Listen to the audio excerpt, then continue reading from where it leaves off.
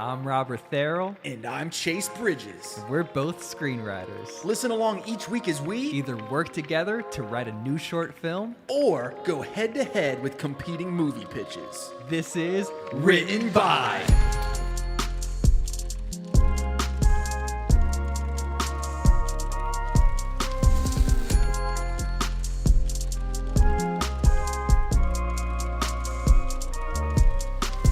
Take those old podcasts off the shelf.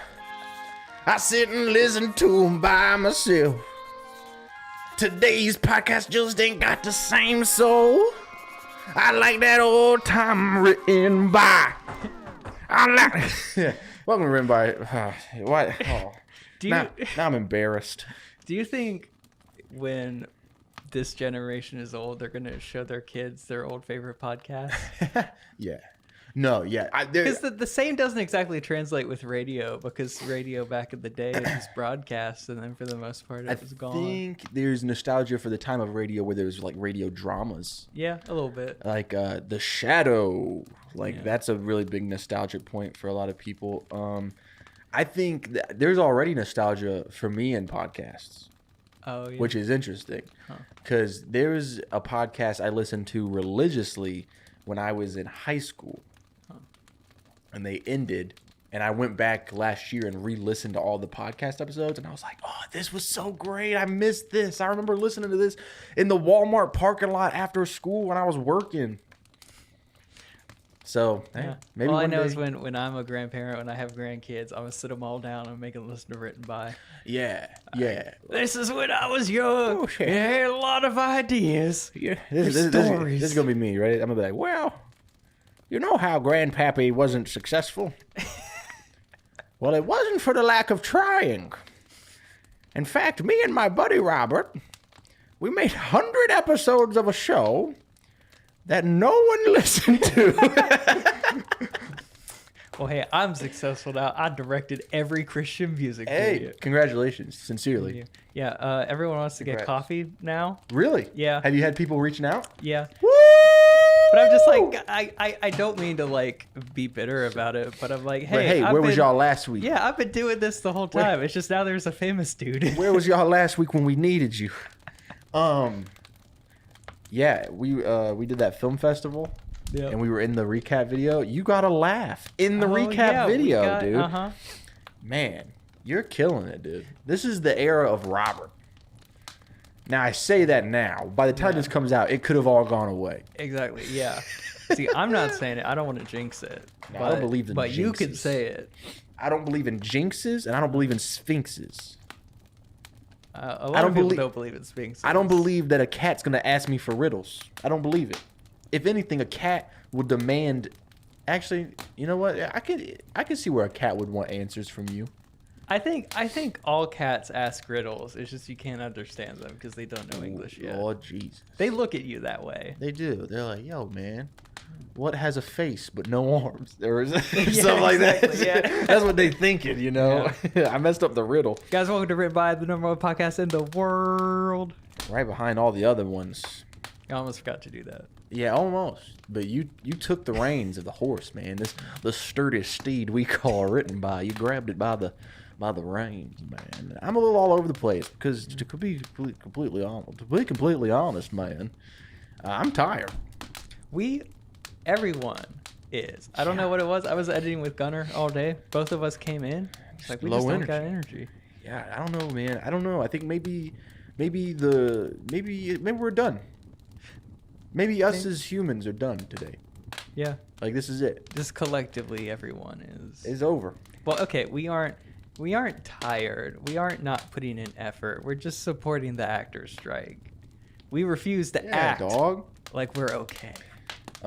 I obviously support the actors' strike. Obviously. Yeah. It's a little hard to not work because of a strike when I wasn't working in the first place. Yeah. So, I feel a little phony. Yeah, man, I ain't gonna work because of the strike.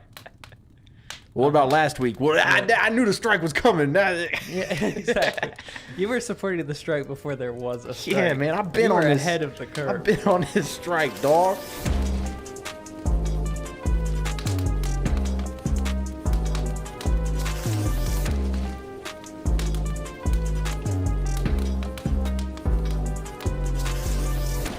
All right, let's see what we got. Okay, this is a fun one.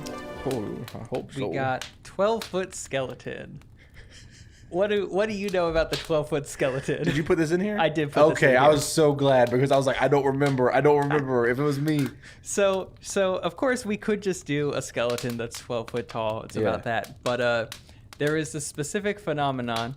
Yeah. It started about 2 years ago and it stayed strong. Yeah. Which is for Halloween one year, the Home Depot decor department was like, hey, we're going to sell a giant 12-foot skeleton. In my neighborhood, in this very neighborhood, they're still up. Yeah, no, people went crazy over these 12-foot skeletons. They make custom costumes for it, which, it's one thing to make a custom costume for like a little doll or something, but this is like a 12-foot bigger than huge. you. They're huge. People making their costumes, they're leaving them up year round and decorating them for every holiday. I love it. I am a part of a Facebook group where people post their 12-foot skeletons. Oh, hell yeah. It is so much fun. And then there's been disputes because a lot of HOAs they don't like skeletons being up around not Halloween time. Dude, our neighborhood, they have 3 or 4 of them. Yeah. And they're up all year round. And then for Halloween, the rest of their yard turns into this giant. It's like they bought all of them. It went viral on TikTok how much Halloween decorations are in these people's yard. It's sick, man. I like 12-foot skeletons. So I'm assuming then when you put this in the bowl, the thought process was the 12-foot skeleton comes to life. See, yeah. Either it is an HOA dispute or it's at night, like Night of the Museum style, the 12-foot skeleton in someone's yard comes to life, walks around the neighborhood. Maybe both of them could be combined, where the 12-foot skeleton is the conflict with the HOA. Yeah. That's fun. Yeah. Because also no one likes the HOA. Yeah, who likes it? And you know what's crazy to me? Some neighborhoods start their own HOA. Like some neighbors like, you know what? I'm going to step up and be the HOA.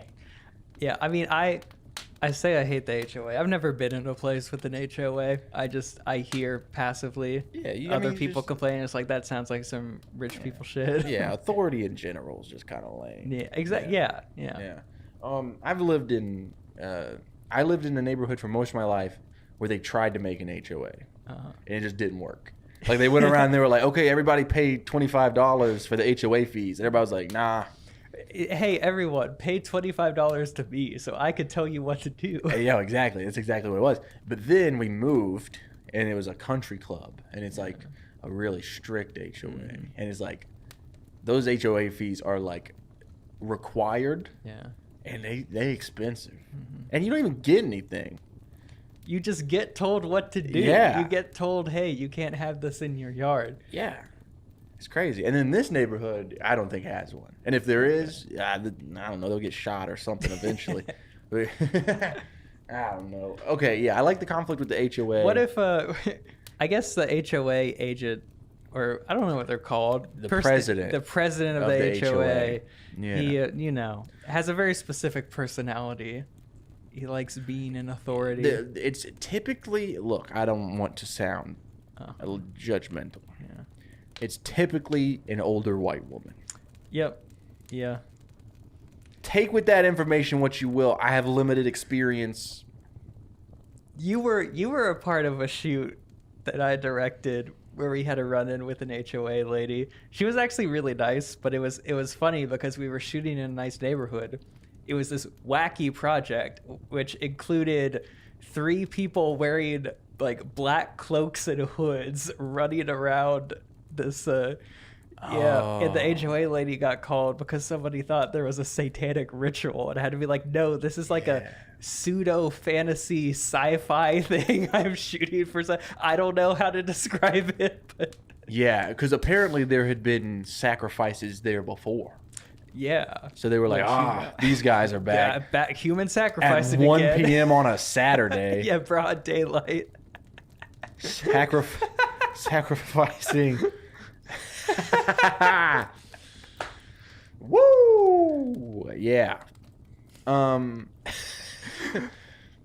Okay, so let's set the scene. A family, There's a 12-foot skeleton. yeah, a family buys a 12-foot skeleton, takes it home, sets it up. They're really proud of it, but the mean HOA lady walks by and is like, "Hey, that's not cool." And the HOA lady tries to make a law saying they can't have their skeleton out. Yeah.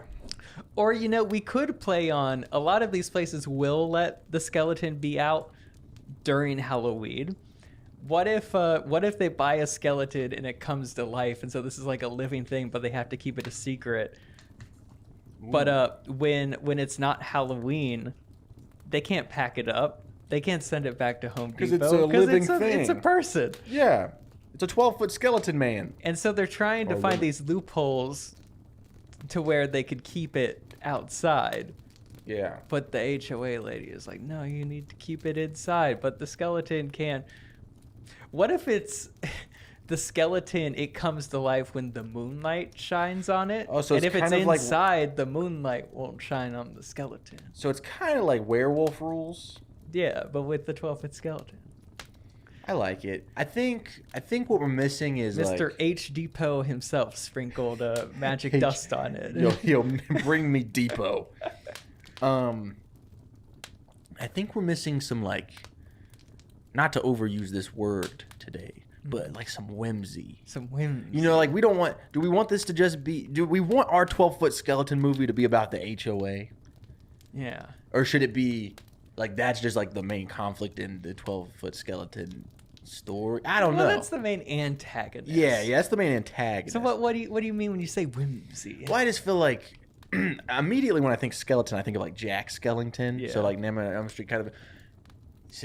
I don't know. I mean, think of all the cool stuff we could do with a giant 12-foot skeleton. What if, the giant 12-foot skeleton, it's a spirit from the afterlife that has haunted this 12-foot skeleton, and it is whimsical like Jack Skellington. It sings and dances around in the moonlight. It's definitely got to sing. The children of this household, they are part of the school theater, and they're putting on a play. And secretly, the 12-foot skeleton is ghostwriting the entire play.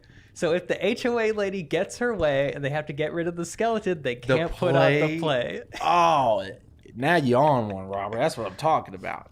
Yeah, it's a Halloween play because yeah, exactly. Schools always put on Halloween. Always have the plays. Halloween play. Yeah. Okay, so do we do There's Frosty a high school girls senior project, and it's about the skeleton land. Ooh, can it be about the skeleton war? Skeleton war, yeah. The bones are the skeletons' money, and also their dollars. Yeah, the worms spooky, are the skeletons' dollars too. And shivers. I also, dude, there's a part of me. I really like that idea. We should definitely keep that. Yeah. A part of me, I want to see a battle of 12-foot skeletons. Okay. How do we find a way to where? Oh wait, this is the thing. So the girl, her senior project is this play about the skeleton war. The skeleton is inviting all of its 12-foot skeleton friends from out of town to all be in it, and it's going to look like she has amazing animatronics because there are going to be 12-foot dancing skeletons. Okay, yes, I think we. Oh yeah. Okay, we could add layers to this too. Okay. So, the 12-foot skeleton.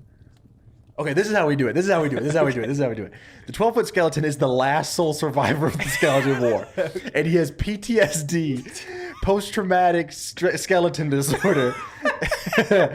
And we Frosty the Snowman it, right? Okay. So this family buys a 12-foot skeleton. There's this senior theater major in high school, or not major, or should it be college? Student. No, let's make it high school. There's more whimsy that way. Yeah. It's like High School Musical, high school. They're all doing things. Yeah. Euphoria High. No high school. Yeah, they're doing budget. like they're grinding up skeleton bones and snorting them.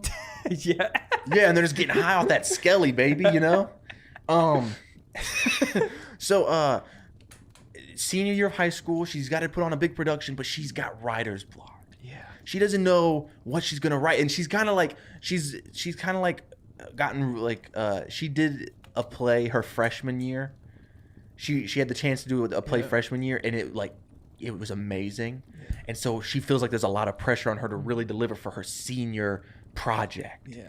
And she doesn't know. And her family had just bought this 12-foot skeleton. And she's sitting out there and she's thinking and she's trying to write ideas. And then she's like, oh, man, I got writer's block. And so her mom said, well, why don't you dress up the skeleton? It's almost Halloween. And she goes out there and she starts dressing up the skeleton. And when she puts the, I don't know, hat on the skeleton, he comes to life. And so he helps her write. So he is like working through his trauma of the skeleton war. And she's using it as inspiration for her play.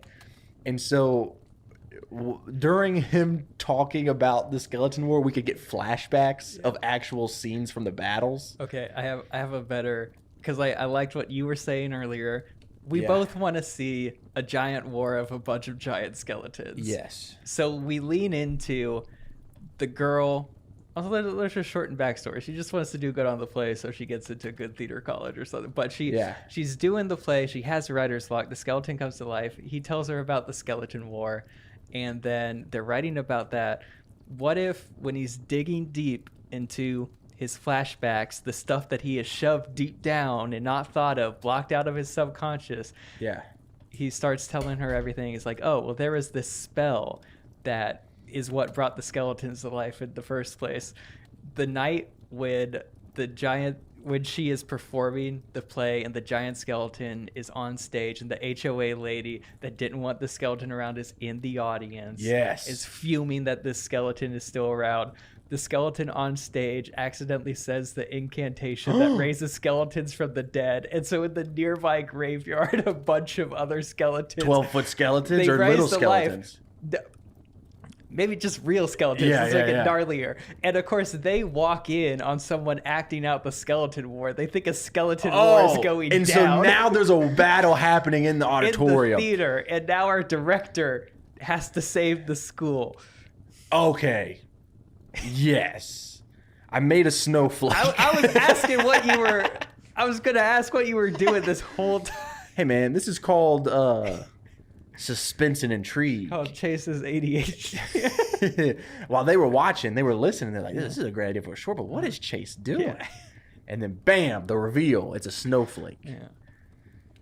That's perfectly square. Like, hey, all snowflakes are unique and different. Okay? If my snowflake is an L, because I take a lot of L's, then so be it. No, but that's it. It feels like a Disney Channel Halloween movie. Exactly. Yeah. Like mostly ghostly or Halloween Town. Which, man, I love. I love slightly spooky but mostly funny stuff. Yes. So how are we ending? I think we could flesh out the beginning and everything, but we have a solid. We just need to know where to land the plane. How is she gonna save the skeletons and everything? Where is the HOA person going to be at the end of this? Okay. Yeah. Let's do the actual hard work now. Let's see. We have setups. The HOA lady doesn't want the skeleton up. Something's got to happen with that. Yeah. What if... this might be dumb, but what if the HOA lady, she specifically hates the skeleton because she had like a husband die or something and she saw his boat. She's traumatized with skeletons, but then his skeleton is one of the ones that gets raised back to life and they get to talk a little before he goes back into his grave. Okay, let's take part of that. I think the HOA lady's biggest issue with the 12-foot skeleton is that it's an eyesore. Yeah. It's an eyesore. It reminds her of her dead husband. It's an eyesore. It makes the whole neighborhood look bad. You can't have a 12-foot skeleton up. No. We keep the part where her husband, her widow husband is one of the skeletons. Specifically, she saw a skeleton, but she hates all things like spooky and death related, vaguely because of that. Yeah. But it's an eyesore. It's an eyesore. It's an eyesore, I think, is probably the simplest. Yeah. I don't know if we want to add backstory to the... But I do like the idea of her husband coming back as one of the skeletons, and maybe that causes her to be like, no, skeletons aren't that bad. Or maybe she was simply a nice person before her husband died, and she's been a grumpy, and she got grumpy. strict lady ever since. But then seeing her talk to her husband again, you see this completely different side of her. And she's like, oh, maybe we should have, instead of just like hating you, just like tried to talk to you or something. You're actually a fun person deep down. Yeah. Yeah. You're just hurting. You know? I think that's good. Yeah, She I like was that. nice before her husband passed away. Yeah. We'll keep that in our back pocket. What else? We've set up the fact that the play needs to go well, but we know that it's not going to go well. Well, I think what we could do is if our main character manages to calm the skeleton war aspect of the play, she could almost frame it as, hey, that was a surprise for the audience, you know. I got all these other skeletons as part of the show. Yeah, I mean, I think that feels a little cliche where it's like something crazy happens during a performance and the audience claps after it's all over and they're like, oh, they love it.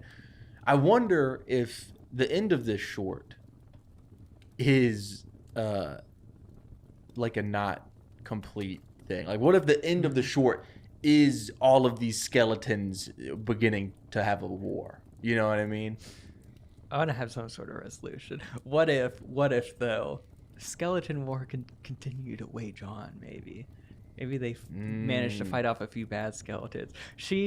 Scratch her doing well at the play. Yeah. She fails this play miserably because she started a war in the audience and half of the people ran out. And there was like, I wanted it to be like a real battle. Yeah, but she manages to save the day, fight off the evil skeletons. The good skeletons are so impressed. They're like, hey, we want you to help lead the skeleton army in the skeleton world. And also, we got great skeleton college. You could put on plays at skeleton college, too. Oh, yeah. And we do like the big friendly giant shot where the 12-foot skeleton like picks her up and puts her on his shoulder. Yeah. It's like, hey, I know this world doesn't understand you, but we can now open a portal. Come to skeleton world. You can go to skeleton school with us. Should the 12-foot skeleton be voiced by Arnold Schwarzenegger? Should we do that? I think we should do that.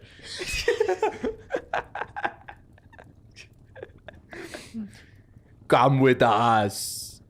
Join me on the skeleton war. Come to skeleton school. We like theater. No, let's not do no bones about it. I've got a bone to pick with you. Oh man, yeah. All the skeleton puns. Yeah. No, we're gonna play this. We're gonna play this straight, as straight as we can. No Arnold. We're casting. I think it should be like a real deep voice, whimsical skeleton. Honestly, you know who would be perfect is he was the voice in that Moon Knight series, F. Murray or something. I don't know. Do you know who he is? He's been around for forever. He was in Amadeus. He won the Oscar for that, and he's been around ever since. Okay, let's figure out this 12-foot skeleton. On that note, let's figure out the 12-foot skeleton. Is he dancey and singy, or is he maybe more deep-voiced and intellectual, and he likes the theater?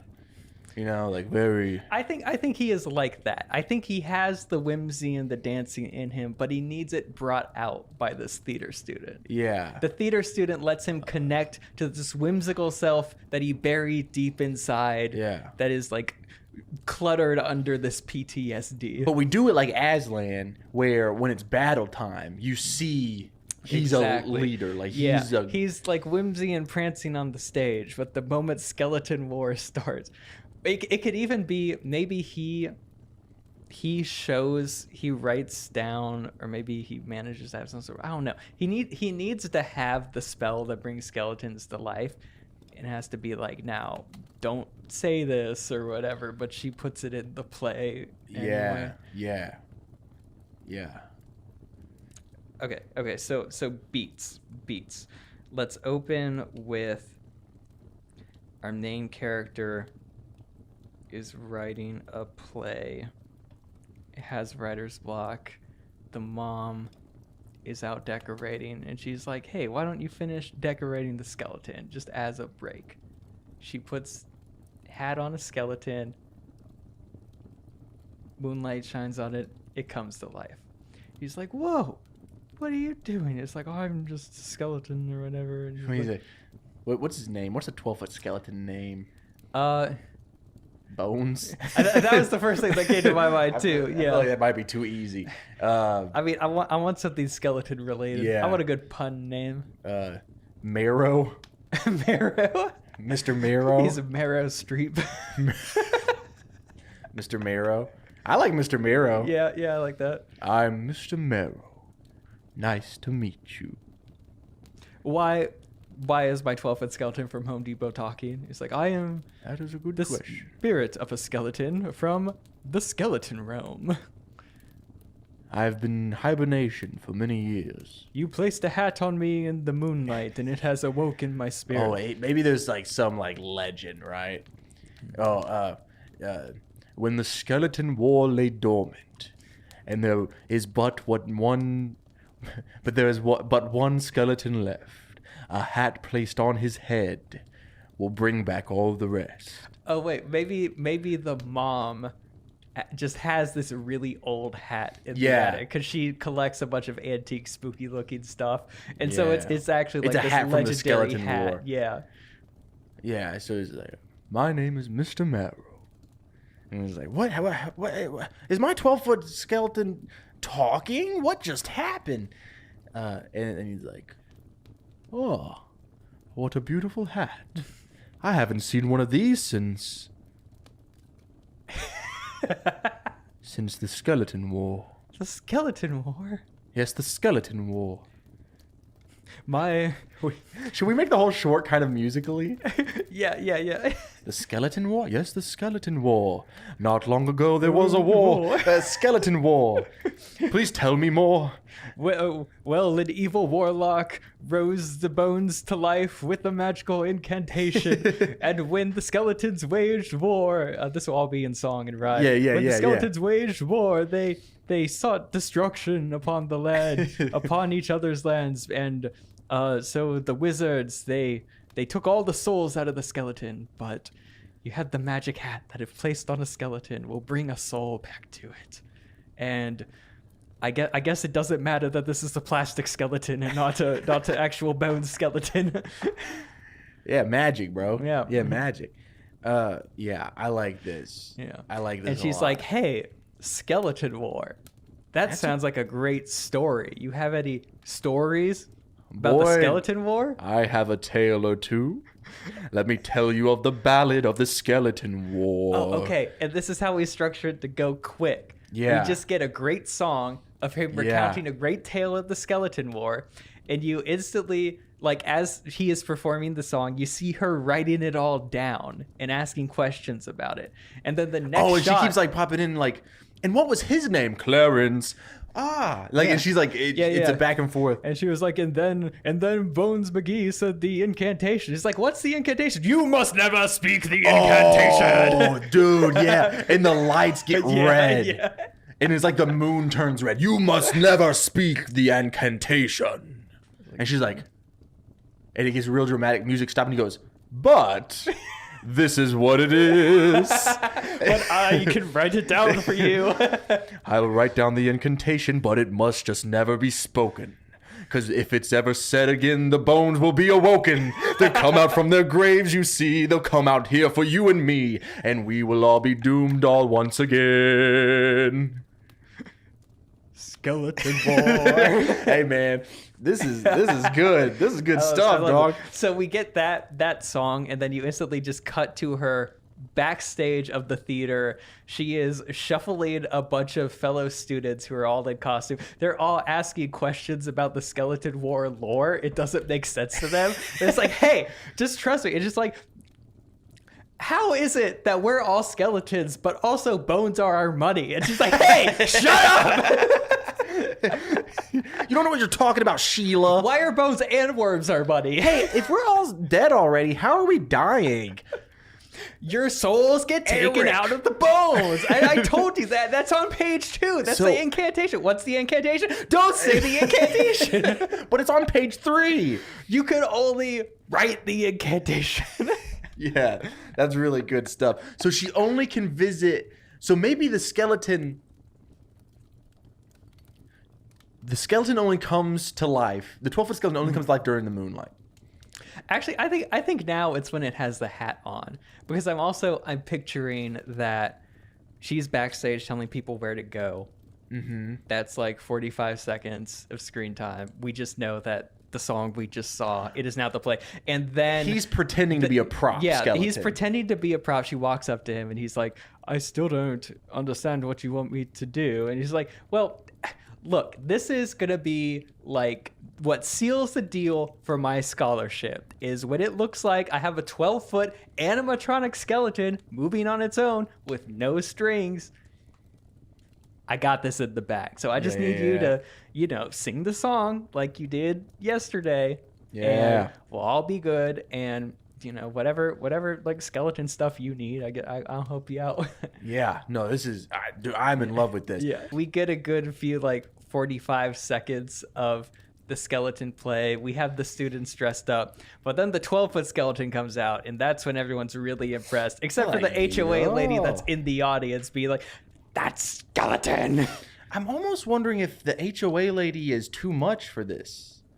Because it seems like in this version of the short, we have her working with the skeleton to make the play, and then the conflict is the incantation, right? Like they say the incantation, and it causes the skeletons to show up. I wonder if it would be too long. Like a feature version, I think we would need multiple conflicts. But I wonder if just for the short, I mean, but I could be wrong. I just don't see how we weave the HOA in. Yeah. So it does kind of feel like everything kind of goes her way up until this point. So maybe the HOA takes down the skeleton. Like she wins. So the daughter gets home from school. Also, how do you get a 12-foot skeleton to the high school with no one seeing it? There's holes. Well, when everybody knows that you're making a play about skeletons, I think, you just brought the skeleton to school. Yeah, but I'm talking about in transit. I mean, like, did it walk there? I mean, you get a trailer. Okay. You sit it down. All right. I mean, maybe they have it. I mean, 12 feet isn't crazy. Yeah. It's just 2 me's. Yeah. So it's like maybe she drives a truck. And he sits in the back of the truck. Okay. Anyway, so maybe the HOA gets her way, and so her mom starts taking the skeleton down, takes the hat off. Hey, maybe we're overlooking something really simple. What if the woman who's in charge of the HOA also works in the theater department? Because the HOA lady, like, they don't always do that for a living, right? No. Like no, it's like a volunteer thing. Yeah. Okay, but I mean, I just don't see why she would work in the theater and not want a 12-foot skeleton. That's true. Unless she hates all things spooky because her husband died. Maybe her husband was a witch doctor. And then when he died, she swore off witchery. Yeah. Don't say yeah like I'm serious. Yeah, no, we could do that. Witch doctor husband. Yeah. Okay, nobody she doesn't even know she's doing a spooky play before the 12-foot skeleton. So yeah, maybe because I think a conflict that could happen, right? So it's like, okay, what is our main character's goal? Her goal is to put on this play. Yeah. That's all she wants. What are some conflicts that arise? Things that could go wrong. Yeah. The play doesn't happen, which we know doesn't happen. We want the play to happen. Yeah. Something happens to her skeleton. Yep. So, oh no, I don't have my skeleton for the big production. I hope he can get here in time. What am I supposed to do? Maybe she's trying, I don't know. Maybe some neighborhood kids take the 12-foot skeleton because they're like, bro, we're going to take this skeleton from this people's yard. And so she's having to get the skeleton back in time for the production. And they're like, maybe it's a false finish, right? She manages to get the skeleton back just in time for the curtains to open. Yeah. She breathes a sigh of relief, and then her actor on the stage says the incantation. Okay, that made me think of something. Here's an idea. Maybe the 12-foot skeleton isn't in the play, because maybe that would be too obvious. There's no way a high school student could do that.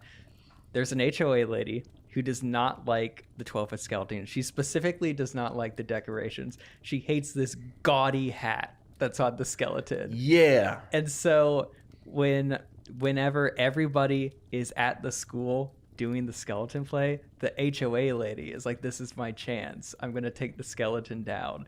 And she takes the hat. And so when she accidentally says the incantation and a bunch of skeletons bum rush the stage, they don't have the 12-foot skeleton awake. And so she has to like get the hat back on the 12-foot skeleton because he's the only one that can stop the real skeletons. Yeah. And then we could use that to like have the skeletons go out of the school, and they're just terrorizing the whole neighborhood. Oh man, I would watch this all day long, dude. This has great. I watched Army of Darkness for the first time it does 3 weeks ago. I haven't watched it, but I've seen enough clips. This is that mixed with like a Disney Channel high school movie. Yeah. Oh yeah, bro. Sign me High School Musical meets Army of Darkness. Like, what a pitch is that? So hey, somebody call Bob Iger. Well, Bob Iger's wilding right now. I would. Hey, Bob. It's like, I want to work for Disney, but also Bob Iger could suck it right now. I know what will end both strikes right this second. When Bob Iger hears this movie pitch, he wants to make it today. He's gonna have to fold. Yeah. He's gonna have to give. He's like, okay, we got to pay everybody. I want this thing right now. I don't care. We'll pay everybody double what they're asking. Yeah. Because we need the Skeleton War musical movie for Disney Channel. And one of the evil skeletons that gets risen, of course, is Tim Robinson. And when a skeleton like gets run over by a car and its bones explode, it's like, yeah, I got so much money. He's digging up someone's garden. He's like, there's so much worms. I also have money. Yeah, there's a lot of fun things we could do with this, man. This is fun. If someone hasn't seen, I think you should leave. They have no idea, but look up the Johnny Cash parody. Oh man, okay, so we got it. Let's bang out this outline real quick. Okay, all right. Because I think we have the general plot now. Okay, so banging out this outline, our main character, who we need a name for. Oh yeah, her name. What's a theater girl's name? Do we have any Roxy?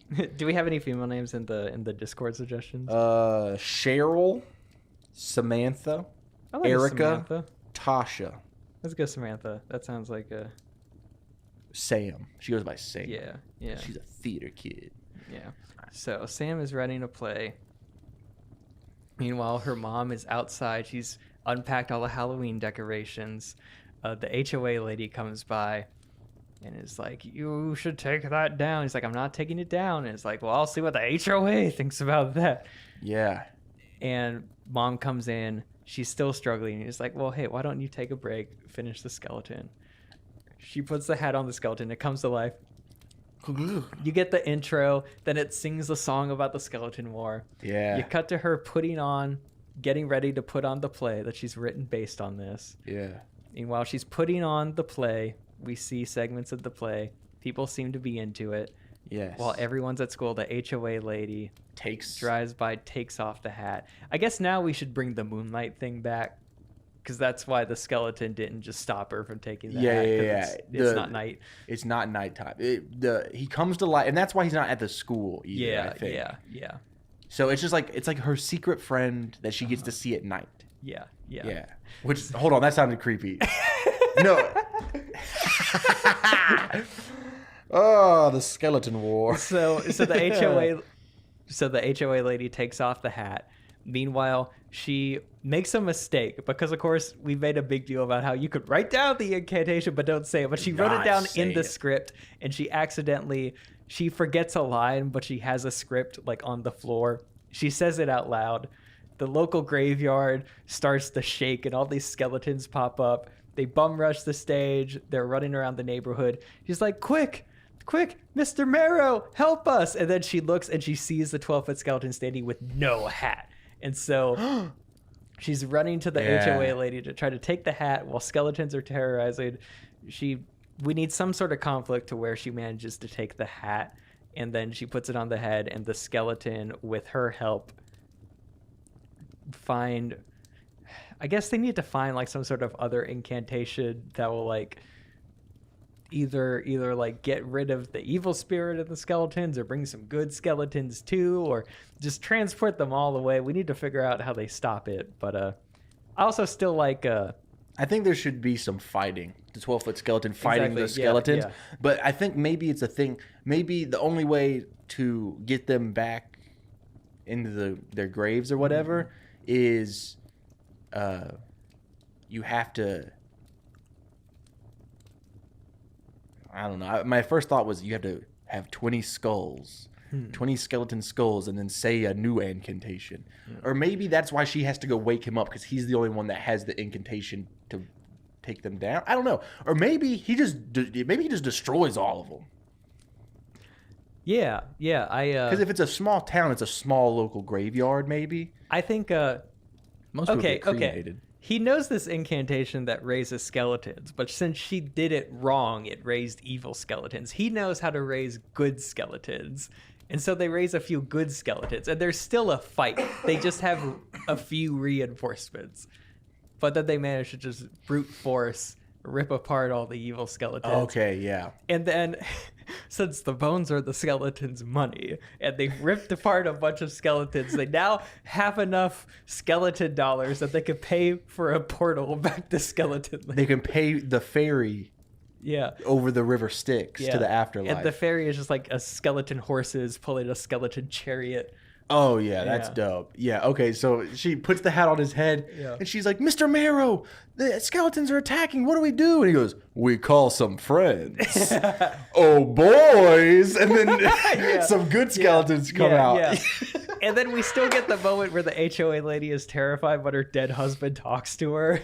Oh, yeah, maybe she's standing there, she's like, but,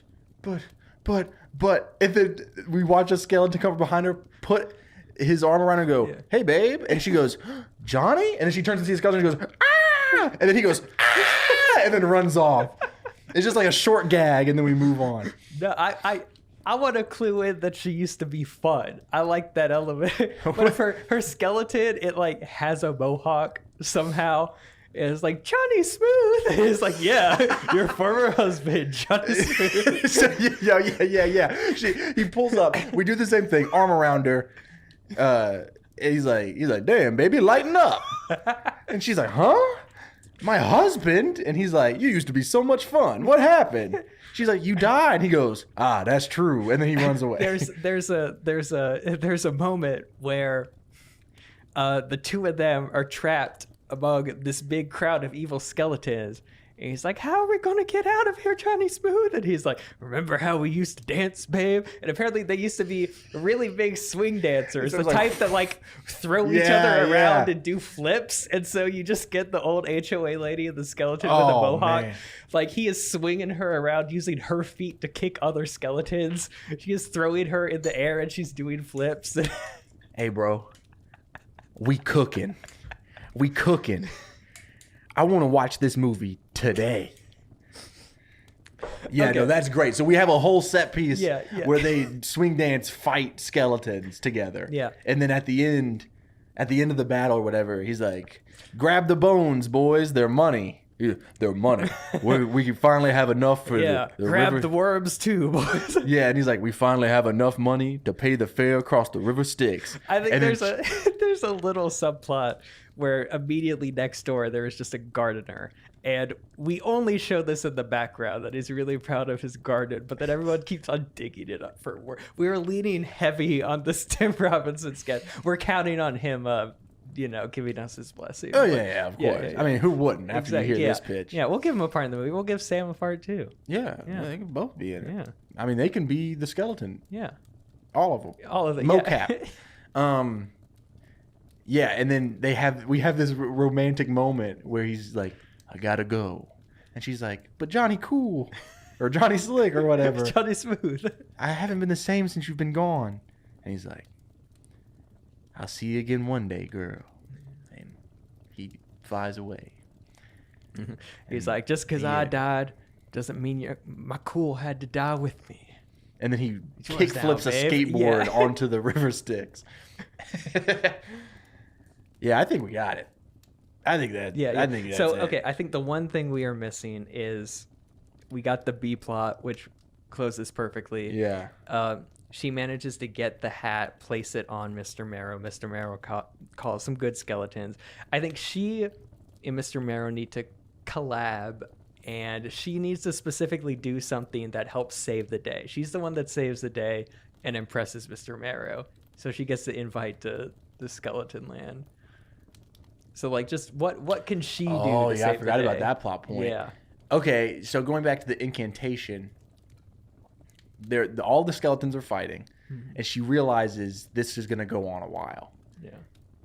And she's sitting there, and she's like, oh my gosh, and she's looking at the incantation written down, but the paper is laying flat on the ground, and it's in a puddle. Yeah. And so it causes it to bleed through, and it's backwards. Mm-hmm. And she goes, backwards. And she runs up, and in the middle of the battle, she runs up and she goes, Mr. Marrow, give me a boost. And, runs up, and he picks her up, above his head, and she yells out the incantation backwards. And that sends all of the evil skeletons back. Oh, okay. Okay. And he's like, that's some good thinking. Yeah, I never thought of that. I I could never have thought of prevented an entire skeleton genocide if I knew that. And like, we need a, and now I've forgotten the Mr. Marrow voice. We need a good thinker like you in the skeleton war. Would you like to come with us? I don't know. Or maybe she doesn't go with them in this version. I still kind of like it. Because we built up that her main thing is to put on a good play, and her play goes terrible. Yeah, but, okay, well, in that case, we need to make her like an orphan. You know what I mean? I don't know. I think we already know her mom is really into Halloween, so I think her mom is just cool with it. She's like, "Oh, that's sick, babe." Oh, so she's not gonna be gone forever. Yeah, she's just going on an adventure. She's going to skeleton college. I forgot. Okay, so maybe it's. I still like that her one motivation was to do good in this play so she could get into the school she wanted to, and that is ruined because she caused a war in school. Yeah. But she proved herself as a warrior, and so yeah, he wants her around. You can come with us to Skeleton Land. Where are they from? The skeleton realm. The Skeleton Realm. I don't know. Skeleton Land has a little bit more whimsy to it. Come with us to Skeleton Land. You Skeleton can go to college. Land Town. We have an Ivy League college. What's a pun there? An Ivy League, a spiny league college. I don't know. Yeah, he's like, come with us. Yeah. Okay. So she says an incantation backwards that breaks them all. Is there something that takes a little more like thought than that? I feel like we could also throw her into fighting skeletons. You know what I mean? I like that. Yeah. She could have a few like beats of like is there cool anything fighting. She's really into theater. Is there any like theater specific skill that would help them out? I mean, the only thing that pops in my head is like she knocks a skeleton's head off, catches it, and goes, to be or not to be. That's all I can think of. A theater. What if she she might know stage combat. Theater people, they're good with tools because they have to build sets. What if it's the only way to get the evil skeletons back is to sing a song, like a special skeleton song, and so she sings the special skeleton song. I don't know. Huh. Okay. That's almost there. We're on the right track with that. But again, like if it takes a song, we already have our main skeleton being a cool singer. Singing skeleton. Dancing, singing, acting, directing. Okay, here's an idea. You said something a long time ago about she put on a play freshman year. Yeah. I think you said she put on a play and it was really good. She has to live up to it. What if she put on a play freshman year and it was terrible? And the thing that sealed the deal and made it the worst thing she's been the laughingstock of the school and the entire theater community for this whole time, is because at this show freshman year, there was a malfunction where when all of her actors were doing the bow after this really bad show, the curtain falls on all of them and it breaks their bones. But she remembers that. It's like, how are we going to break all these skeletons' bones all at once? It's like, hey, let's lure them to the theater, drop a heavy curtain and on they them. drop the curtain on them. I think it could work. I think it could work. Yeah. They draw them back into the theater. They get them on stage. She pulls the rope, and the curtain, the heavy curtain, drops on them, whoosh, and all the bones scatter. Yeah, I think it could work. I think that works. Let's go with that. Let's do it. A theater-specific thing. It shows that she's smart and she can fight, and of course, she's been helping fight the skeletons too. And she's like, yeah. That's it. Let's do it. Also, we don't need to add too much, but we could just imply that the entire front row of the show was all the people that had the curtain dropped on them and they're watching the show. They're whispering like, you better. I hope she doesn't drop. I hope she doesn't break any bones. He's like, are you sure we should be here? It's like, there's no way she could hurt us while we're in the audience. She walks on stage and someone goes, break a leg. Oh wait, you broke mine. Yeah, that's funny. And then of course, like, they're there to make fun of her, but as soon as like the skeleton army comes in, they're the first people that get jumped by skeletons. Oh yeah. And so that's why she's like not getting into. Hold on. She's not getting into human school because all these people got hurt again. I've got a joke for the HOA lady and her husband. Yeah.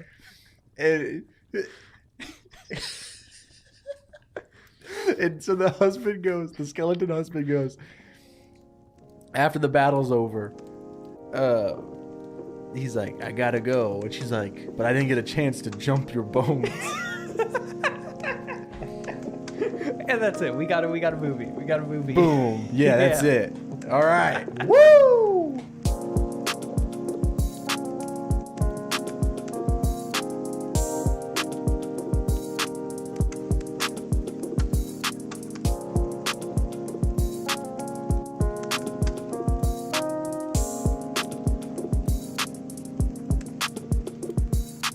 I will now start looking for a title. All right. So we open. Samantha, she goes by Sam, is sitting at the kitchen table trying to write a script.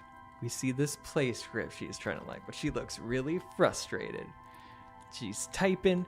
She's rubbing her hands against her forehead. She's slamming her head on the table, slamming her head on the keyboard. It's writing gibberish. You intercut this with her mom, who was dressed in really Halloween-y festive type clothes, and she is putting a bunch of Halloween decorations outside. She has just constructed this giant 12-foot skeleton.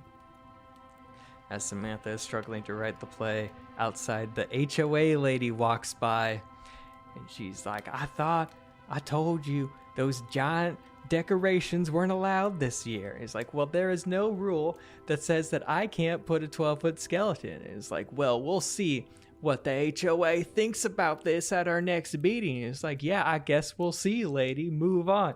And next door, there's a gardener tending to his garden. He's like, yeah, there's nothing wrong with the skeleton. I don't mind.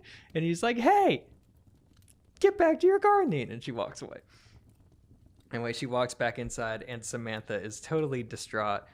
The mom is like, Sam, why are you so down? He's like, I can't think of anything for this play. It's like, well, don't put so much pressure on the play. Whatever you do will be great. It's like, no, I need this to be good. I want to get into this play school so bad. And I don't know, there's an actual school I could probably use, but I want to get into play school so bad. And I especially need something to go well after freshman year. I can't have anything like freshman year. It's like, there's no way it could be as bad as freshman year. It's like, yeah, I know it's probably not going to be as bad as freshman year. Freshman year is bad, but still, I can't have it go wrong at all.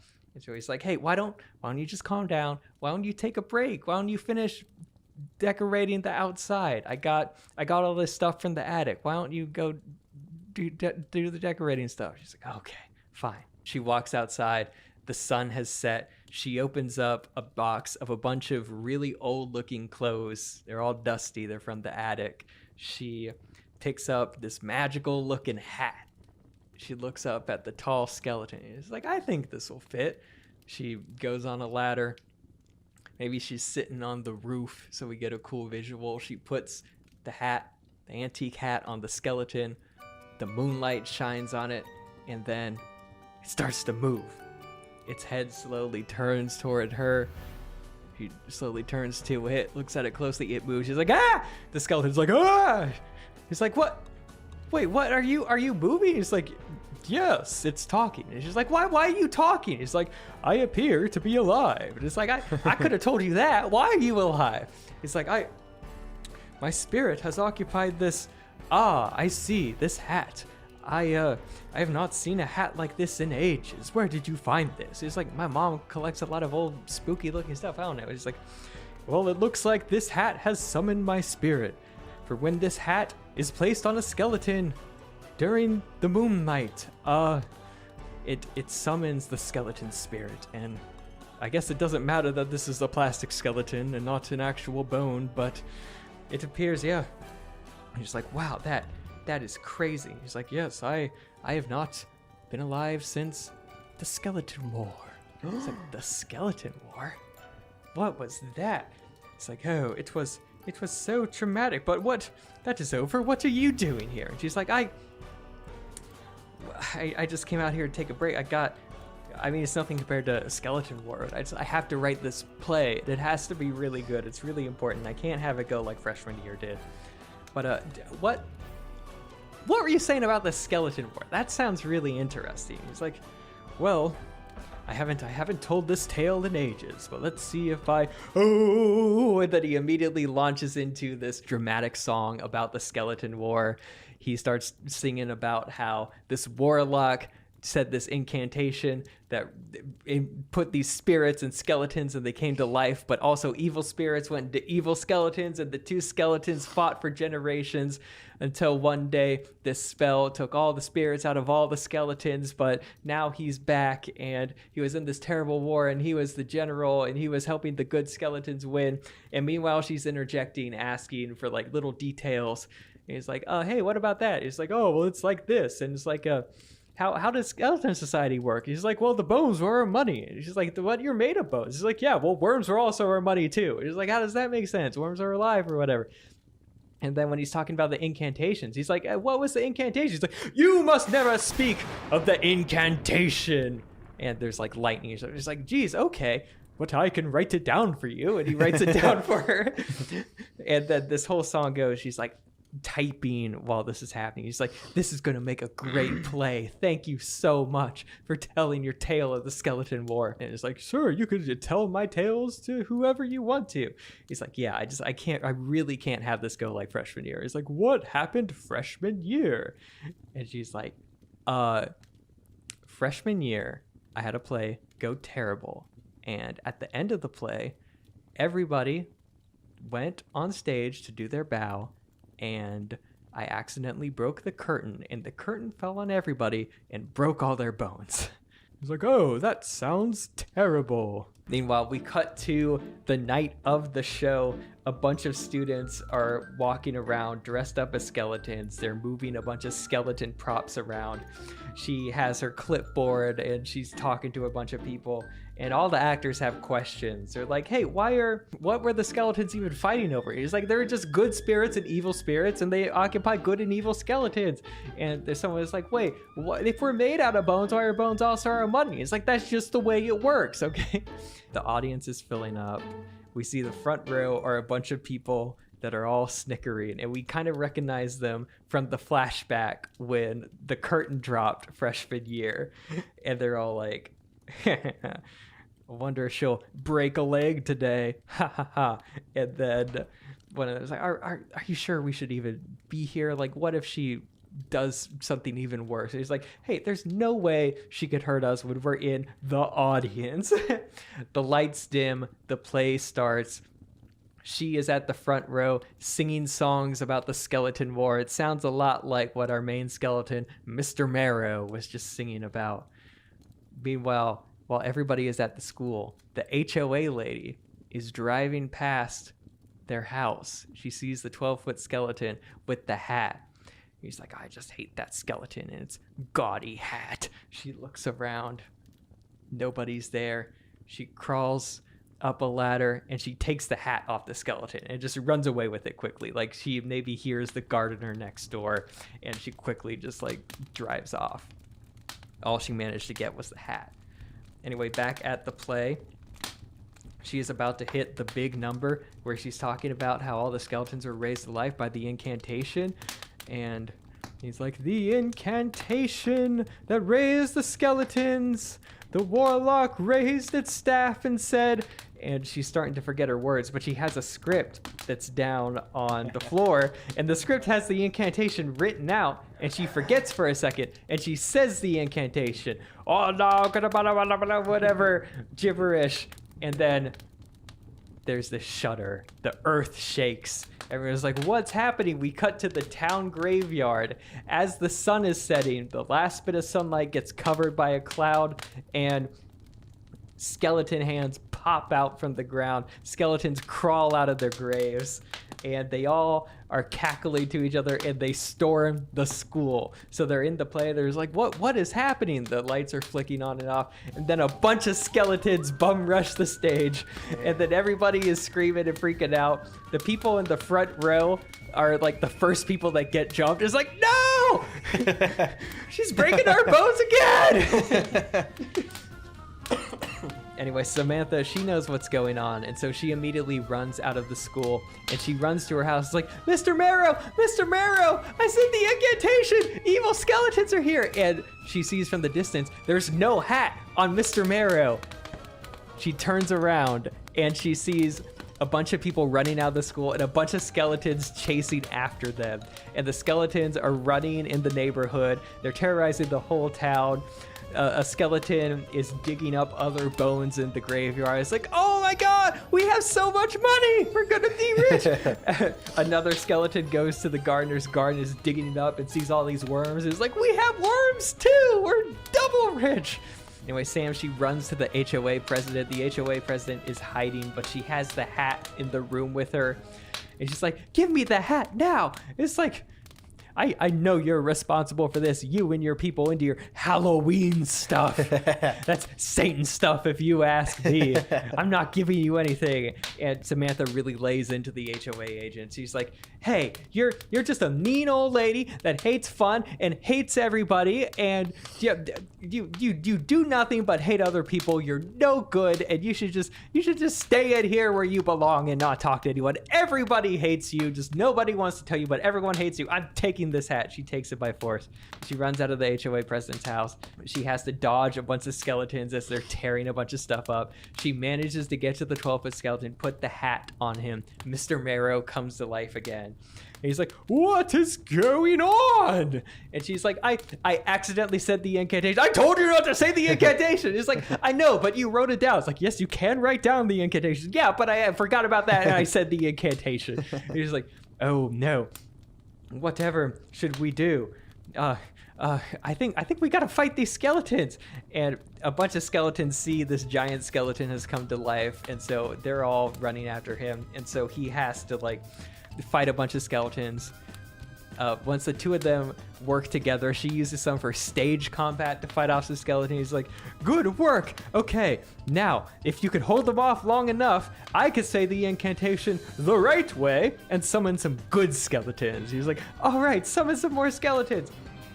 She uses her stage combat. She uses her knowledge of power tools from building sets, and kind of like Ash in the Evil Dead style. Maybe she's got like instead of a chainsaw, like a table saw or something. She's like sawing them up with a table saw. But Mr. Marrow, he says the incantation and he raises a bunch of good skeletons. More skeletons come out of the grave, but these are good skeletons. And so now there is an army of good skeletons versus an army of evil skeletons. And, you know, the whole town has realized that Mr. Marrow is a good guy and he summoned good skeletons. And so now they're taking orders from him. He's like, everybody, we must fight the evil skeletons. And so now all the townspeople are using whatever they have. The gardener is fighting off skeletons with like his spades or whatever. Anyway, the HOA lady, she's hiding in her house. There are a bunch of evil skeletons around there. But then this one skeleton with a mohawk comes running. He does a flip and punches this evil skeleton right as it was about to punch her. And he's like, oh, I know that face anywhere, even if it's just bones. Is it really? Yep, it's Johnny Smooth, lady. and Samantha sees this happening from a distance. Johnny Smooth, the cool skeleton with a mohawk, kind of shoulder hugs her. He's like, and I've missed you so much, baby. It's like, Johnny Smooth, I can't. It's so good to see you again. I missed you so much. Anyway, Samantha and Mr. Mara are fighting some skeletons, and they're doing good, but it's like there weren't that many bones left in that graveyard. We don't have that many good skeletons. We need a way to defeat these skeletons. We need a way to break their bones. And then that's when she thinks, I have an idea. Because I've broken some bones before. We need to lure all the rest of these skeletons back into the theater, and then I could drop the curtain on them. And he's like, that sounds like an odd plan, but it might just work. And so everybody is alerted of the plan, and they're all running towards the theater. Now, meanwhile, back where the HOA agent is, they're surrounded by a bunch of evil skeletons. And she's like, Johnny Smooth, how are we going to get out of this? And he's like, remember how we used to dance, babe, in the summer of '69? And he's like, I haven't danced like that in years, not since you died. And he's like, well,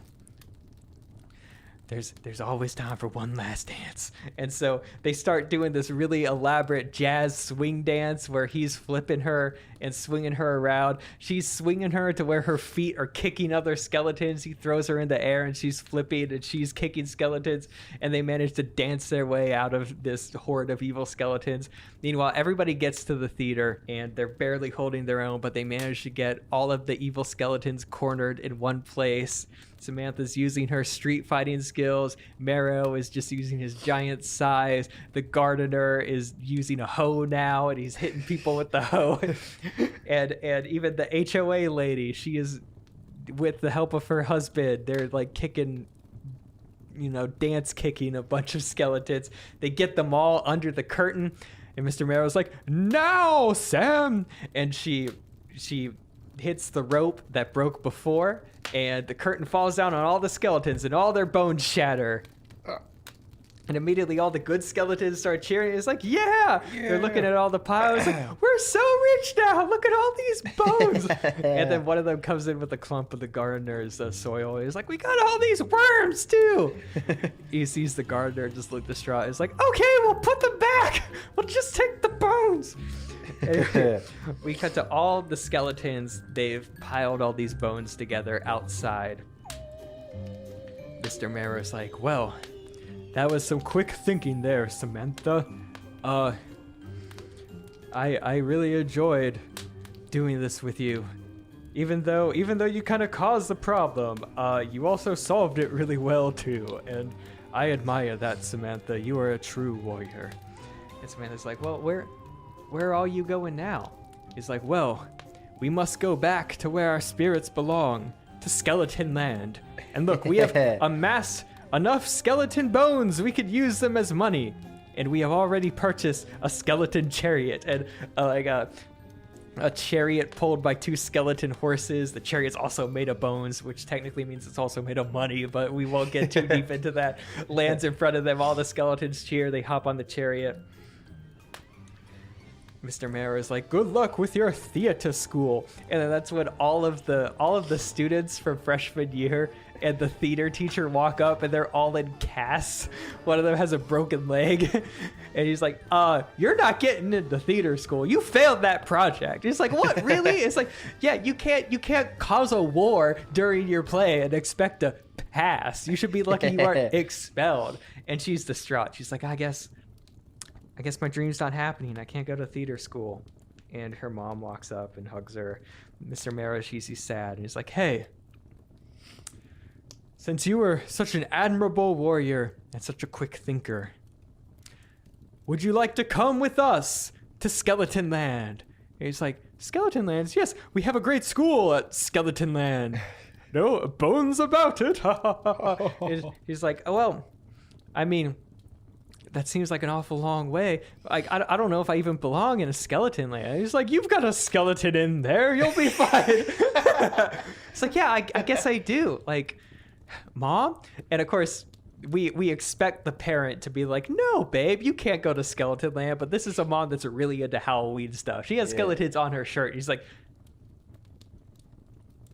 girl, you have to do this. This is so cool. Like, I wish I got asked to go to Skeleton Land. She's like, okay, I guess I'm going to college in Skeleton Land. She hops on the chariot and they go flying into the sky through a portal into Skeleton Land. The end. All right. This title was difficult. Uh-huh. Because I wanted to try to show... It has to do with skeletons. I saw you Googling a lot of stuff. Yeah. I kept on getting tripped up because I was like, oh, what skeleton thing is you Googling? Yeah, I was looking through the lore of the Skeleton War. Yeah. I think I looked through the Disney Halloween movies. I think our best bet is Break a Leg. That's really good. That's really good. Yeah, I think that's it. It And implies the poster- broken bones and theater. The poster will show you the 12-foot skeleton. I was thinking about this while saying the outline. It would be pretty cool if at some point during the Skeleton War, Sam gets her leg broken. And so it's like she did break a leg. Oh, that is good. And also she manages to fight skeletons with the broken leg. That just makes it look even more cool. Yeah, no, that's sick. Yeah. All right. And this has been Break a Leg, written by Robert Therrell and Chase Bridges. Bones are the skeletons' money, and also their dollars. I don't know the When song skeletons that well. came to life. Yeah, I don't remember all that. Hey, thank you so much for listening to this episode. It's Halloween time, baby. Ooh, that 12-foot skeleton. is one of my favorite It was bowl really good. episodes. Yeah. We really heated up towards the end of this season with bowl episodes. Exactly, I don't know what happened there in the middle, but Yeah. hey. I mean, it's something about, man, spooky season just feels so right.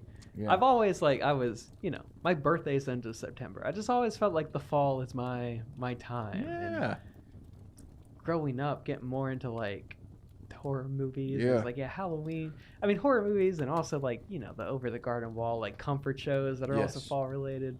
Yeah. Everything lines up. And I think we got the perfect fall episode here. I agree. Yeah. I'm a very similar person. I love monster movies and very I like children horror aesthetic to where it's like very colorful and vibrant, but it's horror, like a Tim Burton. Yeah, nobody could see it, but like right on the opposite Yeah. wall, we got 3 of the Universal monsters: just Dracula, some Bride of portraits Frankenstein, them. and Frankenstein, which are 3 of my favorites. I couldn't find an Invisible Man one. He is my favorite. I mean, the Invisible Man one would just be with the border and then nothing. Yeah. It's the 4th one. That's a funny Actually, gag. yeah, it's already there. That's a It's funny gag. You need to get an identical frame and put nothing in it. You're like, yeah, that's the Invisible Man. That's really funny. That's really funny. Oh, man. Hey, thank you guys so much for listening to this episode. If you want to submit a topic, we're filming the last few for the year. We shoot these ahead of schedule, so we still have episodes coming all the way through the end of the year, but we're getting to the end of our shooting schedule. So if you want to give some submissions for that, you can send those via DM on Instagram. You can join our Discord if you're a patron, or you can email us at writtenbypodcast@gmail.com. Yeah. Man, our Instagram, all our socials are at Written by Pod. Be voting on rival pitches. We usually see a slump in the votes toward the end of the season, but we have some heater episodes that are coming out. Yeah, we do. We need your votes for. So, yeah, go to the Written by Podcast. Yeah. Instagram at Written by Pod. That's what I was trying to say. Yeah. And then put in the comments there. writtenbypodcast.com. That's pretty much everything. Hey, thank you guys so much for listening. See you next week. Blah.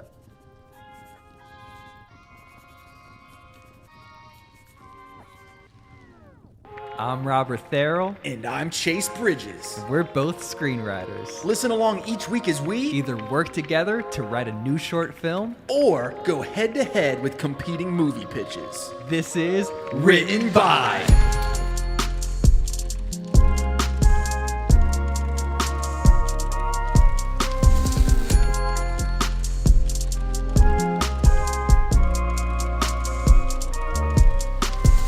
Welcome to Written by Podcast, the #1 podcast in the world. Right behind all the other ones. Right behind all the other ones. Hey, we got our dope podcast mic arms back. Yeah, we are slowly becoming a real podcast studio in here. I mean, we had one, but then we said, screw you guys. We're leaving, and so we're building our own. Yeah, in Chase's house. Yeah, when Robert pulled up today, I was just sitting in the garage with the garage door open in like a lawn chair. And when he pulled in my driveway, I pointed where I wanted him to park. I felt 48. Yeah, no, that's the exact vibe I felt when I pulled up. It's like, wow, Chase is 1 week out from getting married, and he already is. I'm acting it. I'm acting a fool, man. Skipped straight from 22 to 52. Yeah, for the longest time, all of you guys are like close to 30, and I was the youngest one. And I just jumped ahead of all of you. Yep. I'm at that level of just sitting in my garage waiting for someone to show up. You got a wife and a house. When I see my friends, I go, hey, if you ever need a place to stay, you can stay with me all you want. And then I go like this. I go, I gotta check with the wife first, though.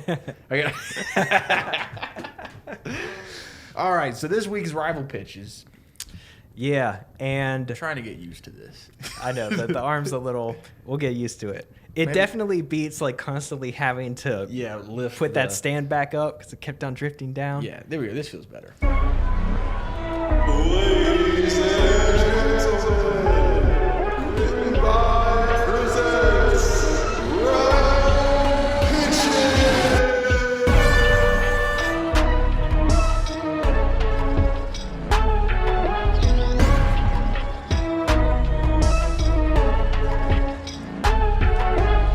Rival pitches, guys. The Barbie movie. We haven't seen it. And but, Oppenheimer. Yep.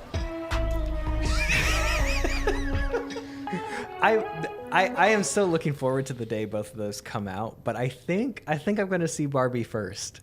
So I felt the same way. Yeah. Yeah. Are you going to see them both on the same day? I would like to. That is a long day. I would need to find someone. I imagine Oppenheimer's like 3 hours long. Yeah. And Barbie's probably not 90 minutes either. Exactly, yeah. I bet that would be a long day. Me and Elizabeth tried to do I don't think we could do double features. Yeah. When they were playing the Harry Potter movies at the movie theater back in October, we watched the first one and then we went to the theater for the Chamber of Secrets, the second one. We got about 45 minutes in. She was asleep. And I was like, let's just go. But yeah, I feel like I kind of know what to expect with Oppenheimer. I have no idea what direction this Barbie movie is going, so I'm curious. Plus, I think we all love movies based on toys. Exactly, which is why today on Rival Pitches, we're just assuming that Barbie was a huge success. Yeah. And studios are like, hey, we need more toy movies. And so we got them. Yeah.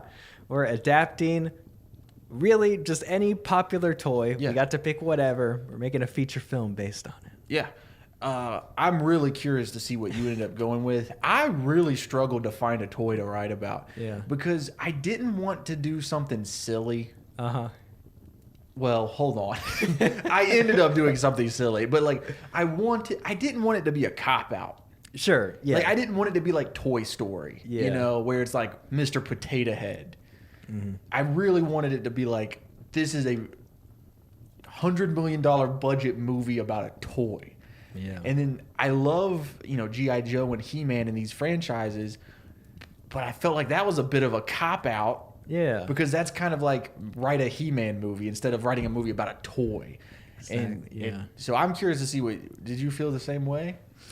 Yeah, so I wanted to challenge myself to not do a toy that already had lore attached to it. I also did. Yeah. I did the same. And I didn't want to do the thing where it's like the Tetris movie is about the guy that invented Tetris and all that. Only losers would do something like that.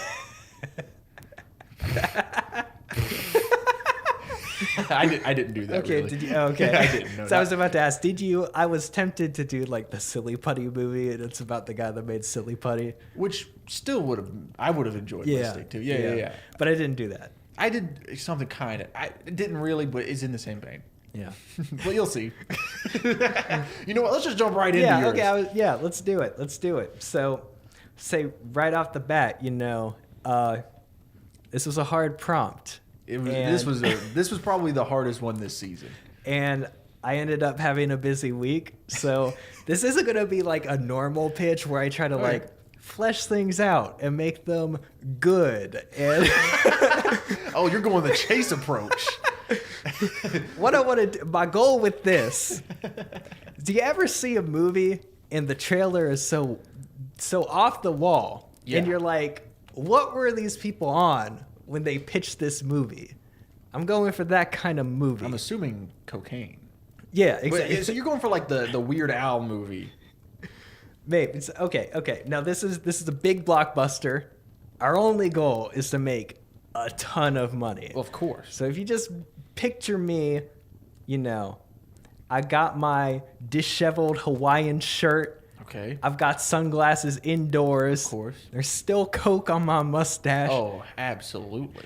I walk in disheveled into the studio. It's like, I got an idea for you. Oh, okay. And then I'll be the studio. I want to be the head of Paramount. Yeah. Because I imagine all toy movies are done by Paramount. Exactly. Yeah, I feel that. Yeah. So everyone's wanting to make toy movies, and I got the toy movie.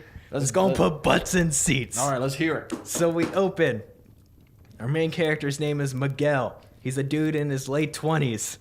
He lives in an apartment by himself. And we open on him. He's driving to his ex's house. They had a kid together. He was supposed to watch his daughter today, but he had an extra shift come up at work. And so he's trying to tell his wife, hey, I can't do it today, but I promise I just got to go to work. And she's like, hey, your child support's late. And he's like, no. Look, I'm trying my best. I'm trying to hold down this job. There's not a lot of work out there for an ex-con. And he's like, well, if you're going to be in your child's life, you need to step up. You've been making some bad choices, Miguel. What toy could this possibly be? So Miguel, you can tell he really loves his daughter. He's watching her play in the backyard, but he can't go see her until he pays that child support. Dang. But he's got to go to his shift. And so he drives up to this construction site. A dude runs up to him. It's like, dude, so glad you're here. Today's been a disaster. There's this big pile of dirt. We need to move it quick. We're 2 hours behind. You're the only one who could do this. Tonka trucks? What toy is this? So he's like, I got it. He walks up in a big yellow dump truck. Is it really Closes Tonka? the door. Title slam. Tonka. I was joking. Yeah. No, we're doing the Tonka movie. Absolutely. Let's keep going. So I'll go ahead. I'll be straight up with you. Yeah. The whole idea of this, it's basically Fast and Furious. With Tonka trucks? With Tonka trucks. Oh, yeah. Instead of hot rods, I'm in. people are driving around in giant construction vehicles. Oh, yeah. I'm in 100%. You don't even have to do the rest of your pitch. Yeah. I think you could win off that alone. Exactly. Because it's about family. Yeah. And Tonka trucks. So immediately Miguel goes into this Tonka truck and he starts driving this dump truck really fast. He's driving up the pile of dirt. People in the backhoes or whatever is shoveling it in. He's driving it back. He's looking at the clock. The clock is counting down to 4 p.m. when this dirt pile has to be moved. He's driving back and forth super fast. He's swerving around. It's getting to like 3:58. There's still a little bit left, and he just like all out drifts this dump truck and manages to like get it just in time. I also want to point out a main reason that we're making a Tonka movie, Yeah. Other than it's awesome. Is I asked my daughter the other day who her favorite musicians are. She said Yeet. You heard of this guy, Yeet? Did you make a song for this movie too? I wish I had time. I did. But if you're unfamiliar with Yeet, this dude is obsessed with Tonka trucks. came in, I was still in the Tonka. Rats came in, they could fit in this Tonka. Rats came in. All the kids are listening to this, and it's a safe assumption that every Yeet song has at least one mention. Does it really? Of Tonka? Yes. Is that real life? For like the past 2, yeah. Why? Yeet, Who is this guy? Yeet is a visionary. He is. My bad. He is the modern day Shakespeare in that if he doesn't have any words, he will just make up new words. And like Tonka is his main word. We assume it just means a nice car, but we don't know. He could just mean Tonka raps about truck. Tonka all the time. He invented the word Twizzy. Like Twizzler? Maybe it's like it's a play off twin, which is already a slang term for your bro or your brother or whoever. Twizzy? Yeah. Maybe he is a visionary. Maybe I misunder. I was listening to him on the way up in preparation. There's a song where he just kind of like runs out of words and just mumbles his way through the rest of the verse. You got to respect that. Yeah. And he did the Minion movie, so. Exactly. Yeah. We need him for the Tonka movie. Yeah, and dude, that Minion movie, big viral moment, that Yeet song. Every Gentle Minions TikTok had that Yeet song underneath, so we're cashing in. Yeet's gonna do a whole soundtrack, and it's all just gonna be called Tonka. I'm in. Yeah. Dude, literally, his main chain, he just has an iced out Tonka truck. I feel like you were running so behind writing this pitch. You were like, all right, here's the basic premise. I'm gonna talk about Yeet for 20 minutes. And I'm in. It worked. Yeah. Look, I told you, we're just trying to make money here. We're trying to make money. And Yeet brings in the big bucks. Exactly. Yeah. But anyway, as this Yeet music is playing and he's drifting in this dump truck, he manages to get all the dirt moved in the amount of time. He walks out of the Tonka truck. All the other workers cheer. That's when the foreman comes up. He's like, all right, everyone, gather around. So I just got word from the people who commissioned this building. It's being shut down. Construction's being shut down. They've declared bankruptcy, and Man. we'll let you know, but it looks like none of y'all are getting paid. So everybody is outraged. I don't know exactly what legal situation this is, but we'll have smarter people figure it out. I'm just the idea guy. Of course, but yeah. Somehow the people that own this building, they're running some sort of grift where they get these buildings half built and then they claim that they can't finish it, declare bankruptcy, get a huge payout. They don't pay any of the workers, something like that, something to that degree. It sounds plausible. Exactly. Yeah. I mean, I've known contractors that just straight up don't get paid, like in construction and even film stuff. Yeah. Some people I won't name on this. Me. No, Jerry, I've always gotten paid. Yeah. They know better. Exactly. Okay.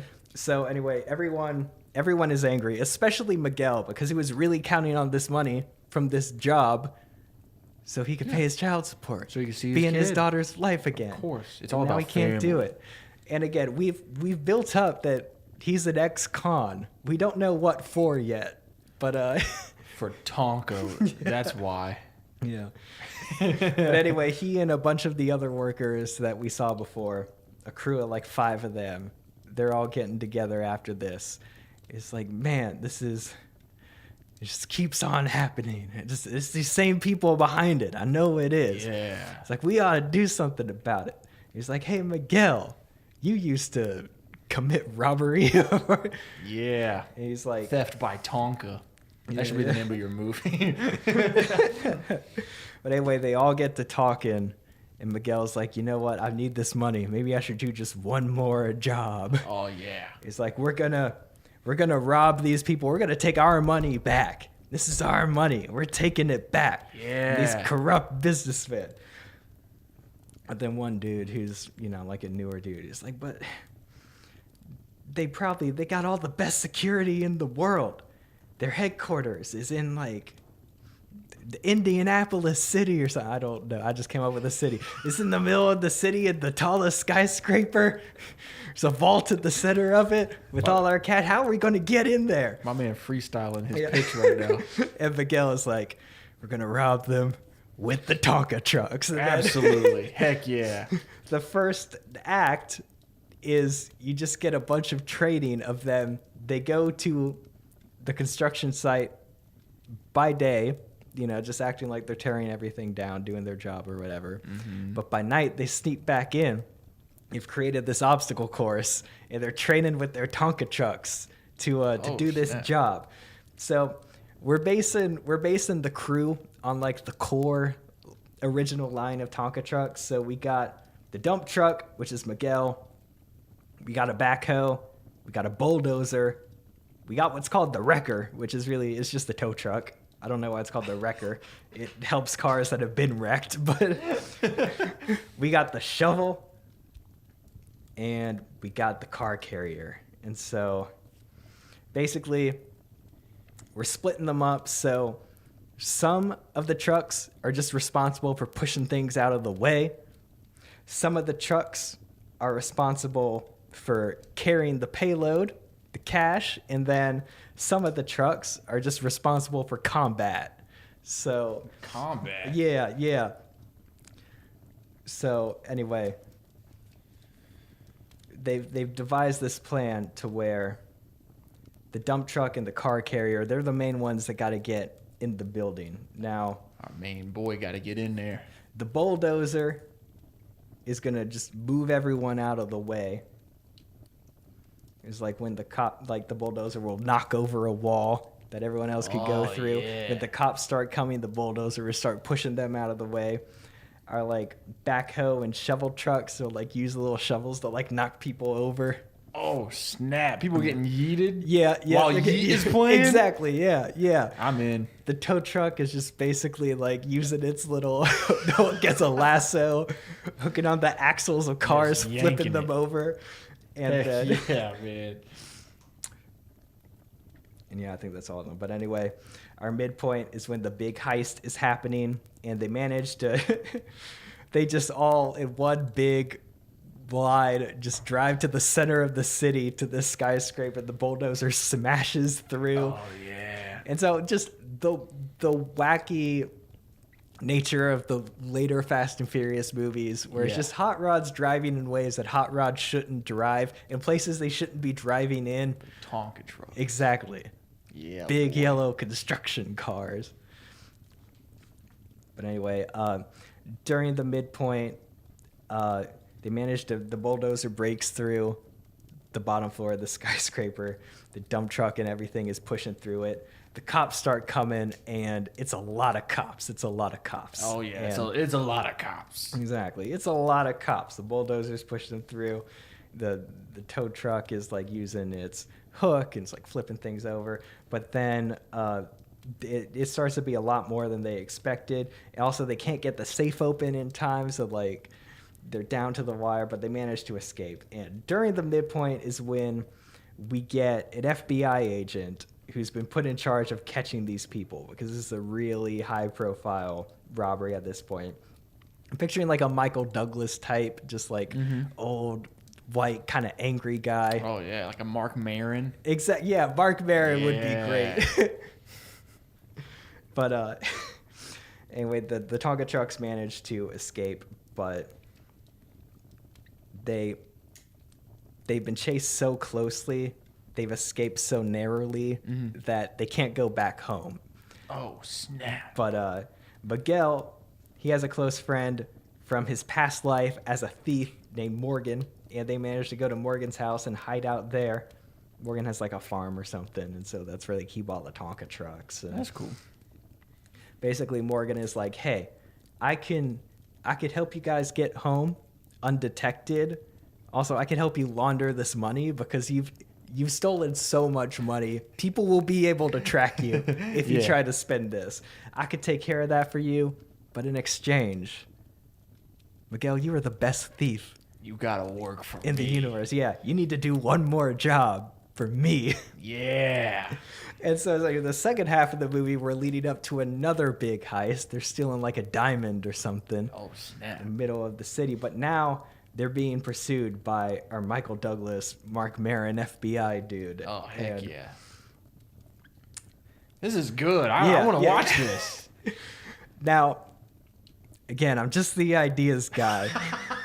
And I was very inspired. There is an audio recording of Steven Spielberg and George Lucas working on the Indiana Jones script. Yeah. It is fascinating because what happens in this recording is they pretty much just think of the set pieces first, Yeah, and then and like then- write all the plot around it. Right. So again, I don't really know like character-wise what's happening in here. I suspect that Miguel, you do. he feels passionately about family, and so Right, well, of course, he wants to see his it's daughter. a journey to I'm get on back to his board. family. Yeah. But I definitely have ideas for moments in this final chase sequence, this final heist, because of course they're being met with all the firepower of the FBI. Just a bunch of cars running into each other. Yeah. The heist is going to be in a city where there's a bridge. Oh, And so essentially, it's just like 100 cop cars on one side of the bridge. And then the bulldozer just pushing all the cars out of the way. Metal Yeah. scratching on metal. At some point, the tow truck looks like it's not going to get across. And so what it's going to do is it's going to use its hook. And it's going to hook to the bottom of the bridge and like swing off it. No, yeah, absolutely. Yeah. I would have been disappointed if that didn't happen. Exactly. Yeah. And then at some point, they're going to be like 3 cop cars that almost manage to get to the group. And so what the car carrier is going to do is, the car carrier is like giant, massive box that can fit 3 cars. The car carrier like drifts as these And, like, cops are scoops coming. them up in yeah, there. Yeah. Yeah, I have a note from the studio. Okay. I need a Tonka truck with cop lights on. I need a cop Oh, Tonka yeah. truck. Yeah. The cops fight back, Tonka on Tonka. Yeah. Also, you know how the Fast and Furious movies have NOS, which is just this magic stuff that makes your car go really fast, but there's danger of breaking it. Yeah. I think Miguel, he's done these jobs before. So after the midpoint, he soups up all the Tonka trucks because like the reason no one's really robbed a place with construction vehicles before They're they're slow, but not anymore. Oh, now we got fast They're strong Tonka and fast now, trucks. so Oh, they're all heck going yeah. really fast. Yeah. Anyway, there's a climax where the dump truck has all the money. Somehow all the money has just been put. Oh, wait, no, they're going for a diamond now. They're going for a diamond. I'm sorry, the diamond is in the dump truck. Yeah. I've thought this one through a lot. The diamond is in the dump truck, and it's managed to go through like a little side bridge apart from the main one, like a maintenance bridge or something. FBI agent Mark Maron is on the other side, and the two of them have a face-off. But that's when he has his big speech about family or whatever. Yeah. I wanted to see his daughter. Yeah. I wanted to see his Twizzy. Yeah, it's Twizzy. Yeah, the emotional Yeet song plays during this one. Of course, yeah. And he gives this big speech, but the big speech was just a distraction because he conveniently left the parking brake off of the Tonka truck. So it's rolling. And it rolls and it crashes into the side of the bridge, and then it falls over. And dude's like, oh no. And he like dives in after the Tonka truck to try to get the diamond. But then meanwhile, he pulls the diamond out of his pocket. The diamond was there the whole time. Outsmarted him. Tonka. And then the final scene is like he walks back to his ex's house, and he has a big envelope, and he's like, all the money you need for her is in here. And then he's reunited with his daughter. It's kind of like the end of Inception, and Ooh. cut to black, Tonka, Yeet music plays. That's Tonka. All right, as the studio, I'm going to greenlight it if Okay. I can write the post-credit scene for you real quick. Okay. Do it. Post-credit scene. After the credits, of course, we see our main character, Miguel. Uh-huh. That was his name, right? Yeah. And he's got the whole crew with him. all of the Tonkas, Yeah. and they're in a dark room, and a shadowy figure is in the corner. And he goes, and the dark figure goes, "That's right. One more job." And Miguel goes, "But can we do it?" And the shadowy figure steps out, and he says, "Yes, we can." And it's Bob the Builder. And that Yeah. expands into our cinematic universe. The Bob the Builder Tonka universe. Yeah. Can we do it? Yes, we can.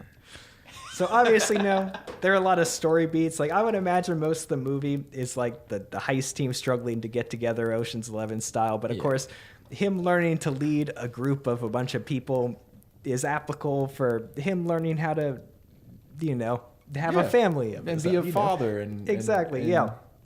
But really, the selling point is just I want to see the tow trucks right. swing off a bridge. Exactly. And that's all anyone would want to go see. Exactly, yeah. Hey, I'm in. Yeah. There's about to be a huge hole in the market for cars doing things they shouldn't. After the new Fast and the So I saw a thing today. By the time this came out, this was a long time ago, but I saw a thing today where they were like, those leaker dudes, they were like, if what I hear, the Fast and the Furious production teams reshoots, apparently the Fast and the Furious movie did reshoots today, and they say if what I'm hearing what they did today is true, I'm going to be seeing that movie immediately, like opening night. And so I don't know what it is that they're doing, but supposedly it's crazy. Okay. That's a side note. Okay. Man, you really did the chase pitch. Yeah. Where you were like, look, guys, if you ever need to be a good written by rival pitch guy, all you need to do is write a good opening scene. Yeah. Be like, and then there's some movie stuff, and then hit the ending. That's all you have to do. Well, hey, this is rival pitches, not rival we write screenplays. Exactly. So sometimes the hook is all you need. Fast and Furious with Tonka trucks. I mean, your pitch could have been two minutes long. I was in immediately. All right, what you got? Okay, so mine is a little bit. It's not a big blockbuster like that. Okay. This is kind of it's purely fiction. Okay. I know earlier I hinted that maybe it could have been something like the Tetris movie about the creation of toy. It's not. Okay. It's completely fiction. I invented all of it. Okay. But it's still kind of like a grounded story. Okay. And I'm just gonna get into it. Yeah. And we're gonna learn as we go. So we open and we see a young man. His name's Dill, short for Dylan, but everybody calls him Dill. Yeah. And he's sitting in a break room. He's wearing a Walmart vest. And his headphones are in. And he's watching a YouTube video on his phone. And it's one of those finance bro YouTube guys. Yeah. Like a Gary V type. And the video, we can hear it through his headphones. Storytelling is key in the current marketing economy. Okay? If you're not selling a story, then you're not selling a product. 100%. 100%. Yeah. Cut to, we see Dill at the register and he's ringing up an old woman. How much are the bananas? He scans them. They're $2.48. Well, maybe just sit those to the side. And he goes to move them, but then he stops and he goes, no problem, but these are locally grown bananas. They're the only bananas grown in the United States, and they're grown right here in town. We're the only place in the country that makes bananas. And she goes, really? And he goes, that's the story. And she goes, well, go ahead and toss them in. And, he smirks because he thinks he's this big businessman, right? We cut to, and we see Dill at a bar with these two other guys. They're kind of like late 20s, probably like 25, 26-ish. Yeah. And they're at this bar, and they're drinking, and they're talking about business stuff. Business. These are those group of friends that are always coming up with business ideas. I love those people. Yeah. They're always talking about the creator economy. That's me. I wrote this very shortly after we were complaining about these people the other day. Guys, that's what we do immediately after the podcast stops recording. We just talk about business. Yeah, because we love finances. The creator economy. Yeah. And so they're talking about business stuff, and it's his buddy Terry and his buddy Chuck. Yeah. And Terry is like, dude, it's all about picking the right product, man. Like, you tried drop shipping phone cases. You know how flooded that market is? And he's like, well, it just takes time. And then Chuck is like, dude, you haven't made a single sale. Plus, you spent like $1,000 on Amazon ads. It's a bust, Dill. You blew it. And Terry is like, now you should take the story and you can make I wasted $1,000 on drop shipping YouTube video for your channel. Yeah. And you can translate that into sales for your next product. And he's like, dude, I think, and Dill is like, dude, I think I'm done with the YouTube thing, man. It's just, I think a podcast would work better because, I mean, I just want to like talk about everything. You know, I want to talk about investing and NFTs and marketing, like everything. And the YouTube channel is just like, it's a lot of work. And you could optimize a podcast by uploading a podcast and then getting video clips. So all your socials have video clips. we have said that. That is, I mean, that's what we do. And then also you keep on getting guests, and so they compound, and so it's more people listening to you and your business. Okay, well now it is us, but we're not like this. We're making fun of these people. And Terry's like, dude, until you figure out that it is not about the marketing and that it's about the product, you're not going to find any success. Man, the product, the channel, the drop shipping, the phone cases, even the time you tried flipping Pokemon cards, you're just going to keep failing until you find the right product. And he's like, dude, it's not about the product. It's about the story. Okay? If you're not selling a story, you're not selling a product. Nope. Sorry, Dill. I got to agree with Terry. And then Dill says this. He goes, bro, in the 70s, people were buying pet rocks. Just a rock in a cardboard box because of the marketing, not the product. Is this the Pet Rock movie? This is the Pet Rock movie. Yes. And Terry's like, dude, but that was back then. That was back when people were dumb. Nowadays, you could never do that. And Dill's like, I could. He's like, bro, you couldn't even sell phone cases. You think you could sell rocks? And he's like, I bet you $100 that I could sell pet rocks. And he goes, dude, I tell you what. I will bet you $100 that you can't even make 10 sales. And then Chuck is like, dude, I'll jump in on this and I'll bet you the $100 for 10 sales. Plus, if you manage to sell $50, I'll invest $1,000 of my money into your pet rock company. And so Dill's like, fine, I'll take that deal. Terry says deal. Chuck says deal. So, Pet Rock movie. That's our opening kind of seeds. This is a movie making fun of influencer bros, finance bros, and because I mean, every time you meet one of these, they always have had a million business. Like they tried to flip Pokemon cards. Yeah. They tried to be a part of NFTs. Yeah, they all have a podcast. They all have a podcast. We have a show. We have a show. Podcast. This isn't a podcast. I love it. Yeah. Yeah. So this whole movie is just kind of making fun of those people while also telling the story of a pet rock. Okay. Dill goes out and he buys like 100 smooth rocks from like a landscaping company.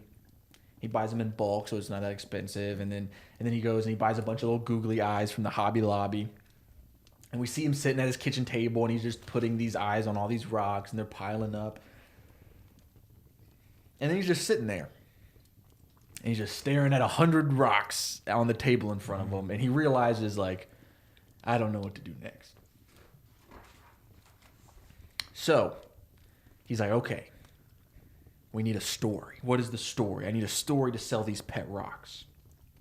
And we see a montage of him, and he's like in his kitchen, and he's thinking, and he's staring at the rocks, and then he's like writing on a whiteboard, and he's writing stuff like rock, arrow, story, question mark, nothing good. Like he's just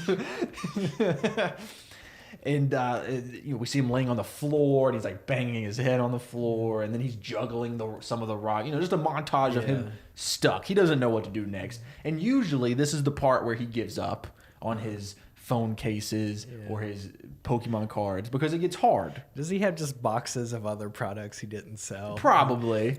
He's got like 10 TVs he failed to flip. Yeah. I mean, we mentioned that like he quit the YouTube channel because it was too much work. So like this guy doesn't like to work. He's just looking for a get rich quick scheme, just like all of these finance bro dudes. Yeah. And so he's about to give up, and then his phone goes off, ding, and it's a YouTube notification. His favorite finance dude that he was watching earlier is going live, and the video says, "Ask me anything." He pulls up the stream. It's a live stream, and he's watching, and he starts typing in questions in the chat, and the guy actually answers one of his questions. And he goes, "Oh, hey, this is a good one. Dill Pickle Boy 4 asks, how would you sell a product that no one would normally want to buy? It has no use, no value, no purpose." If a product has no value, give it one. Do you think that every product has a use, a purpose? If rich and famous people like something, everyone likes it. So how would I give it value? I would give it value by sending it to huge influencers and making them say that it has value, even if it doesn't. Because if they say it has value, then it does have value. So Dill sees this, and he immediately turns off the stream, and he's like, I'm in. I got it. And we see him Googling, right? We see him Googling, how do I make influencers like my product? How do I get my product to influencers? Nothing's coming up. We see him at his whiteboard, and he's like, influencers, arrow, rock. And then right below it says rock, arrow, influencer. And then he's staring at it. He's like, wait a second. Rock, arrow, influencer, arrow, rock. I got it. Now he's making calls, right? Yeah. He's like, hey, man, I need a logo. No. This isn't about the phone cases. I need packaging for Rocky, the influencer coach. It's a rock influencer. Yeah, boy, it's a pet rock influencer. And we see him, and he's building a website. And he's scrolling through Fiverr, and he's buying packaging design boxes, and he's buying services he needs. And then he picks up the phone, and he's calling Terry and Chuck. He goes, the bet's off. Get over here now. And they're like, you gave up already? He's like, no, just get over here. And they show up at his house. He's like, this isn't a bet anymore. This is a business. And they're like, dude. He's like, look. And he pulls all of the branding on his computer and the logos and the packaging. And he says, meet Rocky, the influencer coach. We're going to send 100 of these to as many podcasts, influencers, TikTokers, YouTubers that we can. And each rock comes with a little podium that you can place in your set of whatever it is you're doing, your videos, your podcast. And the podium says Rocky, the influencer coach. And it also comes with a little book. And the little book tells you who Rocky is. It tells you the story of Rocky. Rocky is the best influencer coach in the world. And if he's with you in whatever you're trying to do, you will never fail. If 100 different influencers have these rocks sitting on their sets, everyone is going to want one. Because even though they know that the rock can't actually make them a better influencer, they'll think that it can. Because all of the best influencers have one. We sell them for $19.99. You want to know how much it costs to make one Rocky box? $3. That's $17 profit if we buy in bulk. And they're like, I don't know, dude. And he's like, look, I need your help. If I'm going to send out 100 of these for free, I'm going to need about $300. I've already spent all of my money on the logo and the website and the branding and these rocks. And I'm just asking you to act like you already lost the bet. Because you practically have. This is guaranteed to work. And just give me $150 each. And they're like, fine. And then Chuck's like, I don't know, man. I don't want to throw away $150. And he's like, dude, if you don't double that by the end of this month, I will pay you back plus interest. He's like, okay, fine. So Dill starts doing it, right? He's getting these packaging made. He's spent this $300 almost immediately. And he's got the little podiums for The Rock, and it says Rocky the Podcast Coach. And now he's just sitting in his living room, and there's 100 boxes ready to go out, filling his living room. And he's Googling podcasts and influencers and YouTubers who have big followings, but like not written by. yeah, like written by the show. That have big followings, but not too big that they wouldn't like answer their emails. Yeah. And so, if they have 100,000 followers, that's a lot of followers, but it's not like 1 million followers. And slowly but surely, as we're seeing, the screen fly, it's kind of like the opacity's low, and then you start seeing these boxes slowly disappear from his room. And next thing you know, all of the boxes are gone. He had sent out all 100 Rocky the Influencer coaches to all of these different influencers, podcasts, YouTubers, everything. And it worked. It's working. Now, they're getting sales on the website constantly. Now, all 3 of them are just like in Dill's house putting googly eyes on rocks and trying to put them in the box. And the 3 of them are just like working. And they hired a social media manager to run their socials, and there's just clips of people like big TikTokers with The Rock and not Dwayne Johnson, Rocky the influencer coach, and so they're posting that, so they're paying. So now their business is growing. They're making this money. They're hiring employees. It's growing a ton, and they've got more and more and more and more.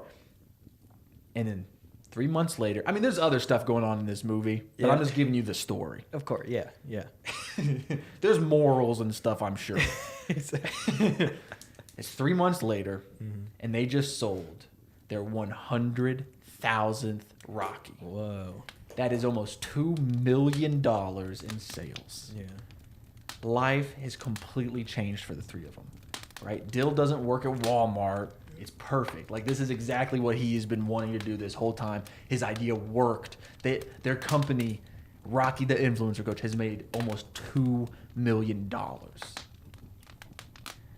And Hasbro reaches out. And they want to buy the company, Rocky the Influencer Coach, for $5 million. Yeah. So they're at this big meeting, and there's lawyers and the Hasbro people, and then our 3 main characters. And then it's a big meeting, and there's businessmen around. I don't know what they do, but there's businessmen, and they make the deal. Hey, we want to buy your company for $5 million. And so it's a big meeting. All the executives, businessmen, and that's their offer. Hey, we want to buy the company for $5 million. And Dill's like, are you kidding me? Rocky is worth way more than $5 million. Like, we've made almost $2 million in 3 months. We're set to make $10 million by the end of the year. And he's using that talk that they do on Shark Tank. And he's like, for 10% equity, we're going to be making this amount by the end of the year margin. And Hasbro's just straight up, and Mr. Hasbro. No, the team is like, no, you're not going to make that much money. And this is why. You've exercised your internet audience.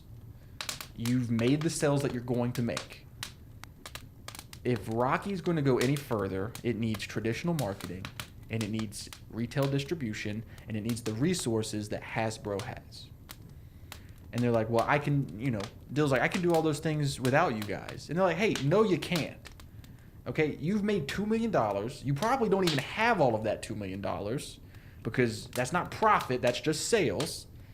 You're not going to be able to do the things that we can do with the amount of money that you have. And they're straight up with them. They're like, look, this is a fad. And the only reason we're wanting to include you is because we want the name. But we don't have to have the name. A rock is not a patent. You can't put a patent on a rock. And he says no.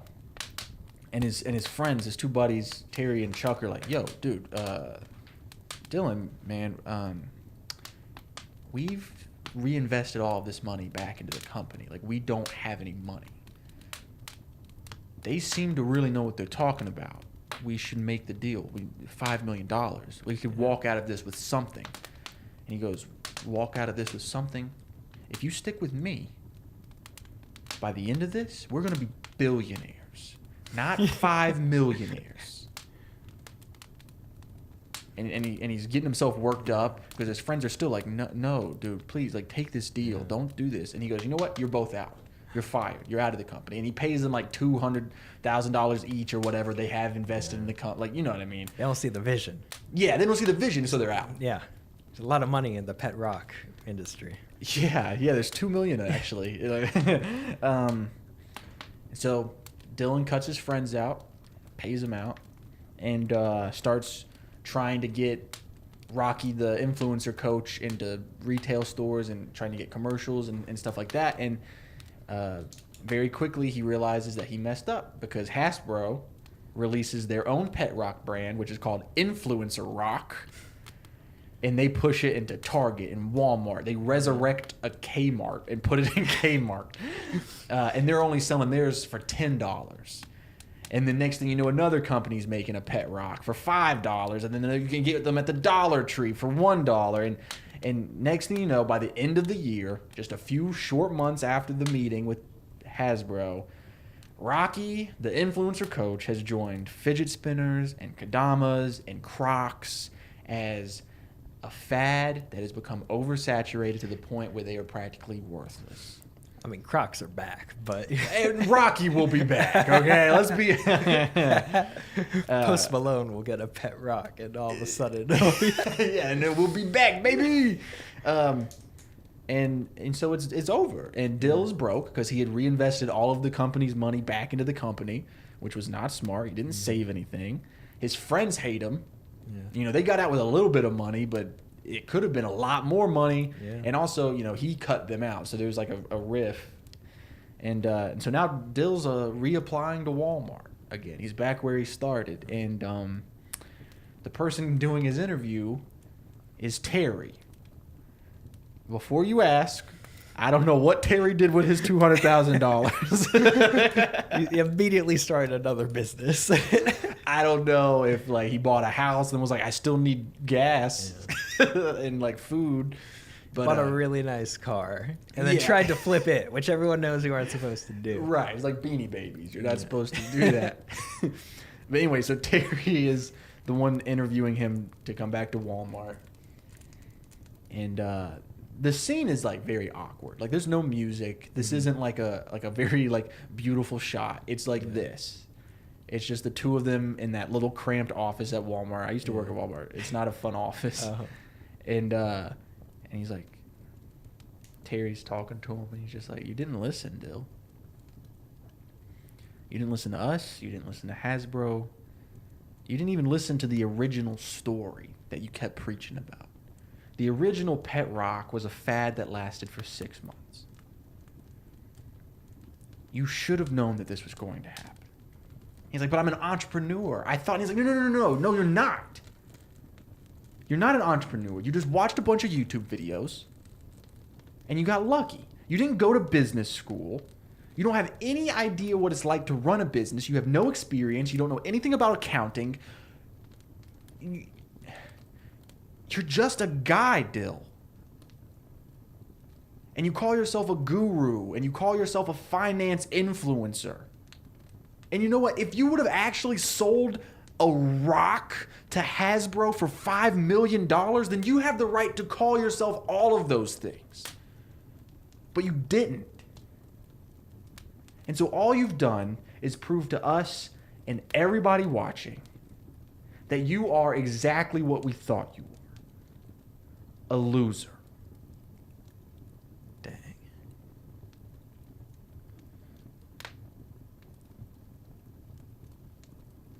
Do I have the job? Yeah, Dill, you've got the job. And that's my pet rock movie. It just ends there. Isn't it so dark to be a pet rock movie? I like it. I like it though. It's really good. I feel like I've been telling this story. I wanted to tell a story. I was looking through all the different toys. Yeah. And I saw the story of the actual pet rock, which is a really cool story. Where it's like the guy who came up with the first ever pet rock in the 70s. He like was just at a bar with his buddies, and they were like complaining about how pets suck and there's so much work. And he's like, "Well, I bet I could sell people a pet rock." And then he did it. And it was like, that's actually a cool story. yeah, it's cool. In 6 months, it only lasted 6 months, just like in the movie. Yeah.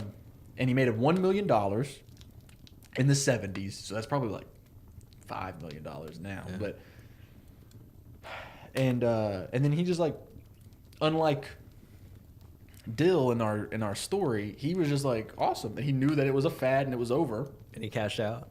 Yeah, he made $1 million and he reinvested in like bars and stuff, which he was actually passionate about. Oh yeah. And yeah, he was a successful businessman. And I was like, that's a cool story, but I could make it better.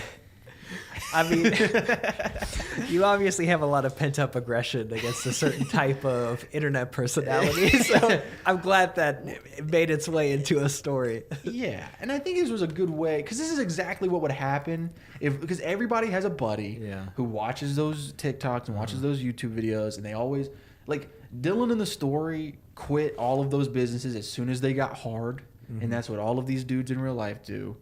And this is what would happen if one of them actually got lucky. Like if a dude I knew actually sold $2 million worth of a rock. Well, that was going to be my note. Like only note is like we need to flesh out more what he's like after he's successful. Because you know the dude would just be insufferable, and he would probably continue his podcast. And oh yeah, he would be a guru. Because I mean that's the thing is we've talked about this before. Is someone gets good at one thing and thinks that just means that they're a genius at everything. Yeah. When really you have one specialized skill. Or even a lot of times in business you just get lucky. Yeah. Yeah, like he did. Which I mean I guess they put hard work into it. Yeah. Right? But at the end of the day they still got lucky. And a lot of the stuff you see on YouTube and stuff is about how to make a lot of money without working hard. Without any or like effort, without making anything useful. Yeah. Like the whole pet rock thing about like selling a story, it reminds me a lot of Supreme, which I hate so much. Yeah. Well, and that's the thing too is everything I put in here, is real. I think. Yeah. Where it's like, you could sell a rock to TikTok influencers, but what a waste of my time. Exactly. What a waste! It doesn't mean anything. It doesn't mean anything, right? These people only care about making money. They're going to make a useless thing that doesn't help anyone. Help anybody. Just generating waste, making a product, push it to people who don't need it. Yeah, I hate it. Because it's like Pokemon cards. Like a Pokemon card is meant to like play the game Pokemon. Yeah, there's at least like a value in entertainment. Right, but it shouldn't be worth $100,000. Yeah. But because people want it, they like it. It's the same thing with NFTs and everything. It's going to create the Beanie Babies. Dude, the whole pitch. Yeah. I was thinking about, I almost did this episode. I didn't do it because this is a movie, guys, I for real want to do in real life. It's like a big career goal of mine to make a Beanie Baby movie. I can't wait. It explores like a lot of the stuff in your film about like how did this useless thing it's meant to be a toy. Yeah, become like people are investing in serious money into it. They're treating it like it's a stock. Yeah. And then also the dude that invented Beanie Babies is just this dark, tragic figure. So it is both like a story of the twisted nature of American capitalism and also like a family trauma. The dude... Have I talked about this on Written By before? Maybe. I know I've talked about it on Church Stories before. The guy that invented Beanie Babies is the craziest dude.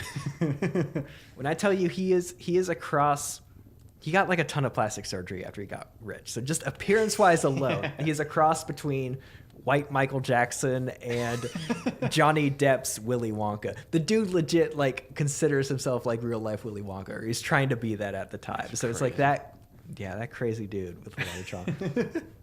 And it was all about, like, the reason it's successful is they sold a story. Yeah. They had an intern.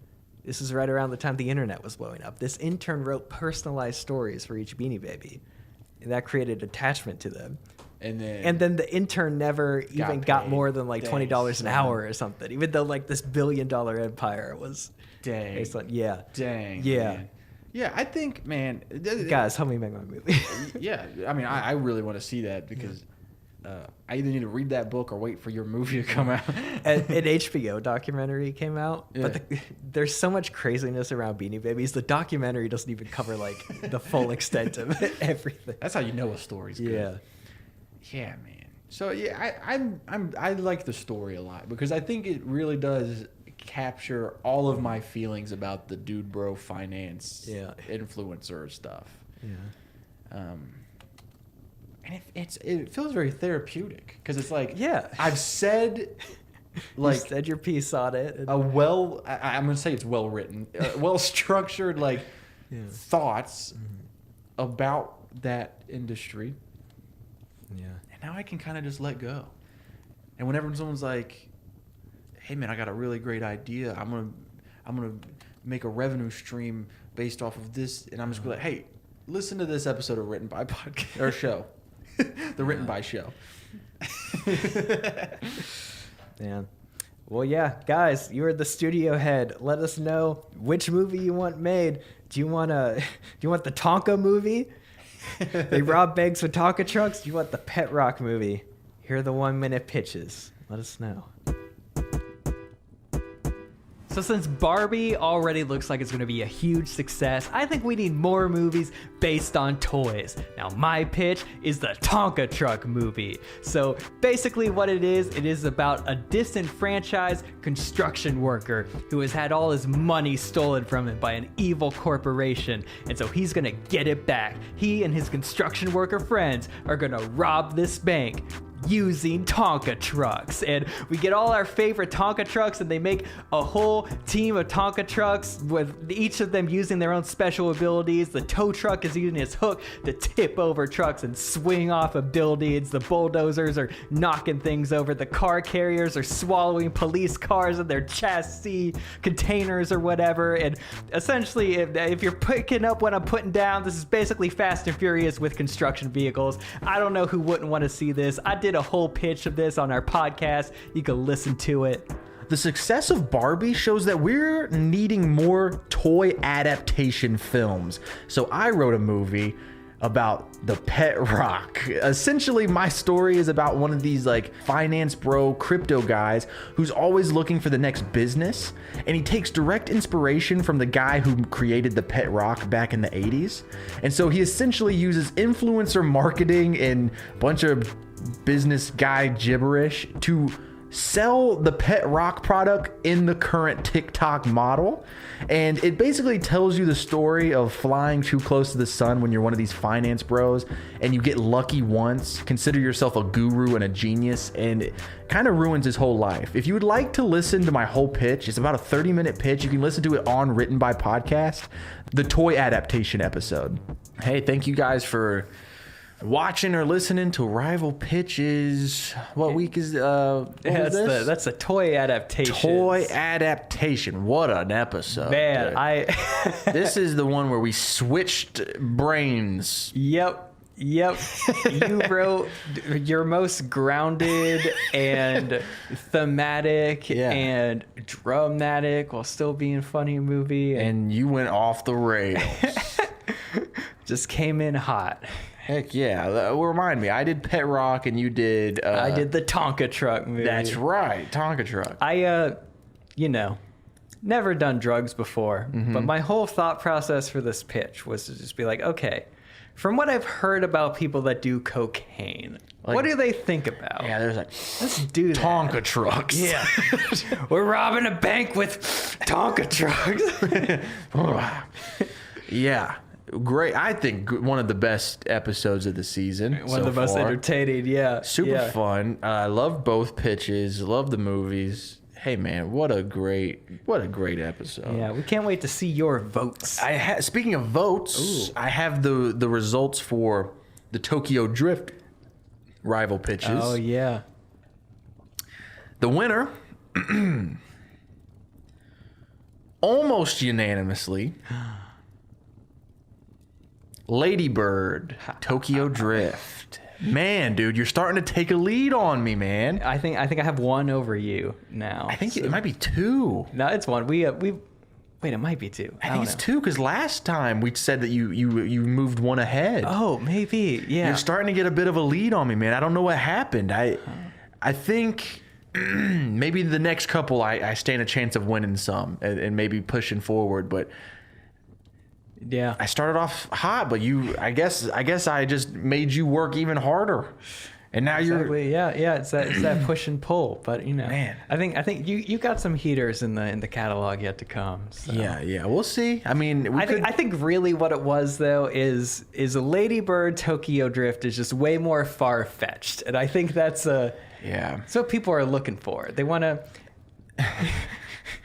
Like, honestly, if I had actually done Schindler's List Tokyo Drift, I think it would have been unanimous. I don't know how I would have done that. I don't know how Schindler utilizes a GTX to kill Nazis, but dang, now what? that I speak it out loud, I would watch that movie.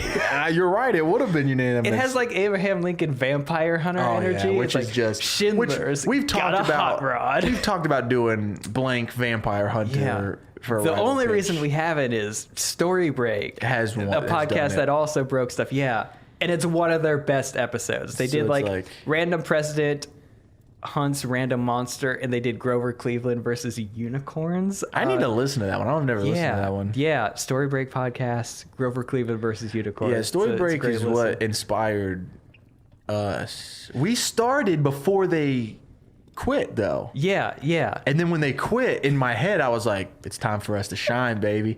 No, nothing came of that. Yeah, we wanted to be Story Break if Story Break actually could produce the things they wrote. And we've done that. Yo, speaking of that, we Yeah. haven't talked about Trouble Date in a while. Our short film we filmed based on episode 2 of the podcast. A year ago.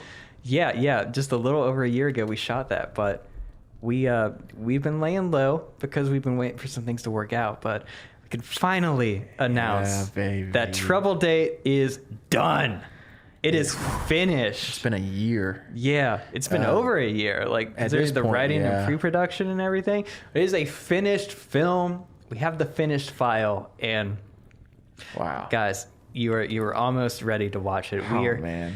We have spent the past month, and we'll have to spend like just a couple more weeks figuring out the best way to release this. Yeah. There are a few like short film aggregate sites and other festival channels that could help a film like this get seen to its full potential. So we're exploring all those options, and we're waiting to hear back on a few things. But basically, if the timing looks right and a few of the things don't pan out, this could come out as early as this month. So. Stay tuned for further updates, but we don't want to hold this any longer. If there's a situation where we could even give the listeners an exclusive link, like an exclusive written by premiere of the film, we will do that. We're trying to get it to you guys as soon as possible. Yeah, because you were there when we came up with the idea. Yeah. You know? I don't even know. I don't know if Double Date was a listener suggestion or was one of us. Oh, it was before we had listeners. We recorded that before we started the podcast. You're right, yeah. So I guess Before the podcast premiered. whichever one of us came up with that really did the Lord's work that day. Yeah, we're going to be going really heavy promoting it when it does come out on Instagram and everything. And so we're going to have like a ton of stuff on there. And we're just really going to go hard on trying to get this thing seen because we were both really proud of the short. And we're also really proud of the process in which it was made coming from... Yeah. I think we both just think it's really neat that we wrote it on the show with you guys, and then we cleaned it up, wrote it in screenplay format, produced it, been working on it for over a year, and now it's finally. It's crazy to me that it's finally coming out because I've moved on.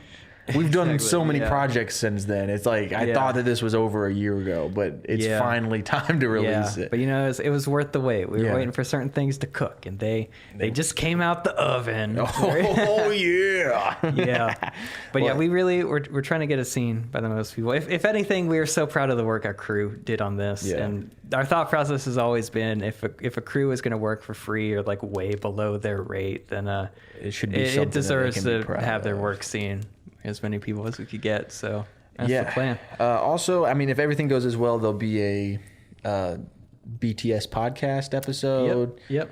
We're going to be really going heavy on it.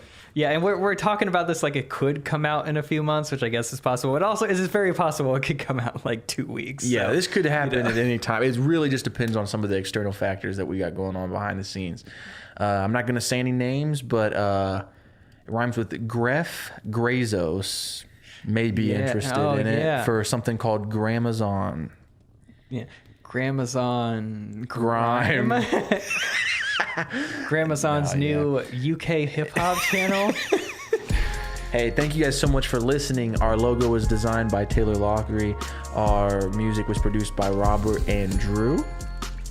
Yeah, make sure to follow us everywhere at Written by Pod, especially on Instagram, but we're on TikTok and YouTube. Guys, if you want to vote for which rival pitch was your favorite, leave a comment under our Instagram post that was posted the day this episode came out. It has the same graphic as what you see in your podcast player. Leave a comment letting us know which post you like the best. You could also vote in our Discord. We have a Discord. Yep, and we also have a Patreon. If you want to help support the show, you can just toss $5 a month that way.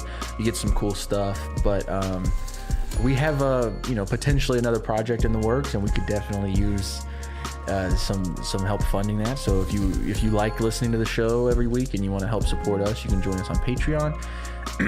You can send listener suggestions via email or Instagram DM or the Discord. Our email is writtenbypodcast@gmail.com. You can visit writtenbypodcast.com. Yeah. Send us all your suggestions. We're doing a lot of listener suggestions. We're recording them right now. So if you want your suggestion to get in, like this week is the best time to send something. Yep. Yeah. Don't forget to vote on rival pitches. The race is neck and neck right now. Let your voice be heard. I sound like I'm doing one of those like just vote campaigns. Yeah, let your voice be heard. Yeah. Vote. The future of this country depends on if you liked the Toy Rock, the Pet Rock movie, or the Tonka Truck movie. Yeah. This is the 2020 election all over. This is the race of the century. Lives will be defined by your choice this week. Can Pet Rock win? Yes, it can. See you next week. Just chilling in Greenville County. Pokemon Go to the Written by Instagram. Written by podcast. Thank you for listening. I'm Robert Therrell, I'm Chase Bridges, and we both want to be screenwriters. so listen along as we find out how, Each week, we'll outline a new short film. and maybe even write some of our favorites. This is Written By.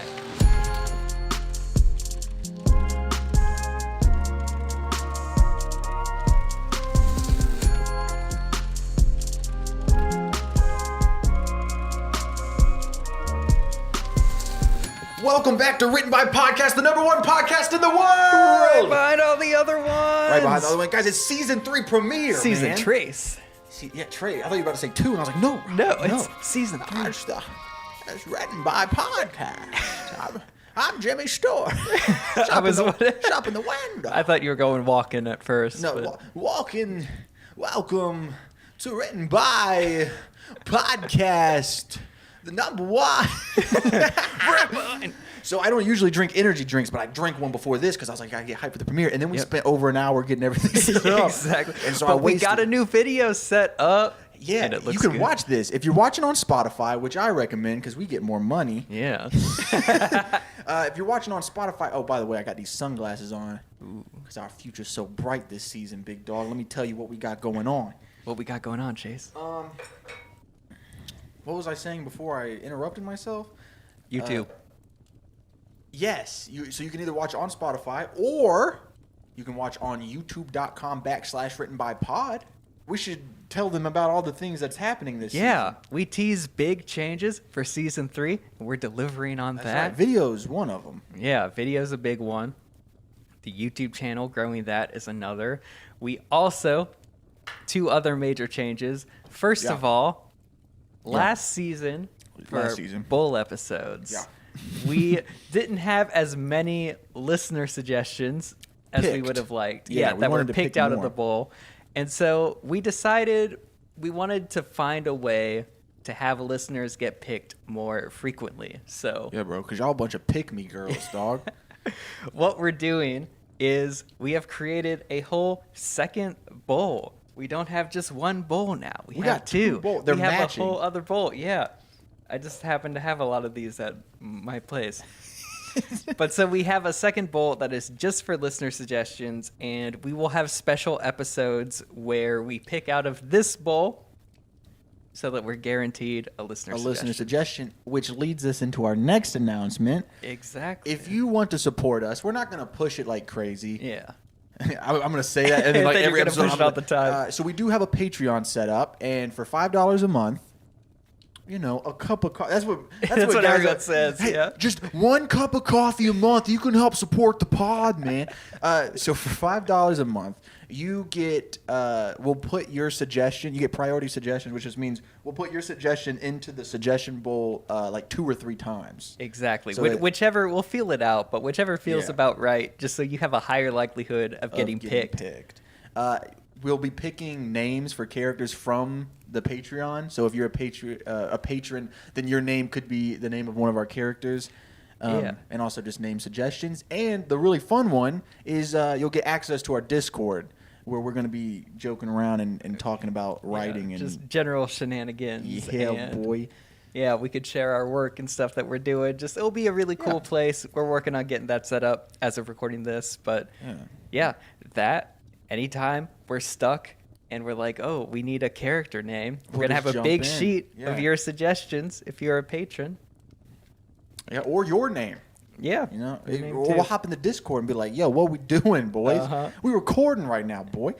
So yeah, if you want to hop on the Patreon, it's just written by podcast. Yeah, and it's only a $5 tier. We aren't like really pushing anything yet. It's just we do have some lovely listeners that like to support us, and we thought we'd give them a little place to do that. And if you wanna Give them give a us- few perks. If you want to give us more than $5, Yeah, no we one's aren't arguing, stopping you, yeah. dude. You can give us $100 a month. In You fact, could personally Venmo me. You don't even need to give to the podcast. Let's cut Chase out of it. Yeah, I'm just the middleman, really. Last time we did a job, I literally got paid the money and just sent it to Robert. And I was like, "Here you go, Robert. Yeah. Buy things." It was for Undeserted, which also That's our next big announcement. That's our next big announcement. We announced it at the end of last season, but we are working on making season 2, episode 3, I think it is, into a real short film. Just like we did with Trouble Date.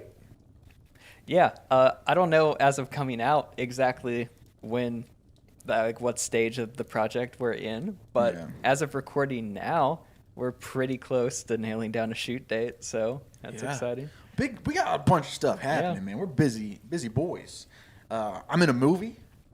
Oh yeah, that's the other thing. Over the hiatus, both Chase and I Yeah. have gotten some really big opportunities in our respective non-writing fields. so and directing and acting. Yeah. I don't think you can talk really much about what I you've can't got really going talk about the projects I'm doing, Let's but I'm just say directing 2 kind of big projects. It which is rhymes fun. with Meven Mielberg.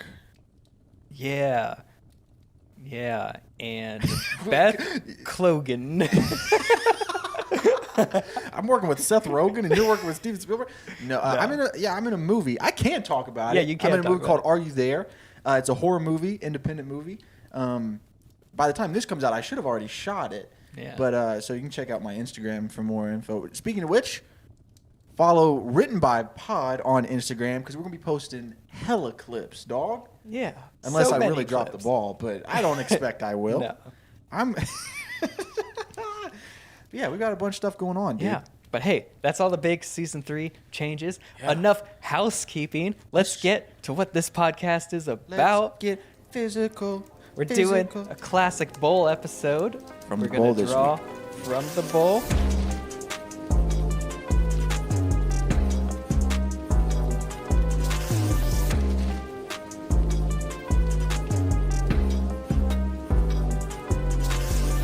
All right, I have drawn from this bowl. Oh, now we have to actually work. I know, yeah, dude. It's been months since we recorded Be a one of little these. rusty, boy, Yeah, since our let's Christmas see. episode. Okay, I've drawn. All this says is fortune cookie. Something revolving around a fortune cookie. Oh no. Which I can't remember if I put this in or not. I might have, That's but what I was trying to think. I was yeah. like, did I do this? I have always thought it would be funny, like if you worked at the place where they made fortune cookies, if you would like sneak in a really bad one every now and then. Like a negative? Because they're always like motivational speaking. Yeah. They're Yeah, always, like what if you opened a fortune cookie and it just said you're gonna die tomorrow or something? And So there are movies that use fortune cookies as like Freaky Friday is a fortune cookie yeah, movie. yeah. I think that might be it that I know of. Okay, there's something we could do with this. There's something, yeah. Uh, Or even like, what if it was like a thriller type thing where like, you know how in Interstellar, how like I the haven't people seen it. could be. Oh, you haven't seen it. Okay. I'm going to. It's the Okay. only Nolan movie I haven't seen. Oh I yeah. think. But like, what if someone was sending messages to someone else through fortune cookies or that'd something? be cool. Like they know that they eat Chinese every week, and so they're sneaking messages or something like Well, that. so yeah, if you're the one working, all right. So Christmas Day, I sat in a Chinese restaurant waiting for my order for like 2.5 hours. I had a great time. oh, of I was course, just yeah, sitting there yeah. chilling, dude, and the lady kept apologizing. Like people were screaming at her because they had been Really? waiting for 2 hours. Oh man. People had been screaming at her, and she kept like looking at me and be like, "I'm so sorry, yours should be up soon." I was like, "Don't even worry about. Take your time. Yeah. I'm chilling." But I think from what I was witnessing at this Chinese restaurant is they get the order or whatever, and the name's on the order, and then the guy loading it into the box grabs from a pile of fortune cookies and just tosses it in the bag. Yeah. So the guy working there could see their name, the name of the person he's trying to communicate to, and make sure okay. that he puts a special fortune cookie into that bag. Okay. We can do a spy movie. Yeah. Or a short Yeah. film. Or what if this dude that eats Chinese every day, he doesn't know it, but someone's trying to assassinate him. Ooh. And it's like they're trying to give him the clues to get him where he needs him to be. Yeah, but whoever's sending him the messages can't let it be known that they're talking to each other or something like that. Yeah. Okay. We're on to something. Okay. Also, did you see our dope tapestry, Yeah. dude? Dude. Dude. Anyway.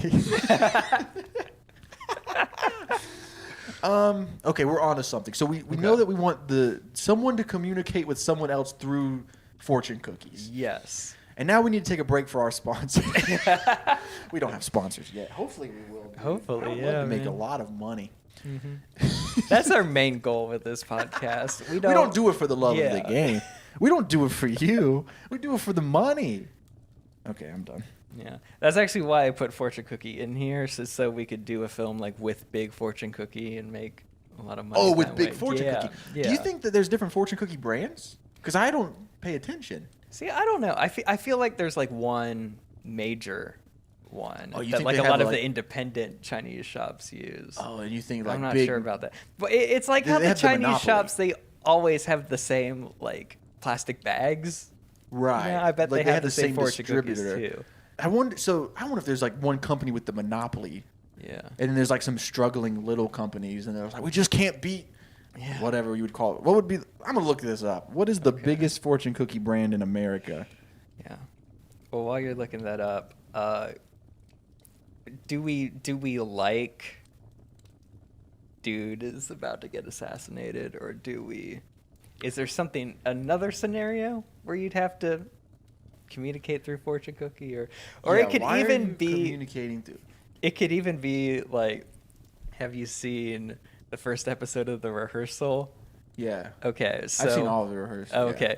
Nathan Fielder needs this dude he's working with to do well at a trivia night. And so the way he It makes just you do well is he yeah. throughout normal conversations and scenarios he has orchestrated, he like includes the answers to the trivia questions. Where they'll be like walking by a building. He's like, that's a tall building. It's like, yeah, not as tall as this one, which is actually the biggest building in the world. Yeah, dude. Like it could be more low stakes where it's like He's trying to communicate something to someone without him knowing. yeah. We could have fun with this. Yeah. So, there's always an assassination plot, but that one I feel like could be a little rough because it's like, what are you trying to tell him? But we could do like a spy thing, Yeah. where you're trying to give someone information without anyone knowing. Yeah. But I kind of like the idea of like the guy eating the fortune cookies not knowing, Exactly. which makes Yeah. it interesting. So what if it's not even like a super high staked thing? What if it's just like this dude is trying to control his best friend's decisions by like maybe the friend like really believes these fortune cookies. Yeah. Or not even that, but it's like he's just a little superstitious. Like maybe he's thinking of moving across the country. The best friend doesn't want him to move. And so all the fortunes, they're subtle, like think a lot before you make a big decision or something. Travel could be rough for you in this season. And like the dude is starting to get swayed a little, but he's still intent on moving. And so the fortunes just get more specific to where finally it ends with like, hey, don't move to Arizona or something. and then the guy like runs to his buddy's house and he's like, dude, it's a sign. I'm not going to move to Arizona. And then the best friend's like, dude, I have to come clean. Yeah. It's been me sending you these fortune. I just really didn't want you to leave, man. You're my only friend. And I didn't know. I felt like it was super selfish of me to ask you to stay. Yeah. But, okay. Let's throw the best friend dynamic out the window. Yeah. It's like the classic rom-com trope where it's like the guy best friend of the girl and he's in love with her, or vice versa, she's in love with him. Yeah. Let's have the main character be a girl. She's in love with her best friend who's a dude. But he's about to move. So he's had like a long distance girlfriend for the past like 6 months, and he's about to move to a different state to be with her. Yeah.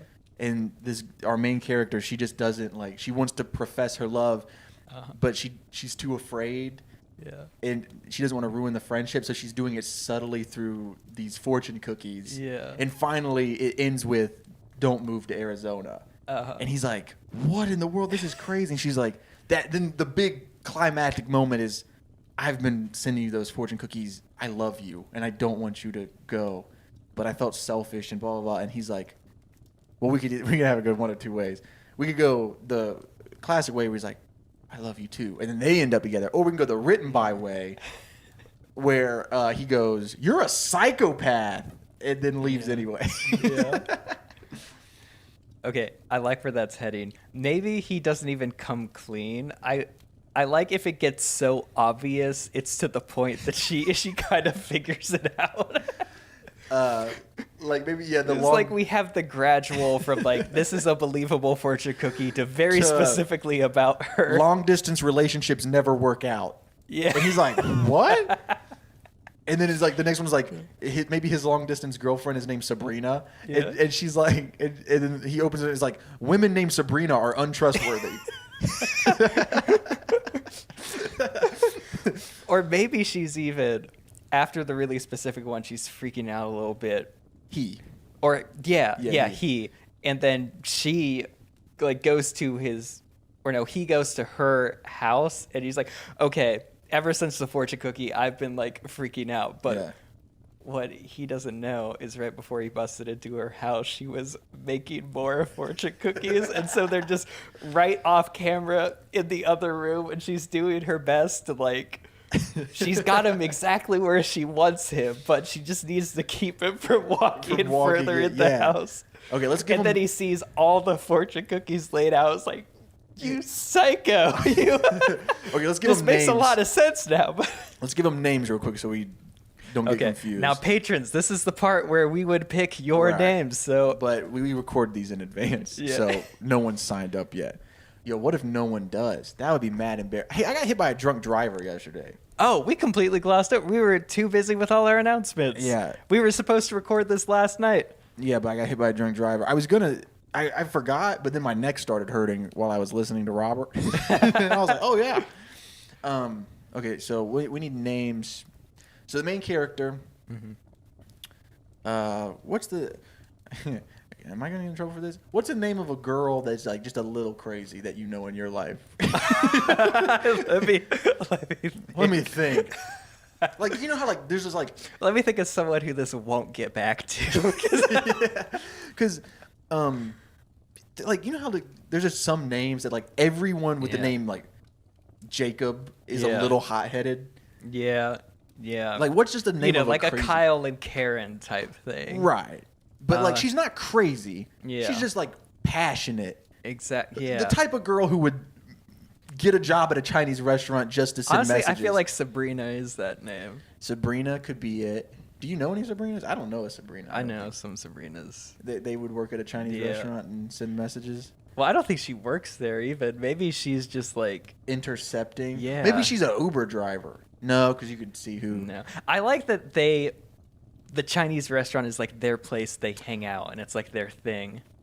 Oh, yeah. And that's how she knows that he's going to get a fortune cookie and read the fortune. Okay. Like, maybe it's the type of dynamic where every time people are done with their meals, he's the one that's like, okay, what's your fortune say? Yeah. Okay, so what if it all takes place every Wednesday night? They get together at one of their apartments, and they watch their favorite show or whatever. Oh, yeah, and that's they order good. That's Chinese. good. And so every week they sit down with the Chinese, and then she goes, "Oh, can you get me a napkin?" And he goes, "Yep, I'll get up." And when he gets up to get her the napkin, and this happens every week, she switches the fortune cookies. And so she just has a stash of fortune cookies. Oh, and that could be like her call to Jesus moment is she opens one of the real fortune cookies and it says, "Your schemes are not working out," or something like that. And she's like, "Oh." Okay. So Sabrina, and who's the guy? Hiram. How do you spell that? Hiram. Hiram. That's my sister's best friend. So I Nice. said that. Okay. My sister would do something like this, I think. What's your sister's name? Allie. Okay. I will stick with Sabrina. Yeah, we'll do Sabrina and Hiram. Sabrina and Hiram. And then that way the short film, like, because it is short film, we don't have a whole feature. The short is just it's like hyper cuts of every week of them setting the Chinese down. Yeah. And we're learning little bits each week. Yeah, so Sabrina and Hiram, every Wednesday, they hang out at her house, they watch this show together, and they eat Chinese.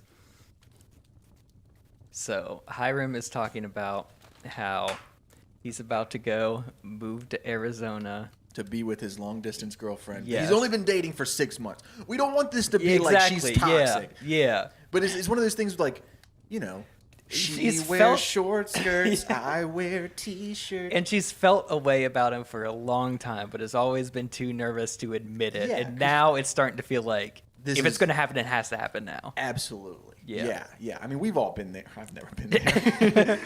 Me neither, really, but Yeah.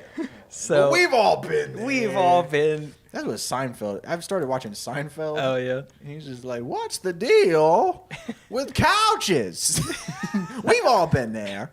Have you? I know you're not the biggest Pete Holmes fan, but have you ever seen his new material Seinfeld bit? No. He has like a Seinfeld style puppet, and he just makes up Seinfeld-esque bits. That does sound really funny. Yeah. I'll have to Look them up. that They're funny. Yeah. So Hiram is talking. He's about to move to Arizona with this girl he's known for 6 weeks. We could tell Sabrina feels a way about it. Yeah. And she's thinking in her head, we see her like mulling it over and feeling uncomfortable. But then that's when Hiram finishes his Chinese, opens the fortune cookie, says his fortune. It's like, hey, what's your fortune? She opens it.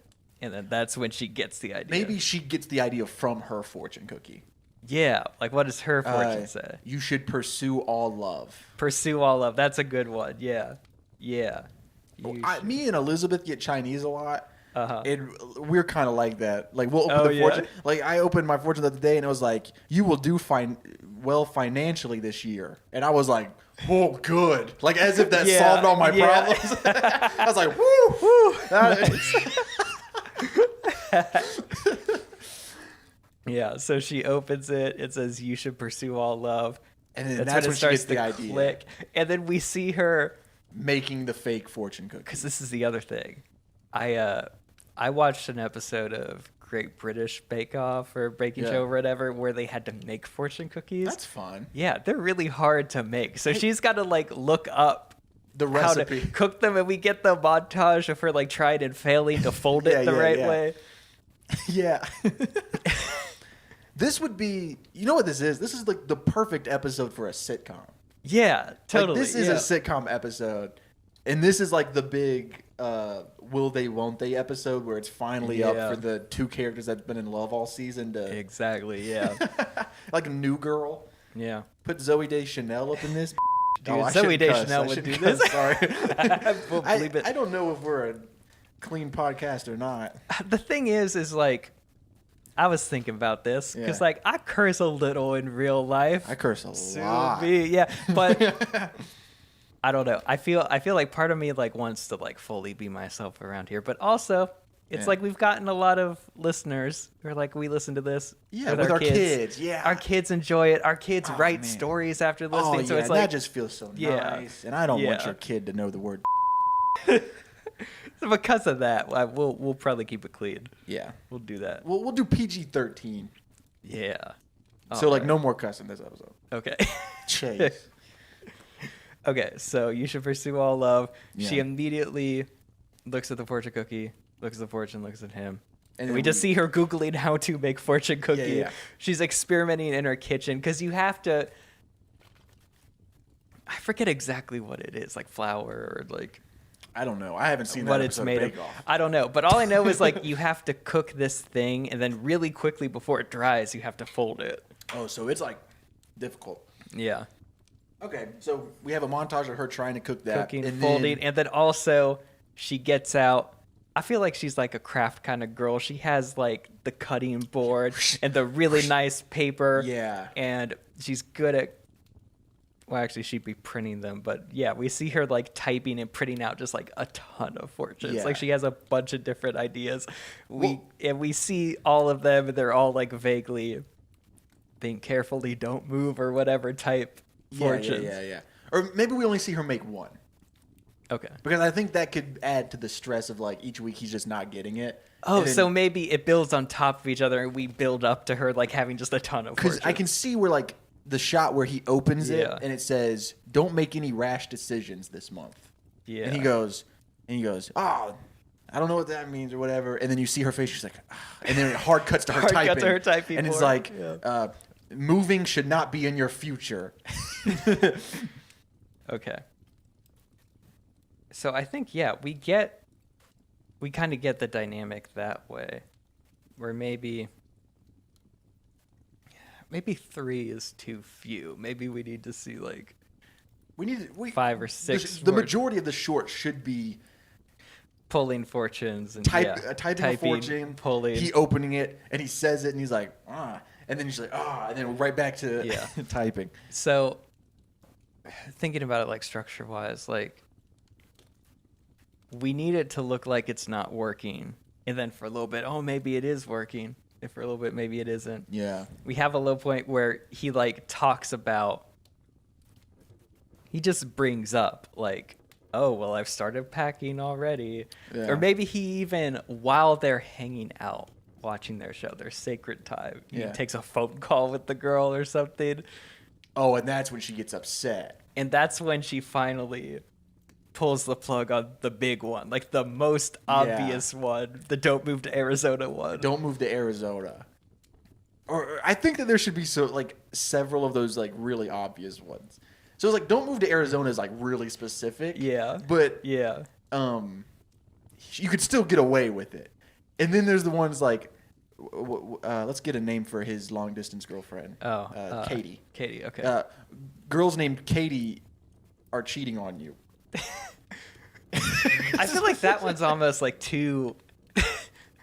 I feel like if I drew that and it was a name of someone I was dating, I would be like, okay, what's up? Yeah, He's messing with. maybe that could be the most. It's like girls named Katie or dump girls. If you're dating a girl named Katie, dump her.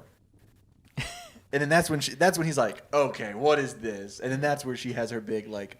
Okay, well, I thought that like we were playing it that she manages to make it work. Yeah. Okay. Yeah, He freaks out, comes to her house, and then that's where we get the fun of he's about to discover my giant like my kitchen is full of fortune cookies drying. I have.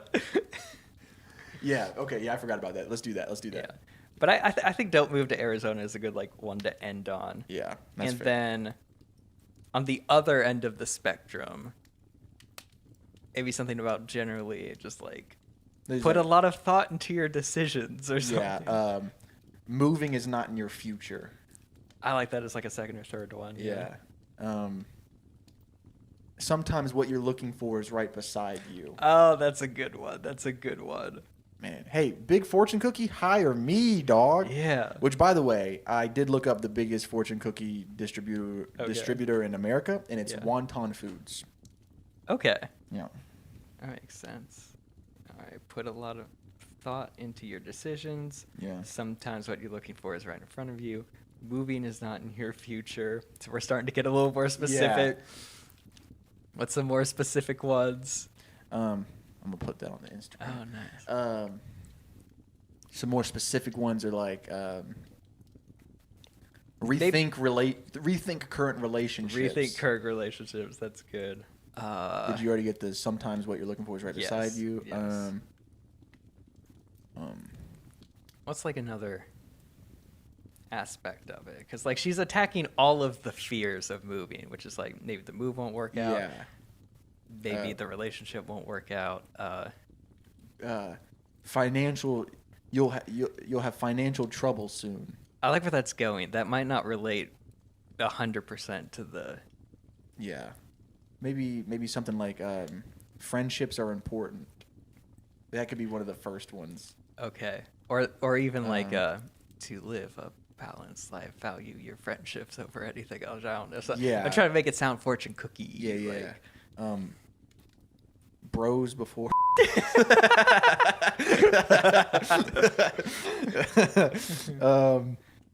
I like value friendships over anything else. That sounds. Yeah, value friendships over anything else. And then maybe what do you do when you move? I bought a house. Man, I've got wow. a bunch of announcements. Dang, yeah. I'm about to be moving. What's something that's like worrisome about like having to move? Like maybe I think, well, part of it is like if he's moving to a different state, this girl is probably the only person there that he knows. Oh, yeah. He's leaving behind a bunch of people he knows here. you'll have a hard time making new friends. Okay, something, make that like just a little more vague. You're like, New friends are hard to come by. yeah, that's it. Because before it's like, I'm going to have a hard time making friends regardless of if I move or not. I mean, we But- can even set it up to where like he says that like he's Exactly, worried yeah, about we'll that. set up in between. Like, Each Yeah. one of these will be inspired by the actions So, of the last one. how's the move going, or how you? Yeah, I'm really excited, but I'm kind of worried that I'm kind of worried because Katie's gonna be the only one I know, and I'm kind of worried I'm not gonna be able to make any more friends. And then next week's fortune cookie says Yeah. new friends are hard to come by. Uh-huh. That's really funny. Okay. This is a great I- what a man, premiere, yeah. man. Okay, We really let's jumped get into it. Let's get another like funny specific one that's not as specific as Don't Move to Arizona, but Okay. is like right ahead of that. Yeah, just this side of Don't Move to Arizona.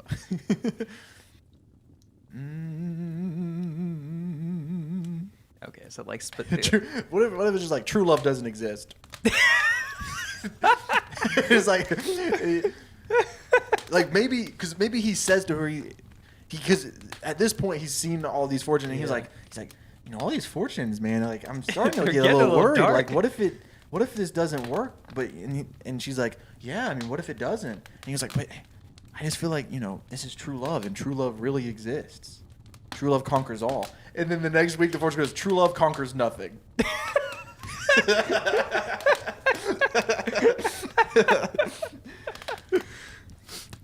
I like where that's going. I like where that's. It's a good direction. What's something better? Is there something? Well, okay. The only hang up with that is if true love doesn't exist, then that means it also doesn't exist exists for between them. Yeah, that's fair. So what's True the love different- might not be where you expect or something. Okay, I like the vibe of that though. Like that's hitting the right direction. Because there's the true love aspect and then there's the moving aspect. So maybe we need to target the moving aspect. Well, I think Don't Move to Arizona is That's the next true. one. So It what targets is the the move. So we next- need to target something that's going on between them. Or maybe it's something like don't put more effort into a partner than they do for you or something like that. Or because maybe he feels like he's making a big choice moving a big for sacrifice for her. Or maybe it could be something like he'll miss fortune cookies when you're gone. Or something like that. Oh, I kind of like maybe a little more vague, like like a you never know what you have until it's gone type thing. Yeah, but something just a little bit little more more specific. specific, yeah. So it's maybe again we could do the thing with the conversation where he says something like, "Man, I'm really gonna miss our Wednesday night watching Riverdale." Yeah. And she was like, "Yeah, I mean, it's gonna be really sad without having that every Wednesday. I look forward to it." And then the next week he opens the fortune cookie, and the fortune cookie says, what if it says something like, "Wednesdays will never look the same," or something like that. That might be too specific. Oh, okay. Where did we start with this? What was my? We one? started with you don't know what True you have love until it's doesn't gone. exist. You don't know what you have until it's gone. Making that a little more specific, I think. I like him going, I am moving, but hey, I'll really miss Riverdale every Wednesday. Yeah. And then there's something in response to that. Maybe, what if it just says, "I don't want to miss you"?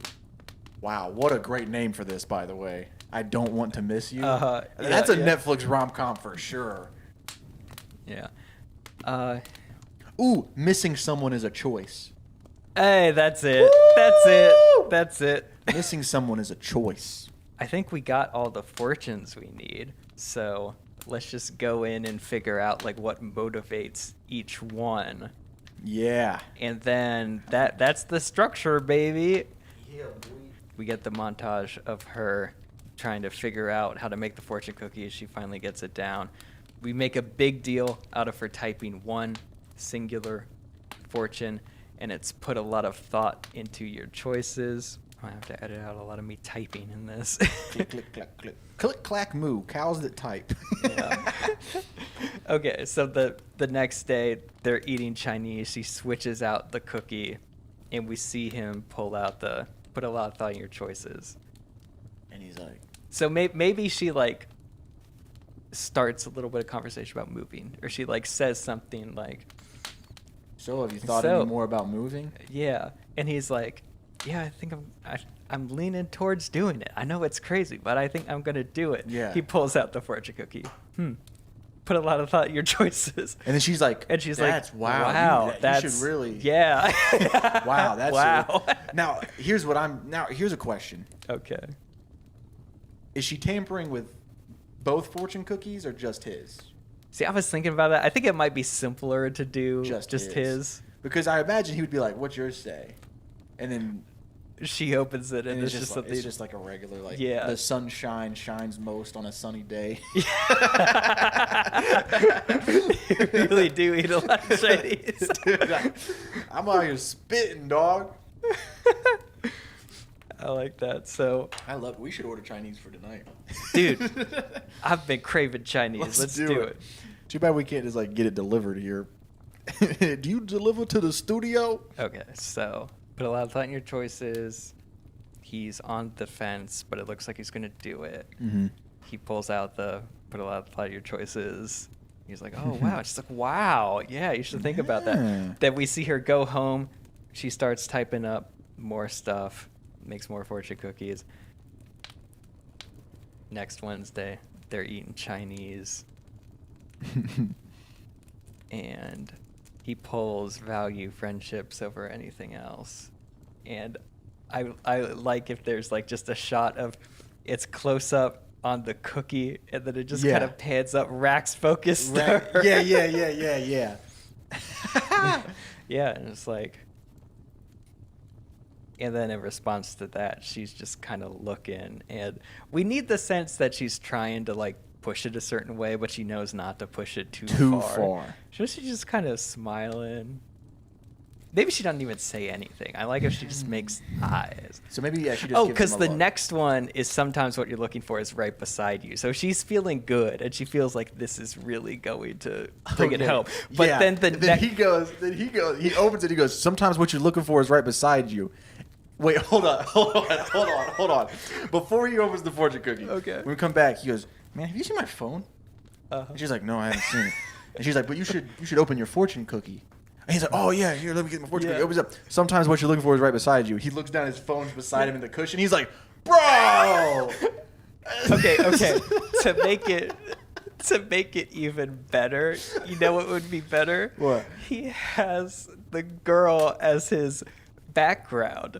Oh, and Whenever it's, like, he reads the sitting- fortune, he gets a text message. It lights up, and her face is there. And he goes, oh, sometimes what you're wow. looking for is right beside you. Oh man, I knew I felt good about moving. That's and funny. that's what, and she's just like furious, but she's smiling, but she's furious. in her eyes. Yeah. And then the next one is when she types, "Moving is not in your future." Yeah, So moving is not in your future. he draws. This is funny, man. Why do we always do like our best episodes are rom-coms, dude? Yeah, I don't know. Man, maybe we just need to focus on rom-coms. Yeah. So she's angry, types moving is not in your future. What does he do when he draws that? He draws that and it's like, Moving huh, is not in your future. He's like, whoa, that's weird. that's 'Cause I was about to, these things probably aren't real, right? You know? yeah, yo. This is where we get the sense that he kind of takes them a little like, he's like, you don't "Ah, think these things are that's- real, are they? Yeah, And she's like, that's crazy, dude. Man, that's crazy. yeah. He's nonchalant about it, but we could tell it's like, He's like, whoa, and that's when she gives the eyes, like, yes, the plan. it's working. And then, so now she knows she really needs to like, Yeah. all right, this next. So week the to next really, one is rethink current relationships. yeah. He draws that one. It's like, these fortune cookies are getting a little dark. He's like, aren't they usually more positive than this? yeah, are they usually more positive than this? I like maybe having like a little back and forth here. Yeah. Because okay, thinking structure wise, it's like missing someone is a choice is the second to last one. After he draws that, I think that's where he's like, I'm choosing my girlfriend. I love her a lot, and Yeah. we put a lot into this, and yeah, I'm gonna do it. I made the decision. And I'm so that's moving. when, the fortune cookie gives him a choice, and he makes the other choice. So that's when she does like the last one. So Yeah. leading up to that, we're starting to think that it's working. Rethink current relationships. I think that's where we see the first like hint of doubt in a while. Yeah. Yeah. So maybe she's like trying to get conversation going before he draws the cookie on this one. And So then she's like, "Hey, so how are you?" And what did we name her? the main character. Oh, it was Katie. It was Katie. The long distance. Long distance Yeah. girlfriend is Katie. Yeah. I was like, "Hey, how are you?" And Katie. And And he's like, is this when he's pulling rethink current relationships? yeah, when he's about to. And so he's like, man, I've been really thinking, and I think I'm gonna do it. I think I'm gonna just move. I've been thinking. I realized I'm thinking way too much. I'm overthinking it. Yeah. I'm done thinking. I'm just gonna do it. And then she goes, oh, okay, well, let's open our fortune cookies. Yeah. Oh, okay, well, how about we open our fortune cookies now? And then that's when he goes, rethink current Okay. relationships. Maybe he's coming from it. I like all that. Maybe we show that he's coming from. He's the type of person that overthinks a lot, and he doesn't take a lot of action. And even though he is super worried about this decision, he's like, you know what? I'm not gonna like put the rest of my life on pause and just wait for things to happen. I'm gonna make a choice. I'm gonna make That's a choice. what I'm doing. And then he opens it up, rethink current relationship, and that's when he just straight up's like, Oh. he's like, oh my god, maybe Oh I'm my making a God. mistake, man. Maybe I'm. And then she's super happy because this is Yeah. the most doubtful he's been. Yeah. And he's like, I'm really gonna just miss. I'm really just gonna miss family, friends. I Family, don't know friends, anyone and- up there. you know, what if I haven't have- even known her for that long? I've only known her 6 months. I'm gonna really miss Wednesday nights watching Riverdale and eating Chinese with you. She goes, yeah, I'm gonna miss that too. And then that way, next week it sets up missing someone as a choice. Okay. Yo, I can't get over how cool this tapestry is. You see Yeah, our yeah. tapestry, guys? Robert made this himself. Yeah. Hand stitched it. Yeah, I did. All right. The next one is actually the new friendships are hard to come by, but I think we're still playing on the same beat. Right. He has stewed in this for a week. Yes. He draws that, and then that's where she's like, okay, I got him in the bag. Missing someone is a choice. But maybe he comes in this night, and he's actually like kind of happy. It's like, you know what? Me and Katie talked, Yeah. and I think it's going to be okay. Yeah. Yeah. Yeah. And he can even say, like, we talked, because he'd mentioned his worry about not making friends. He can be like, we talked about it, and, like, she's got a big group of friends, and she said we'll have a big housewarming party where I can meet everybody, and, you know, making friends is going to be okay. And then he opens his fortune cookie and it says, making friends is hard to come, or new friends is hard to come by. Hey, what if we do this? What if we do this? She thinks she was finished. This time around, she doesn't even do a fortune cookie. Oh, snap. And then he comes in happy. And then that's where we, after his little thing, we just cut to her angry typing, don't move to Arizona. Yeah. We don't have any like preface or anything. We just cut to the next week. Don't move to Arizona. What? Yeah. Don't move to Arizona. And so he knows right then, right? Yeah. And he goes, Sabrina, have you been? Wait, no, because we want to do the thing where. But here's what we could do. He draws "Don't move to Arizona." He is so shocked by it. He doesn't say anything. He doesn't even read it. This is the first time he hasn't read one out loud. Yeah, and he's It's just later staring in at the it. night. She's chilling, making more fortune cookies. She hears a knock on her door. He has come in at like midnight. He's like, "Hey, I just need to talk to someone about this. Something really weird happened today." And she's like frozen, and she looks over, and there's a tray of fortune cookies on the kitchen counter. Yeah. And she's just trying her best to distract him from looking Yeah. at the kitchen cable. And it gets suspenseful. Yeah. And meanwhile, he's like buried his heart. He's like, look, I don't know what's going on, but like the fortune cookies have gotten oddly specific this week. And like they have been for a while, but then I drew one today that specifically said, don't move to Arizona. Arizona. And it's And, like, like, what I'm is- about to move to Arizona. And like, what is this a sign? Is this And then she's like trying her best to like position him away from the Yeah, fortune cookies. yeah. And like maybe without even thinking, he just turns around and he grabs a fortune cookie and just like, you know, like when you're venting and he just puts it in his mouth, he starts chewing on it, and he's like, and like, what is that? you know, Are you making fortune cookies? you know what I think it should be? I think what she wants more than anything, her goal is for all these scenes is to just have her have him think of her as more than a friend. Like maybe what it is he's talking to her really intently. She's trying to like position him away. But then they actually start to feel something for each other. And she's like, just throughout all this, like, you're really like my best friend. I'm so glad to have you.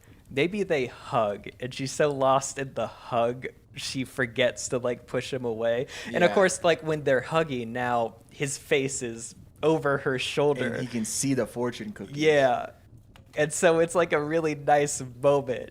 And she's let her guard down so much because she wants this so much. And he walks over He walks over. and he goes, "Are you making fortune?" And he opens one. Yeah. And it just says, "I love you."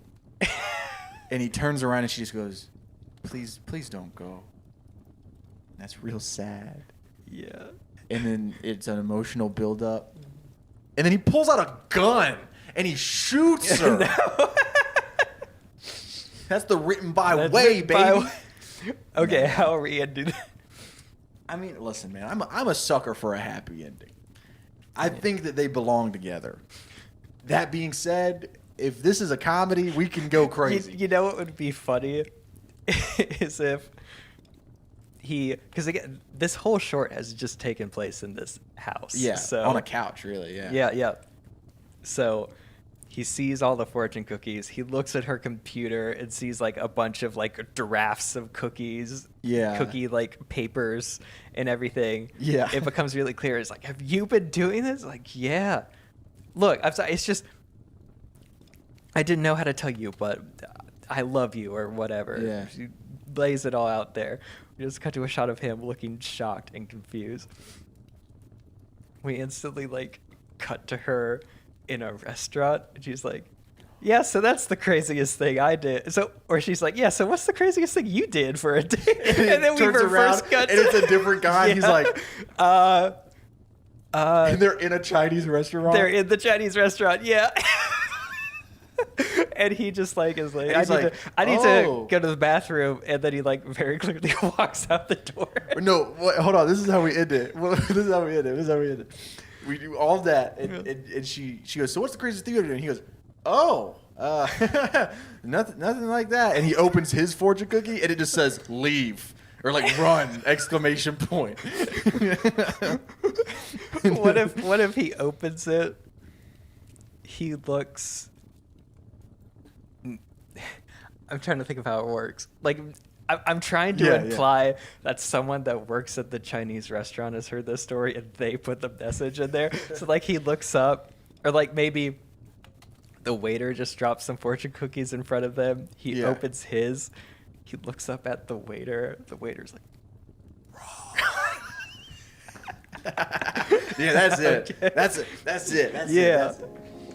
oh man, I really like that. Yeah, man. This was What a good start to the season. Yeah, this was kind of like our oddly specific T-shirt, A little bit, yeah. but this one's more rom-com instead of horror. Yeah. I honestly, I like it a little better. I think Yeah. it's fun. All right.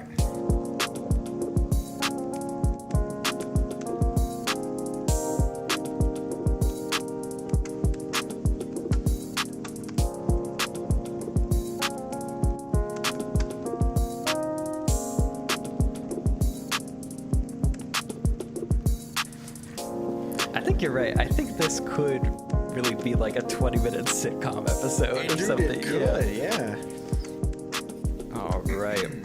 Now I just have to, I guess, stare at you as if I haven't heard this before. Exactly. Well, that's what I like about doing the audio dramas is you kind of get to like refine it a little bit more. You keep it like concise to more of a short. Yeah, like every time, which is what I think is so cool about this podcast, is every time we've been able to like write one of these as a real short film, you can listen back to the audio drama and be like, oh, It's you pretty just gotta write that down. Yeah, it's pretty much that. Yeah. Yeah. All right. So we open on Sabrina and Hiram. They are hanging out at Sabrina's house in her apartment, and they're watching Riverdale. And they both have takeout Chinese. They're halfway through eating it.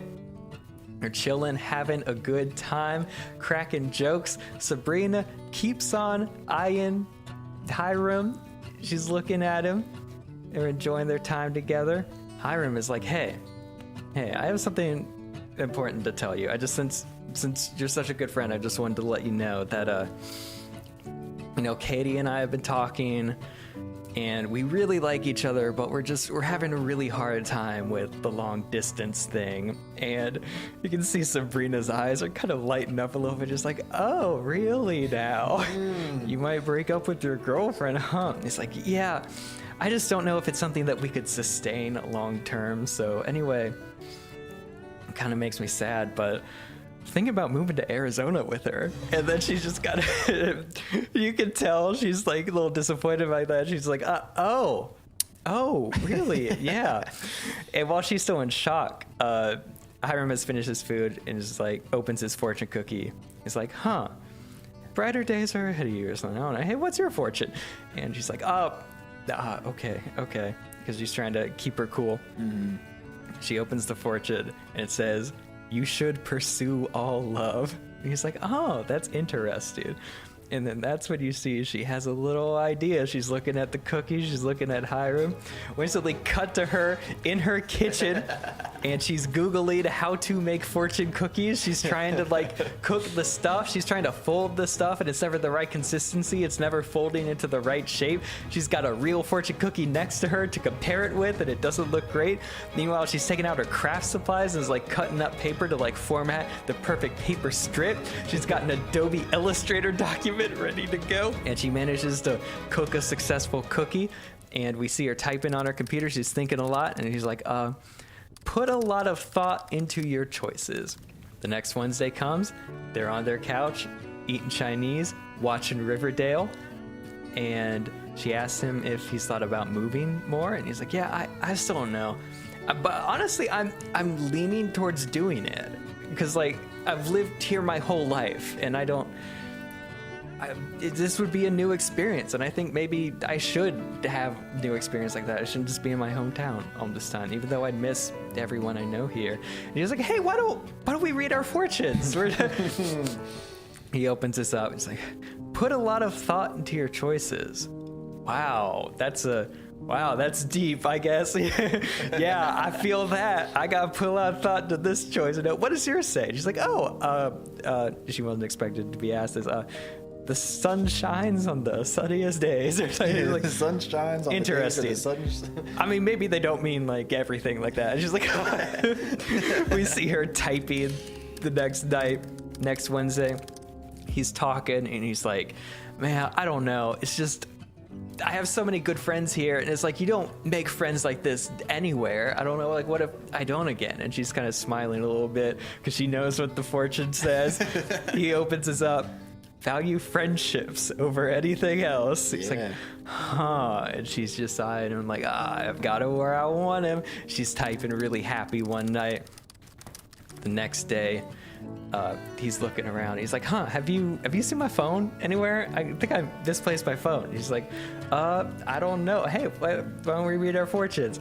He opens his up, still like kind of looking for the phone. He's like, sometimes what you're looking for is right beside you. And of course, Sabrina is beside him. And then we hear a buzz. His phone lights up. It is Katie's face on the phone, and the phone is right beside him. He's like, oh, hey, look, it's right beside me. Wow, these things are good. And we catch a tight on her face, and she's angry. She's angry typing that night. Next day, he draws a cookie. Moving is not in your future? Huh. He's like, oh, wow, that's very specific. And he's like, yeah, you don't think these are real, are they? She's like, yeah, no, of course. I mean, maybe, no, they could. She's typing the next night. Next time they're hanging out, he's like, I don't know, maybe I'm thinking about this way too much. I've been overthinking it to the point that, like I always do, is like, you know what, I want to just do something with my life. I want to make a choice. I want to take a risk. He opens the fortune cookie. Rethink current relationships. His heart just kind of sinks, and you can tell he's like, oh, this isn't helping the overthinking. Yeah. She's just looking at him. Anyway, they're talking again the next week. He's like, maybe I'm making a mistake. I mean, I'm really gonna miss family, friends. I never like left here, and I like here, and like I'll miss our friendship. You're like my best friend, and if I can't keep up my girlfriend long distance, how am I gonna keep up my friendships long distance or whatever? He opens a fortune cookie. New friendships are hard to come by. Like, oh no.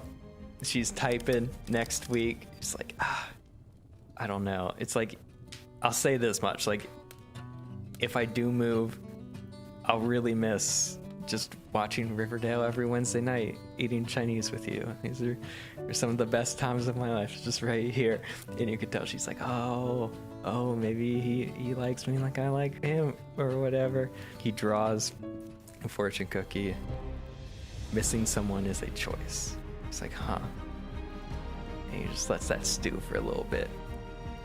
Anyway, the next week, they're hanging out. The night before, she was about to type. She's like, you know what? I don't need this. I got him. I'm not doing a fake fortune cookie this time around. Yeah. They're hanging out. He's got an untampered with fortune cookie, and he looks so happy. It's like, you know what? Me and Katie had a long conversation, and you know what? I think I'm gonna be okay. It's like she has a big group of friends, and I've talked a little to them, and we seem to have like a lot in common. We're gonna have this big like housewarming party when I get there. And I think I psyched myself up a little too much, and like I love Katie. Like I cannot overstate how much I love Katie, and I think true love conquers all. And that's what we have. We have true love. Yeah, boy. And she's just sitting there stewing. She is, oh no. And that night, she is typing super angry. She's banging on the keyboard, and we just see in all caps, "Don't move to Arizona" on the monitor.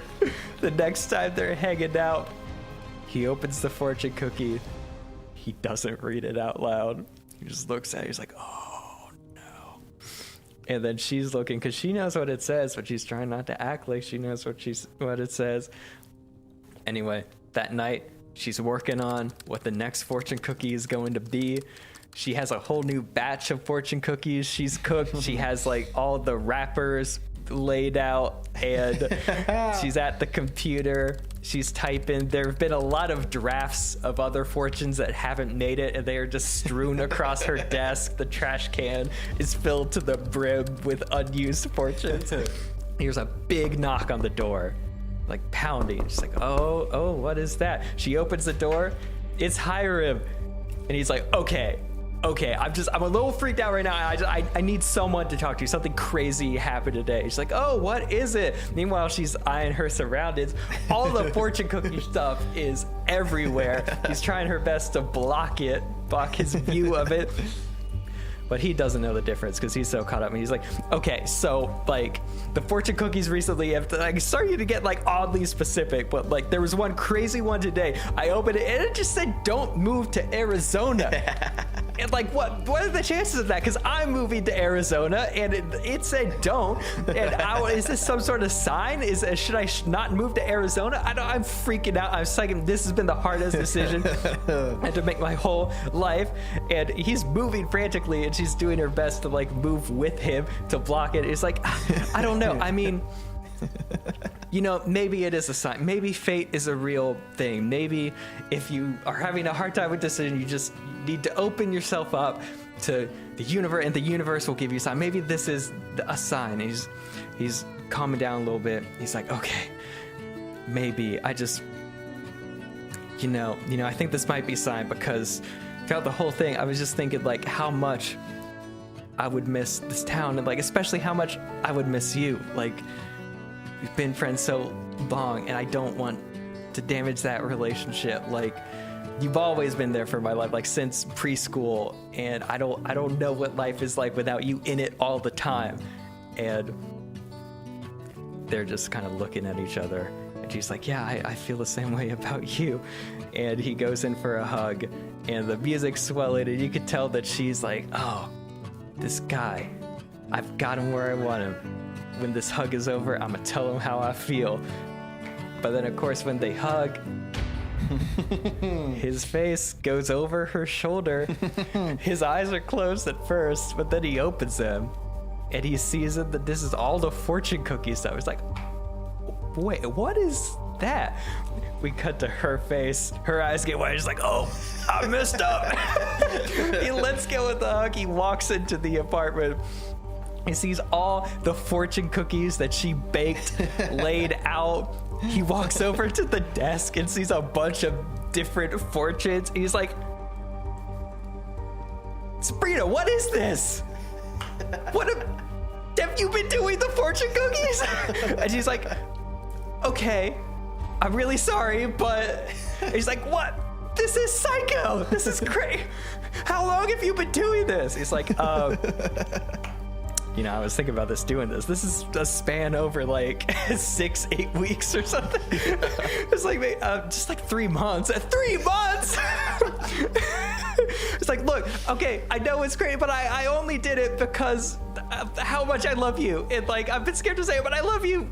Do you love me too? And he's just looking at her, and he's freaked out. He's like, do you love me too?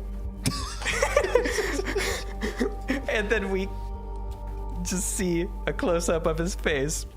He doesn't know what to think. And we instantly cut to, she is sitting in a Chinese restaurant, just looking straight ahead. And she's like, yeah, so what's the craziest thing you ever did for love? And we just cut to someone on the other side of the table. It's just a completely new guy. And he looks just terrified, confused. She's like, oh, I don't know what I got myself into. And he's like, nothing like that. Nothing like that at all. Wow, I'm gonna have to think about that one. I don't know if I've really ever done something crazy. Like, and then the dude that works at the Chinese restaurant, he plops 2 fortune cookies in front of them as a way to like kind of avoid the conversation. He opens it up. He looks at the fortune and it just says, leave, in all caps. He looks up at the person that works at the Chinese restaurant and he's giving him eyes back like, leave. And he's like, I gotta go to the bathroom real quick. And then he very clearly does not go to the bathroom. He goes like out the door. He cut to Sabrina just looking dejected. That's where he cut to black. Nice, dude. You ready for the name? I'm ready for the name. What's the name? Good Fortune. Perfect. Yeah. Love it. And thank you for listening to that episode of Written By. Guys, this is the outro. This is the up-to-date part. Yeah, as of the nature of the show, we have to record episodes very far in advance. But now we got this little segment where we could talk to y'all up to date. So Hey, we got a lot going on, Rob. we do. We've been killing man. it this year so far, man. Yeah. What do we need to update people about? Let's see. At this point, today is Sunday. You're watching this tomorrow. Yeah. Let's talk about where we are with Troubled Date, which we've been talking about man. since last season, the start of season 2. Yeah, guys, Trouble Date is like 90% done, and it's incredible. We parted ways with our composer. No ill will. He just has like a lot of other things going on. So we have a new guy doing the score. We're waiting on that to be done, but it's still coming out. And it kills us so much that it's not out because we're both really proud of it. Yeah, it's But- really great. So that'll be out relatively soon. Yeah. In the meantime, we've already started working on the next thing, which we announced. Yeah, we announced at the end of last season we're doing Undeserted. short Yeah. film based on that episode. That we'll hopefully be shooting this month. Yeah, we Hopefully. we just have 1 or 2 things that need to line up, but we're really hoping to get that done this month. We almost shot it back in January, but we both had some really great offers for other work, and we decided to do that. Yeah, you directed. You got some paid directing work. Yep. And you don't have to say what it is. Yeah, I got a really cool music video that'll hopefully be out in a month, and I got a gig doing some comedy sketches for an organization, so that was cool. And then I did a movie. Yeah, that's pretty much it. But we've been busy. That's not just it. You got your first role in an actual feature film. That's not nothing. Yeah, no, that's really exciting. I'm super pumped. I don't know when it's gonna come out though. Like, That's true. That's yeah. the thing about like not being attached to a project other than just as an actor is like I have no idea. Yeah. Dude, we're in a new studio. Oh yeah, if you can't tell, under construction. Exactly. We're at my house. We're in my house. You pointed out that most people, they start in a studio and then No, they start at in home. a house and they go to a studio. We've reverted backwards because this actually works out better than us sharing a studio space. There's one more really cool announcement. Yes. We posted about it a little on our Instagram, but we both had the opportunity to be a part of a really cool short film that we didn't write or direct, but we did a lot of other stuff on it. And we're both really proud of it. We pretty much pulled it together, shot and edited, sound design, all of that in like 1 week. Yeah, even the pre-production stuff. It was all within 2-week period. Yeah. Robert helped produce it. He did a ton of the editing and sound and all kinds of crazy stuff. And Chase is one of the lead characters. He's acting in it. You know, man. Hey, and you know, I think it might be my best performance yet. Honestly, I think I would agree with you. I think I would agree with you on that. I really enjoyed it, man. It's a super great script. Our buddy Gunnar, who at this point has not been on. He's going to be our guest in season 3, so just look out for that. Yeah, man, we have a great episode we recorded with Gutter. Yeah. He's been a friend of ours for a while, and it's our first time like really doing a short with him, and it's been amazing. Yeah, Yeah, but the short film, it's a sci-fi horror thriller that's set on New Year's Eve 1999. Yeah. So there's some Y2K stuff going down. It's really fun, and it is part of this competition. It's put on by Music Bed. It's a film competition, and it's up for some really cool prizes. Yeah. We haven't released the film on our own, but there's a voting component to this competition. So in about a week, Of this episode's release. next Tuesday, as of this episode's release, voting will start on that. And you guys will be able to watch the current cut. Yeah. We might not leave the film on. We might do some additional edits after the competition if we don't win. But so you guys, like, worst case scenario, might only have a 2-week period to watch what it is right now. And I highly recommend you do that. And also vote. Yeah. We in our award era right now. By the time this has come out, this episode, we have either won an award last night or not. Yeah. Chase's music video is up for a local music awards. So Yeah, Robert directed that. You can find that on our Instagrams or whatever. Is that everything, man? yeah, that's all the stuff going on. We have so much stuff. Yeah. Guys, Skate Away 99. Great film. Written by boys are all over that. Written by boys. Produced it. Hey, this season, by the way, thank you for listening to the first episode of season 3. This season already is going to be a killer Guys, one, we've man. been on something else this season. I every time we say we're going to step it up, but I was like, I don't know how much we step it up. But from we season really 2. have. Yeah. And that's not us being cocky. That's just spitting facts, baby. Yeah. That's, man, compared to season 2, I'm like, what if We have these dope written by Yeah. mugs, which you haven't seen yet. Because we didn't get them till after like the 4th episode. Yeah. Guys, and finally, these are all the people that help make Written By. First of all, if you want to submit a story topic that goes into our new listener bowl that we'll be drawing from every month. So every month we're guaranteed to draw at least one listener suggestion, and it could be yours. Email all your story topics to writtenbypodcast@gmail.com or DM them on Instagram. We could do them there too. And if you want bonus, so if you subscribe to our Patreon, which link is below, you can actually get your suggestion into the listener bowl 3 times. Yeah, so you have a higher likelihood, Of getting picked. You Yeah. also get other stuff. That's not just it, but Yeah. Anyway, our cover art, which you now see on this beautiful tapestry, was designed by Taylor Lawgree. yeah, boy. Our theme song was produced by myself and Andrew Simmons. Yeah, You boy. can find him at Music by Drew. Make sure to subscribe, share, anything helps with us. Subscribe to our YouTube channel. We're still growing that, but we've had so much fun doing video now. We do some really fun things with it later on in the season. So if you aren't subbed to the YouTube channel, go ahead over I'll there. give you a hint. Robert has a PowerPoint. Yeah. Anyway, that's it for this episode. Guys, thank you so much. Follow our Instagram, our TikTok, at Written by Pod. We'll see you next week.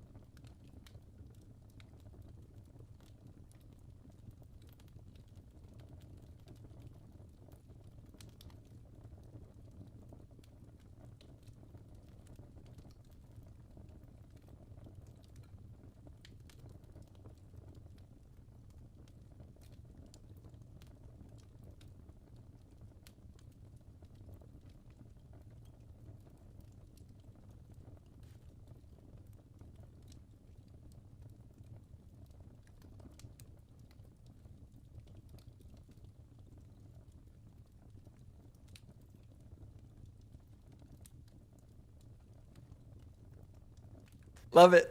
Man, hey, Man. thank you guys. This is season 3 of Written By. Yeah, just reiterating our announcements from earlier. Patreon is live. Patreon has actually been live for a while, but if you Yeah. need the reminder, links in the description. Just a $5 tier. We're not trying to push it too hard, so if you don't got money, I get it. We don't either. Yeah, exactly. That's why we have a Patreon. Hey, if you have a suggestion for the bowl, you can either, of course, join the Patreon where you get priority, or you can email us at writtenbypodcast@gmail.com. We love getting the emails from you guys. That will go into the listener bowl. Follow us on Instagram, Twitter. I think that's it. Social media wise, Instagram, Yeah, Twitter, yeah. Instagram, at we're- Written by Pod. Yep. Oh, and TikTok. Yeah, we got stuff everywhere. Instagram is the best way to follow us to stay up to Yeah. date on everything we're doing, but we're posting everywhere. We're posting on the Twitter, posting on the TikTok, and our YouTube channel, Oh yeah, YouTube. Follow us on YouTube. Written by Or Podcast. subscribe. Hey, Yep. yeah, guys, we got so much fun stuff planned for this season. We've been having a ton of fun. Thank you guys for listening. I mean, this is we've been doing this. This is our 3rd year. Third year. That's yeah. crazy, man. Like in this 3 years, like I graduated college. Uh-huh. You've like gone from where you were at the beginning to Yeah. I have aged. you haven't. No, I had something The to go. passage but of time It occurred to has- me that I was starting to like, you started and then now you're no, like, think about where you started like career wise and then Yeah, now where you are now totally. career wise. We've done several short films in that time period. You guys have Yep. been there when we wrote short films and then we've actually produced them and released them. Yep. You're about to watch it again. Undeserted is Yeah. going super well. Hopefully, by the time this episode comes out, we either will have had shot it or we'll be about to shoot it. So, yeah, thank you guys for listening. And Yeah. I'm Robert. That's Chase. yeah, I'm at Robert2_Isaac. Chase is at Chase Bridges 2_. Cover art designed by Taylor Logry, and Yeah. I did this little recoloring. Yeah. It was cool because like I usually have to like look up a style guide or something, but I just picked random colors and the first ones I picked worked. So yeah. logo by Taylor Lockery. You can follow Yeah. our Taylor Lockery Our designs. music, our theme song was produced by myself and Andrew Simmons, and then all the Yeah, cool music by like Drew. in between music, I just did that myself. I Hey, just man, did that. okay. I'm kind of a producer now. He's so I he's don't- a award nominated director too. Yeah. And Chase is an Upstate Music Award nominated artist, and we aren't gonna shut up about that. No. And yeah. We mentioned the email. Also send in rival pitch suggestions. Next Yes. week, we will be coming at you with a rival pitch pitches. episode. Also, if you've stuck around, we're going to talk about this more, but for bowl suggestions, don't put any franchises. Don't Yeah. put any like established movie characters.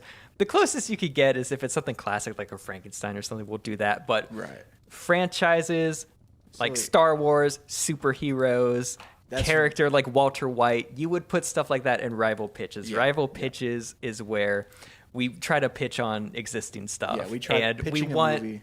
we want the bowl stuff to be wholly original ideas. So that's the difference between the two, but email both those ideas at written by podcast at gmail.com. Yeah, that's it's hard. been a little bit. We're a little rusty now. Hey, that's all right, man. Hey, Yeah. this was a ton of fun. Exactly. Yeah. And I think there's only one way to really end it.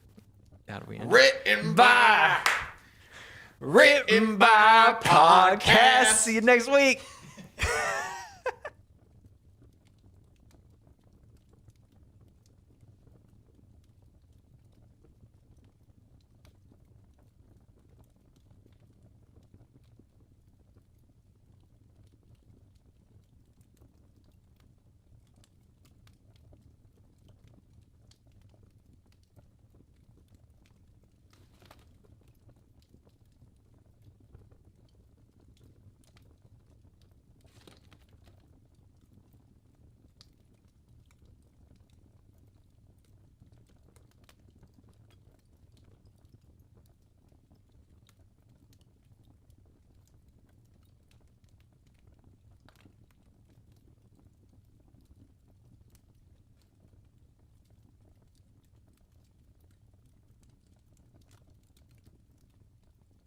I'm Robert Therrell. And I'm Chase Bridges. We're both screenwriters. Listen along each week as we Either work together to write a new short film, or go head to head with competing movie pitches. this is Written by.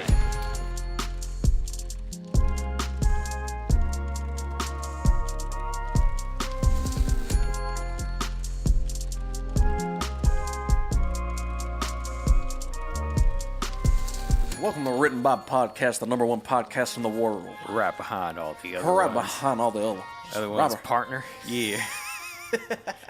I'm Johnny Cash. He's got a voice like that, right? His voice is like, And a boy named Sue. how do you do? I'm doing older Johnny Cash. I hurt myself today. I hurt myself today to see if I I still feel feel I focus on, on the pain. Man, I just started this No. mid-journey prom. This is not what I wanted at all. Is it just a box in Work the that- woods? Yep, you just a guys, box in the woods. you guys don't know what he's working on. I'm working on concept art for something. Yeah. Midjourney is a good tool for that, but I find I have to. I'm glad I still know Photoshop, because if I was relying just on Midjourney, There would be a Yeah. lot left on the table. yeah. Yeah, man. Midjourney's what's up. I like it a lot. I know AI art is controversial, Yeah. and I agree. Uh-huh. I don't like, or let me put it this way. I Yeah. don't agree with AI art. However, as a person who is not good at drawing, not good at art, Yep. it's a good way for me to get ideas visually. I'm not a Yeah. visual person. I think the AI art is wrong if it's the end product, but if Yeah. it's a tool that's helping you get to Inspired. something, Yeah, I agree 100%. Like once my pitches are really moving on board, I'll probably hire a real concept artist. but- Yeah, I agree. I mean, you guys have seen our Written By mascots. Malachi. Yep. I can't remember the mummy's name. Mummy. Nefertari. Oh, Nefertari, yeah. And then the drunk Titanic survivor, which I Yep. can't remember his name. We hired a real artist for those, of Yeah. course. I mean, we could have done AI art. Well, in when we post the reels of the characters, the backgrounds are AI art, That is true. but the foreground it's done by real artists that That we is paid. true. The backgrounds are made in AI just because they're not that important. They're just there yeah. to the. It's not a black background. It's all blurry in the background. yeah.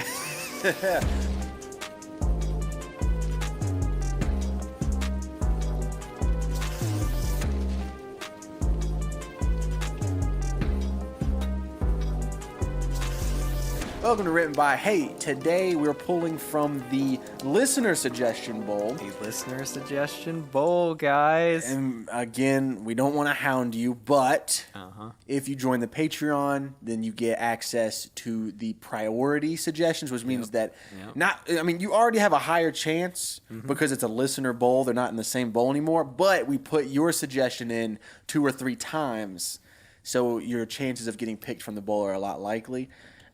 That being said, Yeah, let's jump go into into it, this. there's a snake in my boot. There's a snake in your boot. Don't bring your guns to town, son. Okay, well we're already in the right zone. We for are? this suggestion. So Elijah wants us to do a space western. Did you put the name of who recommended it on the list? The more recent ones, I've started putting the names That's in. so smart. Yeah, A space western. space western. Woo! Yeehaw. Okay. Some people call me a space cowboy. So right off the bat, Star Wars has a lot of space western inspired stuff. Star Wars is like half like Kurosawa kung fu movie, half westerns. Which Yeah. westerns are already just the American versions of the kung fu movies. But Right. I mean, Firefly was a very western inspired sci-fi. I haven't watched that, but I love Nathan Fillion. Yeah. I love him in Castle, I love Nathan Fillion. I just haven't seen his most iconic role. which is Which is Firefly. yeah. Well, so here, I'm going to argue with you. I don't know if that is his most iconic Really? role. It's probably the one that people talk about the most because it got Yeah. canceled after one season. Uh-huh. How many episodes is it? I don't know. I I haven't mean- even watched them all. Yeah. Ah! I don't know. I just don't know if it's his most iconic role. Yeah. If it only lasted a season. Mm. I mean, he left a lot left on the table. I would argue maybe his most iconic role was Castle, which is the show that I have watched. I personally don't know a lot of Castle fans, but I know one now, so. Hey, we're out there, dog. Yeah. We're not like the loud and the proud, but we in the bushes watching yeah. Castle. You don't be hearing about us because we at home watching Castle, bro. We ain't tweeting Yeah, you're too about busy it. watching Castle to be tweeting about Castle. I don't got time to tweet about Castle because I'm watching Castle. Yeah, I'm invested. I'm not live tweeting I'm nothing. not watching my phone. I'm watching Castle. Space Western. Yeah, dude. So it's a short. So I think maybe we should just do like a scene from a space western. Exactly. And what's the most iconic scene of any western? The "You shot my paw" shootout. What's that High from? noon. It's a westerns are always like someone's dad got shot. Yeah. And the kid wants revenge. Okay. He's like, "You shot my paw." Yeah. I shot when I was in middle school or high school, me and my buddy shot a short film. I'm using that word very loosely, where it was my buddy and me in a shootout. And then I got hit, and I hit the ground. And then my little brother, he was probably like 4 or 5 at the time. He's wearing a cowboy hat, and he just goes, "You shot my paw," and then that was the end. Oh, so you're just referencing your own short film from... Well, no, that's like the forever ago. classic trope of Yeah. a western is the "You shot my paw." So first scene of the short film, it's a dude in a spacesuit saying, "You shot my paw." Okay, yeah. So I guess let's figure out the I dynamics. love the idea that we're in the future, but the language hasn't progressed at all. There's still... Yeah, they're talking like it's the old west, So- but they're in space. I was watching a really interesting video essay. It was talking about... it was talking about Bionicle. Were you ever into Okay. Bionicle? I was not into it, but I remember when it came out. And Yeah. it was a big It deal. unlocked a lot of memories. I remember a lot more of the lore behind Bionicle than I thought I would. Well, you were a Lego guy, though. That's true. Yeah, very Yeah. much so. But one of the things that made Bionicle so interesting and cool is that it's these mechanical half robot cyborg type creatures, but they live on this island, and there's this tension between it's half futuristic, half really based in the past, where it's these half robots, they have these machines and futuristic weapons, but also everybody, they have tribes and they live in huts in the jungle. And Star Wars has that same tension, which I think is what makes the space western thing so cool. Is half of it is everyone has these super futuristic weapons, technology, but the villages, the towns are still set up like they're more similar to the towns 100 years ago than the towns right now. Well, Star Wars does take place a long time ago in a galaxy Yeah. far, far away. Yeah. Yeah, the tension between futuristic long In the time past. ago. Okay, so we want to play with those themes, man. And I think that could be... We could live in a world where there's all this futuristic technology, but maybe futuristic technology led to more devastating wars, and so there are communities that are more ravaged, and so they live like they're out on the range and they survive off of farm animals, but also they just have this really high-tech blaster or something. Okay, but they're on the moon. Yeah. Oh, that's the other thing. They're in space. They're in space, so they're on the yeah. moon. I mean, it doesn't have to be the moon, but I think moon I cowboys... think it should be the moon. I think it should be the moon. Cowboys are Moon dope. cowboy, We were yeah. talking about the moon today. Me and Robert just be talking about the moon sometimes. Yeah. Yeah. Just trying to remember my moon sign, you know. That wasn't what we were talking about. No, it wasn't. I wasn't. Actually, what were we talking We're about? talking with the moon? about a church thing. How they should have moon church. I wrote a sketch once where a pastor was... His big idea for a sermon was church in space. and Yeah, he wanted it's to- like the metaverse. Yeah. We should put a church in the metaverse. Get all these lost souls in the metaverse. Dude, you know what would be dope for this? What? We should have classic Western shootout, but it takes place on a space church. And it could have the same vibe as that scene in The Devil All the Time, where there's a space cowboy in the back of the pew. Excuse me, Pastor. You have time. You got time for a sinner. That's my favorite line reading in a movie of all time, I Yeah. think. Dude, Tom that has Holland. 2 great line readings because we have that and Delusions. Delusions. Excuse me, preacher. What do you think a space preacher is like? You got time for a sinner. What do I think about space preachers? I don't care for them. They always want my Yeah. space tithes. Yeah, my space tokens, my feature tokens. I love Doctor Who, Yeah. and that's a very space cowboy kind of thing. He's kind of a space cowboy. Dude, what do you think? Are there cows on space? Well, what if? So, I'm trying to think of what. it's a space western, right? Yeah. Like I imagine a moon colony is probably a lot like living in the Wild West Yeah. back then, because it's hard land to tend. You have to do a lot of hard work just to survive in that area. I'm looking up the 7 western plots. There's only 7 western Yeah. plots, that is.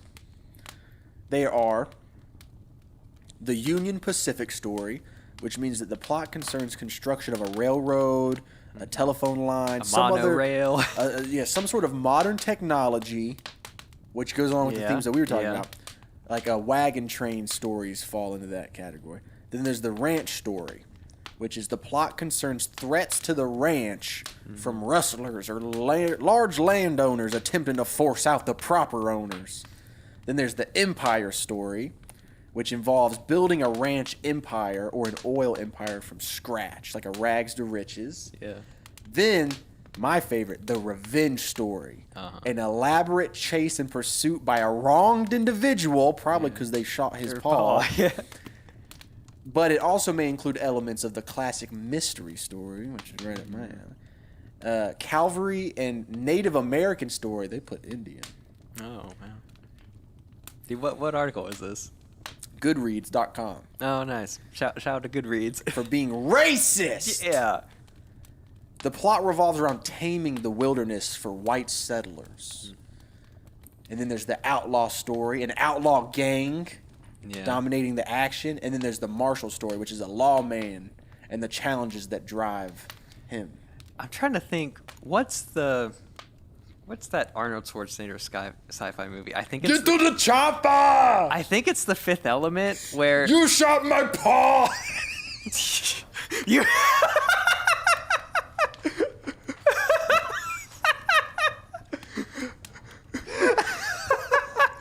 Actually, no. It's Total So Recall. stupid, man. Total Recall, man. Total Recall takes place in the future, and a big deal then is the company controls all the air, and so people are fighting over air. But dude, you do that outside settlers type thing where you have a Yeah. colony that's dependent on oxygen, and then the Yeah. outside settlers take control of the oxygen supply. That's cool. And then Arnold Schwarzenegger says, "You shot my paw." I can't do the voice. I can't do the voice. I can't even do the voice. You're like, get to the chopper. You shot my paw. Now you will die. At high noon, we'll meet and we'll walk 10 paces backwards. Has he been in a Western? He should. Go ahead, partner. Make my day. God, man. Dude, my arm It's hurts. I funny feel like 'cause I he's just got a flu really- shot. It's funny because he's super not Western. No, he's like, the opposite of Western. He's Austrian. Get in the chopper, partner. Get in the. Hold on. Get in the horse and buggy. I do a terrible Arnold impression, dude.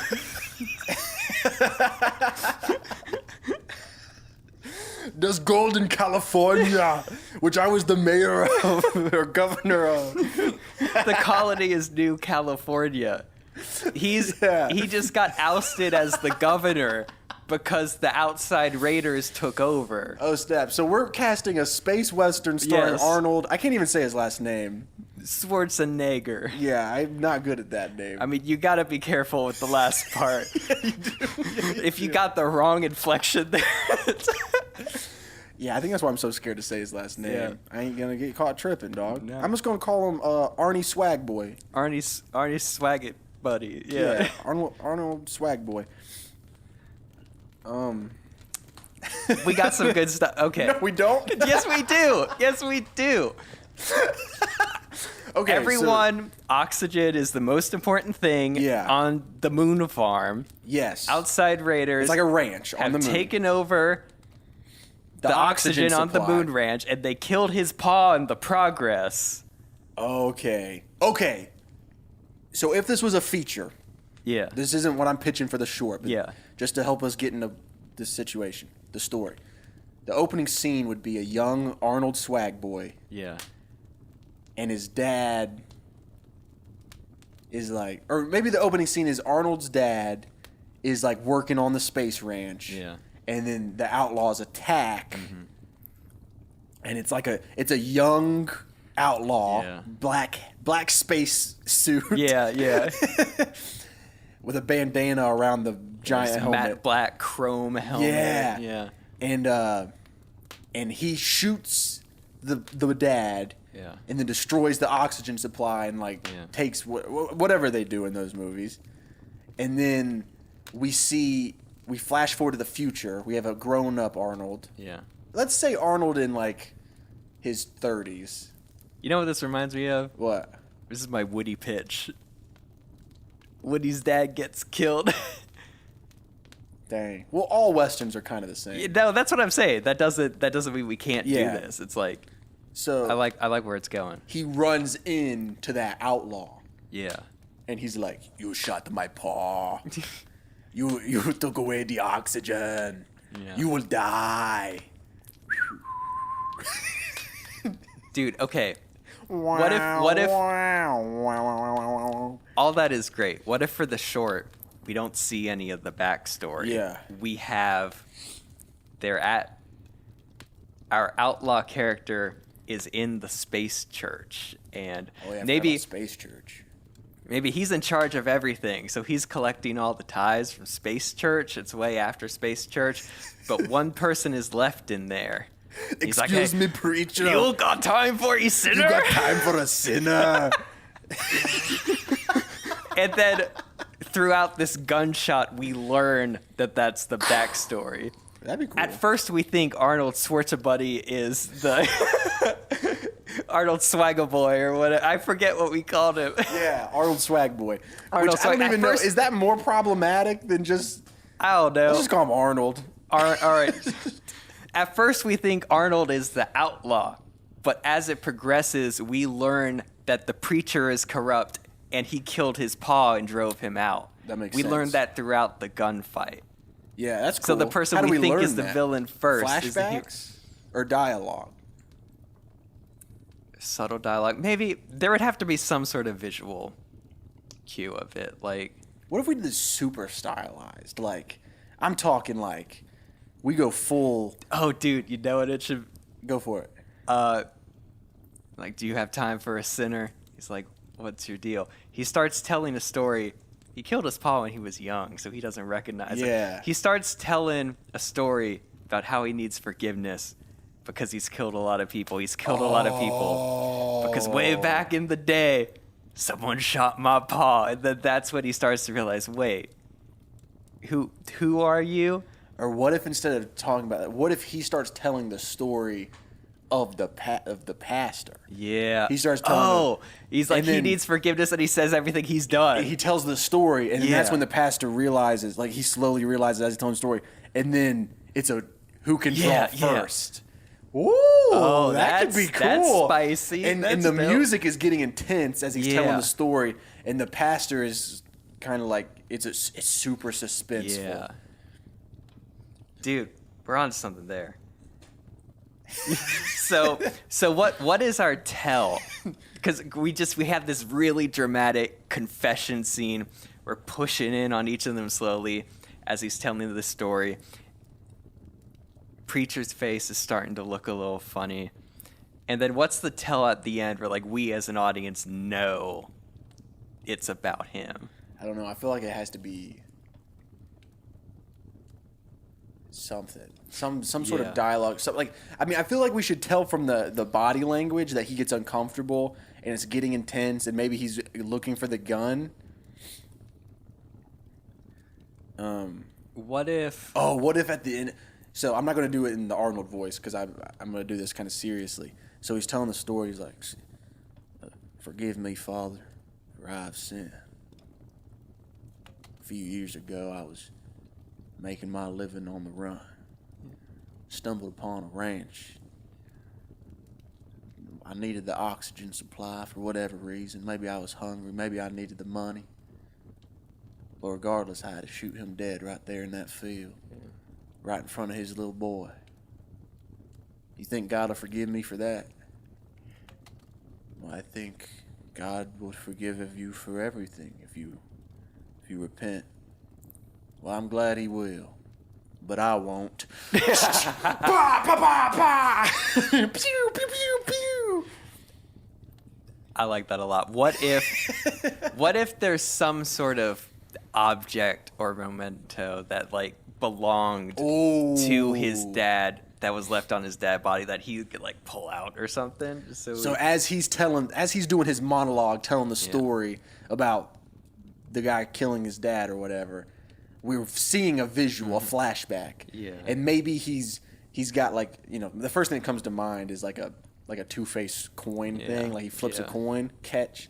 And then when we get back, we see the pastor grabbing his coin. Yeah. Or something like that. But it doesn't have to be a coin. What if it's his badge? He's the sheriff. Well, would the sheriff do that back then though? You know what I mean? I think what it could be, maybe he's a swindler. He ran out of the last town because he got found out. So he came he's- over to this And colony. he's being a pastor to try to steal Maybe people's money. maybe even he was a criminal on Earth. He ran off to space where nobody knew who he was. Oh, to a space colony. But then since his dad was the sheriff, he found out. And that's why only he was killed. Everyone else in the town still thinks he's a stand-up guy. And he's the preacher. Oh, that's cool. Sheriff was the only person that knew. Okay, so maybe he doesn't kill him for oxygen or the crops or whatever, Yeah. which was a loose point, Yeah. we didn't have that nailed down anyway. He killed him because he was the only one who knew his real identity. Yeah. What should let's get some names here. What should the bad guy / pastor's name be? Father Moon Man. Father Moon, man. Father Moon Man. We should lean like super Western. I mean, when I think Westerns, I just think Butch Cassidy. And then there's John Wayne, Father Yeah. Wayne, there's Father Carter. Lil Wayne is Carter. Oh man, I'm looking up Western names. Billy the Kid, Cassidy, Wyatt, Jesse, like Jesse James. I like the sound of Jesse a lot. It's just a little obvious. Father James. Father James, Father Maverick, Luke, Coolhead Luke, I like Luke because Luke is also a biblical name. So Father Luke. yeah, So we have Father Luke, and then what's Arnold's name? just Arnold. Arnold? No, he's playing himself. Like, this is the backstory Yeah. of what happened to Arnold before he came to America and became an 80s action star. This is a spiritual successor to Total Recall. Okay, so we have Arnold and Pastor Luke. Pastor Luke, you got time for a sinner. Pew, pew. What if I would really love to keep it to no flashbacks, just really dramatic, intense conversation, because that's what the Devil All the Time scene was. Man, what a good scene. Is there a way that I gotta watch that scene again. yeah, For real. I haven't heard a lot of people talk about that movie since it came out. It was one of those that came out in like the peak of COVID. Yeah. It was a Netflix original. Yeah. I wonder if it's just a Netflix thing and how they don't push all of their movies. They don't as push their much. back catalog. It's always Yeah. about what's new. And it could also be because a lot of people didn't like that movie. They Did they thought not? they thought the accents were silly, but I think they nailed I them. think they were, yeah. I think people who don't live in the South Yeah. thought that they were exaggerating. Yeah. But if you live in the South, Also for- delusions. I hear that twice a day. Also, Robert Pattinson's character is supposed to be exaggerated because Yeah. he's not a country guy, but he's trying to fit in and be just extra. like Pastor Luke. his character is doing a performance. Yeah. Yeah, I dig that movie. So I did much. too. I really liked it. Tom Holland killed that. Yeah. Man. Is there a way while he's talking he alludes to, I shot this man, and somehow we allude he was the sheriff, and then we could just he tosses the badge on the ground, and like the moment he looks down at the badge is when he pulls out the gun. Yeah, that's cool. Yeah, we just need to figure out how to sneak that in there. Yeah, so the whole short is just this one conversation that ends in a dramatic, like, both of them pull a draw. Yeah, I think we should see the gun fight play out for a little, and maybe Father Luke escapes, and that sets up like the bigger story. That's cool. But we get the closing, and maybe it's somewhat of a he's like a really sneaky dude and manages to sneak out, and it Yeah. feels a little cowardly. He doesn't whatever. That's cool. He uses a statue of Space Jesus to, like... You know what he does? maybe in our moon, in the Moon West, there are these power boxes that control the gravity in each building. Oh, and he shoots. He realizes he's not going to be able to shoot this guy, so instead he shoots the gravity box, and everything goes up, and he manages to sneak out through that. That's cool. Let's do that. Yeah. That's a good ending. All right, so we have the ending. All right. So just this conversation, So we just have to build out this conversation, I guess. Which what you had was a really solid start. It's just getting in the information we need. Yeah. Don't bring your guns to the moon, boy. Just leave your guns at home. Well, I shot a man in Reno just to watch him die. That's not even the tune, I don't think. Oh, Should be Arnold Cash. Arnold Cash. Don't bring your guns to town. Leave your guns at home. I wish I could do that. I want to hear him be like, "You named me Sue," or something. Let me look up the words to that song, and then I'll do it. I worked at the car factory and snuck out one piece at a time, and I love built that my own song. truck. I love that song. Johnny Cash is the goat. Yeah, he's dope, man. I mean, I have a whole comedy bit I have about Johnny Cash Uh-huh. because I went to the Johnny Cash Museum. Oh, I remember that. Yeah. Yeah. But Well, to- my daddy left home when I was 3. Didn't leave very much to my mom and me, except this old guitar and an empty bottle of booze. Now, I don't blame him because he run and hid, but the meanest thing that my daddy ever did was before he left, he went and named me Sue. Get to the chopper. Wait. While he's talking, I killed a man. Killed my daddy. I left his son destitute. He had to work at the factory at 11 years old.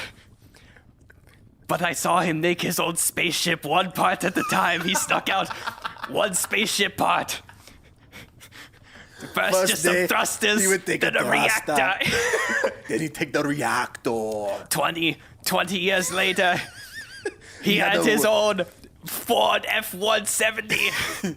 He took the spaceship and he drove to the place where I was pretending to be a pasta. Wait, and he walked in and he He started doesn't doing. toss the badge. We see the really janky, held together by duct tape and extension cords, spaceship that's been built one part at a time over 40. For those of you who don't know, if you aren't hip to Johnny Oh Cash, my he has God. this song about someone that works at like the Ford or the Yeah. Chevy factory something, and this dude working at the factory, he sneaks one car part out of the factory a day over the course of 20 or Yeah. 30 years. 20 or 30 years, he sneaks one single part out of work a day. And at the end of 20 or 30 years, he has this really janky car that he's managed to build for free. But it's a terrible car. Yeah, it's called One Piece at a Time. First day I got me a fuel pump, and the next day I got me an engine and a trunk. Then I got me a transmission and all the chrome. The little things I could get in my lunchbox, like nuts and bolts and all 4 shocks, but the big stuff we snuck out in my buddy's mobile home. Sounds like that, Yeah. except not as good as when I do it. But Arnold does that. home. Arnold does that with a spaceship, and so maybe he. I don't know if it's like a pan and we reveal it's floating out back, or if he pulls out the keys and we just hear the honk honk, and then we see the really janky space car. Yeah, I like that. Yeah. I like that. And I do like setting it up with the dialogue of like, well, I think, this is the pastor speaking. He's like, well, I think I think God would forgive you. Yeah. Well, that's very good.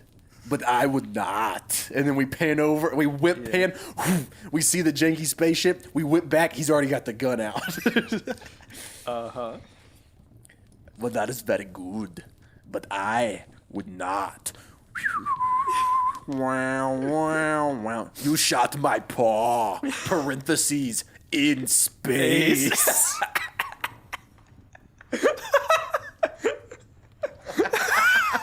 We're having too much fun. Who would have the Arnold Schwarzenegger and Johnny Cash? Oh, man. I don't know what's up with season 3 of this podcast, but Arnold has come up too much, man. Dude, every episode of this podcast this season has had some sort of impression from you. And I didn't even see you as like an impressionist before this. Yeah, man, me either. Okay, what I like about the spaceship is now we don't have to shoo in that like, oh, there was a sheriff. We don't need flashbacks or anything. No, we just have this intense conversation. So he sits down, pastor turns around.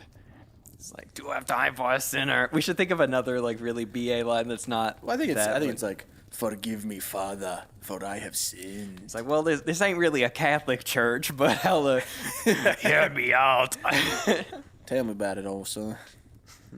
What you got on your mind? What you got in your heavy heart, son?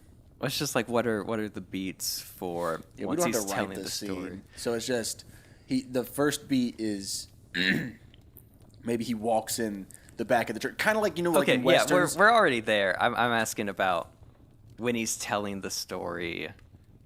He's talking about how, well, one time. Oh wait, no, we want to start with his backstory that. Yeah.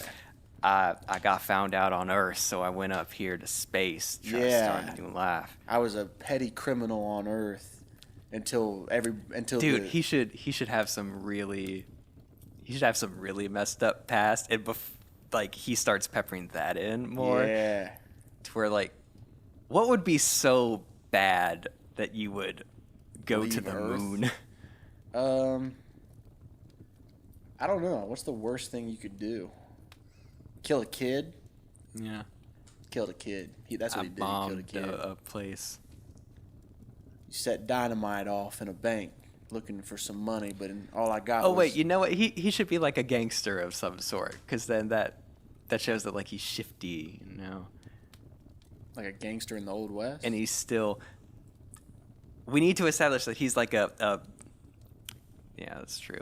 We need to establish that he's a criminal at heart. He's not someone that just did one thing and is trying to start a new life. This is a dangerous person, and he's got bad intentions up here. What if he too. just says something like,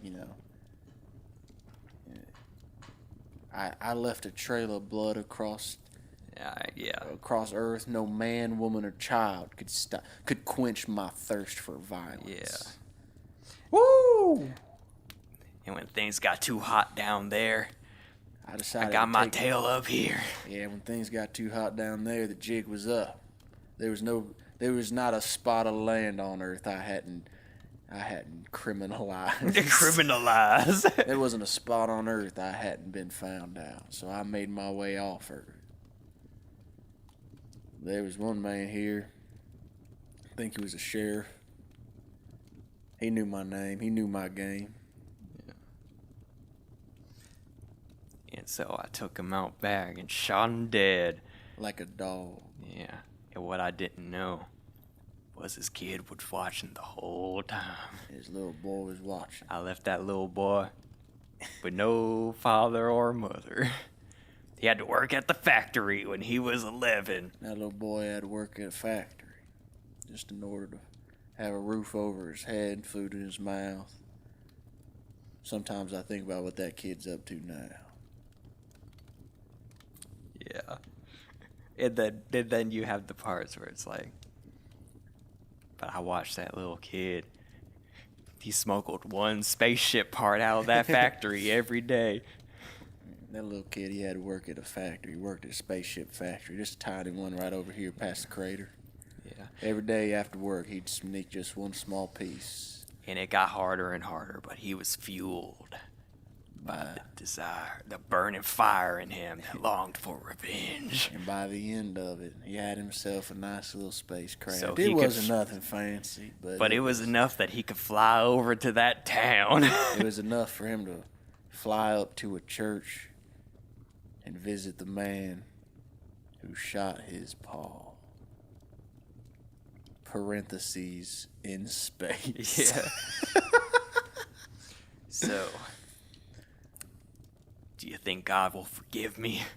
So tell me, Dude. Pastor, you think God will forgive me? Well, I think He would. I think God will always forgive.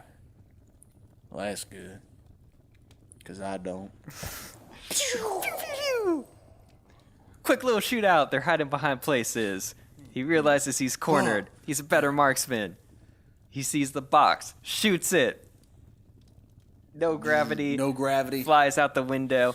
And then we just end on some sort of epic shot of him, like maybe floating out to the space outside. He's getting on that real janky bike, a janky spaceship. And it fades to black as we hear the song "One Part at a Time" by Johnny Cash. Yeah. Yeah, that's it, dude. But it's one part of a time sung, covered by an Austrian guy. So. no, we get Arnold to actually Yeah, sing it.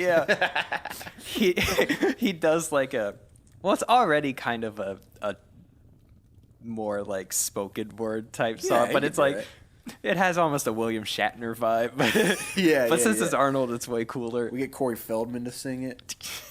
Dude, have you checked out his music yet? Yeah, I've watched a few things that you've said. Guys, you want to see the funniest thing ever? This is a 40-minute YouTube video I watch at least once a year. But look up Anthony Fantano reviewing Corey Feldman. Former child actor Corey Feldman started making music. Yeah. He released an album called Angelic to the Core. To the core. There's a 40-minute review of it. It's the funniest thing I've ever seen. Because you watch the reviewers' just mental state deteriorate throughout the... Because normally he's very proper and poised and has a well-written out review. He doesn't play the songs at all. He just talks in depth about them. This whole time he's just standing sweaty. He's got his laptop. He's playing it off the speakers. He's like, what is this? He So funny, he man. does like a Michael Jackson thing. He's trying to do Michael Jackson, but it's just him doing this like, I was sitting out, bang, I'll take a wrong teeth out. Like that's the song.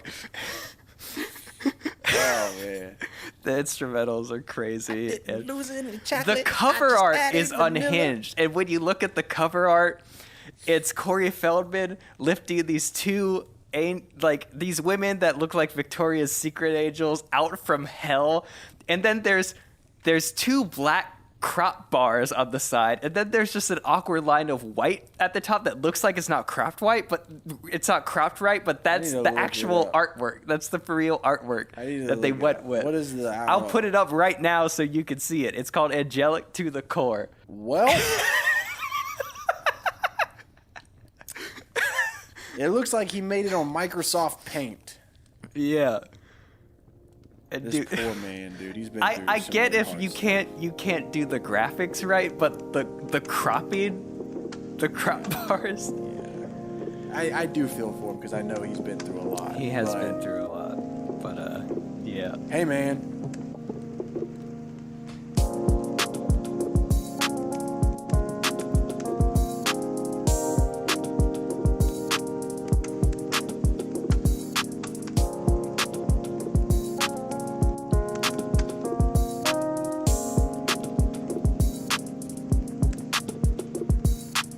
Yeah, I got this outline typed up. Let's do it. All right, so we open. We're in a church, in space, on the moon, and there's a preacher. His name is Father Luke. He is up at the front. He is sorting through some futuristic space tokens. Or actually, he's probably on a monitor looking at all the crypto ties he's gotten, you know. And anyway, To the moon. they're on the moon. That's funny. So they're going over that, and we hear a voice from the back of the church. It's this Austrian guy. I'm not gonna do the accent because I can't do it that well, but he's like, "Forgive me, Father, for I have sinned." Dude turns around and we see Arnold sitting in the back pew. This is a space cowboy. He's got this matte black spacesuit with a leather jacket over top with these space patches on it. He's got this utility belt and he's got a black cowboy hat. On his Sitting there smoking a vape. in the space zone. Yeah. And Father Luke walks up. He's like, "Oh, this here is a Baptist church. We don't do confessional." He's like, "Well, I have confessions to make. I need repentance. Will your God hear me?" He's like, "Well, God always hears his children, and I'll hear you too, sir." And so he launches into this epic story, pushing in on him real time. He's like, I was a bad man. Back on the main planet, I got into all sorts of trouble. There's nothing I didn't do, really. Let's just say I left a trail of blood no man, woman, or child could ever match. There wasn't a spot on Earth where I wasn't found out." He's looking at him intensely, and he's like, "So, I went the only place I had left to go, to hide out, get up to more mischief." And meanwhile, our pastor, Father Luke, is kind of looking at him, and he looks really concerned. He's like, "Oh, this is actually a really serious dude that's walked into my church. I don't know what to do about that. I came up here to hide, to regroup. Tell me, Father, do you believe in second chances?" He's like, "Well, I sure do." It's like, "Yeah, well, maybe you shouldn't. See, I was up here, but I was right back to getting up to no good. But there was this one man who was on to me. A sheriff."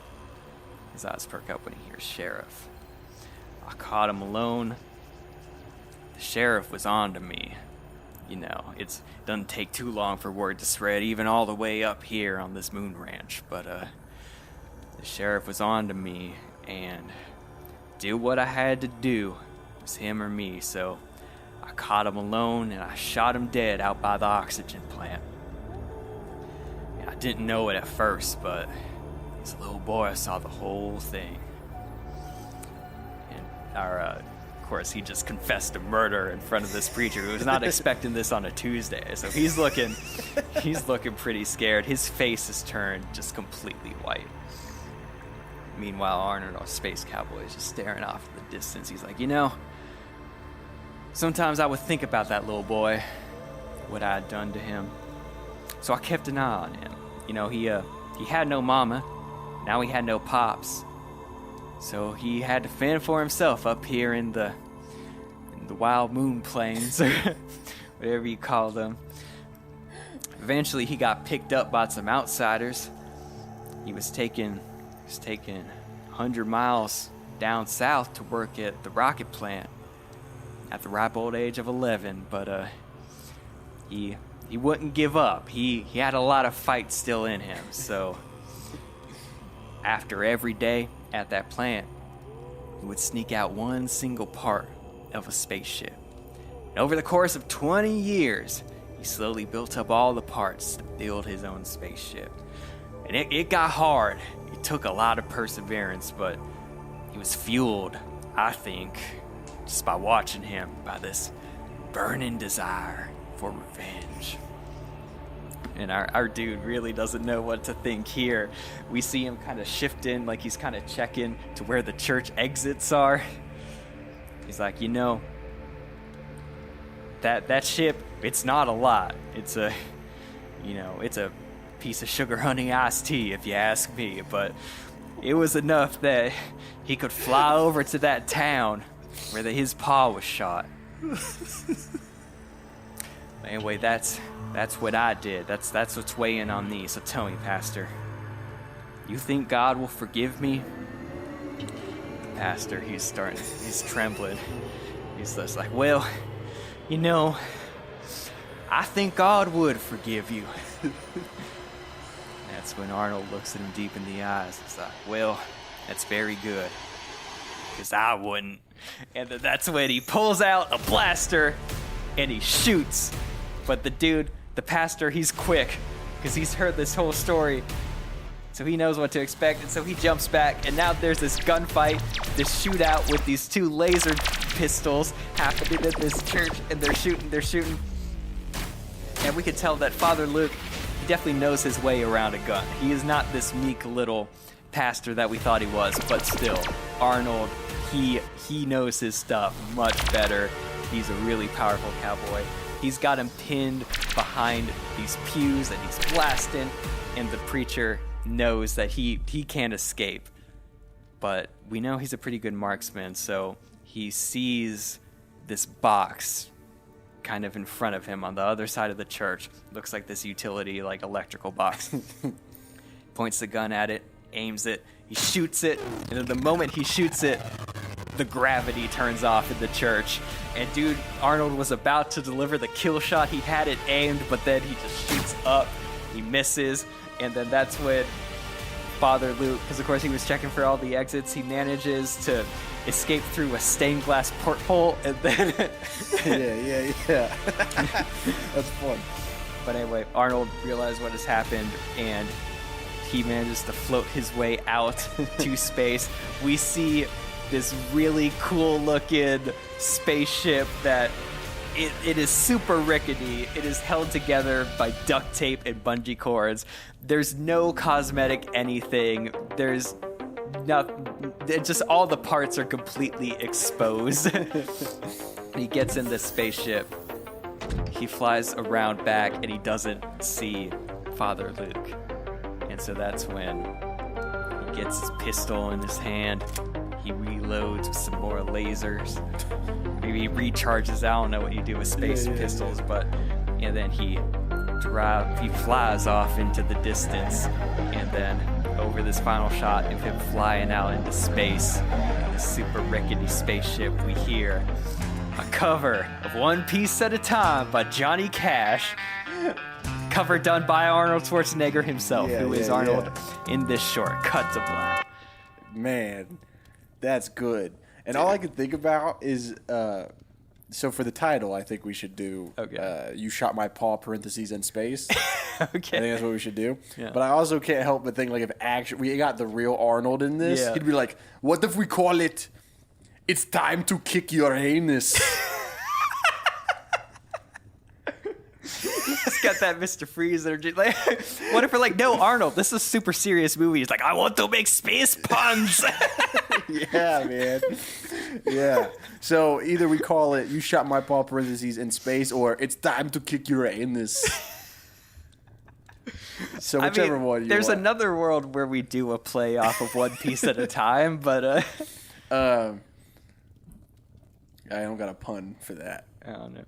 I like You Kill My Paw. Okay, you kill my paw, parentheses, in space. Or you shot my paw. Yeah, if we make it a real feature, we'll make a real title. Workshop the name. This is one of the most dramatic shorts we've done, and we're giving it. We ruined it with Arnold. Imagine Well, this ruined podcast it. gets really popular. Hollywood's got their eyes on it. It's like, hey, we're looking for some really grounded, dramatic sci-fi. You got anything? We're like, yeah, we got this one short. It's called "You Kill My Pa." Parentheses in space. It's like, oh, you want something dope? Space Western. All right, we're interested. It's called Time to Kick Your Anus. Man, thank you guys so much for listening to Written By. We really appreciate it. Our theme song was made by Robert and I'm Drew. gonna put it in outro later. Oh, okay, never Because mind. we keep on forgetting everything, so Yeah. I just figure I'll just record one video. We'll be good. Never mind. Thank you guys. Guys, this has been such a great episode. I had a lot of fun, dude. Now you realize you've set up the expectation that now every time a new season 3 episode comes, people are gonna be like, "Ooh, what impression is Chase doing this week?" I'm gonna bring it, baby. Yeah. I'm gonna bring it every week, even if I don't have an impression. I'm bringing something. I think we'll evolve to the point where you just create more unique voices for every Yeah. character. Because some characters in the past have had voices, like Yeah, our I used to noir do a guy. lot. I used to do, especially in yeah. season 1. I did a lot of voices. I like doing voices. I'm an actor. Yeah. What can I People say? are gonna hear your Arnold and be like, "We need him." My in Arnold our is sci-fi terrible. movie. My Arnold is terrible, but it's funny. Well, it might work because it's like we want an Arnold type, but we can't do Yeah. Arnold. Yeah, so. yeah. Time to kick your anus. Thanks for listening to Written By. Make sure you leave us a review. We'll see you next week. Hey guys, what's up? No fancy outro this week, just because we forgot to record one. We were actually in the middle of a really great guest interview that we're super excited about. It will be out in a few weeks, but we were just so pumped after that interview, we forgot to record an outro. So don't fear though, I'm here to give you all the deets you need. Starting with, this was our first Listener Bowl episode of the season, and no lie, this is one of my favorite episodes. I think about this episode all the time. Like maybe tied with one or two others that have yet to come out this season. Again, I love this episode so much, and it was one of your suggestions. So if you want to be responsible for my next favorite episode, email all your suggestions to writtenbypodcast@gmail.com. All your ideas that you email there will go straight into our listener bowl. So let's fill that listener bowl up with some great ideas. Also, if you have any movie genre or like franchises you want to hear us do a rival pitch on, you can email those suggestions as well. writtenbypodcast@gmail.com. Guys, I'm Robert. Chase is the co-host. You can follow me at Robert2_Isaac and Chase at Chase Bridges 2_, maybe 3. Just search his name. He should be the first person. He apparently is the first person that comes up. So yeah, just search Chase's name. Our logo was designed by Taylor Lawgree. Our theme song, our intro, was produced by myself and Andrew Simmons. You can find him at Music by Drew. Finally, we're at Written by Pod pretty much everywhere. Instagram, best place to keep in touch with us. But we're on TikTok now. We're on Twitter. I don't think we've tweeted in a while, but we're there. And we're on YouTube too. And the YouTube channel is finally starting to gain a little traction. So that's exciting. So if you aren't following us on any of those places, what are you doing? At Written by Pod. Follow us. Anyway, guys, thank you so much for listening. And we will see you next week. We got a great rival pitch. It's one I'm really excited about. It's a whole lot of fun. So we'll see you next week.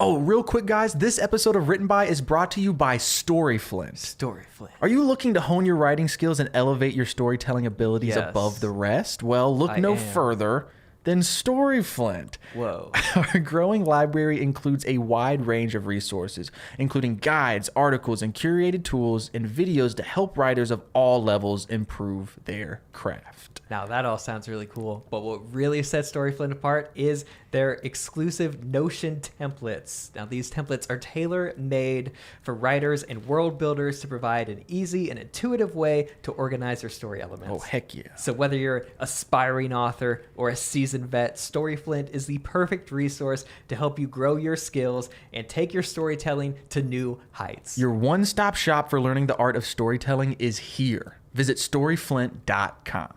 I'm Robert Therrell. And I'm Chase Bridges. We're both screenwriters. Listen along each week as we Either work together to write a new short film. or go head to head with competing movie pitches. This is Written by.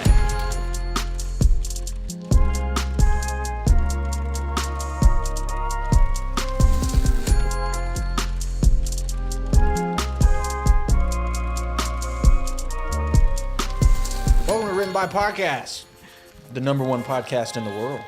right behind all the other ones. I think that that's changed from the first time I said it. Really? I think what I used to say is, welcome to Written by Podcast, the #1, the greatest I think I used to say the greatest Really? podcast in the world. I think. I don't remember that. because I was watching, Bert Kreischer was on Logan Paul's podcast the other day, and so I watched it. Yeah. And their thing is they go, welcome to Impulse of the #1 podcast in the world. And they move on. Huh. And I'm like, oh, I think I used to say we were the greatest podcast in the world right behind all the others. But because I listened to that a few times, I started saying #1 So you're podcast. telling me we've been doing Logan Paul's thing the whole time? A twist on it. Because we Hey. say right behind all the other ones, which is, I think, really funny. I mean, I don't watch Logan Paul like that, so I wouldn't know. But He's a phenomenal pro wrestler. yeah, I have been so jealous of people with nicknames. This has been going on for about a year or two now. Even you have a pretty solid nickname. wait, what's my nickname? Like Lil Uzi Burt. Oh, Or Lil Rob Skirt. Or Rob. Rob in general is a good nickname. Lil Uzi Burt and Lil Rob Skirt I gave to myself. That which doesn't is matter. a funny thing. So my Elizabeth, she has the best nickname I've ever heard. Yeah, She Liz gave it to Beef, herself. yeah. Liz Beef. People call her the Beef. yeah. That's such a cool name, dude. And let's see. Our buddy Tony. Yeah. Shama calls him Tone Dog. Tone Dog. That's a good nickname. John Mulaney's new special's coming out. He calls himself Baby J. Such a good nickname. I don't think that's a good name. Yes, it is, dude. When he No. says Baby J's back on the street, I'm like, oh, I snap. don't like that for some reason. I don't know. You're just a hater, bro. Hey, and I don't have any nickname. Yeah, I mean, what can we do? I've been trying, dude. I've asked people on Instagram. I will say, if you want to be a famous actor, I feel like having a name that's got a good ring to it. Like you want just that. You want your name to So- be your thing. And Chase Bridges, I feel like it's got a good ring to I it. agree. I agree. And I don't say that as like a arrogant thing of like it's a Yeah. good name. Yeah. When I've polled a million people, and pretty much everyone's like, I don't think you need a nickname. Chase Bridges is a good name. Yeah. Which makes me feel nice. Yeah. But also, I wish I had just like a cool nickname. Like when John Mulaney says Baby J's back on the street, I'm like, why can't? What would I say if I was like, I'm back on the street? Chase is back on the street. See, the thing with me and my two nicknames, they're both one's from a video I made. One is my Twitter handle. When people call me exclusively that, I get the feeling they don't know my real name and they just know me from the. There were people at this place that did not call me by any name at all. I know They who now you are. call me Rob. Yeah.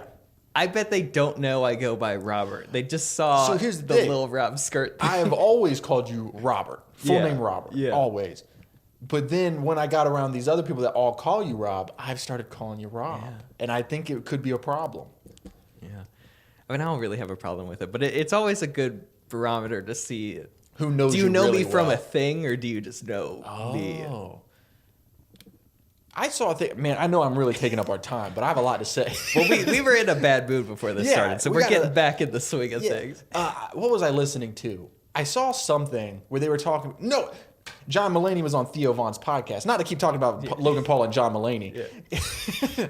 But he was talking about, like, back in the day, you would have, like, a stage name. Yeah. And it was so that way you could separate your personal life from your professional life. You could, like, be reading bad reviews of your movie, and you're like, because that's not me. It's not like they're calling you out.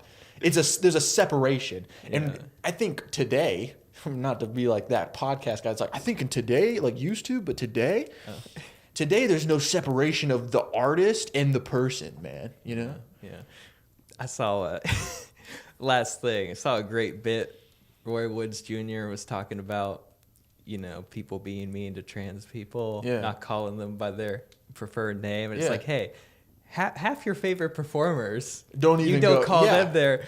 You think Madonna's real name is Madonna? Yeah. He said Hulk Hogan's real name is Terry. Terry. Yeah, it is. That is a very good point. Change it, man. Yeah. So you can't call your friend Greg, but you could call Terry Hulk Hogan. Like that's the leap you're willing to take. We called Brendan Urie Panic at the Disco. We know it's not a band. It's just one guy. That's a good bit, man. I know. Oh, that's a good bit. But yeah, right. so long story short, I need a nickname. Okay. Well, listeners, if you got work one. on that. Try to get Chase a nickname. Leave a comment under this episode, under the graphics, everything. I called myself C Daddy Freakout sometimes, but that's way too long. That's longer than my full name. Chase Bridges, C Daddy Freakout. I mean, Hulk Hogan is longer than Terry. Panic at the Disco. But people, you know, Hulk Hogan had a nickname, the Hulkster. He had a nickname for his stage name. Yeah. His gimmick name.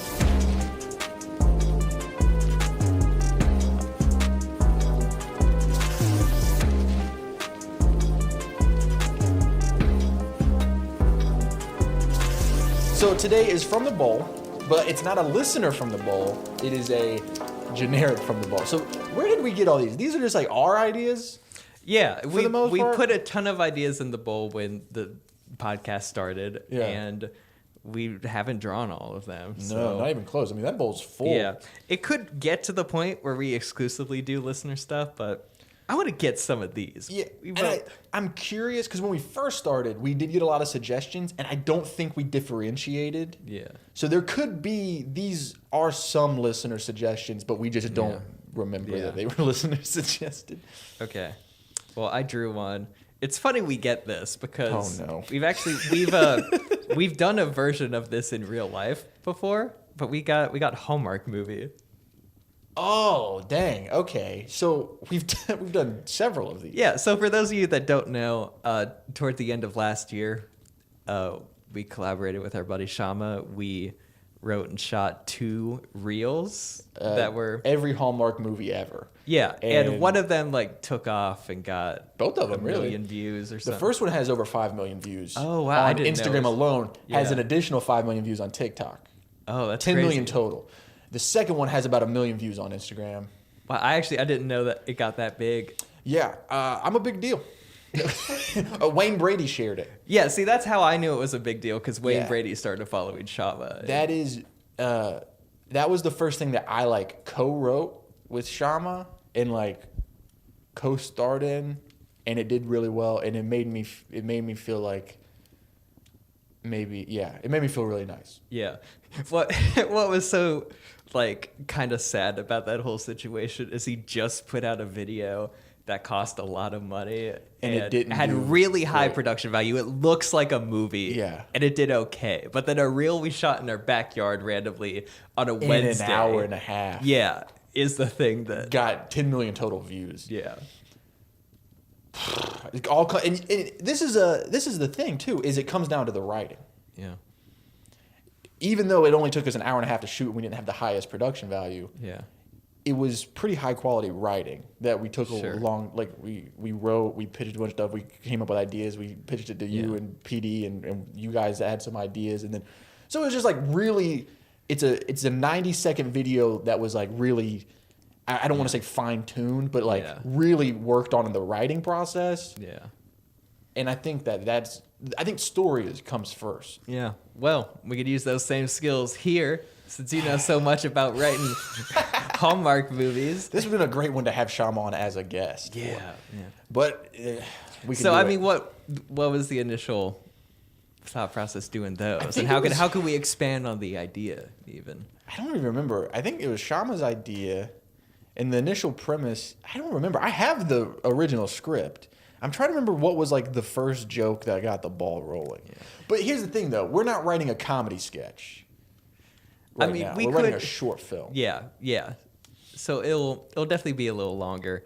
I think we could still lean a little comedic with it. Yeah. So we're like doing a parody. Yeah. But maybe it's like it's a parody, but I watched this movie called Black Dynamite, and it Is that with Eddie Murphy? no. So Oh, okay. it is a parody That's Dolomite. movie of Dolomite movies. And of course Eddie Murphy played Dolomite in a movie about yes. Dolomite. Okay, yeah. The original genre is so crazy because Dolomite is already really comedic and Yes. really funny and really low budget. So to parody Dolomite is that- already funny. So the parody of Dolomite is just it's essentially just the Dolomite movie, and it succeeds at being a really fun Dolomite movie, but there's just this extra 10% of self-awareness that like makes it even better. Okay. It's a really good movie. So- I feel like that could work. Like we need to make a Hallmark film That is works at the so level. good at being a Hallmark movie Yeah. that it's hilarious. Yeah. Okay, yeah. So I mean, it's pretty obvious. Like, everybody knows the kind of like core plots of a Hallmark movie. Yeah. So it's usually Christmas time. It's a romance. There's a guy that she's currently engaged to. That it's like a businessman, and then she meets her hometown boyfriend, and then she re-falls in love with him. They have to save a local business or a town. Yeah. Which, by the way, the local business in the reels he wrote is called Booze Clues. Yeah, it was a It's a bar. bar called Booze Clues. Whose joke is that? The actress, Oh, Christina. Christina. Yeah. Thank you. My bad. I know her really well, so I don't know why I could not remember her name. Hopefully she doesn't. She ain't gonna watch this. Yeah. Hey, nobody send this to her. Yeah. But also, I don't care. So, Christina wrote that. Yeah, Yeah. okay. And that's the thing about everyone was pitching ideas for that. That's what the thing. Like, you had a bunch of comedians and writers working on this 90-second video, and that's, I think, what makes it work so well. Yeah. But so those are the kind of the generic plots. My mom watches all of them, and my grandma. They watch every single Hallmark movie, and it's like the Super Bowl for them every time a new one drops. Really? Like they're like, tonight a new Hallmark movie's coming out, and like they can't, like, no plans because they're gonna watch. And then my grandma is downstairs in her living room watching it, while my mom is upstairs in our living room watching it. They aren't even watching it They're not together. even watching it together. And then the second it's over, my mom goes downstairs and they talk about it. And That's so they'll talk funny. about it all week. And then they'll replay the movie every night that week. And they will watch it every night that week. Because, like, on one hand, you want to make fun of people for watching the same thing over and over again, but also, like, I watch the MCU, so Yeah, that's a really good comparison. The Marvel Cinematic Universe is Hallmark, but for grown men. So, okay, so city girl comes back to her small town, country town, meets her old high school fling. There's a local business they gotta save. How do we put like just the subtlest of twists on that?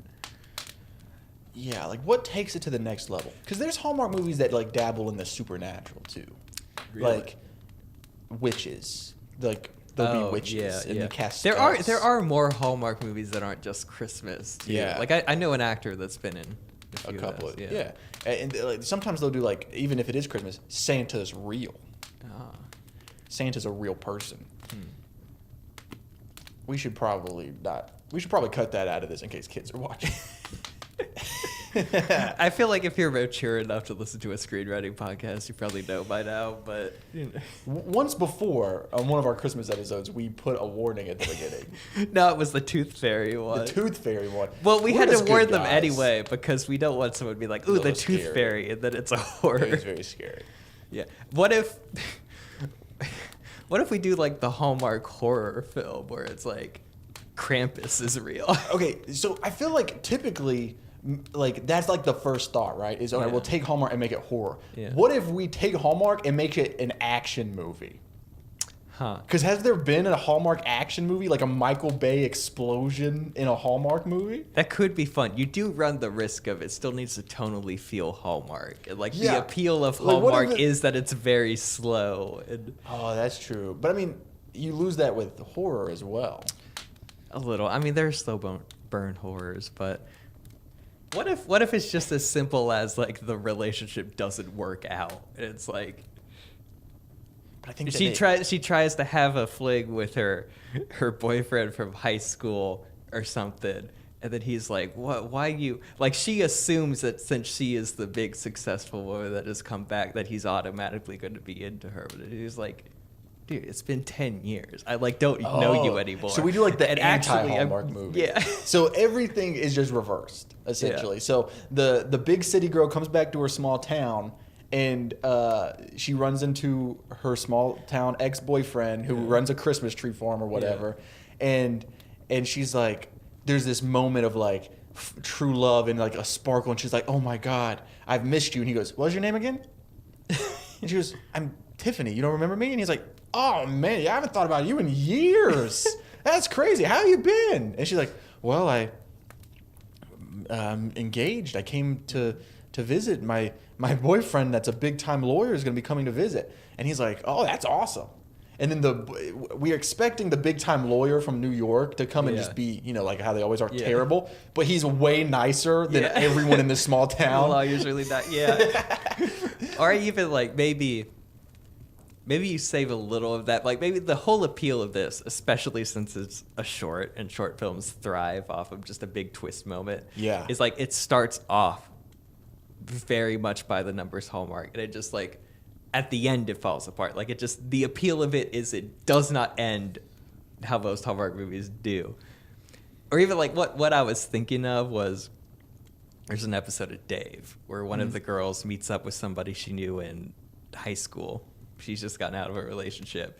And back in high school, this guy had said that she was his dream girl, and she's remembered that for years. She never gave him a chance back then, but she's remembered that for years. Yeah. And so they finally get back together, and like as things are happening through the night, she brings that up. It's like, "Do you remember saying that?" And he's like, "No." It sounds like something I would have said, but no. And then That's really funny.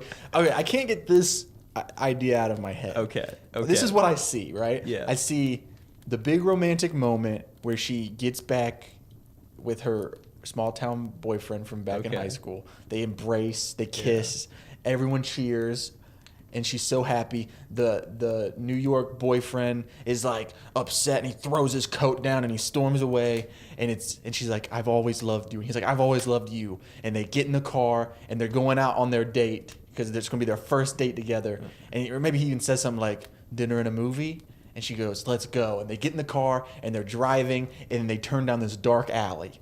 And he's like, "Hey, I got to make a quick stop real quick, and then we'll go to dinner and then go see a movie." And she's like, "Okay." And then he puts on a ski mask, pulls out a machine gun, gets out of the car, walks into a bank, robs the place, kills a bunch of people, walks out with the money, and like we don't see any of that. We just see her in the car It's just the hearing audio it, of- and it's just, "Get on the ground!"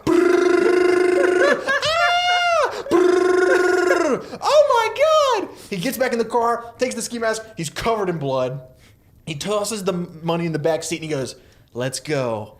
It's the first day of the rest of our lives." And Okay, that's the end of it. I like this. We could play on, hey, maybe that guy from high school that never left his hometown. There's a Is reason it the for right that. choice? And like you have all this infatuation based on nostalgia that you're overlooking the huge red flags that he's not done anything with his life. He's kind of not a great person, but It's just you miss home so much, and he feels like home to you. So you're like, and yeah, you've this is overlooked great. everything, and then And then he robs a bank. Hey, I mean, I think that's the perfect ending. I like it. And we play it so straight up yeah. until that ending. And but we that's just, I guess the only thing we need to think of is we need to plant subtle clues that he's not that Throughout great that of a he's person. not that great of a person. Yeah, absolutely. But you don't notice him. Like, it's not like we're being tongue in cheek and he's like, she's like, what do you do for a living? He goes, oh, I get around. Like, no, like we play it completely. Yeah, but he does just the subtlest things. Like, he has all this money and he won't say where he gets it from, or like he does some simple small town thing where it's like, oh yeah, I run the register at the local hardware store. But he's got like a Maserati or something. Well, no, because I think he's the small town guy, right? Oh, yeah, so he wouldn't have maybe he should play it as like money's not important. She's like, because that's the big thing of most Hallmark movies is like they need money for something, but it's such a small, poor little town. There's no money, so they do a fundraiser, and so maybe she's like, so how have things been? He's like, I've just been taking care of mom, and she's like, oh wow, and so he lives with his mom. Yeah. So he's taking care of his mom, but then like we don't show that she's not actually sick and she doesn't need to be taken care of, but that's just what he says. Yeah. So it's like he lives with his mom, which is like a red flag because they're in their like 30s or whatever, 40s. And then a couple other subtle things that are red flags. But like when it comes to money, whenever money comes up, like, what do you do for work? It's been really hard around here. Yeah. And then like maybe he buys their hot chocolate or something, and she goes, please, I know you said things have been hard. And he's like, no, don't worry. I still managed to get some money. Yeah. He's like, even though it's hard for everyone around here, we still make it work. Like he just says vague things like that. Yeah. It's like, man, I know all you city folk, you make all that money and stuff, but around here, we gotta do what we gotta do. It's hard around here. We gotta make something work. We make do with what we have. Yeah, that's it. Oh man, this is that classic written by absurdism. Yeah. Well, I like that. Her whole character development is she's learning to fall in love with people that don't care too much about money and embrace a simpler lifestyle, not knowing how this simple lifestyle is maintained. Yeah, and it's crime. Yeah. What if there's even a way where the guy feels like he's giving all the hints, and so maybe he even thinks it's not She's a surprise. on board. Yeah, that's fun. How do we manage that to come across while still playing it straight? Yeah, I mean, how would you... you know, like, you're talking with someone and you're trying to be like...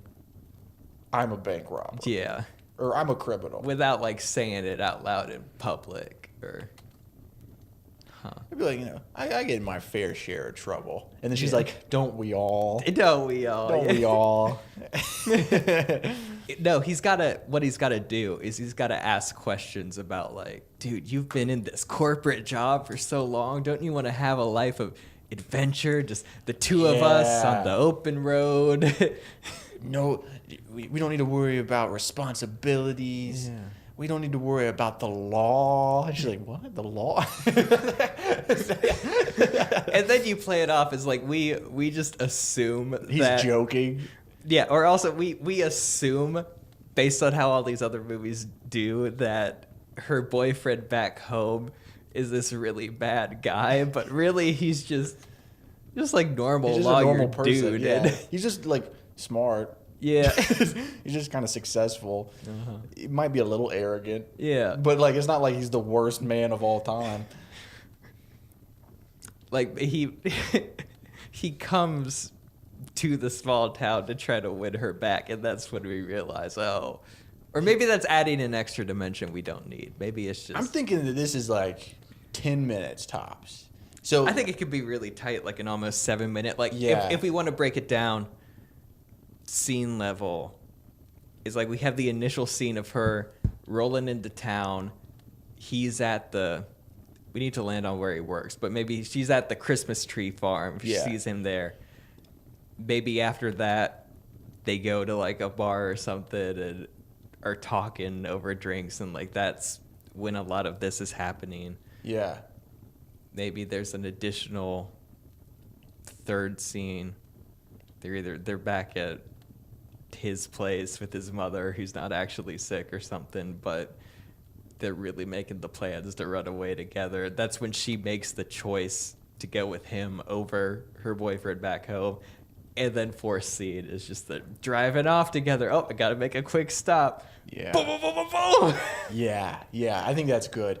I think this could be so we have the beginning. They run into each other Yeah. Do we like at the Christmas tree farm? at the Christmas Yeah. tree farm. And it's like, Davey, is that you? And he's like, oh my God, Tiffany. Oh, I haven't seen you since high school. Oh my God, it's crazy. How have you been? They do that whole thing. Yeah. And he's like, hey, I'm getting off. Why don't we go catch up over drinks? Yeah. They go to the bar. They start talking. They're connecting. She's talking about her terrible boyfriend back home who does things like, what's something that's like annoying but not too bad to like leave someone for? Exactly, yeah.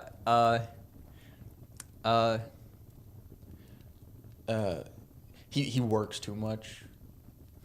Works a little too I mean, much. I also don't want to make fun of people that are actually in those kind of situations. Yeah. Now it's got to be more minor than that. It's got to be like, just yeah, but it's got to be annoying. It's just got to be annoying. Like, what's an Yeah. annoying thing?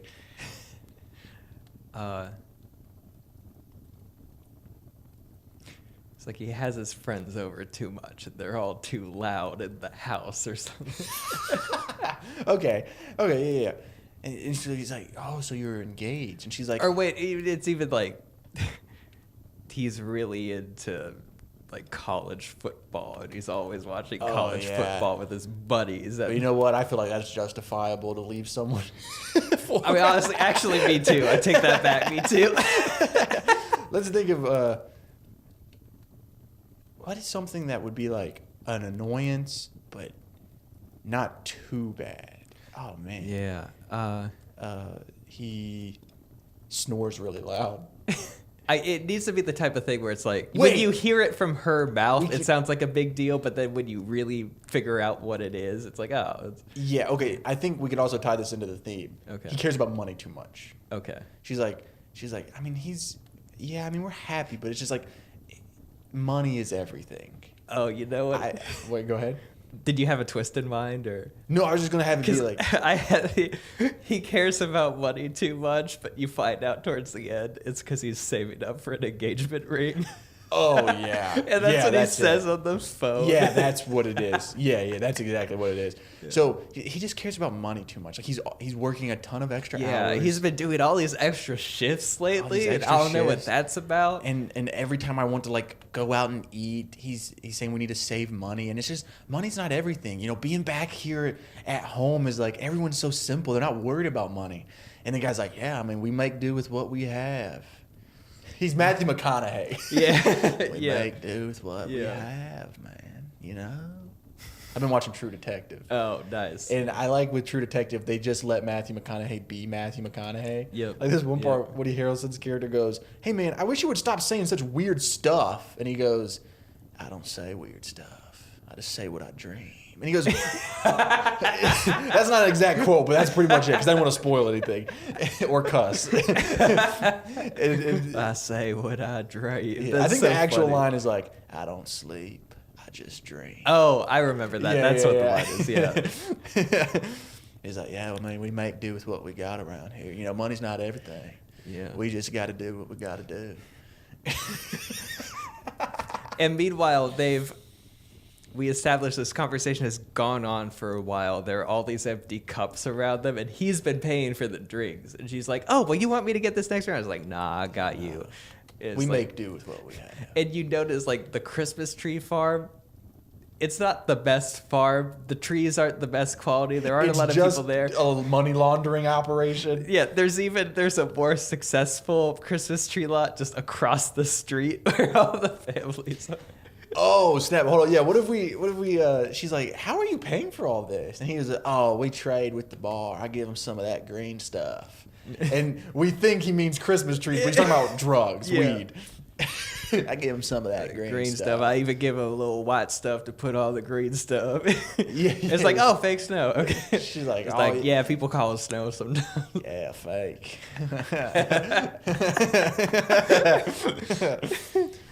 Okay, yeah, I think this is a really great scene. Yeah. So that scene's cool. So then you hard cut, and now they're at his house with his mom. And they're gathered around drinking hot chocolate in the living room. And she's like, it's so nice to see you.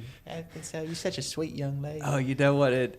We need the subtle reveal that she's not as sick as he was making it out to be. Whereas, like, maybe they're sitting down in the living room. She's got a blanket over her feet. She looks all frail. Yeah, she looks all frail. And he's just like, oh, let me get you another cup. And then she gets up, like, perfectly fine. And you were expecting her to be, like, not able to walk or something. But Hold on. She stands up, jumps on the couch, backflips off the couch, and then goes, I'll be right back. And then the main girl, she goes, she's feeling energetic. He goes, yeah, I shouldn't have let her have that hot cocoa. It always jacks her up. I wouldn't go as far as a backflip at this point, but That's that Chase Bridges absurdism, baby. But no, that would be I really like funny, her but being real chipper though. It's like Yeah. just springing up, springs and, up like, and then runs off. walking over. Real subtle, yeah. He's like, oh, she's got a lot of energy. He's like, yeah, she's had a lot of hot cocoa today. I usually don't let her drink hot cocoa after 10 p.m. She gets all jacked up. So yeah, they have this bonding moment at the bar. You cut to them back at the house. And after she leaves, it's when they talk about seriously, like, hey, this has been one of my best days in a while. What do you say we do this forever? You know, you don't got to go back to that big corporate job and your fancy yuppie boyfriend that you hate. You can Just be us on the open road. just the two of us on the open road, no responsibilities, doing what we got to do to get by. No rules. Yeah. And she's so into it because they're also drunk. Yeah. She's like, yes, no rules, yes. And he's like, yeah, no rules. And she goes, but I got to call him first. And she calls him, and she's like, beep, beep, beep, beep. And she's like, Derek. And he's like, you okay? And she's like, I'm leaving you. You care so much about money, and I'm going back to my roots. I'm going back to this. And he's like, well, I care about money? No, I was saving up to buy you an engagement ring. What are you talking about? She's like, it's over. And she just hangs up, and that's how quick it is. Yeah. And so that way we kind of learn, like, he's not that actually bad of a dude. Yeah. But it's still subtle. Yeah. I would love if, like, maybe she doesn't even hear that it was the engagement ring. Like, Yeah, she's not even paying attention. like either like something's going on in the background or Like the like mom. she's on the phone and it's like, yeah, just all you care about is money. And meanwhile, like he's packing in the background. He's like, do you think we'll need this? She takes the phone off of his ear. like, He's like, "Yeah, I don't know if pack he. And you hear the little phone speaker go, it was for an engagement ring. It's like, I don't care. And she's like, that's it, it's over. And then you hit click. And then hard cut, we're in the car. You can see the bags in the back seat. They're grinning ear to ear. And she goes, where are we going first? And he goes, we're going to go get dinner. Wait, no, we can't do dinner in a movie at this point. Yeah, 'Cause no, it's it's way fine. past It's fine. that. They're just on the open. He's road. like, I just got to stop by somewhere. Okay, get some of my you know what we gotta do? savings. You know what we gotta do though? Since it's late at night, they can't just immediately go out on the open road, you know? Like, And why they've wouldn't they been just chill drinking. with the mom? Yeah, but I feel like he's gotta say somewhere that's like, hey, I got a thing that I gotta go do. Why don't you come with me? And then it'll be just the two of us on the road. We'll keep traveling. like- We need to plant during this conversation that he really like kind of thinks she understands a little Yeah. bit. Yeah. And that even like that will give us some motivation. It's like that's why they're driving out that night. It's like, hey, I got some business I got to take care of. Why don't you come with me? And then Yeah. the two of us on the. We need to smooth that out. But Okay, well, what if they're like, when are we gonna leave? Let's go right now. Let's just go right now. Right now? Yeah, let's just go. I mean, first I gotta stop by a buddy's place. He owes me a little bit of money. We'll use that money, and we'll use that to get us started. She's like, okay. And he's like, yeah, we'll just go in there. I'll get my money. And she's like, yeah. And he's like, He's like, you want to come with me to get my money? And she's like, yeah, I'll come with you. He's like, because I got to do whatever I got to do to get this money. She's like, yeah, we'll do whatever you got to do to get this money. He shouldn't even lie about the friend. He'd just be, I gotta go get some money first. He's like, Yeah. oh, okay, yeah, I'll go get money with you. It's like, yeah. Yeah, my thing is, is he robbing a bank or is he just like going to go rob someone? Because if he's robbing a bank, it's got to be during the day. Because there's no one at the bank at night. That's true. That's true. I mean, they could wait till the next morning, maybe, but Yeah, until they sober up. They're like, we'll go first thing in the morning. So they Yeah. wake up. It's bright and early, and she's like, okay, where are we going first? I gotta go get some money. He's like, we'll leave first thing in the morning, so that way we can stop by the bank and make a withdrawal. And she's like, cool, you have money in Now, the bank? I don't even think like he doesn't. I don't think he lies at all. Okay, I think so what this does he whole say? time he's subtly telling the truth and she Yeah. doesn't pick up on it. And I think that makes the twist funnier. Like if it's just as simple as I gotta go get some money. Like that sounds so above board and simple, and Yeah. it's technically not wrong. When Okay, he robs so the yeah. bank, he's getting some money. Yeah, okay. So he's like, well, we'll leave first thing in the morning. I'll stop by and get some money, and then we'll go. And she's like, okay, awesome. And then so hard cut, first thing in the morning, they're piling up their bags in the car, they're laughing, they're grinning, they get in the car, and then we have our final scene where he stops at the bank and just kills a bunch of Yeah, people. yeah. Okay, I still think we just need some subtle plants throughout the thing. Like maybe like at the bar, a police officer walks in and he's just like, And he just kind of goes like Yeah. that. or even And then we have the line of dialogue where he's like, oh, we have a thing with the bar. I trade him some of that green stuff across the street. yeah. She's like, oh, wow, that's cool.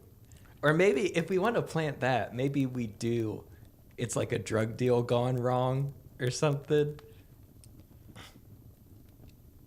Yeah, I mean, we could do we just got to stop by this dude who owes me some money, and we can use that money and go on the road. Yeah. She's like, okay.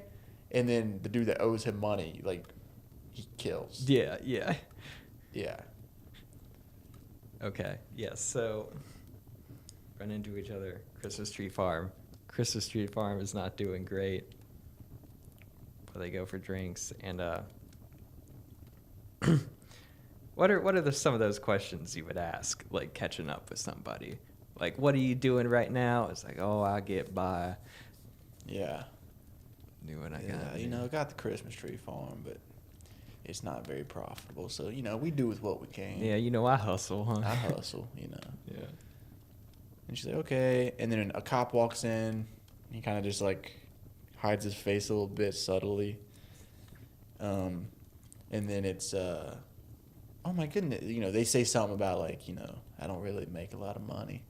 And she's like, well, here, let me pay for this. He's like, oh, no, don't worry about it. I have a deal with the bartender where I trade him some of the trees across the street. Or I some of that green stuff across the street. And she goes, oh, tree for... Oh wait, no, tree? you should just say tree because that works. Yeah, it's yeah. like, yeah, I give him some of the trees if you know what I mean. And It's she like, goes, oh yeah, I see do know mean." what you mean. And then she like look in the corner and there's a Christmas tree up in the Yeah. corner. And she's like, oh, I get it.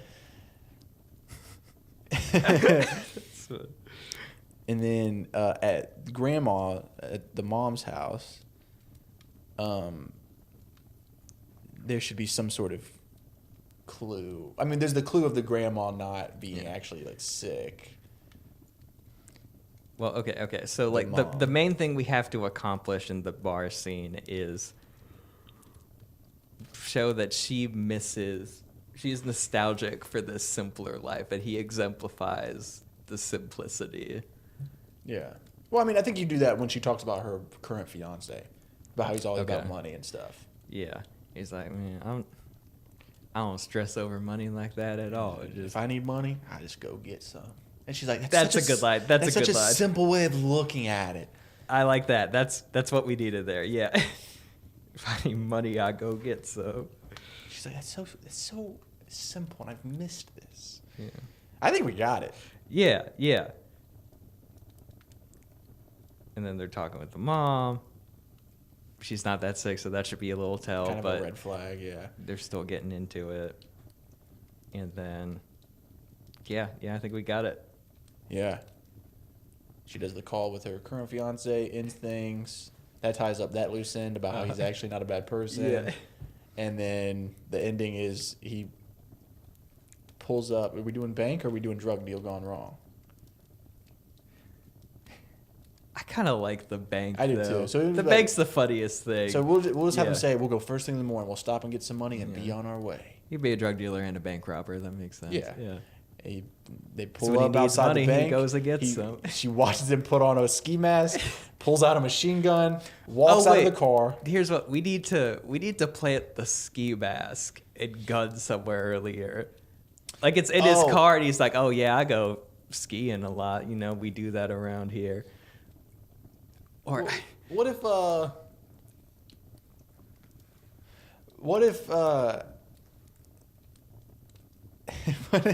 what if when she's on the phone or whatever, you know how we say, like, he says something like, should we pack? He goes, do you think we'll need the ski mask for the morning? oh yeah, And she That's goes, funny. and she's not even paying attention. She's like, sure. And so he's like, yeah, it's a just good like, idea. Yeah, should I bring the ski stuff? It's like we might be skiing. And she's like, I guess we're going skiing. Oh, wait, yeah. He no, this is what he does. She's on the phone, and she said, you know, it's over. You all care about money. He goes, hey, will you need a ski mask in the morning? Or do you think you'll need a ski mask, or do you just want to wait in the car? And she's like, I should be fine. And then she goes, I'm going skiing. And she hangs up. Okay, And that's a little too obvious for that point. Okay. I think. Yeah, but, that's a good point. But That's a good point. we're on the right track. Like he packs it. He should be packing a bunch of, maybe just in the background as a gag that you notice later. He showed me the ski mask. He showed me gloves. Yeah. It's And- like, oh, have you actually? The gloves are a thing that he would want robbing a bank, but isn't Super obvious. It's like, Yeah, have you so- seen my gloves anywhere? I can't go without my glove. Yeah. So what if in the background, like a little bit out of focus, we see him put in the Yeah. ski mask. We Yeah. see him grab some, or he looks around. And he goes, "Have you seen my gloves?" And she goes, "No." And then that's when he says, "I was wearing an engagement ring." And he goes, "Oh, I'll be fine without them." Yeah. I have one more idea too. Is back at the bar when the police officer comes in. His excuse for hiding his face is like, well, I got a firearm in that truck that ain't registered. You know how we yeah. do around here. And Just she's gonna, like- and she says something like, "Yeah, I remember my dad always had that shotgun in his pickup truck." yeah. He's like, I don't know how to make it natural, but it's like he's afraid that like the city folk are skittish about guns, but when she's chill about it, he's like, oh.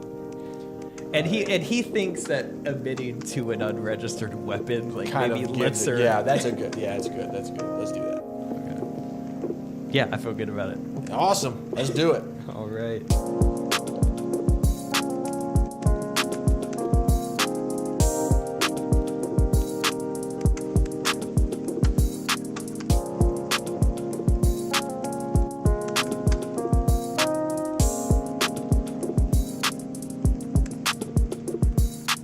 I'm gonna actually start looking for a title now. While you do that. All right. So, this is our Hallmark short film. Yeah. We open on Samantha. He was rolling up in her really nice truck to the small town Christmas tree shop. She gets out. She's wearing a red sweater. She's looking around at the Christmas tree. It's like, wow, I haven't been here in a while. On the other end of the Christmas tree farm, there's Greg, who is wearing a green sweater. He's a real rugged looking dude. His clothes aren't that nice, whereas Samantha's wearing like designer or whatever, but they lock eyes. He's like, Greg, is that you? Like, Samantha, what are you doing here? He's like, I'm back in town for the holidays. I was like, you haven't been back in town in a while. And it's like, yeah, New York is so crazy or whatever, but they get to talking, and they're starting to hit it off. Greg is like, hey, I get off pretty soon. Why don't we catch up a little bit? And so you cut to a real small town bar called Booze Clues, and they're sitting there, and they've already had a few drinks. We see empty glasses, and Samantha's like, wow, it's so weird being back here. And it's like, yeah, how's the life in the big city? He's like, it's good, you know. I like my job as a high up executive at a big company that does business stuff, but I do miss it here. Like it's so much slower here. He's like, yeah, you know, I never really felt like leaving. I mean, I thought about it, but then my mama got sick, and now I take care of her. It's like, oh, you live with your mom? He's like, oh, well, she lives with me. He's like, yeah, so what do you do for work? I mean, other than the Christmas tree farm. He's like, well, you know, farm isn't doing that great, honestly. I don't know if you noticed. There's the much more successful one across the street that everyone was at, but you know, I hustle. It's like, oh, okay. And then a police officer walks in, and he kind of like turns his face a little and is hiding a little. He's like, you good? He's like, yeah, I got the firearm in my truck actually isn't registered. You know how it is around here, you know. Got it off a buddy of mine. He's like, oh, okay. It's like, yeah, you don't want the government knowing your business with your guns or whatever. He's like, yeah, Second Amendment, all that. Okay, cool. Anyway, he orders another round of drinks, and since he was just talking about not having a lot of money, she's like, oh, let me get these. It's like, no, I insist. And it's like, are you sure? And it's like, yeah, you know, I know the bartender, you know. I trade him some trees, if you know what I mean. And it's like, oh, yeah. She looks at the Christmas tree in the corner. It looks like it could be his. It's like, yeah, you give him trees in exchange for alcohol. Okay. Above board. And then she's like, you know, I honestly like this. Like, this feels so much better to me. You know, I stress out so much about work and everything. And my boyfriend, like, that's all he cares about is money. And, like, he works so much, and he's been taking on all these extra clients. Like, anytime something comes up, it's always work over everything else. He's doing so much more now, and I don't know if that's what I want. He's like, yeah, I never understood that. You know, if I need money, I just go get some. He's like, that's a really good way of looking at it. Anyway, you cut to, they're back at his mom's house. Samantha, Greg, and her mom are all chilling in this little small house drinking hot cocoa. The mom is just sitting there, and there's a blanket over her legs, and she's kind of shivering a little bit, drinking the warm cocoa, warming her up. And they're talking, and they're just having a good time, and they're laughing. He's like, wow, I don't know what I was missing up in New York. I really miss this. And Samantha runs out of hot cocoa, and the mom's like, oh, let me go get you another glass. It's like, no, I insist. And then she just like springs up out of her chair, blanket falls to the ground. She just really chipper walks over. She's like, oh, I thought she was having a hard time walking or whatever. It's like, well, I don't usually give mama hot cocoa past 10 p.m. You know? Anyway, her and Greg have a chance to talk a little more. He's like, this has been one of my best days in a while. Like, I don't know, I felt like I had to go to New York to be successful and everything, but maybe what I wanted was right in front of me the whole time. And he's like, yeah, you know, this has been one of the best days for me too, and you know, this doesn't have to end. We could keep doing this. It's like, oh, but I got my boyfriend back home or whatever. It's like, well, you got to make a choice if you go with him or Be coming with me. come with me. It could just be the two of us. No stress, no rules. The two of us on the open road, living for adventure, taking whatever comes to us. And she's like, that sounds good. Anyway, the next boarding, he's like, okay, we're doing this. I'm running away with you. She gets on the phone with her boyfriend back home as dude is packing up in the background, and we see out of focus he's like putting clothes and stuff, and then he puts a ski mask in, but she's on the phone with her boyfriend back home. He's like, hey, I'm just letting you know, I'm not coming back to New York. I'm staying around here. And he's like, what do you mean? babe, we're come back. And he's like, no, I've had enough. I'm tired of you working all the time, and I want this simple southern small town life, and I found someone that shares those values. And in the background, he's like, hey, have you seen my gloves? I can't do this tomorrow I can't do this without my gloves. He's like, I thought I saw them by the, I don't know, wherever. Anyway, as she's saying this, she puts the phone away from her ear. We hear in the phone speaker him go, I was taking all that extra work so I could buy an engagement ring. But she doesn't hear that part. She puts the phone back over her ear. We're through. Hangs up. Anyway, they get in the car. He's like, all right. Because he's Matthew McConaughey. Yeah. All right. He's like, I hope you're ready for an adventure. Now, real quick, I just got to go get some money. Got to go get my money. He's like, okay, that sounds good. Let's get some money, and then we're off. He pulls up to a bank. He's like, all right, I'm going to get this money. You wait right here. Don't make a sound. He's like, oh, okay. And then he pulls out the gloves. And, of course, this looks above board because he's going out in the cold and wants some gloves. But then he grabs his gun from the back seat. It's like, why are you taking that? And then he puts on a ski mask. And then you hold on the shot of her in the car just watching him leave. And you hear audio of him stomping, opening the door. It's like, get on the ground! Boom, boom, boom. It's like, empty the register, put it in this bag right now. Just sitting there shocked. And you hold on this for the entire minute this is happening. He comes back into his car. He's like, all right, let's go. And then you just watch him. That's a beautiful ending. Yep. All right, I got the perfect title. Okay. Small Town Simple.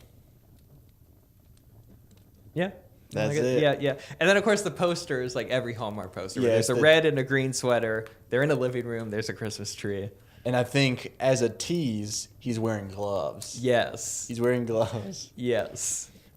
Even you put the unregistered gun like on the floor somewhere. There's Or a maybe ski he's mask wearing- hanging up with the coat. You know how when you're not wearing the ski mask down, you roll it up? Yeah. He's wearing it like a hat. Oh yeah. Yeah. That's it. I feel like we could trick a lot of old people into watching this. it. And it would be like their first ever seeing something good. All right. Cool. So I'm just going to do the sounds ending. good. Yeah. And this has been Small Town Simple, written by Robert Therrell. and Chase Bridges. Written by podcast. Chase and Robert and Chase. We need to make this an actual song. Yeah, we do. We put it on the album. Uh-huh. Guys, the fun thing about this episode is we forgot about it. Yeah, 100%. So, you know what it was? Is our release schedule got so messed up Yeah. because we were like, oh, AI's big right now. We're gonna push the AI episode up, And we bumped this Hallmark episode, yeah. right? And Spider-Verse is coming out, so we're gonna We'll switch bump things that around up to put ahead. Spider-Verse. So we switched the schedule around so much, we forgot we recorded this episode. And it's a shame because this is a really fun episode. Yeah, I can't believe because I love this episode so much. I was even starting to think it's like I feel like I haven't loved a bowl episode in a while, and it turns out like I loved this episode. Yeah, so much. this one was a really fun one. I'm excited to listen back to it now, because I remember the ending. I remember the kind of basic story. But what we recorded this a while ago, and we just forgot about it. Hey, we hope you guys enjoyed this episode because we sure did. Yeah. Thank you so much for listening. Oh, and this is the first week. This is the first episode since Trouble Date came out. That's true. Yeah. Hey, thank you, guys. Y'all came out in full force, baby. Yeah. It like before the first week was even up, it already has more views than our last short film got in over a year. I'm trying to pull it up. I mean, in the first week, we had 800 views, which is really exciting because, I mean, when we started doing Written By, when we were coming up with everything, the big reason we wanted to do this show was not just to be better writers and to be practicing all the time, but it was because we wanted to build an audience so that way when we put out short films, there was someone to watch it. Because the last short film we did, we put it out, and our friends watched it, but we didn't really have an audience ourselves at that point, and it means a lot to me personally, probably for Robert too. I won't speak for you. That you guys have joined us on this, and that you guys watched it when it came out. Yeah, and it feels like a big step. Even 800 views. Like we've had stuff that have gotten way more, but it's This it's is you guys. ours, You're though. really engaging in it. Looking at the analytics, like it is like organic views. It's not just people clicking and clicking off. No, it's you guys, and we're super grateful. And speaking of which, just in general, we've grown a ton the past couple weeks. And for those of you that maybe this is your first or second episode, thank you so much for joining us. I don't mean to get so sincere. I know. Yeah, but, it just feels good to have that out. We wrote short on the podcast, and it's a 2 years ago. I wonder how the listeners, because we couldn't talk about this at all, but just some of the surprises we managed to put in. Of course, the script changed a good bit from the original episode script, and the project we're working on now is going to change a lot from the episode that it's script. based on. Yeah, so comment on Instagram, the Instagram post for this episode that will be up the Monday.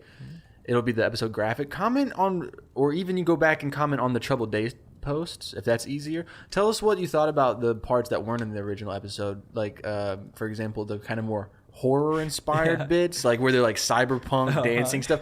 Were you shocked by that? And do you wish that some bits were still in there? Because I personally... I'm like, man, we could have put Bang Energy in there. Bang Energy. The big thing I forgot about was the Ozzy Osbourne bit, which is really funny. I mean, I kind of thought even during the episode, it's like, we aren't going to find an Ozzy lookalike. I know an Ozzy lookalike. You really? Yeah, and it would have been hilarious. But that's just one of those things that, like, immediately, like the first draft of the script, it was not in. Yeah. Because it was just, I think it was a little too absurd. Sure. And we only had a certain amount of pages to tell the story we wanted to tell. And then we still added the kind of horror elements. So, let us know what you thought about that. Did it... Yeah, I don't know. Hey, guys, our email is writtenbypodcast@gmail.com. If you have an idea for a suggestion that goes into our bowl that we draw from once a month, our listener bowl, you can email those story topics to writtenbypodcast@gmail.com. If you have ideas for rival pitch episodes, you want to hear us pitch a movie genre, franchise, it would be about a specific person. I'll give a little hint. We just recorded a biopic episode. That was a listener suggestion, and it's one of the highlights of this season. So be looking out for that. And if we don't forget about it, it'll be out soon. Hey, our logo is designed by Taylor Lockery. Our music is produced by Drew and Robert. Yep. You can find us on socials at @WrittenByPod. Instagram's the best place to keep up to date with us. YouTube. That's where you vote on rival pitches. Be voting on the rival pitches. But we're on the TikTok. We're on YouTube. We're on everything. We're on X. We're on X. I feel like anytime I say the TikTok, I feel like that's me getting old. It's only old people that put like the Facebook or. Well, I mean, hey, just the TikTok. X. Just TikTok, man. The meme from Social Network. Get rid of the. Yeah. Just X. I think that's all the credits, right? Yeah, that's it. We have a see y'all next Patreon. week. Yeah, we do We have a that. Patreon. Did you say that? No, I didn't. We have a Patreon. And a Discord server. Don't plug it a lot, but if you got extra money, we'll take it. Yeah, we'd love it. So we can make this happen. You think this studio's cheap? It looks it. Yeah, everywhere other than right here. Yeah. I mean, hey, we got a cool VHS closet. Hey, thank you guys for listening. I'm Robert Therrell. And I'm Chase Bridges. We're both screenwriters. Listen along each week as we Either work together to write a new short film, or go head to head with competing movie pitches. this is Written by.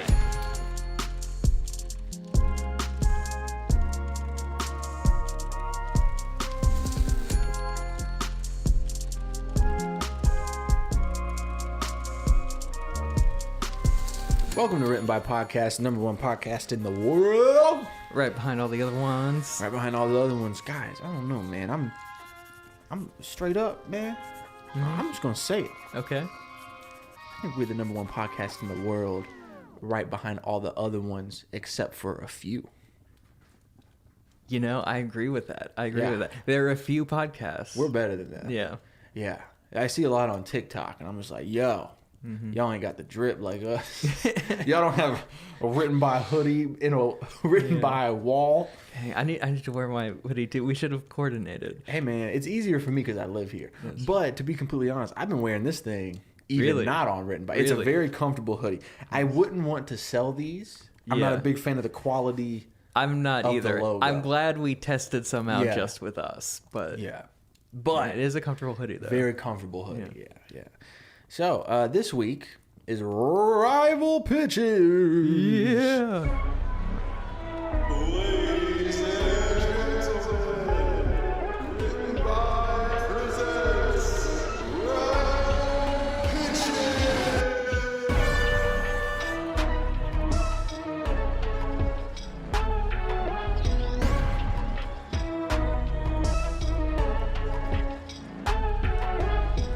We're doing biopics, baby. This was a listener suggestion. Yeah.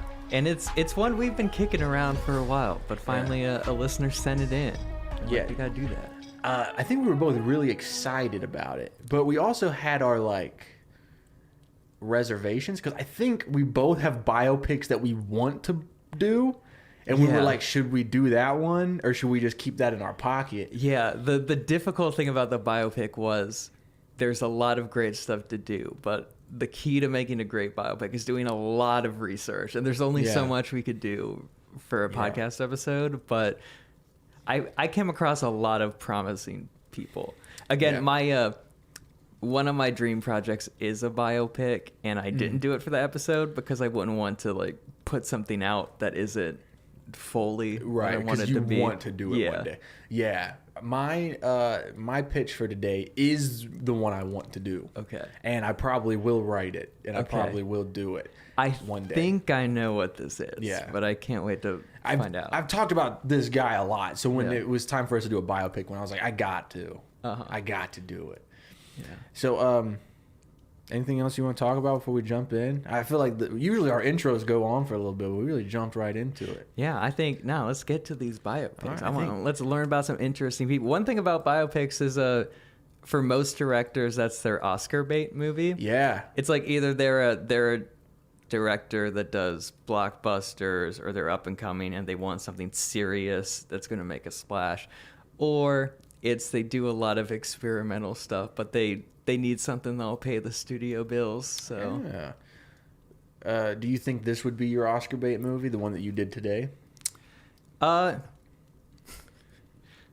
I don't think so, just because of the tone I take, but also who's to say, who knows? Mine is. This is my Oppenheimer. Okay. And Okay. I know it's going to sound silly Yeah. when I'm telling you it, but I need you to understand it's going to be played so straight. Okay. Like, I'm talking so serious. Okay. Well, you're going first this week, yeah, I so go let's first. get into this. Let's just jump right into it. I didn't handwrite mine today because I didn't want to handwrite all the research.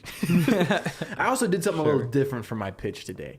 Instead of typically, I write a couple of the beginning scenes and then I tell you a little bit about the story and we jump around a little bit. Today, I'm just going to tell you this guy's life story, a condensed version that kind of hits all the points that I would want to hit in my movie. And it will be very clear what the movie is like once you hear this guy's story. Okay.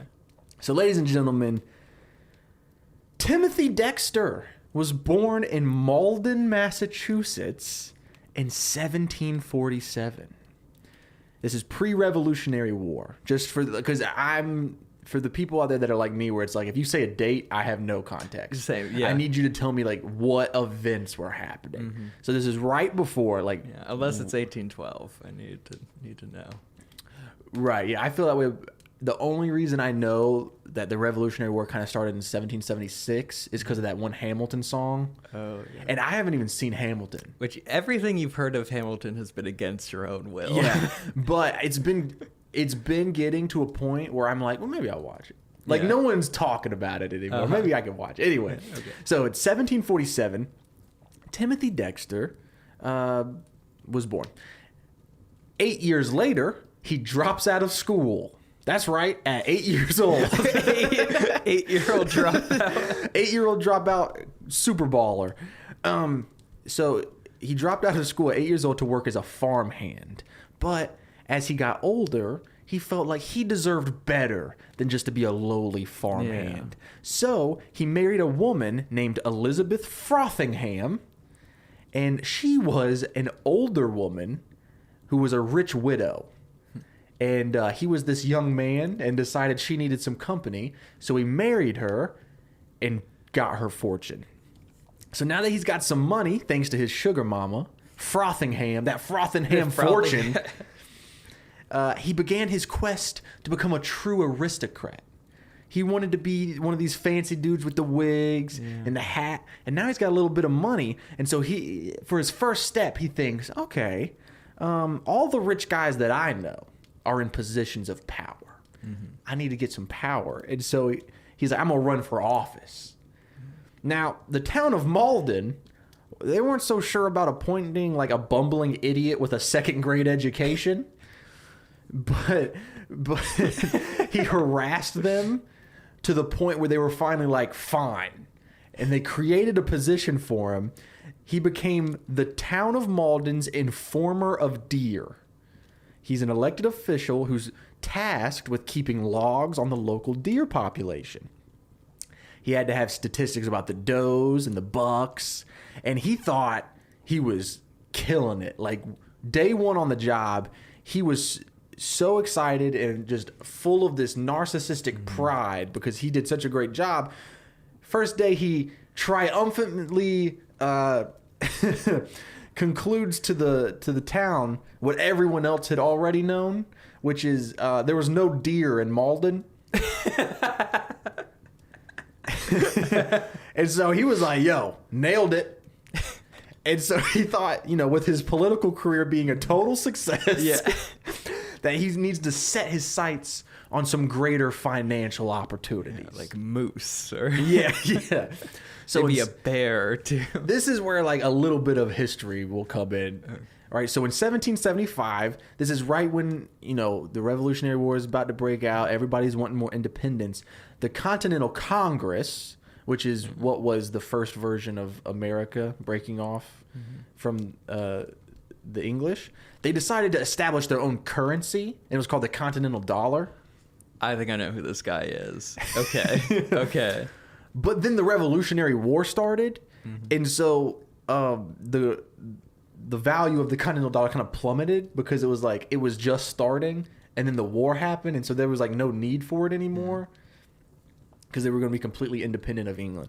And so Congress started just printing a bunch more because that's what governments do when they panic, when their dollar starts depreciating. So they start printing a whole bunch of it to the point where it got to the point where the Continental Dollar was worth less than the money it costed to print it. And I mean, this tells you how poorly things were being run back then. That's how the army was being paid, continental currency. And so when the war ended, all of the veterans were like completely broke because their money that they were paid with didn't hold any value. Yeah. So the aristocrats, Dexter's buddies that he wants to be just like, they're all like, well, you know what? Hey, we'll take these Continental Dollars off your hands. And we'll give you we'll give you a few cents for them. It's the least we can do. And, Dexter, he's like, ooh, I'm a wealthy man. I'll do that too. And so not wanting to be left out, he spent the majority of his wife's savings, family fortune, on this worthless currency. Boatloads of it, like literal ships full of this stuff. And all the other rich guys are laughing at him, and they think he's an idiot because he's not smart. Yeah. You know what I mean? He's illiterate. He's not good at talking. Is he still the deer informant or whatever? Oh yeah. Okay. He's holding down that position. Okay. With an iron fist. Okay. But I couldn't figure out would he have a British accent? Because in all the research I've done, it kind of sounds like he just talks like a Southern guy. Okay. Like, hi man.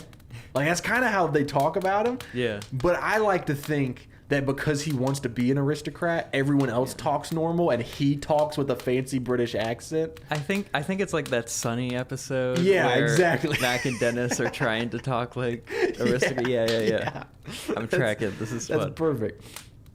So, so he buys all this worthless money. But then the new government, after the Constitution was really founded and like they figured out what was going on, they decided that they would trade the Continentals for treasury bonds worth 1% of their face value, which essentially meant, you know, that doesn't seem like a lot, but it's like for $1, we'll give you 1 penny. Okay. But Dexter bought these things for like fractions of pennies. Sure. So when he turned him in, he became the richest guy in Malden. Like he quintupled his fortune.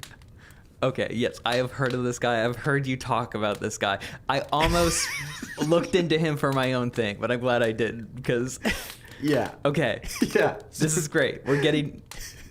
So he gets completely lucky Uh-huh. and is now so wealthy, so rich. And so what do when you give the dumbest man in America the most money? Well, he bought the biggest mansion. Okay. And he started throwing daily ragers. Just Gatsby parties, baby. Just getting trashed. And then he also commissioned 40 giant statues of America's heroes. One of them, as it was his. Oh. He made his own statue. And it even like, I can't remember, I didn't write it down, but on the statue, it even said like, the greatest philosopher of the West. Or something like that. Yeah. So this is the guy we're talking about. Despite all his wealth, people still knew he was a giant idiot, and they're like, "You got lucky once." Mm-hmm. So they started giving him like deliberately awful financial advice to try to get him to like go bankrupt because they were sick of having to deal with this guy. Yeah. And so they were like, "Hey, you know, you should ship warming pans to the Caribbean." He was like, "Oh yeah." They're like, yeah, you should you know, they need warming pans in the Caribbean. He was like, okay, yeah, sure. Hey, if you guys say so, I'm down. And, you know, I don't know if you guys know much about the Caribbean, but it's a tropical paradise. They don't need bed warmers. So they're laughing. He sends 40,000 bed warmers to the Caribbean. The Caribbean gets them, and they're like, what are these things? They'd never seen them before. Yeah. And so they're like, maybe they're giant ladles. So they buy all of them at an extremely marked up value, and they use them for the sugar and molasses refineries. Huh. And Dexter became even more wealthy. So the rich guys are getting all pissed off because they're like, okay, that's ridiculous. You get lucky once, okay, but that was crazy. So then they were like, hey, why don't you go carry some coal to Newcastle, which is an idiom. It was like a popular expression at the time where it was like, it was an idiom used to describe a pointless task because Newcastle was the biggest coal exporter. Like it had the most coal in the world. And so it was like, go carry some coal to Newcastle. And he was like, okay. Because he thought these guys were giving him great advice. He's been made a multi-billionaire thanks to their advice. Yeah. So that's what he does. He ships up a bunch of ships with coal, and he starts sending them to Newcastle. The second they arrive in Newcastle, the coal miners go on strike. So Newcastle now have no way of getting coal. Mm-hmm. So his ship arrived at the exact moment that they were like, where are we going to get coal? Huh. And so they cleared the entire shipment at an extremely hefty markup. Wow. So now he's made even more money. So he thinks all his friends are geniuses and they're being so nice helping him out. Here's what's crazy. He thinks he's the genius. Oh, of course. Okay. He's like, man, I'm a genius. And so he was so confident at this point that he starts making decisions that his friends weren't recommending. He's just making decisions on his own now. And so one time he got a bunch of stray cats rounded up in the city or the town for free. He just rounded up all these cats, like tons of them, and shipped them to the Caribbean because he's like, hey, the Caribbeans need stuff. Yeah.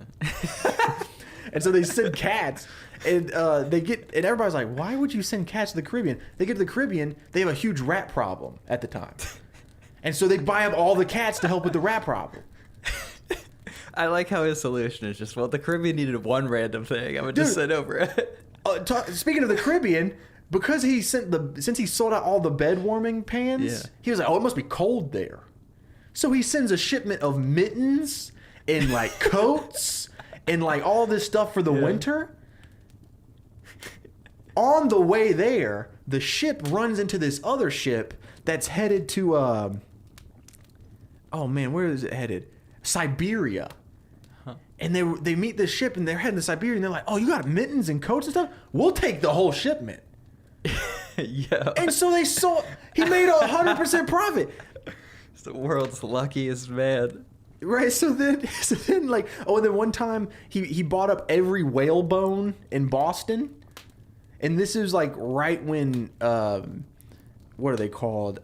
Corsets were going out of style, I think, in the Americas.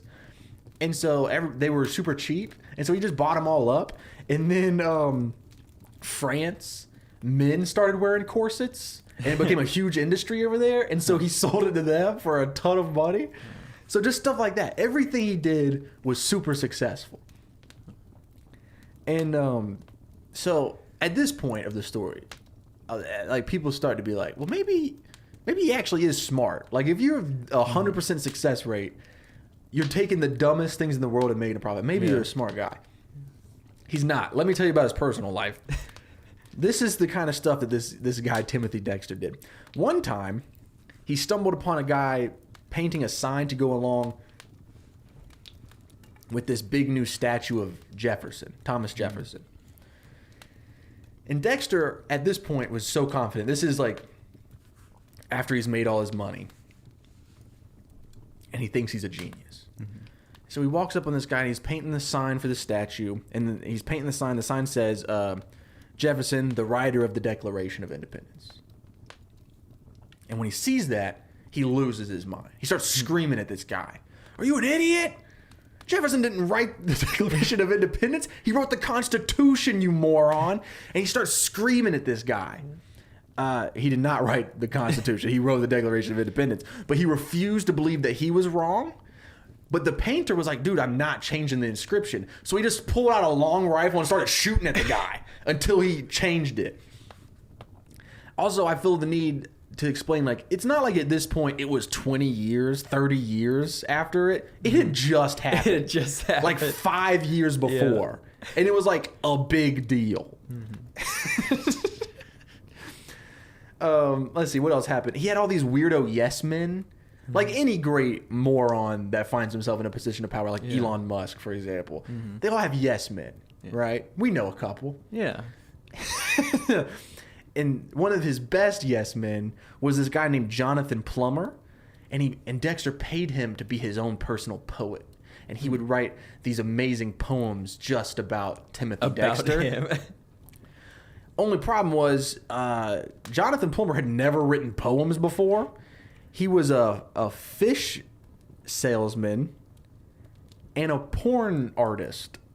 Huh. And you know that John Mulaney bit where he's like, the guy's a drug dealer just because John Mulaney started giving him money to give him drugs? That's what this guy was with poetry. He only went along with it because the dude was paying him a ton of money to write poems about him. Dexter had 2 children with his wife, who he hated. Yeah. This is the old lady who he married for her money, but he hated her. She was always nagging. That's what he said. He's always nagging. But he had 2 kids. This is how his kids were described. He had a son who was a half-mad drunk and a daughter who was a completely mad drunk. And he couldn't stand his wife so much that he would tell guests that he wasn't married and there was just a ghost that lived in his house. So he would have guests over and his wife would walk in the room and he would be like, hey, sorry, the ghost. There's a creepy ghost that lives in this house. And so the guests are either like, what is he on? Or, oh no, I've seen my first ghost. Well, this is the Revolutionary War, man. I bet there was ghosts everywhere. Yeah. But yeah, so he was just like, oh, that's a ghost.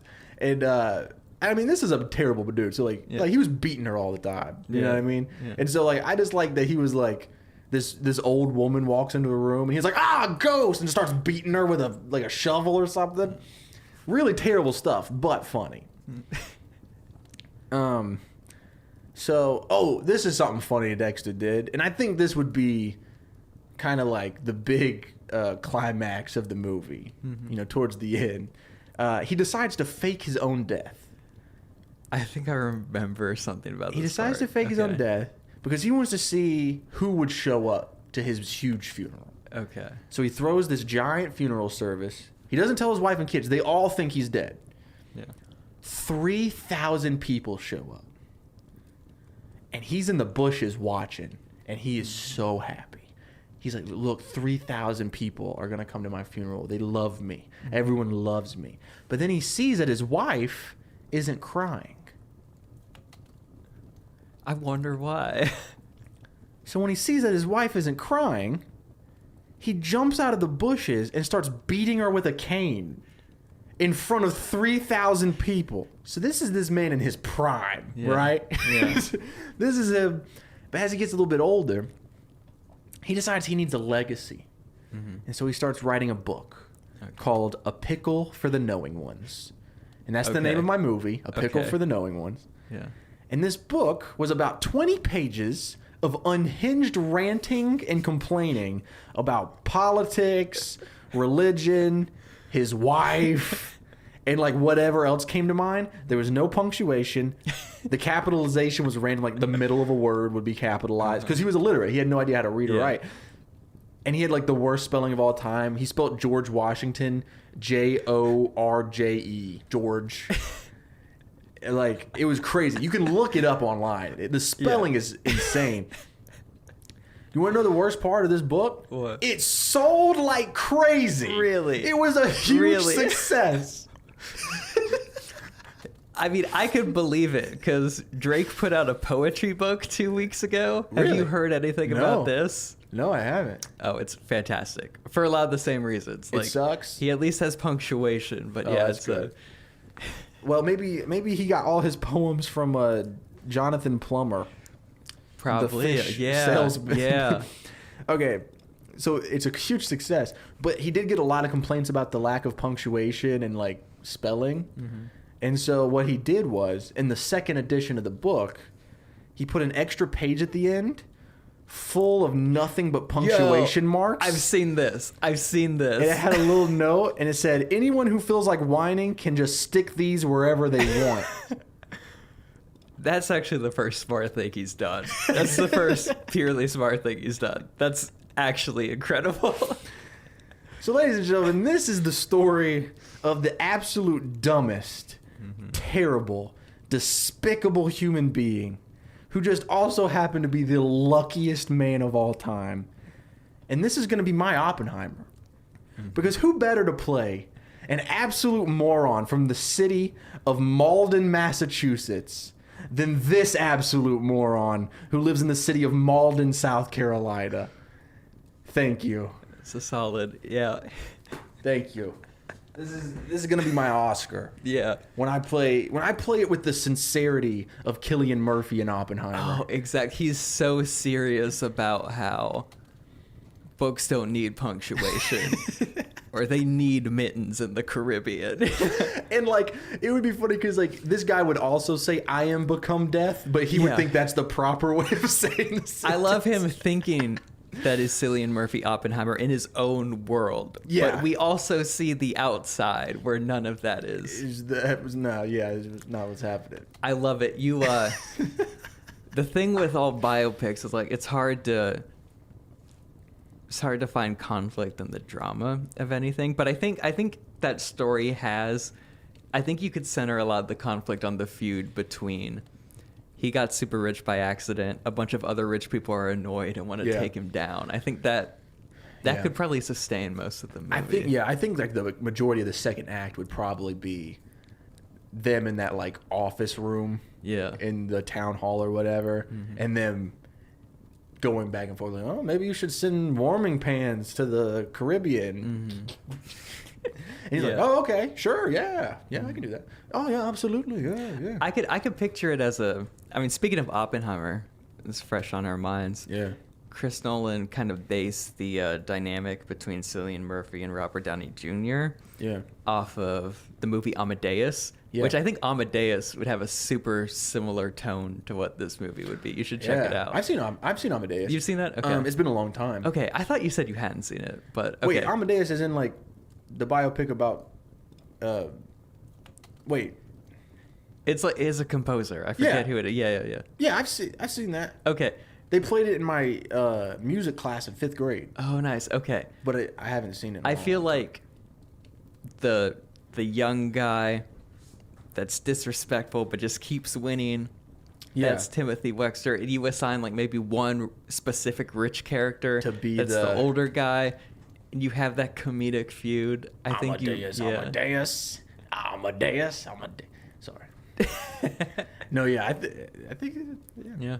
Yeah. No, you think should. you're onto something. You should look into doing this. Yeah. I'd probably end up writing it. I remember a TikTok about him went viral like a while ago. I remember pages of the book in that punctuation page specifically because it's Yeah, I stumbled upon him. I was scrolling through Facebook one day, which I hardly ever do, and one of those like cracked articles popped up, Oh, and yeah. it was like the luckiest and dumbest man in America, and I was like, well, let's see what this is about, and I fell in love with the story Yeah. because I saw so many similarities. No, I'm not that lucky. Yeah. All right. Okay. So, my pitch. Hold up. I have an article put up. There's a lot about this dude, and I'm probably only going to be able to say like half of it, but basically, the guy I'm doing this biopic about, we're going to open. It's a small church Okay. in like the late mid 70s, something like that. Okay. United States. There's a kind of weird looking guy. He's got a little mullet. He's got glasses, little mustache, dressed in bright colors. He's preaching, and it's just only a few people in the audience. And people kind of look like they're sleeping. They're tuning him out. He's talking about his life, how he grew up in a home with an alcoholic dad, a mom that their relationship was rough or whatever, but he found hope in Jesus, but they don't seem to be receiving it. And he gets off stage. He's feeling a little off about this. And, he's cracking jokes with some other church people. You can tell he's a kind of funny guy. Like, you could tell just from his appearance, he's a weird guy. But he's like, we need more people in the church, This there are a lot of people coming out of the hippie movement that have been let down by that, and I feel like we're the perfect people to talk to those people, but how do I get them to listen? And that's when his friend says, "Hey, man, we've just been telling jokes. You're really funny." Is this And- the story Okay. of Tim Allen? No, Oh, no, okay. it's not. No. It looks at me, it's like, you're really funny. Like, if you could put some of your humor in with that preaching, it'd probably work. It's the story of Joel Osteen. No. He tries that. He's preaching. He's cracking jokes a little. He's preaching. He's saying little funny little quips like, if nothing sticks to Teflon, how do you stick Teflon on a pan? Whoa. Anyway, here's some stuff about Jesus. And people are eating this up. They've never heard anything like this before. And churches are coming in, and you could tell he's thriving off the attention so much. Even when he was talking about his childhood, you could see how he was neglected as a child, and he's finally getting attention for the first time, and he loves it. Okay, yeah. But then, the attendance starts to stagger again, and he's used to so much growth, and he kind of misses that. He's like, why aren't people coming? And it's like, well, you need to find a balance. You're telling great jokes, but they still want to hear the real stuff, and you have a really powerful story, and like people want to hear people that have been in a dark place and come out of it, and you could also talk about the darker things too. And so we see him we see him on stage, and he starts talking about, I want to get real with y'all. Being in a family like that, it made me feel neglected. It made me feel alone. I was also a Vietnam vet, and I saw some really dark things in Vietnam. And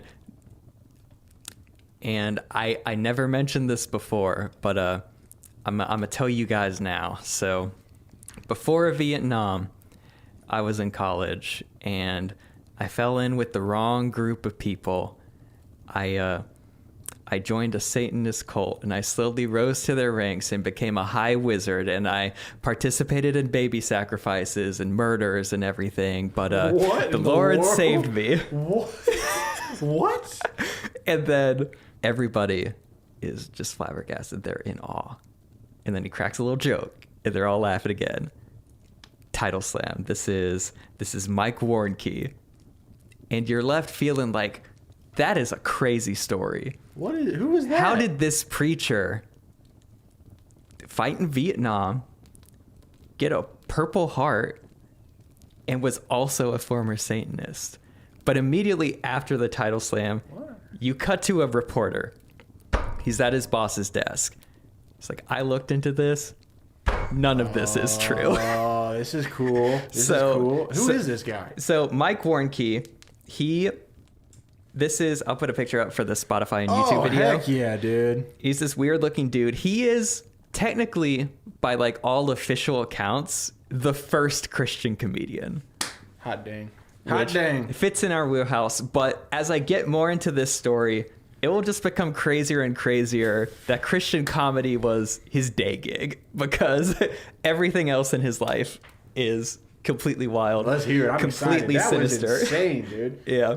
So I should say this story is about a Christian comedian, but it has some really dark moments, and I am putting out a content warning right now. We're getting snap. into some dark stuff. Oh, snap. I'm not saying anything bad, but just dark, trigger warning. So Mike Warnke, he rose to prominence in the 80s, and he was an instrumental figure in the Satanic Panic. You love this. You know this about me. Yeah. It's my dream to make a Satanic Panic movie of some sort Here it is. one day. And yeah, this is one of the most instrumental figures in it, because he is a grifter that profited off the Satanic Panic. Okay. So basically the first act of this movie is him telling the story of how he used to be a Satanist to this audience right as fear-mongering about the Satanic Panic is starting, because it's a really interesting period in history, and I feel like we're almost reliving another version of it now. We are, which is why it's so crucial to like explore this stuff, because we're at a time when 24-hour news media is being introduced for the first time. So it's no longer we only report if there's an important story. It's like we need to fill time with some stories.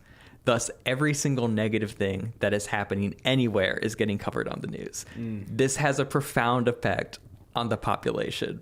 They start to feel like the world is more dangerous, even though it's not. Also, like, little side thing, that's when the milk cartons started putting like missing children on the milk carton. So every day it looked like a new kid was being kidnapped. And there was fear that your kid was going to get kidnapped in the street, when we know in hindsight most kidnapped kids are kidnapped by family members. But the world felt like a darker place. And this is when Dungeons and Dragons, heavy metal music, all this stuff that is vaguely fascinated with scary imagery is coming out, and they start to become the scapegoat. Stranger Things season 4. Exactly, which there is so much 80s nostalgia, but like Stranger Things season 4 is the only like 80s nostalgia thing I've seen that like starts to touch on that, which is which is weird to me. But that's the time period we're living in, and people like him, he notices. Now again, he is the last person you would expect to ever be a Satanist. He's a really goofy guy. He looks like Weird Al. Yeah, he's a more heavyset Weird Al. He has big, thick glasses. He has a mustache. He has a mullet type hairstyle, which I looked it up. It is called the Tennessee Waterfall. That is the There it name is, of baby. the hair. Hey, I might be getting one. Yeah. And his whole comedy stick Yeah. is he talks a little like this. He loves to talk about how he's just a little crazy. He's just a little weird, Oh. you know. So Christian comedy hasn't changed that much. Exactly. Yeah. He's one of those people that very strongly identifies as quirky, you know. He's like the first 10 minutes of any of his stand-up sets is just now I know y'all church people aren't used to look like me. I'm just a little weird. I'm just a little crazy. And so he tells just the Dang. most safe, basic comedy. Okay. But he has an okay stage presence, so he's killing. Yeah. But then halfway through all his sets, he starts talking about how he used to be a Satanist. And he made that up, right? Yes. So the first half of this movie, like going into the second act after, you know, everything we just witnessed, we are seeing an amalgamation of basically 3 recreations or just three stand-up sets that he's doing. Oh, okay. That's cool. So we're seeing him tell some jokes and then him telling the story of how he became a Satanist. We are intercutting this with a reporter who Yeah. is investigating, and he is really talking to the people that were actually around him at the time. Because here is what the biggest thing that raised alarm bells, that this guy was making everything up, which is he claimed that he started at a community college. The community college is where all this stuff happened. Then he got enlisted into the military. He had to join the Navy, go to Vietnam. And he claims that his entire testimony from starting to get into Satanism to coming out of it, being saved, took place just while he was in college. Somebody noticed that he was only in school for 9 months. And so I'm about to tell you everything that happened, supposedly, allegedly, 9 months. in this 9-month period. Hey, it's a long time. Because here is one thing which I want the movie to portray. Mike Warnke is still alive. He has a YouTube channel, and he still maintains that he didn't lie. Oh, snap. So he's doubling down to this So day. he will say that he embellished some stuff for comedic and entertainment How purposes. big of him. Yeah. And he also changed some details to protect some names or whatever. But That's crazy. What's his name? Mike Warnke. So, according to Mike Warnke, in the 9-month period he's in school, because we are shooting his side as faithfully and literally as he says it. So you could see how extra it looks. But in school, he went in just a fresh-faced freshman. He made a lot of friends. He had a lot of friends, and everybody thought he was so cool, and they went to him for advice about everything. Now, this is what he's saying. That's what he says, because he's just that guy. He's that guy everyone likes. He eventually, just out of curiosity, with some friends, they start a fraternity together, and the fraternity people are like, hey, we know of this Satanist cult, and we're going to check it out. You want to come with us? And he's like, yeah, I'm going to do that. And from there, he got hooked on drugs. Oh. First, it was weed. He smoked a little weed. But it was a gateway drug. It was a gateway drug. He eventually started doing heroin. Oh, that's a hell of a gate. Yeah. He gets addicted to heroin. He apparently is shooting up so many needles. He has do scars on his arms, which we're going to see in these stand-up sets. He's wearing short sleeves. There are no scars, but no one seems to notice this. Hell yeah. He gets heavy into heroin. He almost ODs on the heroin. Oh, man. People leave him out in a dumpster to no. die, but he manages to survive. Apparently, his school is one of these schools where they're testing out LSD. He also gets hooked on LSD. And we're instantly going to cut to this reporter calling the school. It's like, hey, did you One of the test schools. people on LSD. No, the we person never on did the that. other end bursts out in laughter. They're like, who said this? A guy named Mike Warnke. They burst out in laughter, hang up. This is a common thread. Most people this reporter contacted about Mike Warnke, he was just immediately met with laughter out of how outrageous this man. was. But so Mike Warnke, he has his whole drug escapade Yeah, from weed to heroin to LSD. that's right. While he's hooked on this drug, he gets involved in this Satanist cult. And he starts off small. He starts out as one of the little guys. Baby Satanist. But he works his way up the ranks. Well, you have to have ambitions. He becomes the high priest. He becomes the high You priest. had that grind set, baby. Yeah. He, at all times, he had at least 2 women that wanted to have sex with him. Because again, he's such a cool guy. He's such a cool guy, and he's the high priest. And so... Yo, man. Yo. I immediately was like, that's such a thing with like someone who obviously didn't to say. Yeah, 'Cause it's like yeah. 2 whole women. Yeah. At all Yeah, times. yeah. I think of that Chris Rock joke where he's like, yeah, I had an affair with 2 women. And then he's like, I know what you're thinking. I work in FedEx. I got more hoes than you. Yeah. No, you are getting at the exact thing, because we are immediately going to cut to a reporter talking to an old friend.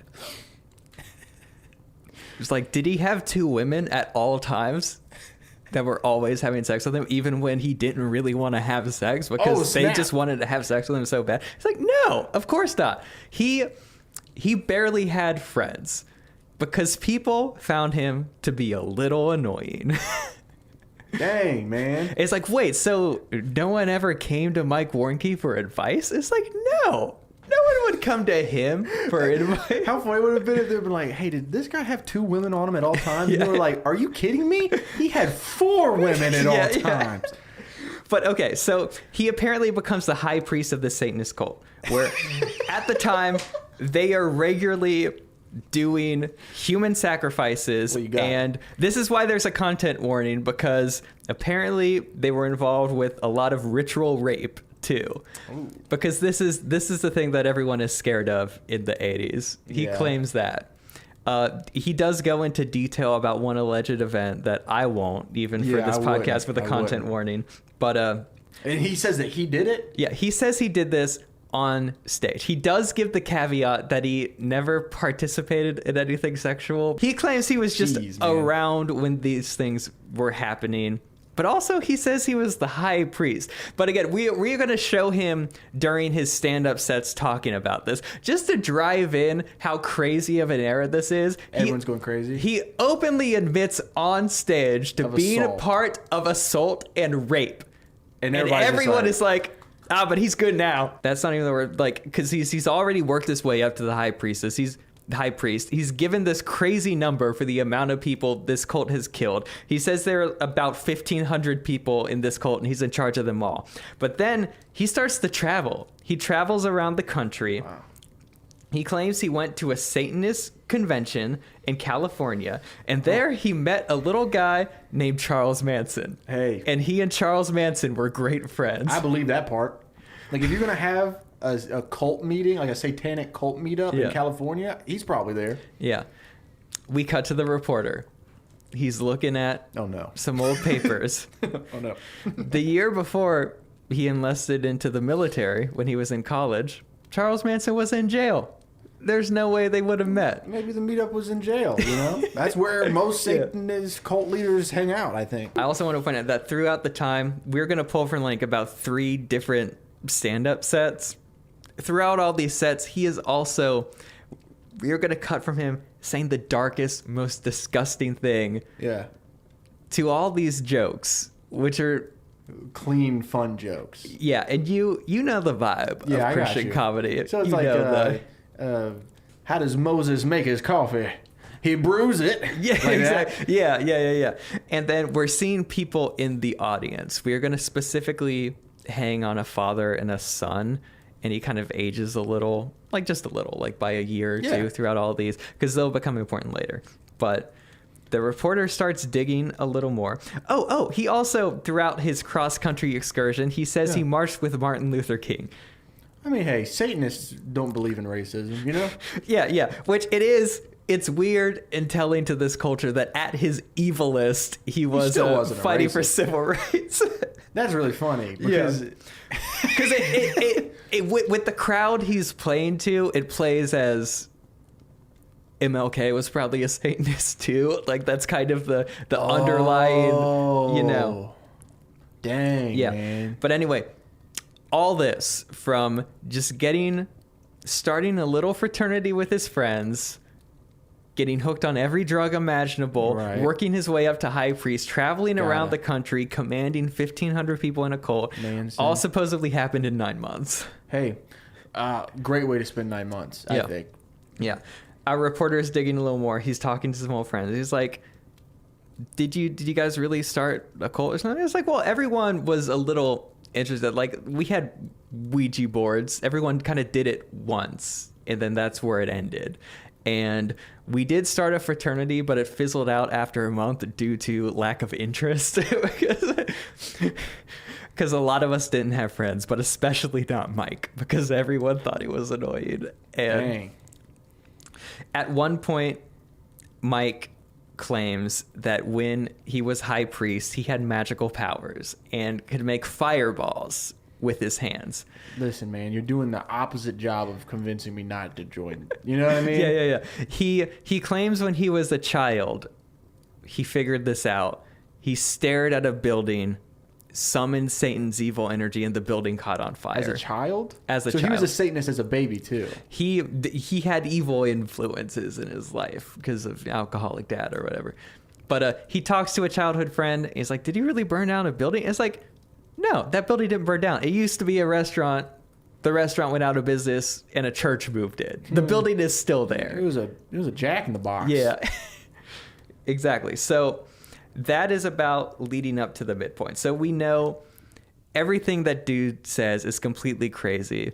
And we have shown his side and his exact words and seen it visually. You see how ridiculous it is. Yeah.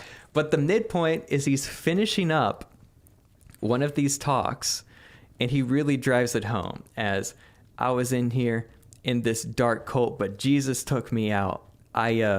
When I had to enlist in Vietnam, some people there introduced me to the gospel. You cut to a reporter talking to someone, and he's like, oh no, he went to Campus Crusade for Christ in college because he liked a girl there. That's when he converted, not even in Vietnam. But still, he's driving it home.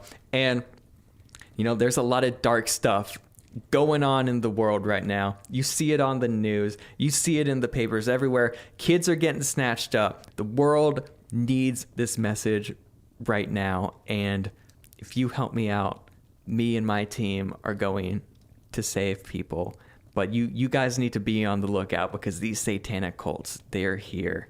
Man. There are thousands of I them. want to see a clip so bad. We have an anti-occult ministry that walks all over this United States and in some foreign countries too. At Warranty Ministries, we deal very heavily in the area of occult crimes.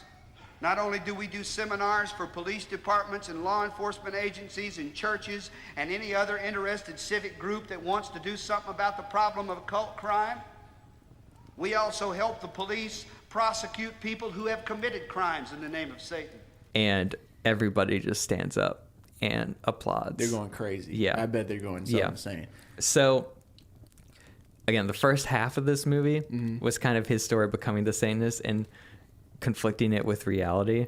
Right. The second half, though, what we're doing is we're going to show how his success has actually impacted the world. Because on one hand, he's just a crazy pathological liar whose main motivation is he just wants attention. But what's crazy is he hits at just the right time where there's all this panic that he ends up doing irreparable damage to so many people's lives.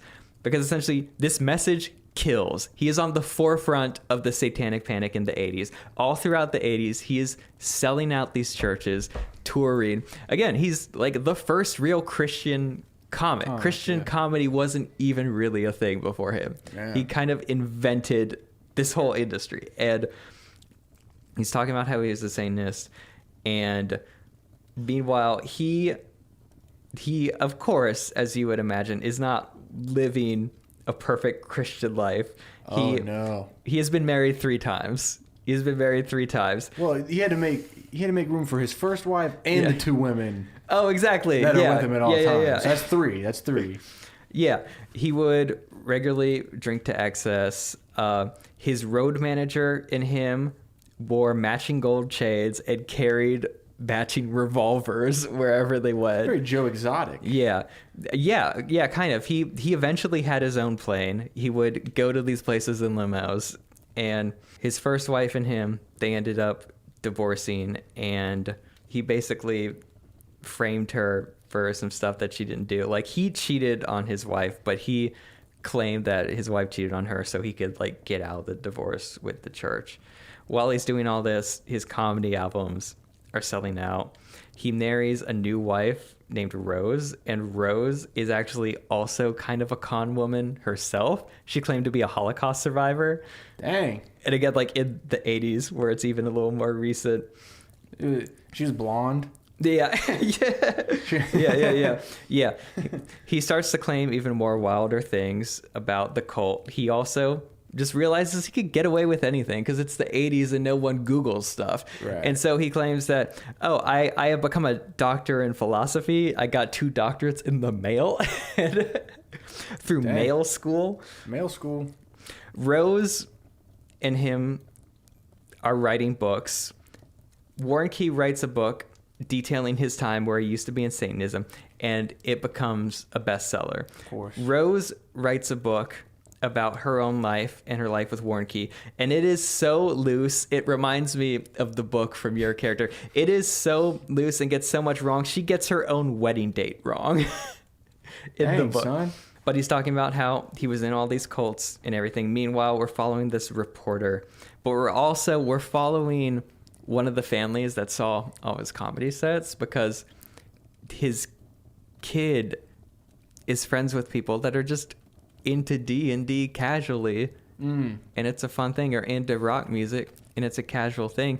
He even dips in every now and again, but then his parents start to get really worried and start to try to frame these other people for essentially being secret cult members. And the thing is, the police department took all this incredibly seriously. Mm-hmm.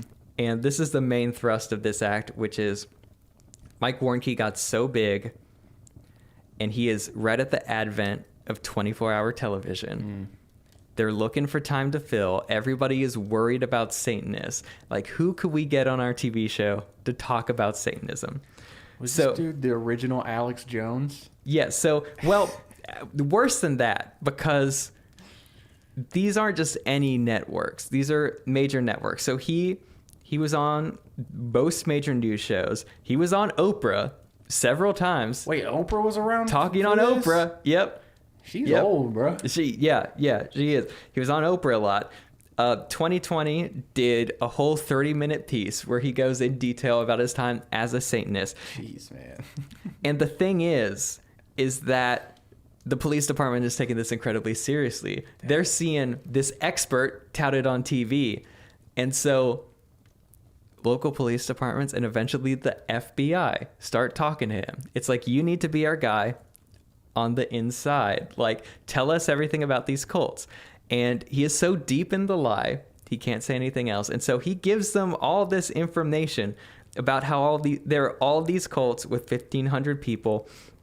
At one point, the police suspected that there are 1,000 satanic cults in all the United States. Each satanic cult had a minimum of 1,500 people. And according to Warren Key, to join the cult, you had to kill somebody. So 1,500 people per 1,000 cult means that over 500,000 people were supposedly getting murdered a year 1.5 during the million. 80s. 1.5 million. Yeah. And so the police department was taking this incredibly seriously, and it was going to take a good 5 years before they realized 500,000 people aren't disappearing each year, or else we would know about it and we would find bodies. Yeah. But again, they think this is incredibly pressing issue. And so they start arresting a bunch of people that, Dang, again, are man. just into innocuous stuff, that are just into stuff that is slightly countercultural, maybe a little too into music. At this point, a conservative lobbyist convinces Congress to basically try, like, hear out a bunch of metal musicians. The lead singer of Twisted Sister had to testify before Congress and say that we aren't putting hidden messages in music and everything. And this is when we're going to see stuff that involves the kid. Like, he's going to drive past people that used to be his friends and they aren't going to be hanging out there, or he's going to see an older person that he knew that's into music, like, being taken away in handcuffs and everything. Dang. And that's when it's like, this dude is funny and all his stories are funny, but like It's not funny what he caused. Exactly. Yeah. He also he beat his second wife and they divorced, and he threatened her if she ever told anyone, so she didn't tell anyone about later. And she's a notorious liar, but somebody else did corroborate that a store clerk saw she was beaten up or whatever. So that did happen. Mike Warnski and his new wife started Warnski Ministries, and they were taking a bunch of donations, just saying they were going to help former Satanists.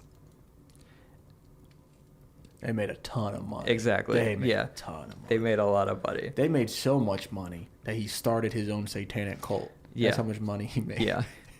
So this is like the really dark moment, but our reporter finally gets this story done. He has interviewed all these hundreds of people. I read the report. It's for Cornerstone magazine. They're a Christian magazine, which is probably the only reason it took, was because it was coming from other Christians.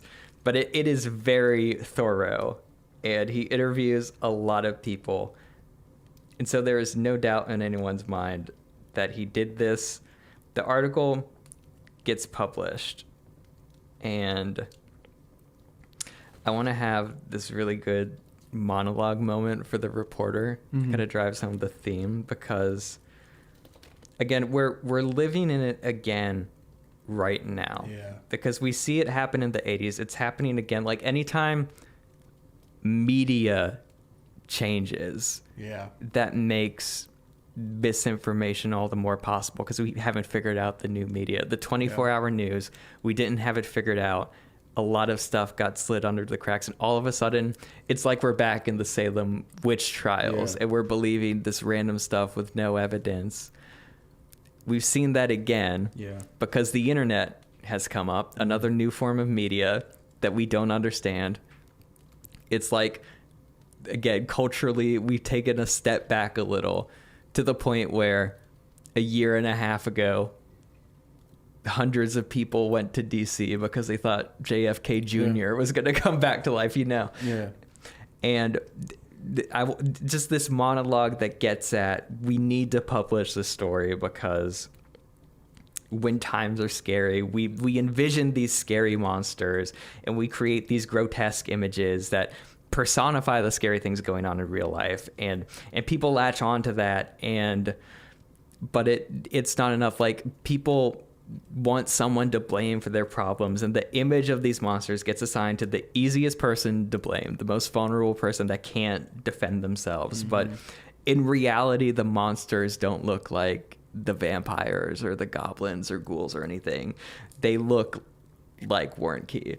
They look like these fun-loving, just little goofy guys that have your best interest in mind, but are secretly living this double life. They don't have sharp teeth. They don't have red eyes.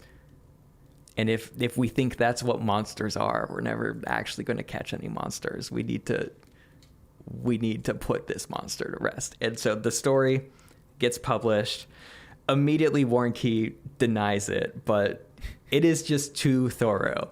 Eventually, he tries to say that, well, I had to embellish some stuff, and, I changed a lot of stuff to protect some people, but it's all still true. I was still in the Satanist cult or whatever. But that kind of does his career in. And so where we leave him is present day. Mike Warnke I can't believe this dude's has still around. a YouTube channel. He still tours churches, not to the point that he did in the 80s. Right. But some churches will still have him. Yeah. And he will talk. He doesn't do a lot of comedy anymore. Well, yeah. But he will preach. And it's the story of someone that is just a pathological liar. And some of the interviews with the people that knew him, they said from a young age, he expressed interest in being anyone but himself. Honestly, if he went into acting, all this probably would have been avoided. Some people said that he would randomly mid-conversation switch personalities. He had a few key alter egos that were called the Scotsman, the Jew, the Catholic priest, and the black guy. And Like as a bit, or do you think he could actually have been... as a bit, he will just talk in a bad accent. And when someone called him out saying maybe you shouldn't talk like you're black, he said, I actually am part black because a gospel singer once told me I had a soul, and that's why I can do that bit. I mean, if the gospel singer said it... Yeah. I haven't even gotten into all the claims because I didn't have time to like organize all this stuff. Yeah, but do some rapid fire ones. So he said he had a 3-inch scar where people would cut his wrist and drink his blood. He used to claim he was part Indian and would also do Indian rituals. That's fair. He was fascinated with the Catholic Church from a young age. Yeah. He just stumbled into evangelical church. So like, if you look at all the Satanist ritual stuff, they're all very heavy, just Catholicism based. Interesting. So you're saying Catholics are Satanists? Is that what you're saying, Robert? He regularly said that. No, I'm not. No. He regularly said that he drank blood and ate human flesh. So you could add cannibalism to the thing. I want a scene where he is talking to the FBI and he says he's telling the stories, and an FBI agent goes, "Wait, so you're admitting to all of us that you have committed murder, you were part of ritualistic rape, and you have cannibalism. And you're admitting that to a group of federal officers." And he just stands there and he's like, And then the other officer goes, "Well, you're good now. You're good now." Because that was what everyone said. Yeah. But movie just closes on, we get a picture of sad Warnke, and somehow there are people that are still willing to listen to him. And the end. Mike Warnke's story. Yeah, man. How old is he? He is... Hold up, I got his Google pulled up. He is 76. It's crazy that he's still around. Like, it's almost like, how do you not go to jail for, like, psychological warfare? You know what I mean? Like, he I know, yeah. influenced Yeah. an entire country. Yeah, and people were jailed. At one point, he was making $5,000 a day on these church tours don't have and that all money this anymore, Satanism right? stuff. No. His second or third ex-wife got a lot of it in the divorce. Also, his comedy albums are great to look at. I'll put them on the Spotify and YouTube, but we have a 1 in a Million. Totally weird. Oh, he's just a weird guy. guy. Jester in the King's Court. He's making that little face. That's a good name, It's just a though. little weird. That's Yeah. a good name. Hey Doc. It's a great album. Yeah. Dang, man. You ever seen the movie Shattered Glass? I have. That was a Big inspiration? Kind of inspiration, yeah. That's what I was thinking about when you told me the journalism part. For those of you that don't know, Shattered Glass is the story of this journalist. His last name was Glass, and he was lying. Yeah. And Yeah. so there's this whole investigation on his lies. Yeah. And again, since this is an 80s period piece about the Satanic Panic, we want to lean into horror aesthetics. Of course. Especially during the part where we're showing everything that he says from his what he side. did. Like, yeah, we lean heavy into, it kind of looks like Suspiria. It kind of looks like Malignant, you Yeah. know? Similar to how we introduced a little horror in Troubled Date, you know? We're introducing a little of that campiness into this biopic. Man, this was really good. Yeah. I really hope you It make is an this. interesting story. And I'm so inclined to make, because I'm fascinated with the Satanic Panic, but also there's this whole Christian comedy angle, which is, Yeah. you know, our good friend is one of the most like More biggest popular, yeah. up and coming comedians. We've done work for the biggest current yeah. comedian. Yeah. Yeah. And I, you know, I've met some of the worst Christian comedians too. But yeah. I was gonna Yep. say you. I didn't want to speak no. for both of us. Yeah. Yeah, it is a strange story. And again, it is so strange that the first Christian comedian is also responsible for a lot of innocent people being in jail. That's crazy. That's really crazy that that wasn't that long ago. Oprah. Yeah. When the second you were like Oprah, I was like, Oprah band? Yep. Jeez, dude. Wow. Yeah, this is something you gotta make it. Yeah. You gotta make it. And hopefully there's a part for me. Yeah, exactly. Yeah. But no, seriously, this is a really great story. Yeah, I guess you have to wait till he's dead. Otherwise, you have to get the life rights, and in which case, I don't think So- he'd give you. The thing is, life rights are weird because I hear the Script Notes hosts talk about this all the time. It's like sometimes maybe you want to option a book. A lot of times producers will option a book just so they kind of have something to do. Like it proves that they're useful in a way. Oh, interesting. Because the thing is, you can't copyright historical fact. If something happened You can talk factually in about it. history, anyone Or could say didn't happen. anything. Yeah. What I couldn't do is I couldn't copy his comedy sets word for word. I would have to get the You would vibe have to of the write comedy. the vibe of it without actually. Yeah. That's interesting. I wonder if, I mean, by the time you got to make something like this, he might not be around. Yeah. Well, I also, part of me is like, I want him to see it. You know, You want him to see it? I want him to just exist See what he's mad done. and alone. And yeah. Yeah, it's crazy Yeah. that he's alive. I looked at his YouTube channel while you were talking. It didn't last long, but there's some wild titles. Yeah. Here, let me read my favorite one. So his channel is called Mike Warnke Official. And there's my favorite video title is Mind Your Own Business, period. He the last book he wrote, it was a few years after the article came out. He wrote a book called Friendly Fire for Christians who have been hurt by the church or something like that, you know. Friendly Which is Fire. funny because a former the former university president of our Christian school, Yeah. he wrote a very similar Similar book thing. after he got ousted. It's a very tried and true method for It's like these they're not people. original. They Yeah. all are the same. That's crazy. This is right up your alley. I really do think you should at least start writing it. When you finish I'm the curious current about project. and the best part about it is I'm not going to say any names, but I actually Have I someone have in an mind. actor in mind. Yeah. I have an actor in mind for It's this not guy. me. It's Not not a me. famous actor, but someone that Yeah. we know. Someone's so- famous to us Yeah. in our hearts. Uh-huh. Yeah. Wow, man, that was really great. Hey, I think this whole episode was really I dope. love this episode, and I also think that because I've heard you talk about that guy Yeah. before. Next time you just aren't working on anything, just like throw together. Yeah, I have a an plan outline. in my head right now of my writing schedule. I'm gonna finish what I'm writing now. I'm getting close. Yeah. I'm at 40 something pages.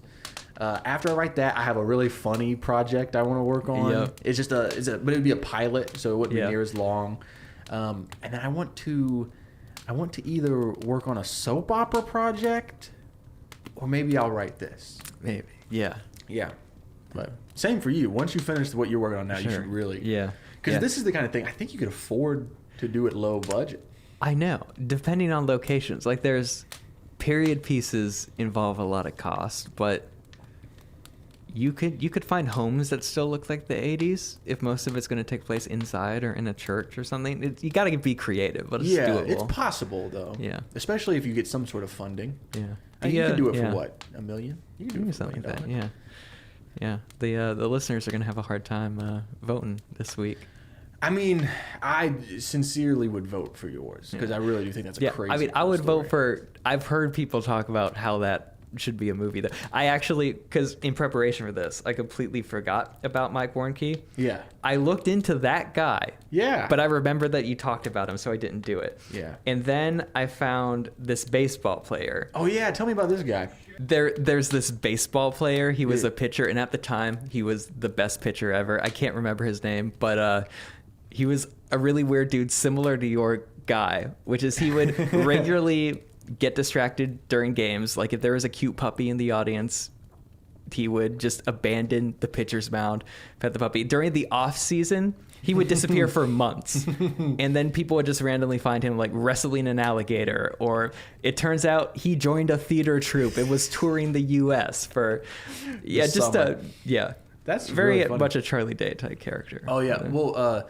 my character, and we need to wrap up here, but my character, the pictures of him that I saw in one of the books kind of look like old boy from Secession, Culkin. Oh yeah. He kind of looks like what's that Culkin's brother name? Kieran? Kieran. Yeah. He looks like Kieran Culkin. I mean, I would want to play him, but he Yeah, does look yeah. like Kieran Culkin, and I think he would do a great job. Yeah. But yeah, hey, thank you guys so much for listening. Yeah. This has been Rival Pitches. Yeah. Be sure to vote for which one's your favorite. Here are the minute pitches. I wrote a biopic about the dumbest and luckiest guy in history, Timothy Dexter. This guy made his fortune by taking terrible advice and getting super lucky. Everyone hated him, and so they would give him this crazy advice like, hey, you should sell bed warming pans to the Caribbean. And then he did it, and they used him as ladles, so he made a fortune, even though there was no need for bed warming pans in the Caribbean. And then he was like, oh, well, so since they must be cold there, because they needed all these bed warming pans, so he was like, I'll send mittens and sweaters and everything. And then the ship on its way to the Caribbean met someone headed to like Alaska, and so they're like, well, hey, we'll buy the whole stock. And he just kept getting lucky like this. And this dude was super absurd. Like, he hated his wife so much he told everyone that she was dead, and then they would come over and she'd be in the kitchen and he'd be like, no, that's her ghost. I mean, one time he faked his own death, and then thousands of people came, but his wife didn't seem to be that upset, so he got out and started beating her with a cane. This is the craziest guy of all time, and I think we need to tell his story.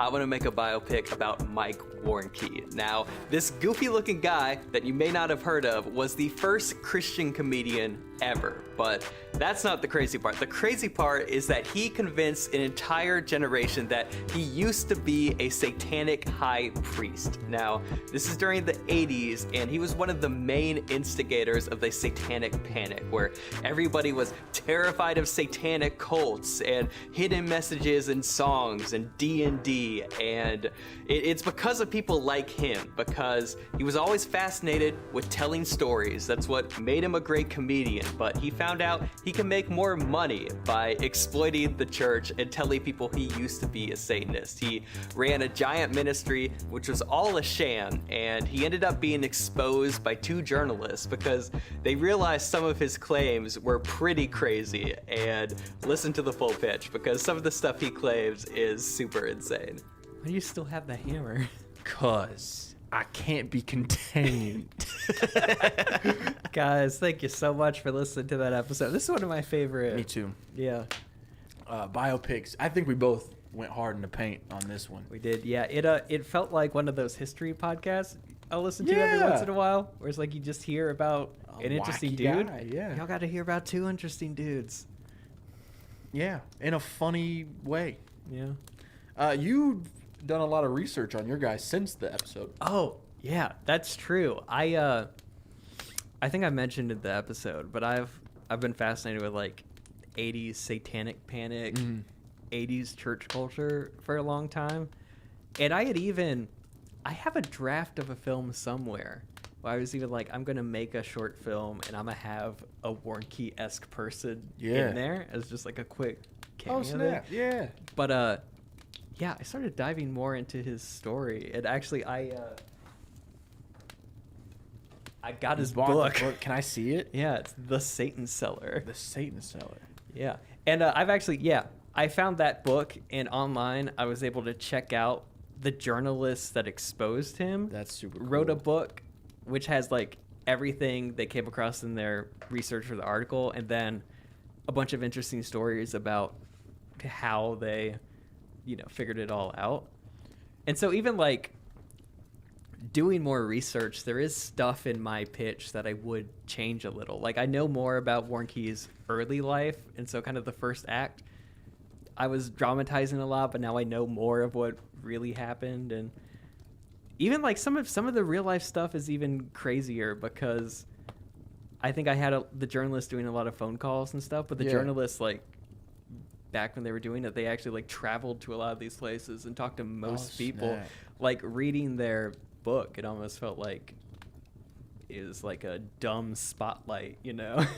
Instead of exposing the Catholic Church, it's this guy. But So is this his book yeah, that is his book. of his story? Yeah, which Okay. there's a lot of funny stuff in here. I haven't dove all the way in yet, but on the back there is a review that says Mike Warnke's confession about the horrors of satanic worship surpasses any that could be conjured by the imagination. If only they knew. It's funny because it is. It is conjured. conjured by the imagination. And even to people that don't take it very seriously, I think one of the sad things is there's an appendix at the back of the book Yeah. where it's like, how to fight occultism. What can you do to fight spreading occultism? And it's stuff like write letters to your congressman, ask them to make state legislator, use the telephone to call newspaper editors and ask them to investigate occult activities, work with your church to be aware, investigate your schools, check courses for mysticism and literature about the supernatural. And he's like very clearly asking for real world action Yeah. based on complete lies. And from Right. what we know from the 80s, like all of this vitriol, Happen. it's going to be taken out on kids playing D&D, Right. kids that are into rock music. Yeah. And, yeah. Yeah. It's kind of like my guy's book, how in the revision he just put a bunch of punctuation. Yeah. Equally intelligent people. Exactly. Mike Warnke and my guy. Yeah. I forgot his name. Yeah. I've told a lot of people about this story because Yeah. again, we work around a lot of Christian comedy. Yeah. Yeah. That's what I feel the was. same way. Yeah. Without fail, though, everybody is like, "Oh, is the guy still alive? Yes. You need to talk to the guy. You need to get the guy." Yeah. It's like the guy still does churches, and I cannot stress how little I am interested In talking to him. meeting the actual guy. He has a I still, YouTube channel. I know. Yeah, you told me about this. I don't know why I told you as if. I don't know. This is part of why I want to make a movie even more. It's like I don't know what part about it is hard to understand. That like He's no a one bad- should be talking. Like Yeah. I hear Christians all the time. They're talking about like, oh, don't throw the baby out with the bathwater. Everyone makes mistakes, and I've seen a lot of people justify like still listening to his comedy where he's like talking Yeah. about it, and it's like, it's not a mistake to randomly steal hundreds of thousands of dollars over the course of 2 decades at the expense of people. I don't know. I have so little.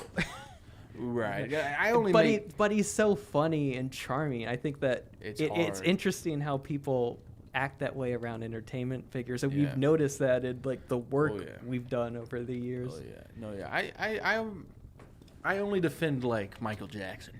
Oh yeah. Thank you so much for listening to Written By. We've been having a blast these past couple weeks. We hope you have too. Our email is writtenbypodcast@gmail.com. Yeah. You want to be responsible for the next episode. This was a listener suggestion Yes, to it do was. biopics. Yes, it so was. And it led to one of our favorite episodes of this. exactly. Yeah. So keep your suggestions coming. If you got stuff you want to hear us pitch a feature film about, or if you have short film topics that go into our listener bowl, writtenbypodcast@gmail.com. Follow us on all of our social media at Written By Pod. You can find us on YouTube, Written By Podcast, or you can find everything, I'm pretty sure, on our website, writtenbypodcast.com. Thank you so much for everybody who makes this show possible. Taylor Lockery, Drew. Am I forgetting anything? Hey, that's it. Hey, We'll see you thank next you. week.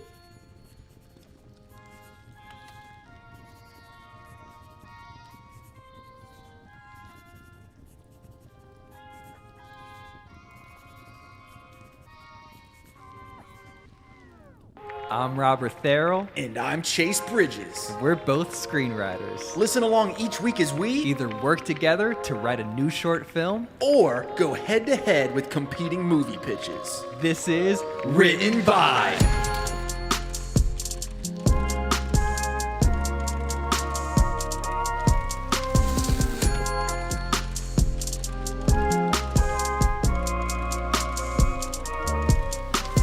Hey, welcome to Written by Podcast, the #1 podcast in the world. Someone want to tell me why 50 Cent is asleep on TikTok Live right now? Does somebody want to make that clear to me? Is that his account? I don't know. I don't know. That I was looking at the corner. That doesn't look like his. Click on it. I don't know. Somebody broke into his house and is recording him sleeping for clout on TikTok. And it's me. I did it. I think this person had him over and he just fell asleep and is like, oh yeah. He's like, this is how I'm gonna get views. That's hilarious. All right, yeah. Yeah. Yeah. Yeah. This one goes out. Hey. Yeah. Welcome to the Written by Podcast. You know the drill. We got all that. Yeah. Number 1 in the world. Skirt. Behind all the others. All the others. Did you know that George Washington had like 3 brothers? It's true. He wasn't the only Washington brother. I didn't know that. You did? No, I didn't. No. You only hear of the important one. Yeah. Imagine being George Washington's brother. Because you know they had to fight in the war. Yeah. Imagine going to Thanksgiving and there's And their mom's Washington. like, here's my son. I don't even know if he's the oldest. Imagine he's the middle brother. Oh. Here's my son Georgie. Georgie's the general of the war. And Georgie's gonna be the first president of the United States. They want him to run 3 times. And he has so much honor that he said, no, I'll only do 2 times. I love Georgie. And then this is Archibald. I don't know if that's his name. Here's Archibald. He, I don't know. He never chopped down my cherry tree, so there's that. That's a good thing. hey. And there's Greg, and he's like, I plant cherry trees. What is it? Yeah, Greg. That's that's such a He keeps on wussy chopping activity. them down. That's a wussy activity, Greg. You planting these cherry trees. I'm gonna keep chopping We need cherries. them. We don't need cherries. What we need is You keep guns. on chopping them when they're underdeveloped. I'm gonna chop down your cherry You trees. ruined this crop. I'm gonna chop down your cherry trees to make more wooden teeth for me and my gang. What if George Washington called his soldiers his gang? His gang, his He said, squad. Hey, Britain better watch out. Me and my gang coming for y'all. All right, Me I'm and the done. clique turning up here in these United States. Hey, it's been a while since I started off an episode like this. Since I started off hot like this. Y'all ain't seen this kind of energy since I left Church Stories. I'm gonna make a YouTube video called Why I Left Church Stories. Yo. Yeah, no, Clickbait. I woke up with so much energy today, and I was like, "This is gonna be a good day. This is gonna be a good And then episode." it wasn't. No, well, a lot has happened. It has not phased me. It has not heck phased yeah, me in the dude. slightest. That's awesome. Because I just woke up. It's like, this is a great day, and I woke up late. yeah, I got to work like an hour late. yeah. Hey, don't tell my boss. Hey, don't tell him nothing. No snitching. I got to work like an hour late. Yeah. I watched The Fablemans at work. Oh, how was that? It was great. Yeah. Loved it. I've heard it's a great movie. You haven't seen it? No, I haven't. Oh, I texted you about it thinking you Yeah. had seen it. No, I've heard things about it because Oh, you should watch it. everyone says it's a great movie, but it's Spielberg making a movie about himself, and those Semi. movies are always hilarious. I looked up after we talked because Yeah. Robert was like, yeah, he lied about some of that stuff. Yeah. I looked it up. That was pretty much the only thing he lied about was that girlfriend. But it's such a like thing It's a really to lie funny thing. about. But if you watch the movie, it comes across funny that he made it up because it's Yeah. not like, oh, I'm so cool, I had a girlfriend. Yeah, for the listener, see, Spielberg writes his character a love interest who's super into him, and in real life, he never had a girlfriend. To be As fair, a when you kid. watch the movie, it's kind of really funny because he's just kind of like dunking on super Yeah. Christians, Yeah. and it's really funny. You should watch Okay. it. It's on Yeah. Paramount. Do you have Yeah. Paramount? I do, just because I've forgotten to cancel it. Oh, well, if you ever need it, I got you. I got you with the password, Paul.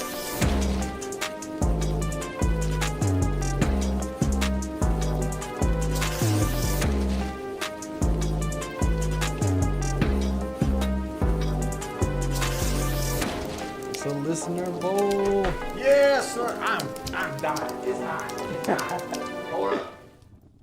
I shouldn't have wore a hoodie when I know there's no fan in this room. Yeah. It's just like a little iron box. Uh huh. All right, I have drawn. Ooh, this one's fun. This is a fun one. We got Western horror. Oh snap, that's cool. It's combination horror and Western. Yeah. Okay. That's fun. Yeah. Um. I mean, immediately off the bat, I know this isn't quite horror, but it kind of gives me Walking Dead vibes just because it's a horror monster. And Yeah. all the survivors in that show are kind of neo cowboy adjacent, you know?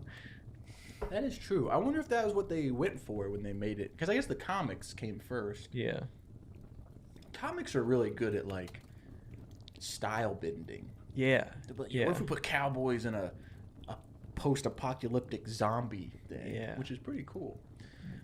Yeah. Okay. So a Western horror. We've done Western stuff in the past. Yeah, we did a space Western this Space season. Western. We did those Woody pitches a while ago. Yeah, we did one with PD. That's right. He was we a did. guest. We did one with PD. It Yeah. was it was kind of more of a comedy. It was very Yeah. fun. It was a good episode. Yeah. What would be a monster that would uniquely be scary in a Western setting? So, Like, I could imagine maybe it's hard to live off the land, grow crops, and then chupacabra type monsters Yeah, chupacabras, slashing though. around. Or, you know, people are always scared of outsiders in their little towns because they might come over and rob them. Maybe they're scared of something, and then it turns out to be like a vampire or something. oh, a vampire in a Western's cool. We could do that Invisible Man Invisible in a man. Western. That could be fun.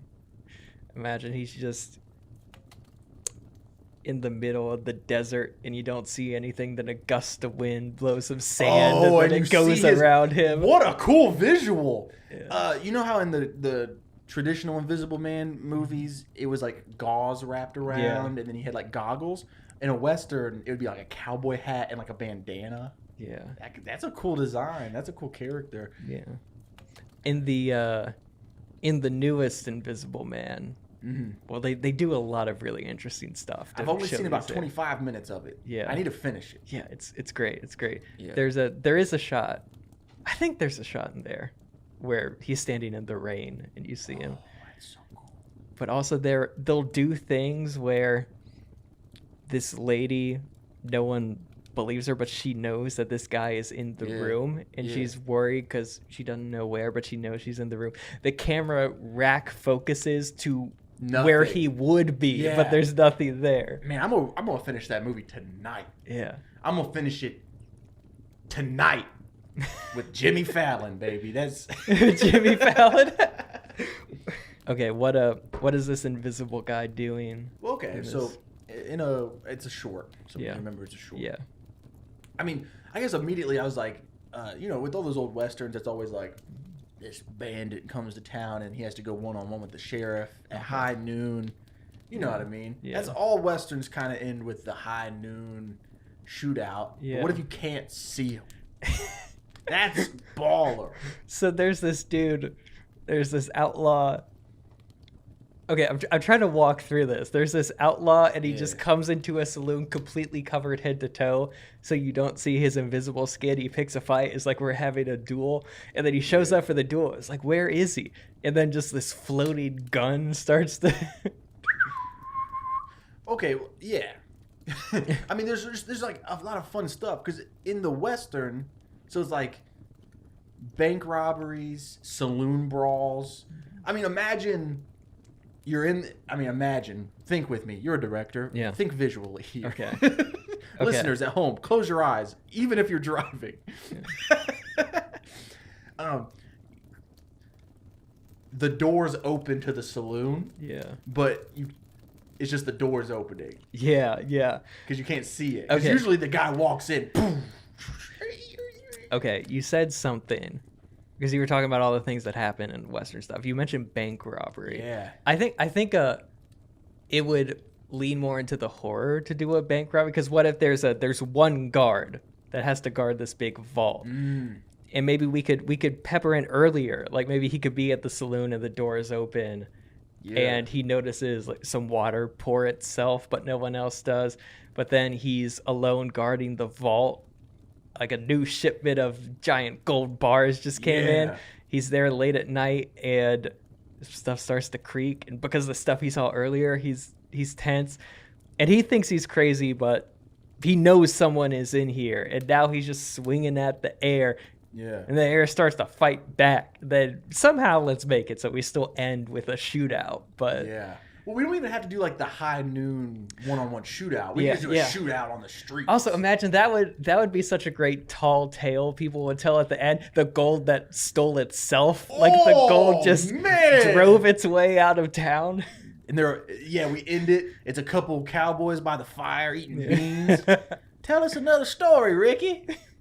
Yeah, tell the one about the gold that stole itself. Well, brothers, they say about 2 towns over, there was an invisible man, the invisible bandit. Yeah. Oh, you know how you end it? Maybe the teller that was supposed to guard it, he got fired because nobody believes that the gold just Oh, so put itself so he stole gets it. fired, but now he is like, years later. He is Oh, sitting around this fire and he's telling the story. He's like, it happened right over there.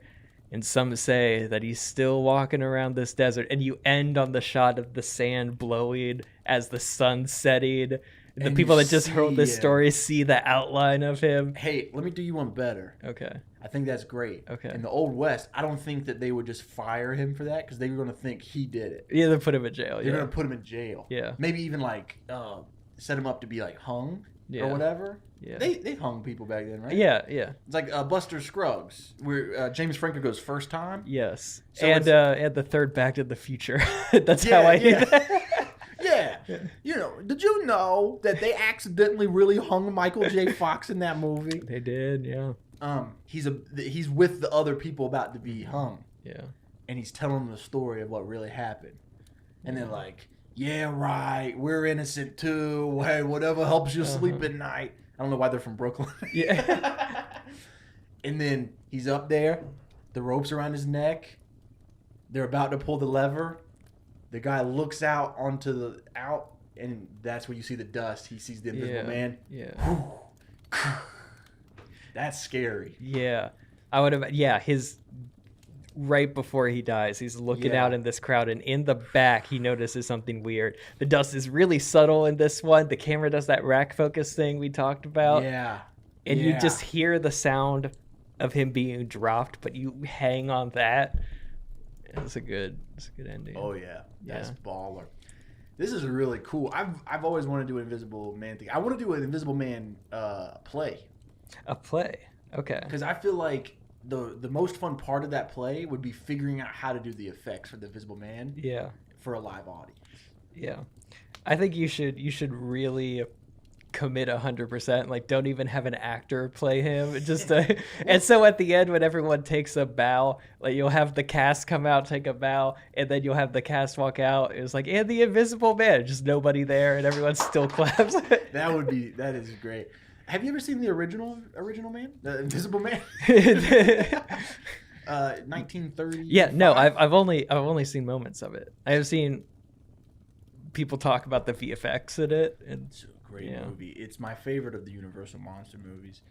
If you haven't seen my, I did a video where I watched pretty much all of the Universal monster Yeah. movies on my YouTube. You should check it out. But I'm working on the sequel, nice. and Invisible Man's still the best character, dude. Yeah. In my opinion. Yeah. Okay, so we have the Western. We kind of have the ending, right? He Yeah. gets blamed for the bank Yeah, robbery. let's work out the beats of how the robbery happens and Yeah. how this dude fails to stop him. We open with, I know we said we're about to do the beats. I know that. Yeah. We open with the saloon to kind of establish it, and then we go into, and even in that saloon scene, we can be like, hey, you want to stick around tonight? And he's like, oh, I got guard duty at the bank. I don't think Yeah. I can stick around too late tonight. You know, we establish everything in that saloon scene, and then, boom, it's nighttime. Yeah. We're at the saloon. Yeah.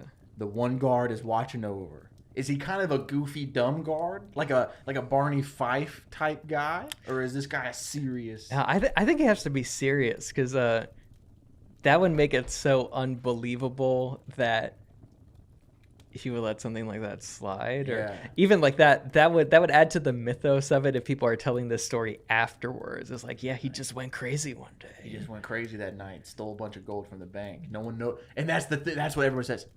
No one knows where it is. Yeah. No one knows where to this day where the gold is. Yeah. Man, this So- is a good story. Yeah. So maybe in the saloon, like maybe 3 beats. Like this dude is sitting there.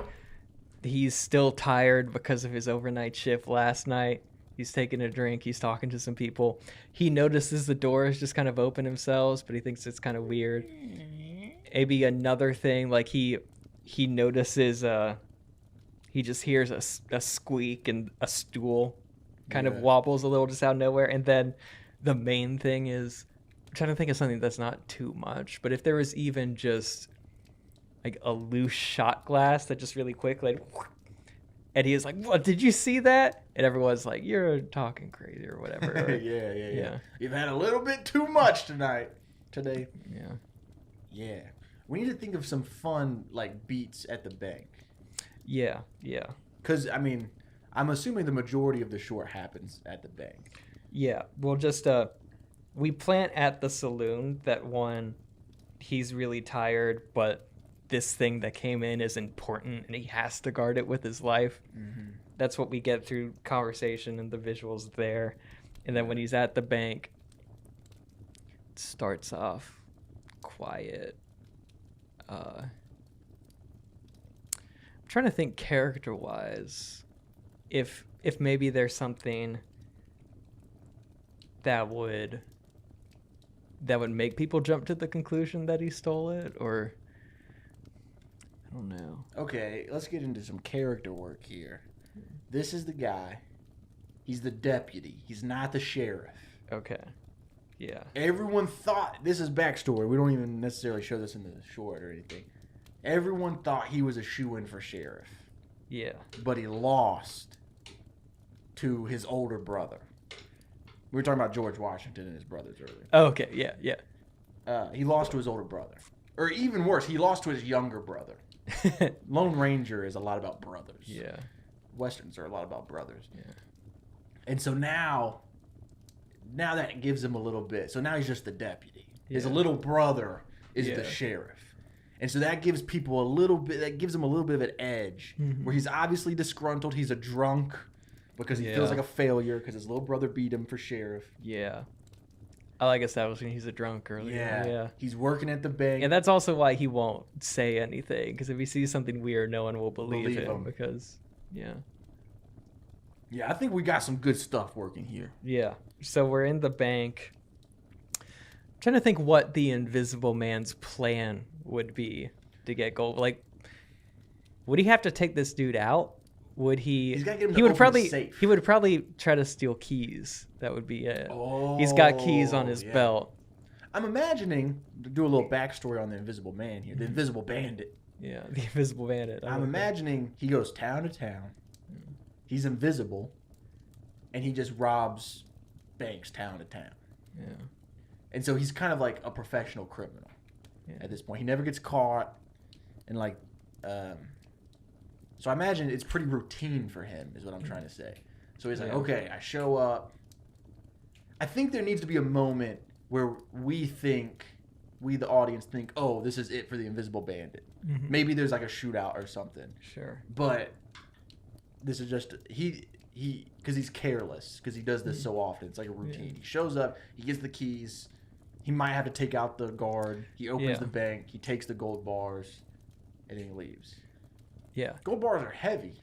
that's true. He would need to ride away with them. Yeah, he would need like a stagecoach or something. What if I don't know how unrealistic this is, or maybe this is strange, but what if at the beginning it starts with our guy walking into the saloon and he looks in the distance and sees a horse just by itself walking? Oh, and that's kind of setting it up. And that's kind of eerie and weird to see. But also, and I think getting to what you're saying, that this guy is used to it and just doesn't buy the numbers in other bank robbery, the reason this doesn't go that way is because this guy noticed this guy noticed that something weird was going on. He's kind of prepped we for should it. open the short. He's walking in our guy, main character. He's walking into the saloon and he looks over and he sees a horse by himself. Yeah. And it's just like a throwaway thing. You don't focus on it. Yeah. And then later that night, that horse comes again. Yeah. What if that night he's just sitting there and then he hears neighing, he walks to the door and sees that horse just standing there looking straight at him, and that's where we have a the jump invisible scare. man is. Yeah, it's a jump scare. And Yeah. that moment where he's distracted is when the invisible man would sneak through the door. Yeah, he doesn't even notice him, but we notice because the door. I don't know how all doors are. I'm just thinking saloon doors. Yeah. But door opens. Yeah. Yeah. So he's in the saloon. So that's how he gets in. And so now the next directive for Invisible Man is to steal keys. So how would that go wrong? I think there would be something. All those old buildings, the floors are super creaky. So just Yeah. imagine this guy, again, since he's already noticed weird stuff, he's a little more on edge. So he's standing completely still, where someone else would normally just walk straight back inside. So he's staying completely still, and he just hears. Yeah, he keeps hearing the creaks of the floor. And then he's standing there. He maybe reaches for his pistol. Yeah. And then the creak just becomes boop, boop, boop, boop, boop. And then it's just like a fist fight with a with an invisible man. yeah. But imagine how scary That's that would really be. Scary. Yeah, no, that's sick. And we just see them kind of slam to the ground. Yeah. They're rolling And around. dude, there's a fight like that in the new Invisible Man, and it is crazy. It is so trippy to watch. We'll follow that Yeah. kind of framework then. Yeah. Yeah, this is great stuff. Yeah. I know I got crazy eyes tonight. I drink a Red Bull. Yeah. So they're in a fist fight now, and so now he knows that there's someone invisible. Yeah. The side note is this dude naked if he's completely invisible? Yeah. Yeah. Yeah, which just it adds an element. Yeah. We don't gotta bring it up. But it's there. That's fun. What if here's something I've wondered. It's always weird how the rules of invisibility work. Like, is this dude naturally invisible, or does he have some sort of suit? And is it a certain field in which he's invisible? What I'm getting at is if this dude with no shirt on falls on his back and is rubbed around on the floor. Not only the dust, but if splinters get caught in his back, does blood just appear out of nowhere? The Because like blood that is would be a invisible. weird. The blood is invisible. Blood is invisible. Okay. I'm assuming we're going no suit. This is some sort of scientific chemical reaction. Yeah. I'm going off the rules of like the original Invisible Man. Sure. The remake I think is a suit, right? The remake is a suit. Yeah. So I'm thinking, chemical. Okay. Some sort of injection with chemicals or whatever. Yeah. So the blood is invisible. Okay. The splinters are not. So you would be able to see. Oh, so you them in would his see back. that would be a That's shot. eerie. Yeah. That's eerie. Especially if you had one in his ear. Professional comedian Chase Bridges.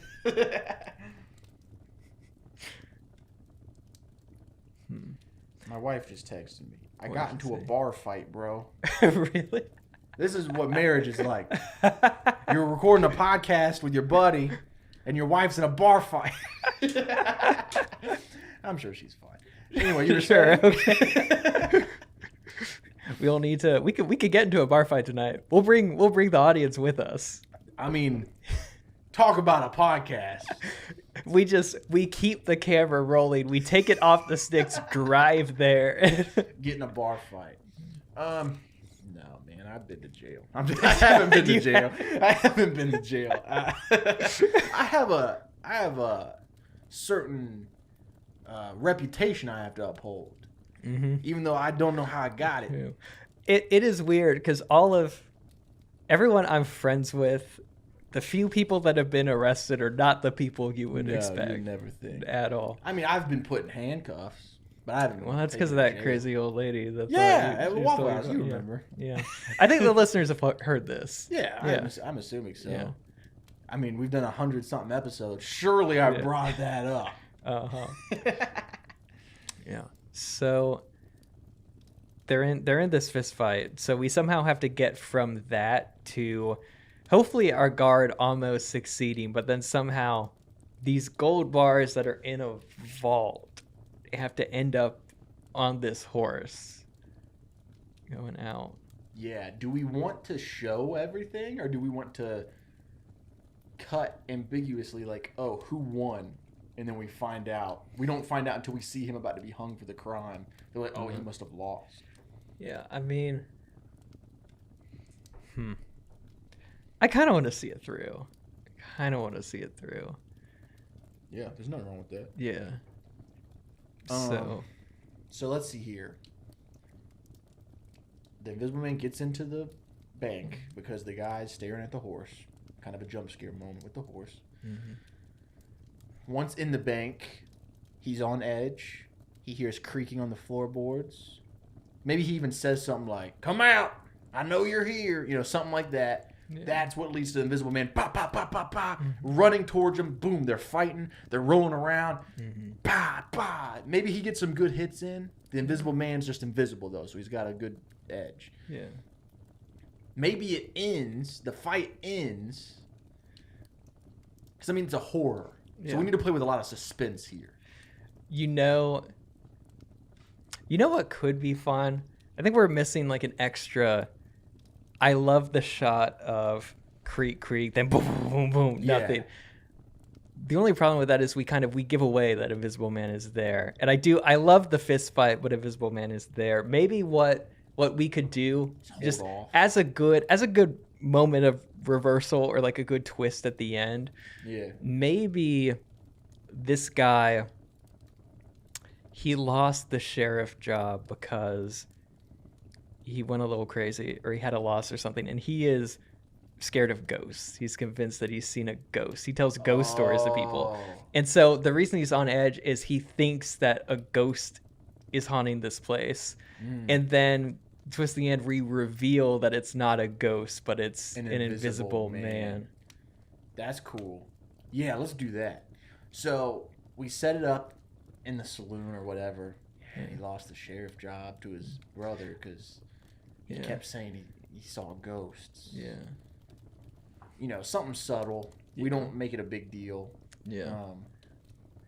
Maybe this is one of his first days out. Like, this is his first job since all that happened. And so people are surprised to see him in the saloon, or they're coming up to him. And they're like, "Good to see you, buddy." We kind of get it exposited like that way. Yeah. But yeah. Yeah. So then he thinks it's a ghost. We don't do the running up. Maybe we hold off on that. Yeah. Because I do love that shot. Yeah. He walks back into the bank after the jump scare with the horse. And he hears the floorboards creaking and all that stuff. And he's like, oh, there's a ghost here. What does he do? I mean, how do you fight a ghost? You know what I mean? Yeah. So what would you do if you were supposed to guard the bank Yeah. and then you think there's a ghost there? Well, okay, if I'm scared, I would stand in one place, try not to do anything. If I have to be in there, I would even like maybe consider walking outside. I don't think he has to take any action because the Invisible Man needs to get to him and steal the keys. Right. And keys are kind of going to be a Wow. giveaway that something else is going on Yeah. a little bit. And I also think how we could do the reveal at the end. Like he just wants to get out of there. But then we get the running shot. He goes for the keys. Mm-hmm. Or maybe we switch the order around. Maybe it's more eerie if he still thinks it's a ghost. He hears this jingle, this tug, and then the keys just start floating. And he's like, oh no, there is a ghost in here. And the Yeah. keys go into the vault and turn. And he's like, wait, is the ghost Robbing robbing the the bank? bank? He pulls out his gun. Yeah. And then that's when creak, creak, boom, boom, boom, bam, bam, bam, shoots nothing. fight. And then I think how we could do the reveal that it's not a ghost is you were talking about it's a chemical. Yeah. Maybe this dude, I don't know how much of this makes it into the short, but I imagine a great Western backstory would be that this is during the gold rush and there are alchemists that are trying to chemically make gold, and this guy accidentally made an invisible chemical, and maybe he's got a vial of it on him. Yeah. And it's labeled something weird, but during the but how would you see that? Maybe okay, tell me if this works. If there's a chemical that makes him invisible, he puts it on his skin. Maybe he puts it on clothes. And so if something's like in a pocket of invisible clothes that's not visible, does that work? Or maybe it could be on the horse. Keep going with your thought without trying to justify it, and then maybe we can find a justification. So why does he need the vial on him? Okay, well, the thought was that somehow during the fight, the vial comes out, and like the vial spills on something, and then as the liquid pours out, it becomes invisible, and that's how he knows. And then since the vial is so precious, when it drops and does that, the guy actually says something like, no! And it's clearly not a ghost, it's a guy. Oh, yeah. Okay, yeah. Hold on, give me a second. Okay. I think the chemical needs to be injected. Okay.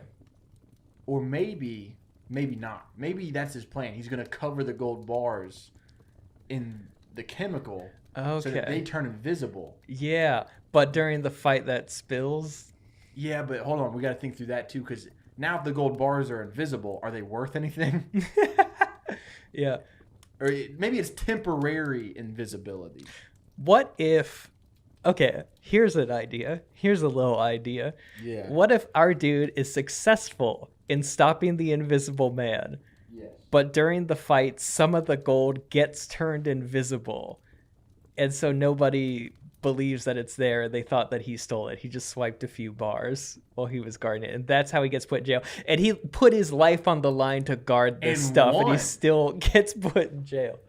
Oh, snap. Yeah, no, that's really great because that's just irony. Yeah. Yeah, that's great. Okay, so the guy, maybe the vial doesn't have to be invisible or whatever. Yeah. Maybe, okay, let's rework some things. He steps outside, boom, horse, scares him. Interesting. He goes back inside. He hears creaking. There's like a lamp, a flame gas lamp. Someone blows it out. Now it's dark. Yeah.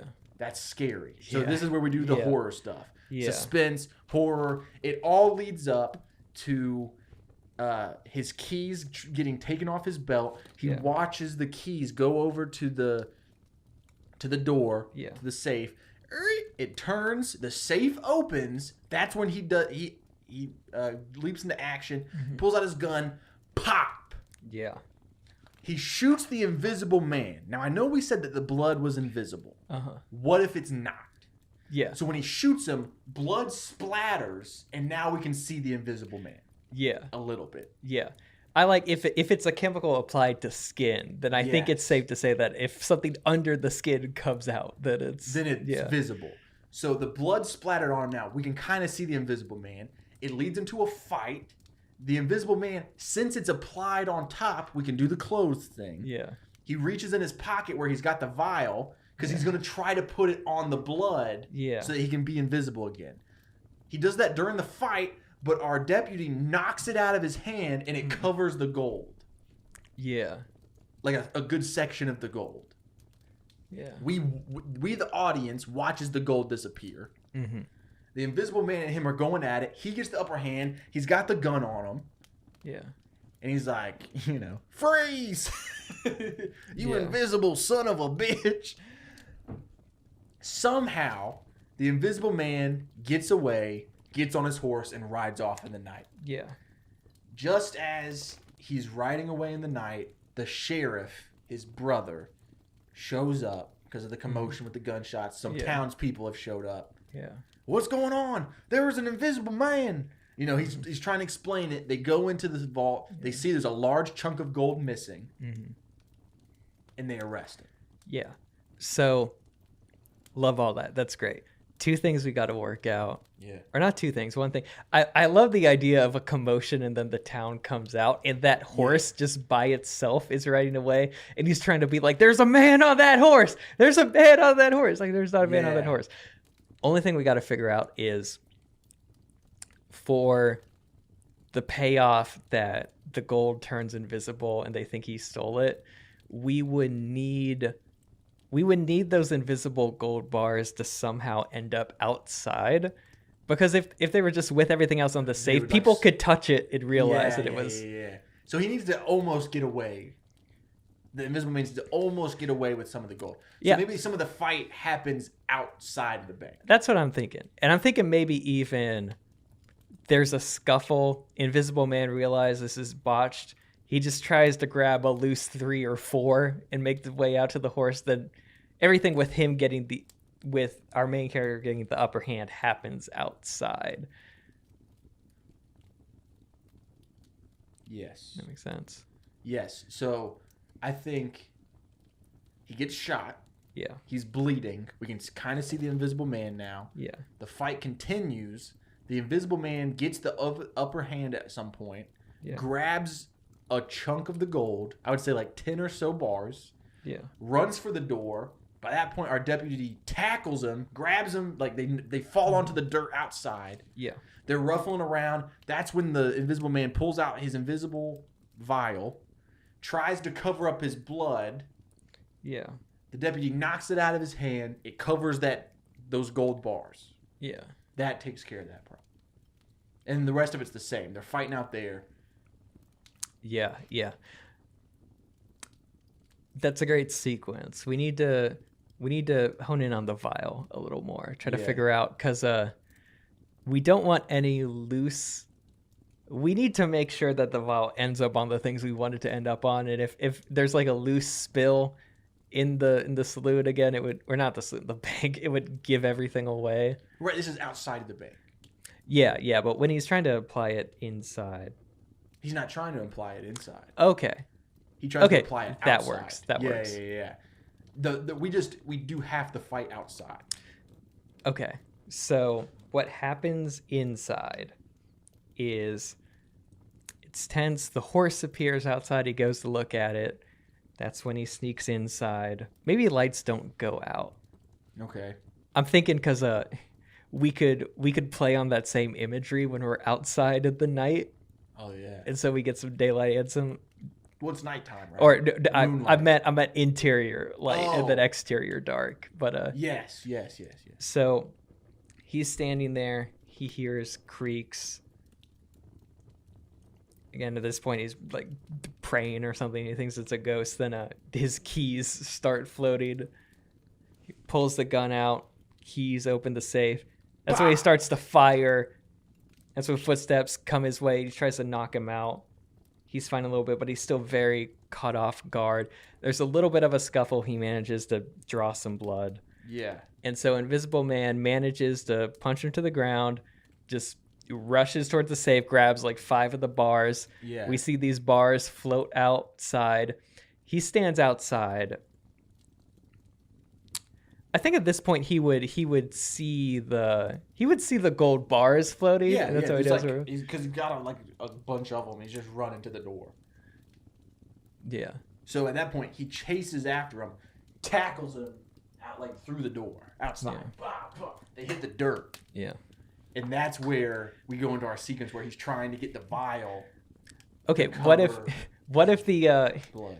as he's standing outside, he's starting to pour the vial on the gold, and we see like half of it start to fade away. So that way it sets up. That's how what we the put it vial together. is. Yeah, But he yeah. manages to tackle him before all that is done. They go to the ground, these half invisible bars. But then we see the vial floating. Like he clocks the vial when they're on the ground, and it's labeled, and that's how he knows what's going on. Okay, so if the guy gets away with the gold, Yeah. there's not much of a point of them being invisible. Yeah. So what if they're partially invisible? Okay. And as we see the town kind of accosting the prison, or the guard at the end, since we can see part of the gold, we see the partially invisible gold getting picked up and taken away on the horse. And it's happening while the town's asking the deputy what's going on. Yeah. And they're costing. He's like, no, you gotta stay. He's still here. He's trying to steal some gold. And then we see in the background, he's picking up the partially invisible gold, putting on his horse, and riding away. You see what I'm saying? I do see what you're saying. Yeah. I'm trying to think of how we could spin this as, because the great thing about that ending is that he has a victory. Like, he has to guard this with his life. It's the first thing he's doing in his life since this loss, and he's going to prove to everybody that he's worth this. He clearly comes out on top at the end, and then there's the reversal of some gold is still missing. Like Oh, so you're saying the Invisible Man doesn't get away with the gold? It's just outside invisible. Yes, exactly. Okay. Yeah. Okay, I understand. Then. Yeah. Okay, I understand. Yeah, that's good. So Yeah. he beats the Invisible Man. Does the invisible serum makes you invisible forever? I think we could play it like that. Yeah. So he Or- kills the Invisible Man, and he's just dead on the road, Yeah. and no one knows. Or I think maybe he would get away. He just wouldn't get away with any gold, because then we'd have the horse running away, because the horse isn't invisible. Okay, so maybe he goes to put the invisibility on his blood. Or actually, if it works out fun if it's temporary. Like if the invisible lasts for a few hours, then what could happen? Yeah. Is the invisible dude gets away. He gets arrested and hung for this gold that disappeared, and the then gold reappears like a month later, the gold reappears. on the street. And and one of our cowboys telling the tale at the end of it. Yeah, He's got it. He's got the gold. Yeah. He's like, everybody thought he stole that gold, Oh. but A guy. So that's what happens, right? yeah. The guy's about to get hung. Yeah. We see in the crowd, way in the distance, or I don't know. We cut to him. We see this just random guy. Maybe he's the guy that owns the saloon or something. Some random guy stumbles upon the spot where the gold. And the second that he's hung, the gold materializes in front of him. Yeah. He looks around, picks it up, and makes his way out of town. Yeah. Yeah. Hey, this is a good story. I like this. Yeah, yeah. So, again, just honing in on that outside fight a little bit.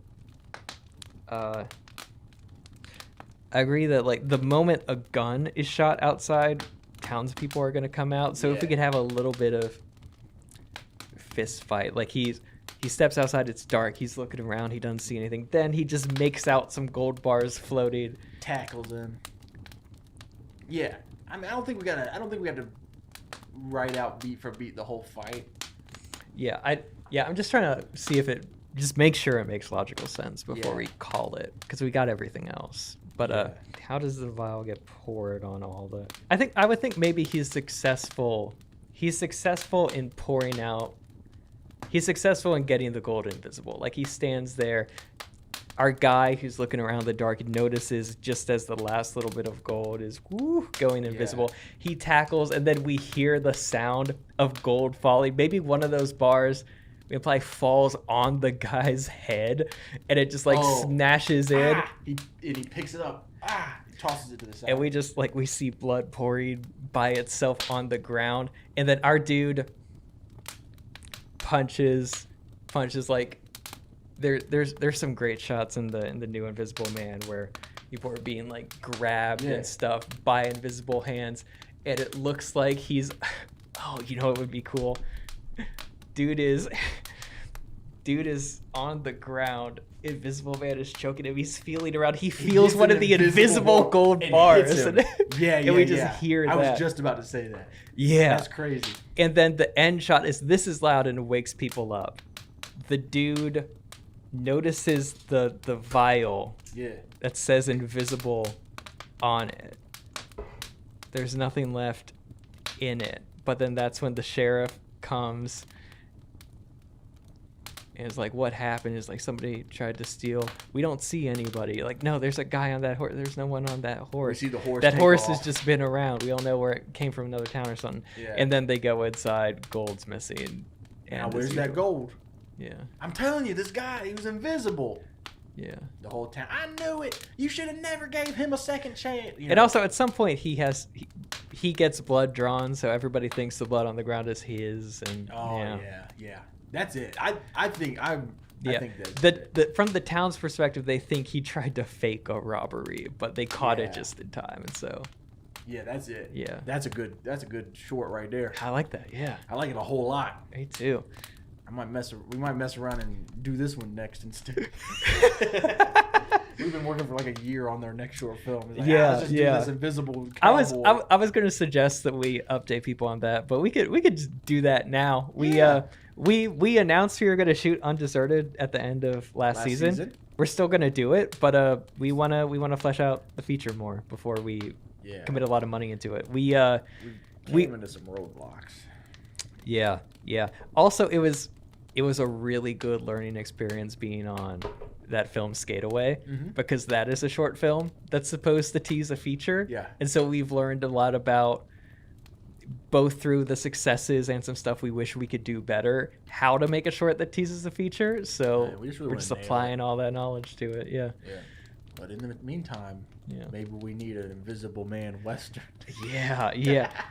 Dude, they have these towns that are made to film in. There's the I don't know if this is too inside baseball. In North Carolina, there's that abandoned Western theme park. Yeah. And Mr. Yeah. Beast filmed there once. Yeah. We could film there. I know a guy. You probably know him too. Yeah. Clayton Oh yeah. has connections there. Oh nice. We could shoot it there. Yeah. The invisible fist fight would be so fun. It's a lot of stuff. We'd have to do a lot of test shots, but Do it. I'll send you Corridor broke down that fight in one of their VFX Yeah, episodes. send that to me. I'm gonna watch the movie tonight.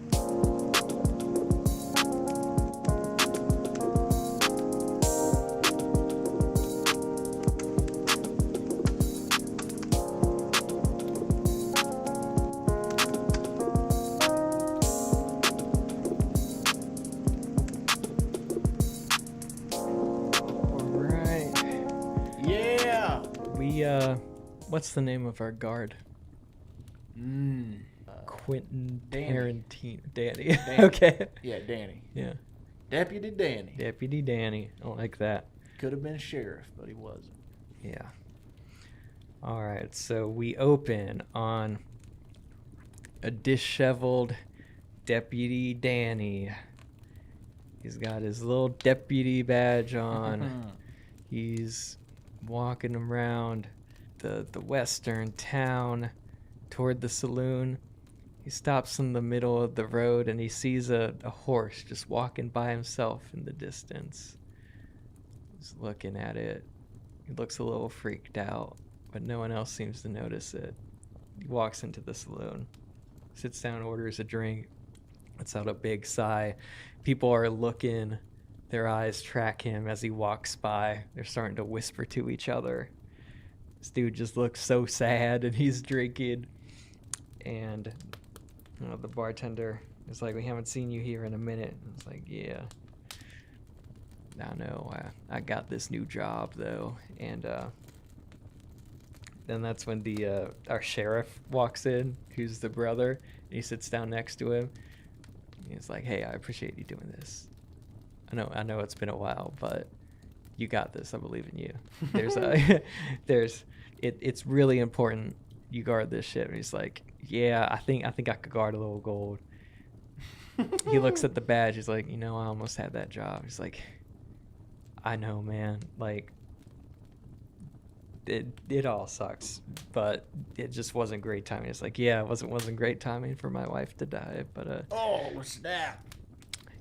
Sometimes I still wake up at night and I hear things, and I still feel like I hear her falling off that horse, and My man's adding deep sometimes I still think I see her in that horse in the distance somewhere, still looking at me from the beyond." He's like, well, you could think about all that tonight. I don't know how he ends that, but everyone's just trying to like be kind and avoid it. And as this conversation is happening, he notices the saloon doors just kind of open by themselves. He notices a little creak, and he looks at a stool, and it seemed like it's like at the tail end of wobbling, but no one's there. He's like, I still hear her. No, he's like, you're gonna be okay, buddy. I'll see you in the morning. This could be a good new start for you. So anyway, we cut to, it's the middle of the night. He's at the bank. Maybe we catch a shot of the safe closing with all these stacks of giant gold bars in there. He's sitting there in the bank. It feels a little eerie. The wind's whistling outside, and then he hears nay, nay. He walks outside, and that horse is standing there just by itself. It's looking straight at the bank. He's like, what is this? Is this her? And he's standing there with the door unlocked and ajar. And we just kind of hear some extra loud creaks as he steps back inside. We hear the jangle of his keys. And he's standing there. And he hears creak from over there. He's tense. He's on guard. He hears another creak. And over there. He's like, what is that? What is that? There's a slow creak, creak, creak. And at this point, he's really convinced that there's a ghost in here. He's like, is anyone there? Just show yourself. Whoever this is haunting this place or whatever. And then we just catch the smallest glimpse of the keys just appear in thin air. That jangle we heard when he's coming inside, that was the leaving his person. And it's like they're being pulled from behind a cloth, and they're starting to float into the safe. They turn, perplexed, it starts to unlock, and at that point he starts to reach for his gun, and all of a sudden there's silence, and the creak turns to bam, bam, bam, bam, bam. Yeah. This invisible thing is running towards him. He tries to draw the gun, but this thing tackles him, and now he's fighting this just invisible person. He doesn't know what's going on. He's swinging wildly in the air. He's kind of on top of this guy somehow, but he doesn't know where he is. He's just hitting wildly. He's sometimes hitting a person, sometimes just hitting the ground. Yeah. We're catching a shot of he's on top of this invisible man, so it looks like he's floating, and then we see like tights of splinters on the floor, like kind of catching this guy that we don't see. Yeah. But then, of course, since he's still taken so off guard, Invisible Guy does have the upper hand, element of surprise. He manages to punch him and shove him off him. And, of course, the gun has flown across the room. The bullets have flown out of it. And so Invisible Man kind of realizes this is a botch job. He just, bam, bam, bam, runs to the vault and just picks up some loose gold bars, like 4 or 5, just as many as he could hold. And as our sheriff is getting up, he sees, he hears exiting, he hears running out of the bank down the stairs, and then he clocks the safe and there's some gold missing. And so he runs outside and he's looking around. He doesn't see anything. He runs to the horse because that thing is still visible and it's just silent. And he's walking around the horse trying to spot something. And then finally he sees in the dark the gold bars, and they're floating, but they're slowly disappearing. And there's this vial that's floating on top of them. And as the liquid pours on the gold and spreads on it, the gold's disappearing. And so it's, it's being twisted and turned in midair as he's applying it to everything. He runs towards this, and like right as the gold is disappearing, manages to tackle this guy. And now they're fighting over there, but he has the upper hand now, and they're wrestling, but Invisible Man in a last minute move manages to get on top of him, and he starts to choke him, and we see fingers, just invisible fingers pressing in his neck. Yeah. And he's so afraid. He feels like he's about to die. He sees this vial that's just laying down there. It would also be great. Tough on VFX, but great is like as they're tussling this time around, some of the clothes are getting a little loose, and so we're seeing just flashes of undershirt, skin, maybe even like a really quick face. Like he manages to pull down a mask. There's an eye or something real quick. Oh, that's fun. Yeah, but Invisible Man is choking him on top of him. He sees this vial, and that's when he thinks, oh, the vial was next to the gold, and so he immediately starts putting his hand out, trying to feel the gold. The light's starting to leave him, but he manages to grab a bar just in time, swings it up, hits dude in the head. We just see blood splatter just in midair. Dude falls over. He gets on top, like beating this dude. Yeah. And he's done it. He takes a look at the vial, and it says just like invisible or something. I don't know. I don't know, but Yeah. we know what's in there. That there's nothing left inside, no more liquid. And so he gets up. He's managed to take this guy down. But then the entire town is woken up. Some people are poking their heads out, and the sheriff comes up. He's like, "What happened? What happened?" And he's like, "Someone tried to rob the place." Also, the horses run off at this point. "Someone tried to rob the place." And then he's like, "What? Where are they?" It's like, "It's right there. There's an invisible guy right there. I swear." He's like, "Okay, calm down. Look, whatever happened, I believe you." And then someone is like, "There's some gold missing." He's like, Oh.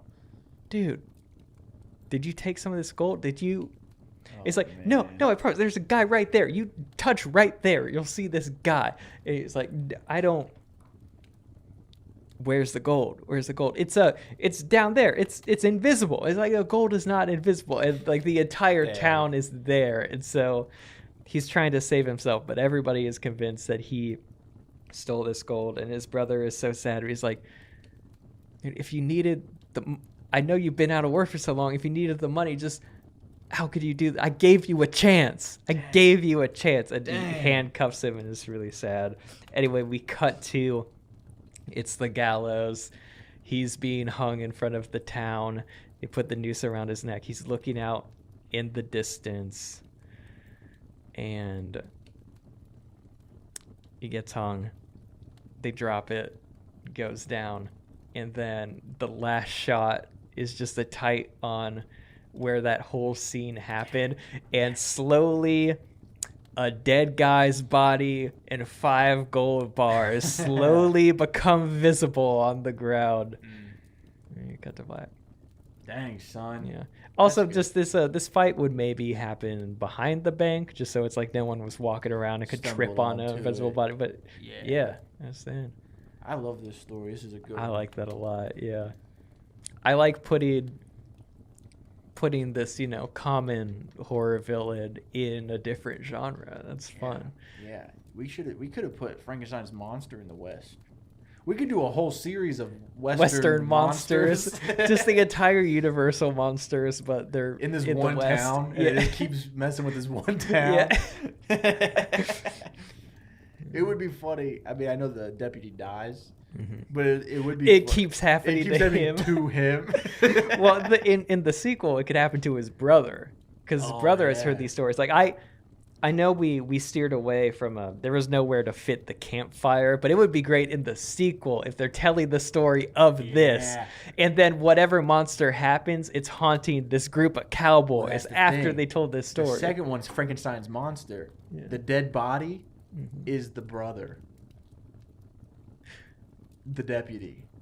He's the guy that gets brought to life. Oh, yeah. And then our sheriff is the main character and has to deal with So the the consequences sheriff of his actions. So the guy that's reanimating bodies in the Old West, he takes the bodies that have been hung, and instead of burying them, he steals them. Yeah. And so the sheriff is hunting these people, but then he realizes that it's the corpse of his own brother. Yeah, and he has to deal with the consequences of his own actions. Yeah. 'Cause he wrongfully sentenced his own brother to death. Yeah. And that's the theme for the sequel. And then the third one's like the Oh wait, no, Wolfman. this could be a feature. This could be a feature because our intro leading up to the inciting incident is all of this. So the Yeah. feature is about the sheriff brother. And so whatever alchemist made this invisible potion is also the one reanimating bodies. It's all coming from this one guy. Yeah, and then So it's all connected. oh, this is a great idea. And then the sheriff, who the movie's about, right? Yeah. In the process of having to deal with his brother's corpse, he becomes the Wolf Man. Yeah. I just watched Abbott and Costello Meet Frankenstein. Yeah. And it reminded me of how much I love the character of the Wolfman. Yeah. Because he's following Dracula and Frankenstein around trying to help people. But whenever there's a full moon, he becomes the Wolfman. Yeah.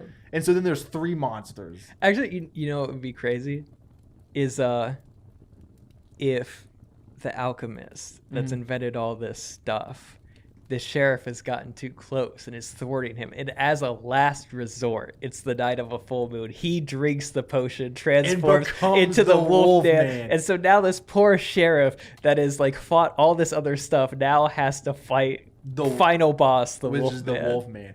Dang, son. And then the end of the feature, he's finally deleted everyone. Yeah. And they're like, where are you going to go, Sheriff? And he goes, I'm retired. I'm going to go on vacation. Where are you going to go on vacation? The Black Lagoon. And it sets up the sequel where he meets the creature of the Black Lagoon. He vacations. I've heard of this great spot that's really relaxing. There's some nice water. It's like, what's it called? The locals call it the Black Lagoon. Title Boom. slam. Dude, that's what's so great. I know we need to wrap this up. That's what's so great about, I was watching the Abbott and Costello Meets Frankenstein. Yeah. They end that movie like a MCU Really? Really? end credit scene. The end of the movie, they're in a boat and like they just got done dealing with Frankenstein's monster, Dracula, and the Wolfman. And they're in this boat in the middle of the water. And they're like, oh, we did it. Well, what are you going to do now? I guess we're going to go home. And then in the boat, the Invisible Man's voice comes out, and it's Vincent Price, and he goes, oh, I hope you boys haven't forgotten about me. That's the end of the movie. And that sets up the sequel, Abbott and Costello Meet the Invisible Man. It's incredible. Yeah. It's great. It's crazy how stuff has not changed. Yeah. In 100 So years. you watch the new Invisible Man. I'll watch that Abbott and Costello movie. It's good. We'll It's reconvene. on Amazon Prime. Nice. You should watch it. Abbott and Costello Meet Frankenstein. Yep, that's it. All right. Oh, this has been what are we calling this? You had What a are we great calling title at the beginning. Wait, did I? Yeah, it was the gold The gold that stole itself. the gold that sold itself. That's what Yeah. it's called. Yeah. And this has been The Gold That Stole Itself, written by Robert Darrell. and Chase Bridges. I think for the title to make sense, you just open on that one cowboy behind the fire, and he just says a single line. And you heard the tale of the gold that stole itself. That just cut to the whole film. This is a good feature. Yeah.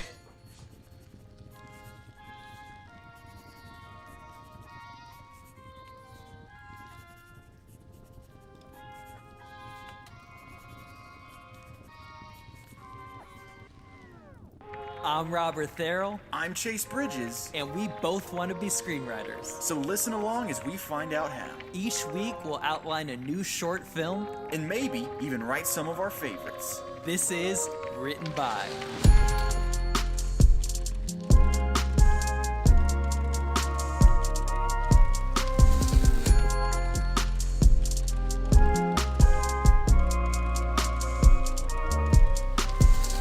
Guys, welcome to Written By Podcast.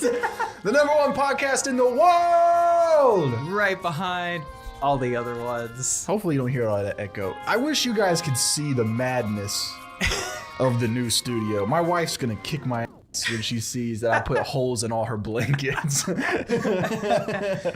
mean, they look small enough. You got like push Yeah. pins in them. Yeah, Just but they're don't nails. say anything. Oh. Yeah. We hope the reverb's not too bad, but I got some pool noodles in the corners. guys, welcome back to Written By. It is Arrival Pitches week. Dude, rival pitches have been so much fun so far this season. We've we've been so busy, we haven't been going that hard on things we like really care about, and we've just been going crazier and crazier. And I kind of like the chaotic energy. I do of too. This season. I think we needed to find ourselves, Yeah. and I think deep down, both of us are, silly geese. Yeah, we're just a couple of silly Silly gooses. screenwriting. Yeah. Silly screenwriters. But guys, today I wonder we what are- today's about. Yeah, today we are doing Captain America. If you're Yeah. listening to this, watch it. Yeah, watch it. Spy- If you're in Spotify, just pull up the video real quick. Robert's in a Spider-Man outfit. You have a mask too. Yeah, But obviously that would be the mask, issue. it does not work. You cannot see a thing out of this. so. Because like the eyes, it is so Can I see tight it? on your face, and it's like right up to your eyes, so it's like smashing your eyelashes into. Yeah. So when I wrestled, I would sometimes wrestle in a mask. Yeah. And that's pretty much how all those masks are. You cannot Yep. see, man. And sometimes they make them really hard to breathe. Yeah. And it makes you wonder like how these superheroes are functioning. That should have been like what the... We should write that story. Okay. How do I look? I mean, it looks convincing.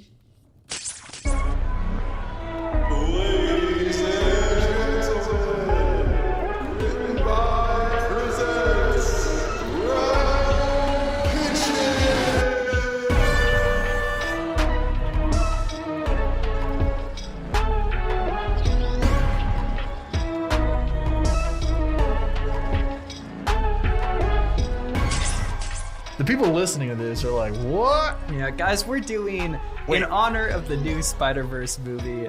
I'm like that one scene when Tobey Maguire Oh yeah. and Mary Jane kiss upside down. Guys, in honor of the new Spider-Verse movie, we are doing a Spider-Man movie, but we aren't doing a normal Spider-Man movie because you can't do that anymore. No, there's been too We've many. done too many Spider-Man movies. We've gotten to the point where you can't just do one Spider-Man. You have to have multiple Spider-Man Yeah. in a Spider-Man movie. Yeah. And we're getting to the point between two Spider-Verse movies. Someone say bless you. Bless when you're driving around in your car, say bless you, Chase. Sorry, go ahead. I had an energy drink. After two Spider-Verse movies, we're already using so many Spider-Man, and it's like, where else do you go? So our challenge for ourselves today was we are pitching a movie based on an obscure Spider-Man Yes. from the comics Yes. that not a lot of people might know about. Yeah, and I had a ton of fun writing this one. I found a really obscure one, but you also, I think, found a really obscure one. So how funny would it be if somehow we both picked the same I one? know. So my pitch, I'm playing it off as it's a Spider-Verse sequel, and so there are going to be multiple Spider-Man, but the main one, the main character, I am pretty certain you didn't do.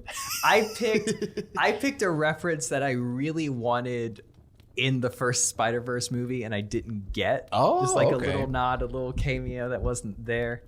Okay, yeah. Yeah. I picked a Spider-Man who has one appearance in a very obscure Spider-Man comic book series Yeah. that was like not even like the main Marvel comic Spider-Man series. Okay. So it should be pretty obscure. And it was only like a 5-page long comic. Oh wow. Okay. Yeah. Nice. But you're going first this week. Yes, I wanna am. So- guess. okay. So you said that this was a Spider-Man that you wanted to have show up in the first Spider-Verse movie? Yes. So it had to have been at least something that is relatively known, right? Because you I knew would, about it I before would say Spider-Verse? so. Yeah. Is it the Simpsons Spider Pig? No, it is not. That's a pretty good guess though. that- It's almost in the same vein as that, but it's not. Okay, I have a guess, but I'm pretty certain it might actually be it Okay. because I think we were talking about it the other day. So I'm not going to say. I'm going to let you go. Okay. Woo! Let's find out. I'll go ahead and get into this then. Yeah. So basically, I want you to imagine the year is like 2068. And we're still making Spider-Verse movies. Nice. Sony, they're clinging on to their last piece of valuable IP that Spider-Man. hasn't been bought out by Disney. So they Yeah. have to make one of these Spider-Verse movies every 2 years. Heck yeah. And it's gotten to the point where, we've used pretty much every possible Spider-Man that we can use. Okay, I think I know it. I think I know it.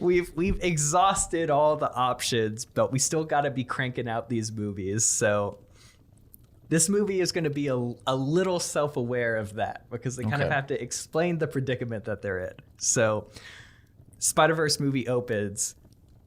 Hundreds of Spider-Men are all fighting Mephisto, who is a demon in the Spider-Man universe. He is basically their version of Satan, and in one of the most controversial, hated Spider-Man comics. They ended the original Amazing Spider-Man run with Spider-Man making a deal with this demon.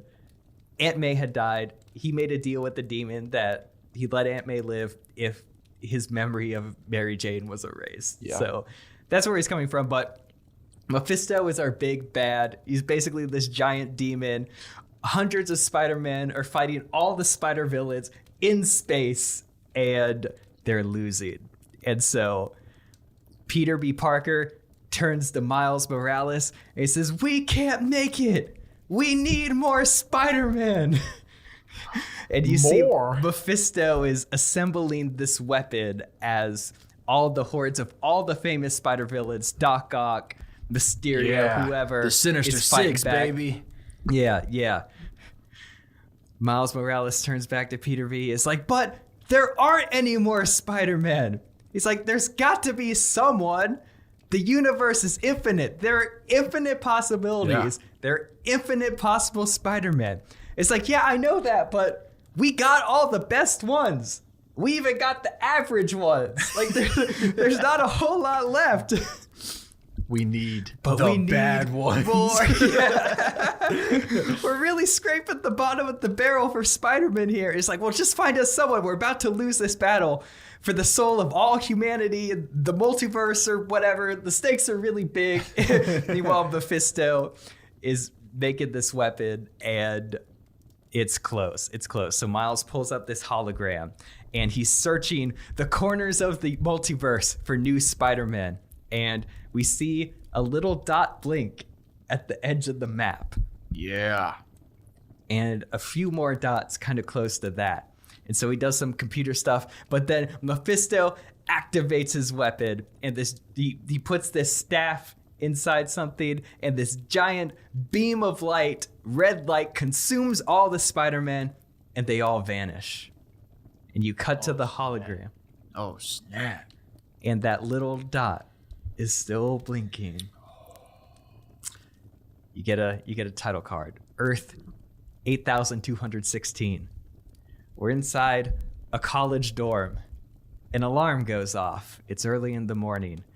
Bright blue comforter hits the floor, followed by a pair of feet in slippers. A hand hits an alarm, and then immediately hits a button on a police scanner right next to it. There's chatter on the scanner as this dude is getting ready. He's brushing his teeth in the bathroom or whatever. We hear some random chatter then. A convenience store has been robbed. The perpetrator has run away on foot. And so we get a tie to this guy's face. He looks up determined. He smacks a pair of goggles on, and then we see a recreation of this. No way. It is Wednesday, my dudes. I cannot. The second you said goggles, I was like, yes, the main character of this Spider-Verse movie is the "It's Wednesday, my dude" guys. He's wearing the same costume as you. I know. He screams, "Ah!" and then he runs out of his second-story door window. His roommate Ted just groans, smashes his face on the pillow. Yeah, our main character is the "It's Wednesday, my dudes" guy, and he has spider powers. They aren't like great though. He's not the best, but you can tell he could do enough to take down some petty criminals. Okay. And he's not necessarily like the smartest Spider-Man. He's like an average smart, so his web stuff isn't that great. He really can't go further than just petty criminals around his college campus. And the thing about this dude Oh man. all we know about him from the lore of that vine is that he screams, "It's Wednesday, my dudes." And then, Goes, "Ah!" And so how we're playing it is almost every single iteration of Peter Parker. Some of the best Spider-Man movies, especially Spider-Man 2, which is probably my favorite Spider-Man movie. yeah. It deals a lot with Peter Parker trying to balance an average life with his crime fighting. So again, Spider-Man 2, one of the best things about that movie is he's trying to fight criminals while at the same time trying to maintain school, trying to maintain a relationship with Mary Jane, with Aunt May.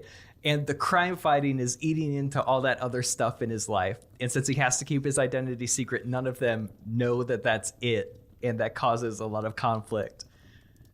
So it's Wednesday, my dude. He is one of the only Peter Parkers and has the work-life balance thing completely figured out. Huh. Because his thing is... He's not much of a hero, yeah. He only fights crime on Wednesdays. Web slinging Wednesdays, baby. Yeah. He comes back to his dorm. His roommate is like, why you got to do this, man? It is so early. It's like, it's Wednesday, my dude. And it's like, but why do you got to get us so early? It's like, because Wednesday is the only day I could really afford to fight crime. You see, I have achieved the perfect work-life balance between school, work, fighting crime, friendships, and relationships, which is why I insist on only fighting crimes on Wednesdays. And Ted's like, well, first of all, you do not have a relationship. That's not a thing you need to worry about. And he's like, not yet. But once I start this group project with Mary Stacy, the cute girl in my science class who frequently alternates between red and blonde hair, I will impress her with my wit and smarts, and the rest will be history. It's like, okay, whatever you say, man. This feels like a Spider-Man. What are those fan? What are they called when they write Fanfic? Fan fiction. Yeah. So basically, Mary Stacy. yeah. Wednesday is over, and so now Thursday he is meeting Mary Stacy, the girl in his science class, who frequently alternates between red and blonde hair, and they have a group project together, and it involves a bunch of research, some science experiments, and they have to do a big presentation at the end of the year. She's really smart. He's really into her. He wakes up in the morning, and he's just walking to his first class, and he sees someone get mugged in an alley. And you see for a second the thing every Spider-Man has where it's like, maybe I should help. And he's like, well, it's not Wednesday. This is so messed up. It's really funny. He's meeting Mary Stacy for their talk about, planning out the group project. And she's like, yeah, I'm sorry I'm late. My friend got mugged this morning. And it's like, oh, dude, I'm so sorry to hear that. I wish someone could have done something about that. Yeah, I was hoping that maybe that weird dude with the goggles could have helped, but I guess he wasn't around. And he's like, well, even super hot vigilante heroes need to have days off, It's important to maintain healthy boundaries, like I guess. He's like, you can't help others if you don't help yourself. She's like, okay, cool, whatever. It's like the moment you let another thing take over your time, then like all of a sudden it's a big waterfall, and maybe he's fighting too much crime and doesn't have time for other important things in life. Like, okay, I get it. My friend got mugged. It was super sad or whatever, but okay. Oh man, that's really good. But anyway, they're planning to work on this paper, and again, Mary Stacy let something slip where it's like,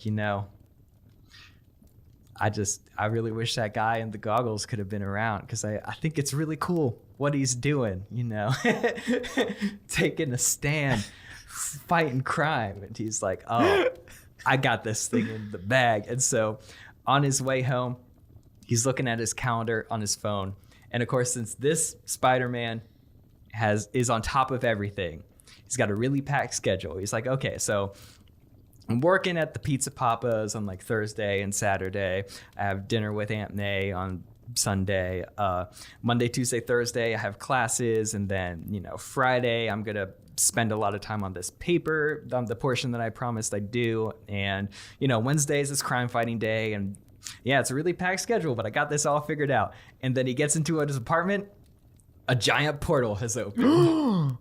It's a hologram of Miles Morales. And he says, the multiverse is in trouble. We've been fighting Mephisto. He's this giant demon guy. He's about to take control of all living things. And all us Spider-Man in other universes have been fighting him, but we're not enough. We're all about to be imprisoned, and you are our only hope. I've given you this stone. You got to activate this weapon or whatever. And you're the most promising Spider-Man that we have left. And I found a few other Spider-Man, and I've sent portals, so they're going to be visiting you soon. Oh, there's going to be more. Yeah.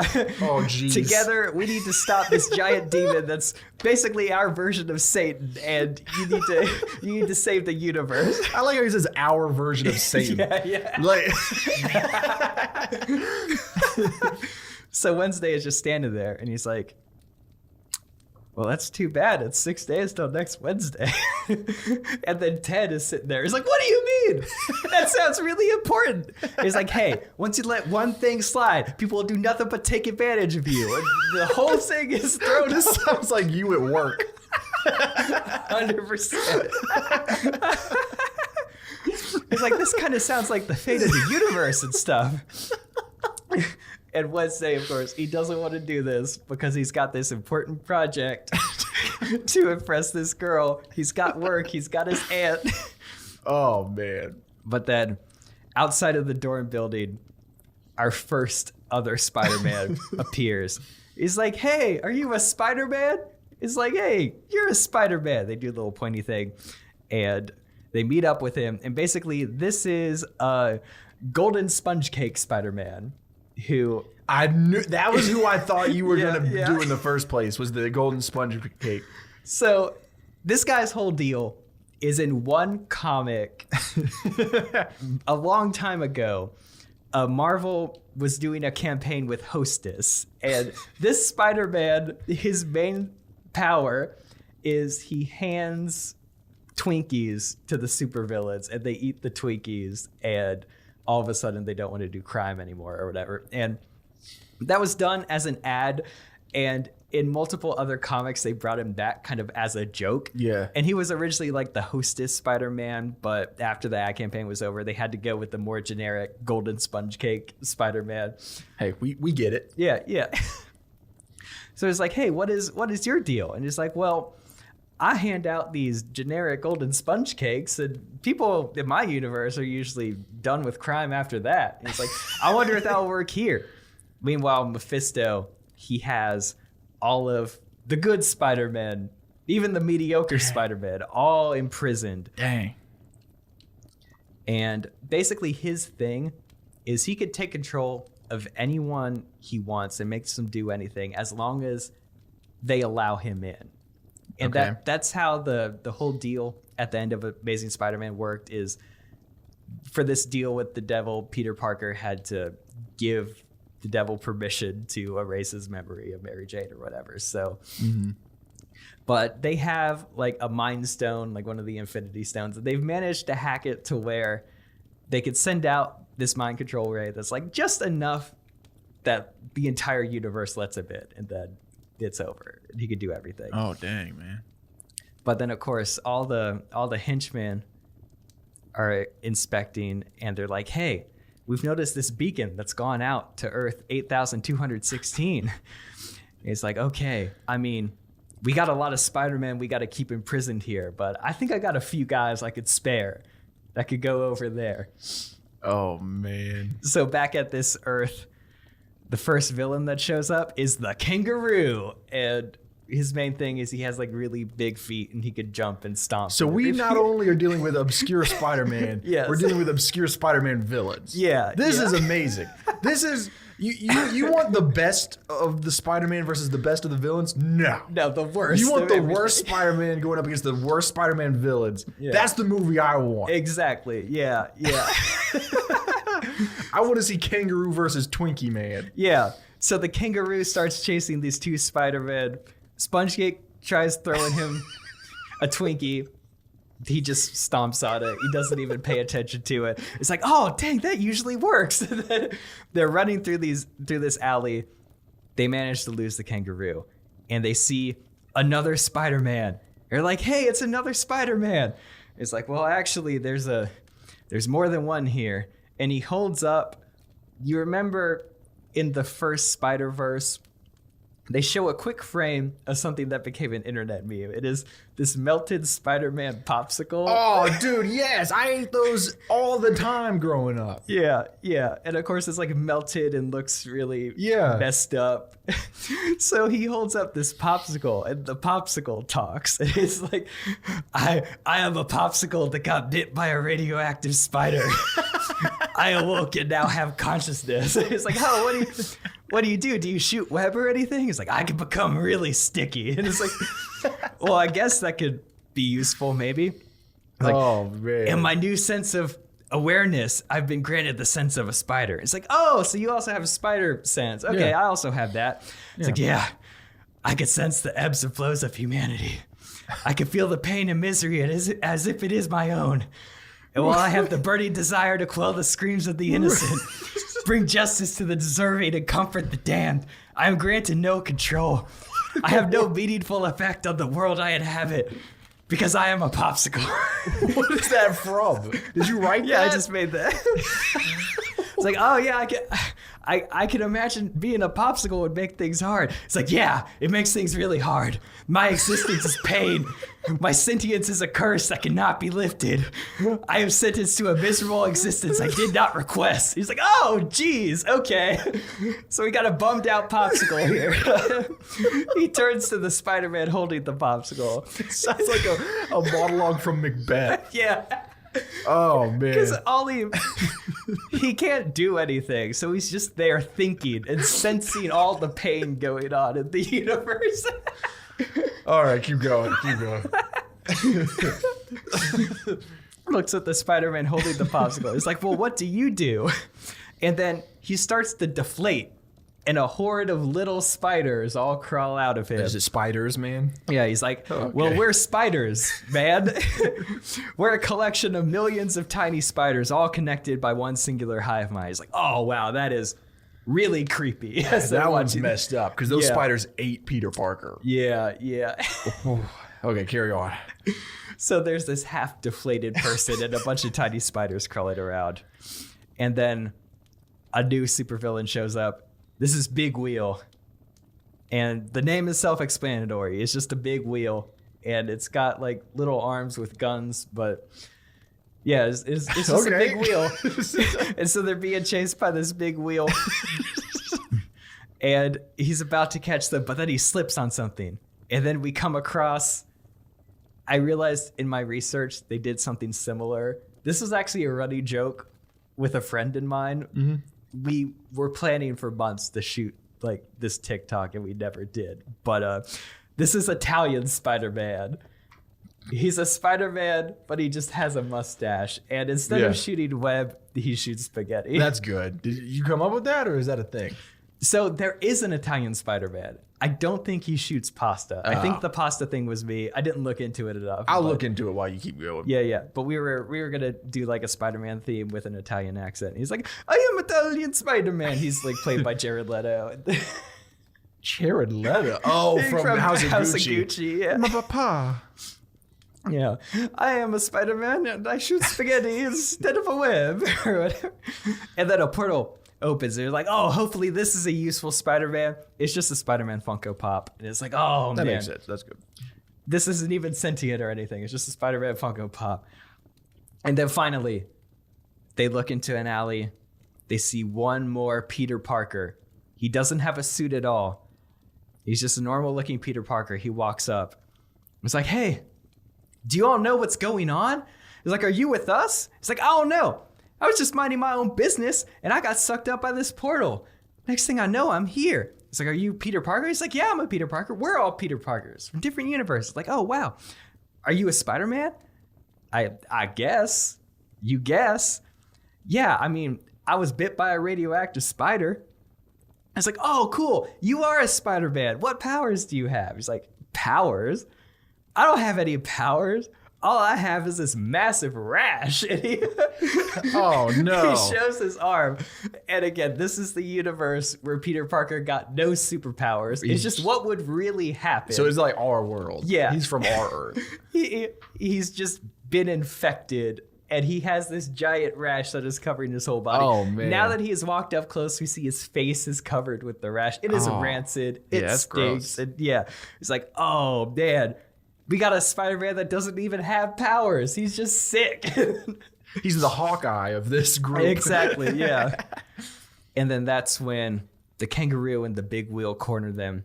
And then our main leader of the henchmen, the human fly, appears. And Jeff Goldblum. exactly, yeah. Played by Jeff Goldblum. And yeah, that name's self-explanatory. He's the human fly. And so this is the first big fight with all the Spider-Men. It's like our midpoint fight or whatever. And Spider's Man, who's like the scariest of the group right now, he instantly transforms into a horde of spiders. He deflates and lets about half of his spiders out. And there's this big buildup as all these creepy little spiders are running towards all the villains. The music swells, like horror type music. Yeah. And then the kangaroo steps up and just starts stomping them all. Oh, no. Just starts stomping all the spiders. And then back yeah. to our half-inflated Spider-Man, he is screaming in pain. He's like, ah! I feel everyone! It's like I'm dying 1,000 deaths! Ah! This is the most messed up Spider-Man movie ever. So that's not effective. The popsicle is useless. He kind of like sticks to somebody, but he's not doing anything. He's just getting waved around. Sponge Cake is just throwing Twinkies. That's not helping. Wednesday is only Spider-Man with vaguely useful powers, but he's not that powerful. And then finally, the way that they escape is the rash Spider-Man just like rubs his rash on one of them. Ugh. And that gives them enough of an opening to escape. That's gross. And so that leads us up to our midpoint. So essentially our mission now is the Spider-Men have this Mind Stone that they could, or they have a bit of a weapon. They need to find the Mind Stone on this Earth, connected to that, then travel to space and let out all the Spider-Men, defeat Mephisto or whatever. But it is the story of the worst Spider-Man possible have to somehow do this, and we really have no redeeming qualities. And also, It's Wednesday, my dude, is still trying to balance a normal life with everything that's going on. Essentially, while that fight was going on, he wasn't typing the paper he promised Mary Stacy he'd type. He immediately goes home, and he's pulling an all-nighter, and essentially he calls up Mary Stacy. He's like, hey, I'm sorry, I'm messed up.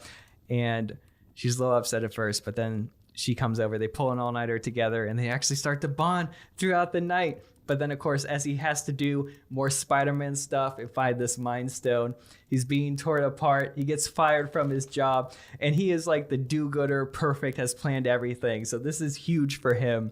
Yeah. And of course, all the Spider-Men are not doing well at all. And so it leads to this really rough point where they've just had this fight handed to them. Mary Stacy is mad because he flubbed their big presentation and they failed the project and everything. They just lost this battle. It's Wednesday, my dude. It's like, man, I should have never tried to fight crime on a day that wasn't Wednesday. It's like, look, guys. That's the moral. I know I'm like the de facto leader because I'm the only one that could shoot web, but look, a great man once told me, with great power comes great responsibility. And we have no power. Therefore, we have no responsibility. That's good. This group is disbanded. We have no power, so it's not our responsibility. Dang, son. And so, essentially, Mephisto, he's figured out his weapon. He's controlled everyone's mind. And so it's Wednesday, my dude. He doesn't have a girlfriend. His grades are he's flunking out of school. He doesn't have a job. He's just going about his average life trying to pick up the pieces as people around him are just being mind controlled. The universe around him is collapsing or whatever. He's just trying his best to live a normal, productive life in a world that is ending. Dang, ain't we all? We all relate, yeah. He wakes up, he turns to his calendar. It's Wednesday, my dudes.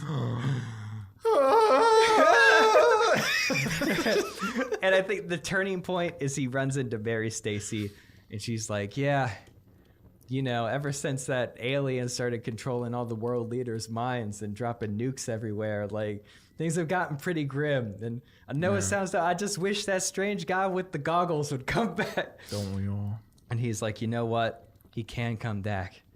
Because it's Wednesday, my dudes. He yells, "Ah!"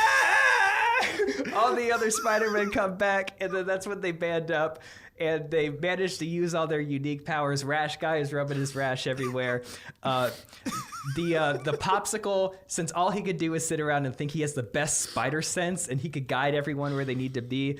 Sponge Cake Spider-Man finds a use for the sponge cakes. Italian Spider-Man could just shoot spaghetti everywhere. And they managed to, you know, find everything, go to hell, set all the Spider-Men free, and they all defeat Mephisto. And that's the movie. Hey man, you think we could make this? You think we can find some animators and get this going? See, again, like, eventually we're going to exhaust all the IP, and we're going to have to either invent something new, God forbid, or dip into stuff like this. So what you're saying is, this isn't a dumb movie. This is a metaphor for what's going to happen when they start scraping the bottom of the barrel of IP. Yeah. Man, that's really beautiful. Thank you. Dude, I can't believe this is what we do. Spider-Man into the Wednesday verse. Into the Wednesday verse. Man, that was great. Oh, I would never in a million years would have guessed Wednesday, my dudes, guy. Yeah. I thought it was going to be Twinkie, dude. Uh-huh.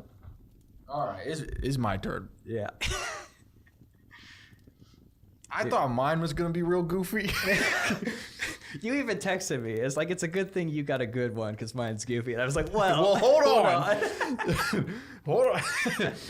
So, mine, I did not do in the Spider-Verse universe. Mine is a standalone movie. Yeah. Probably animated. Okay. Could be live action.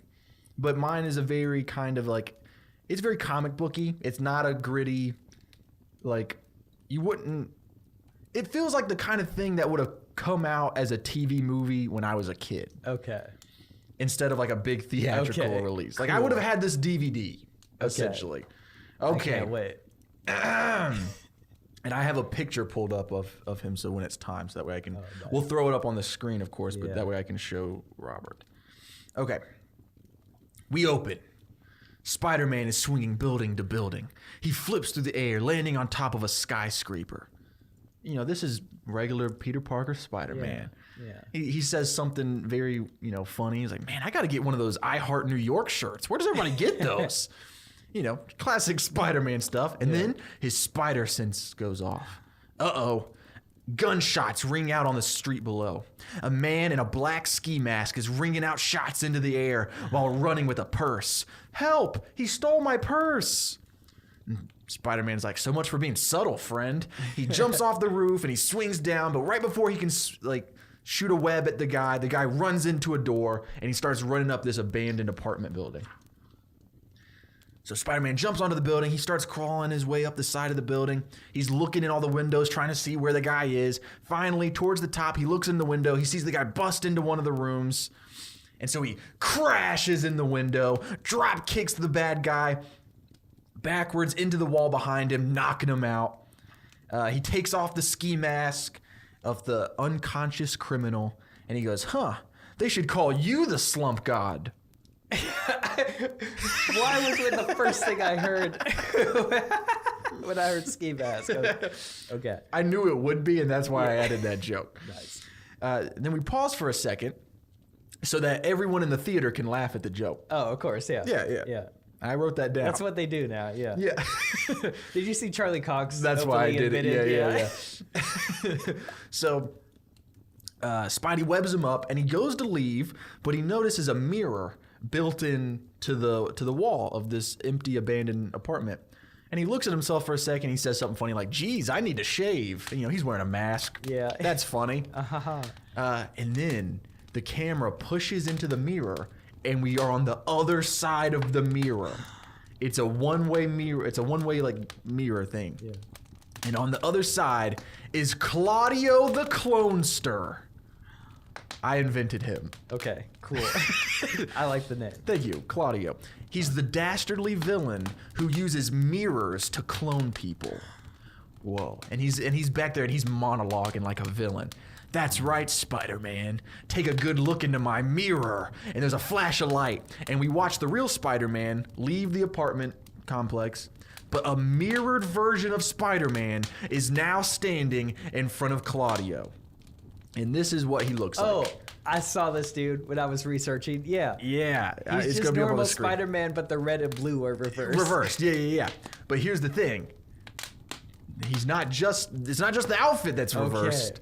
And so Claudio's still monologuing. He's looking at his new clone and he goes, yes, a twin of Spider-Man with all of his powers and none of his goodness. You are the opposite of him in every way. Instead of being red and blue, you are blue and red.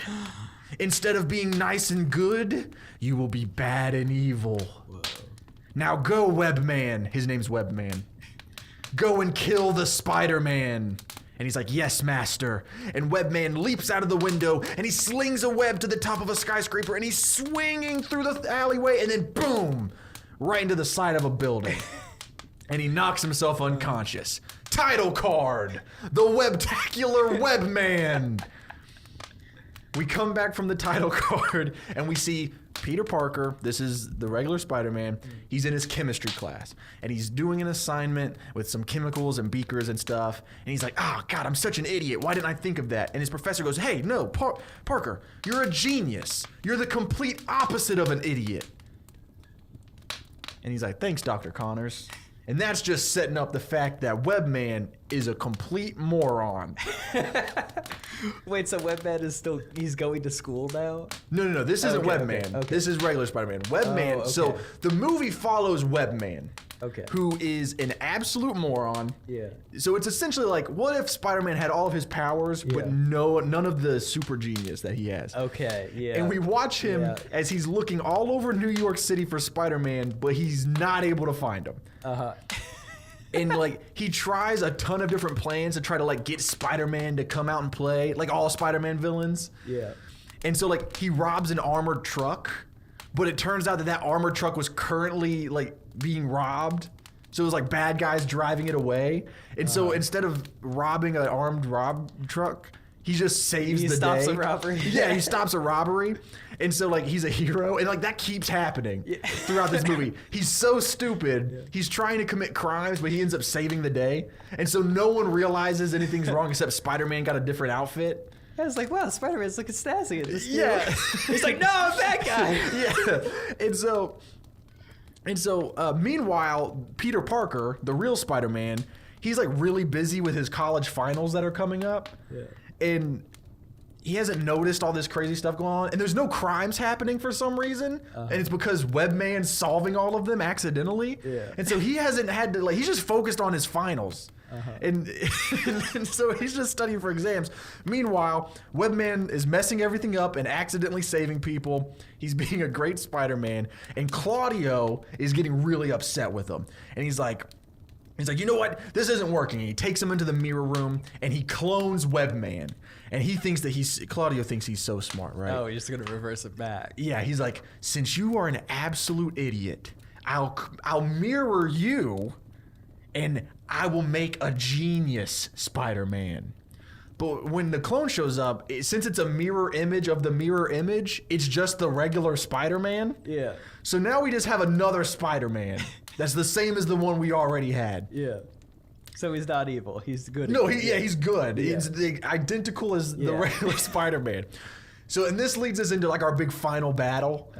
Except it doesn't take place with the Spider-Man we started with. It's this new clone Spider-Man. I know this is getting confusing. Yeah. I think we should have a few more mirrors going on. Yeah, we could add some more, sure. To where it's just a bunch of Webman and a bunch of Spider-Man. But anyway, so there's this dope final battle, and it is a cool final battle between Webman and Spider-Man and Claudio. But Webman keeps doing really bad jokes, even though Spider-Man does really good ones, so he does really bad ones. So he's like, "Here's some punch," and he like punches him. Ultimately, Spider-Man, the new clone Spider-Man, defeats both Claudio and Webman. And so while this big battle's going on, our Peter, is in the middle of taking one of his exams. And he looks out the window and he sees a cloned version of him and a mirrored version of him fighting in the sky, like webbing and stuff.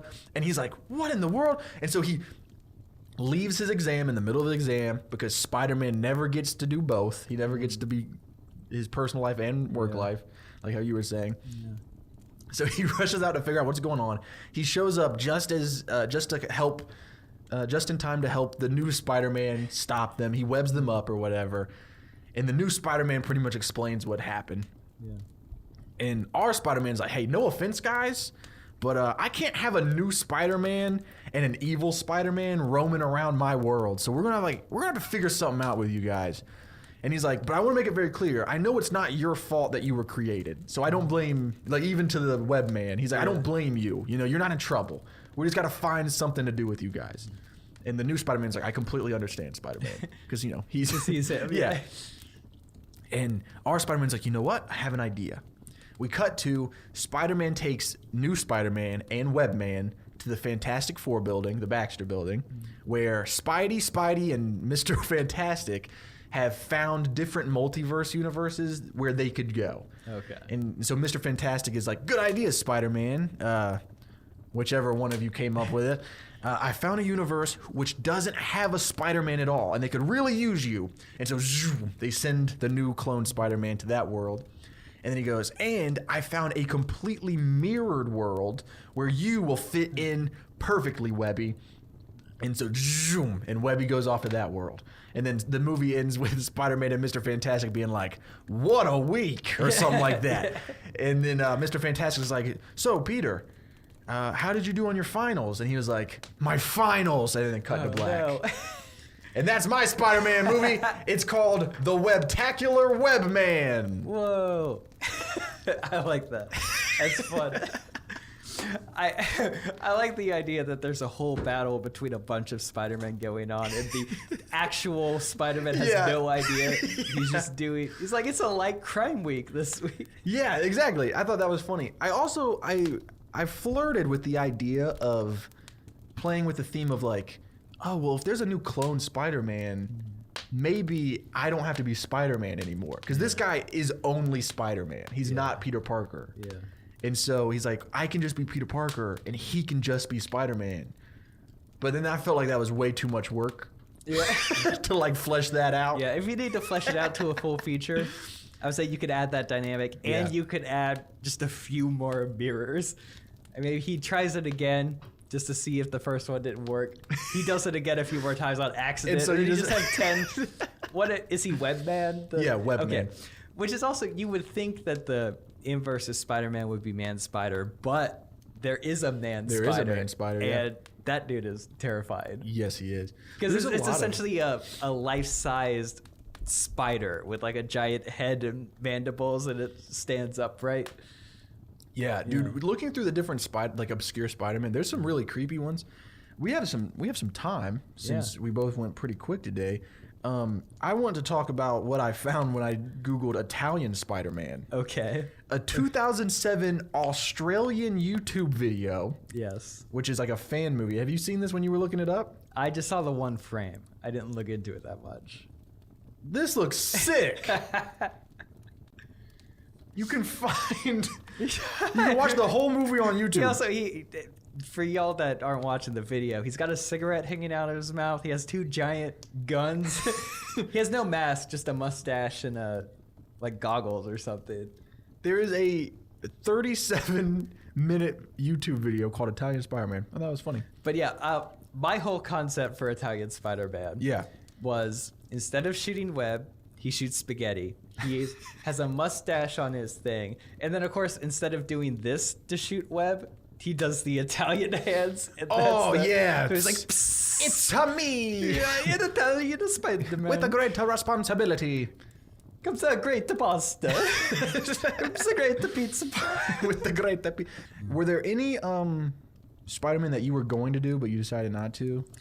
So, I think I used all my favorite obscure Spider-Man. I did think about Man Spider just because he looks so creepy. Yeah. I also thought about Spider-Man, who is a universe where Aunt Aunt May, May becomes Spider-Man. That was one I saw that I thought was really interesting. Spider Jameson, the Oh, I haven't seen astronaut. this one. Yeah. Okay. As the super astronaut, Spider Jameson, which is James. I need pictures of Spider-Man. Jonah James. Yeah. His son in Yeah, the comics yeah. is an astronaut who becomes a villain, I think. But, yeah. They would be set him cool. up in the original Spider-Man movies. Yeah, they do, but they didn't end up using it. Yeah.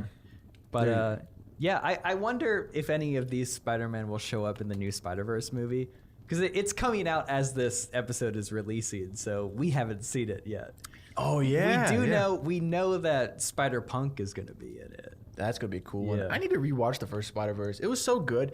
So here's the thing: I watched Spider-Verse, and I was like, "This is awesome." Yeah. But now it's become such people are like, "This is one of the greatest animated movies of the time." It kind of makes you feel like, did I not appreciate it enough when I watched it? Like, should I watch it again? I think I will. It definitely rewards rewatches. Like, my thing about that movie, I think it's the most visually studied movie just ever. It is beautiful. Like, yeah.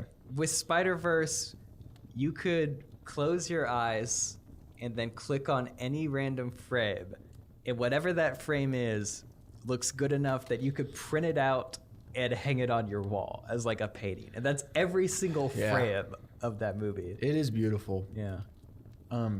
If I was to ever write a Spider-Man comic book, I know what I would do. I would do. It's Wednesday, my dudes. Yeah. Well, obviously, no. I would do steampunk Victorian Spider-Man. yeah. That's what I would do. Yeah. I think that would be sick. There's some like fan art of that online. It's awesome. Yeah. Yeah. No, that's cool. Well, yeah, guys. Now it is up to you. You were not Kevin Feige. Is Kathleen Kennedy over the Sony Spider-Man? think so, yeah. You guys are Kathleen Kennedy. You guys decide which one of these is the next Spider-Man movie. I think you might have going this one, into the man. Wednesday verse or the Webtacular Webman. Let us know. Vote in the comments. We'll give you all that information later. Here are the 1-minute pitches. We'll give you that information later. Okay, here's my pitch for a Spider-Verse sequel. I want you to imagine it's the year 2068 and we are still cranking out Spider-Man movies. We have exhausted every possible Spider-Man and this movie is aware of that. So hundreds of Spider-Man are all fighting Mephisto and hundreds of supervillains and they're losing. And Peter B. Parker tells Miles, hey, we need more Spider-Man. And he's like, but we've already used all the Spider-Man. He's like, we need more. And right before they all get captured, they send a beacon out to a really remote Earth.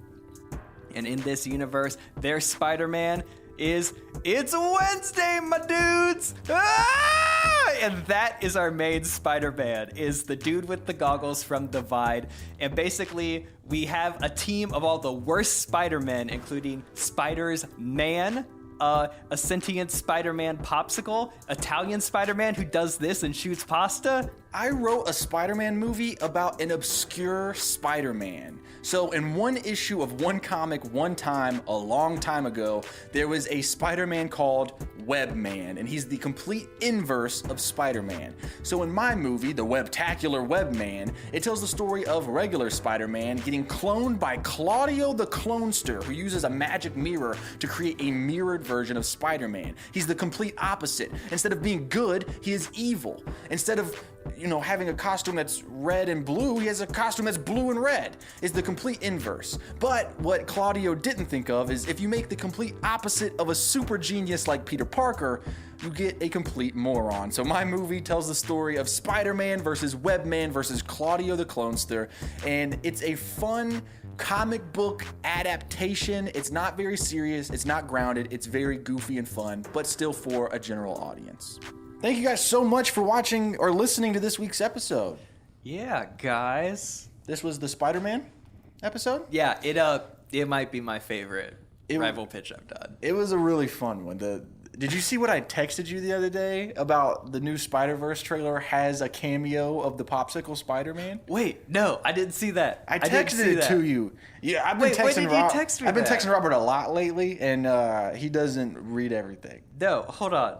I would have seen that because that's my favorite part of that.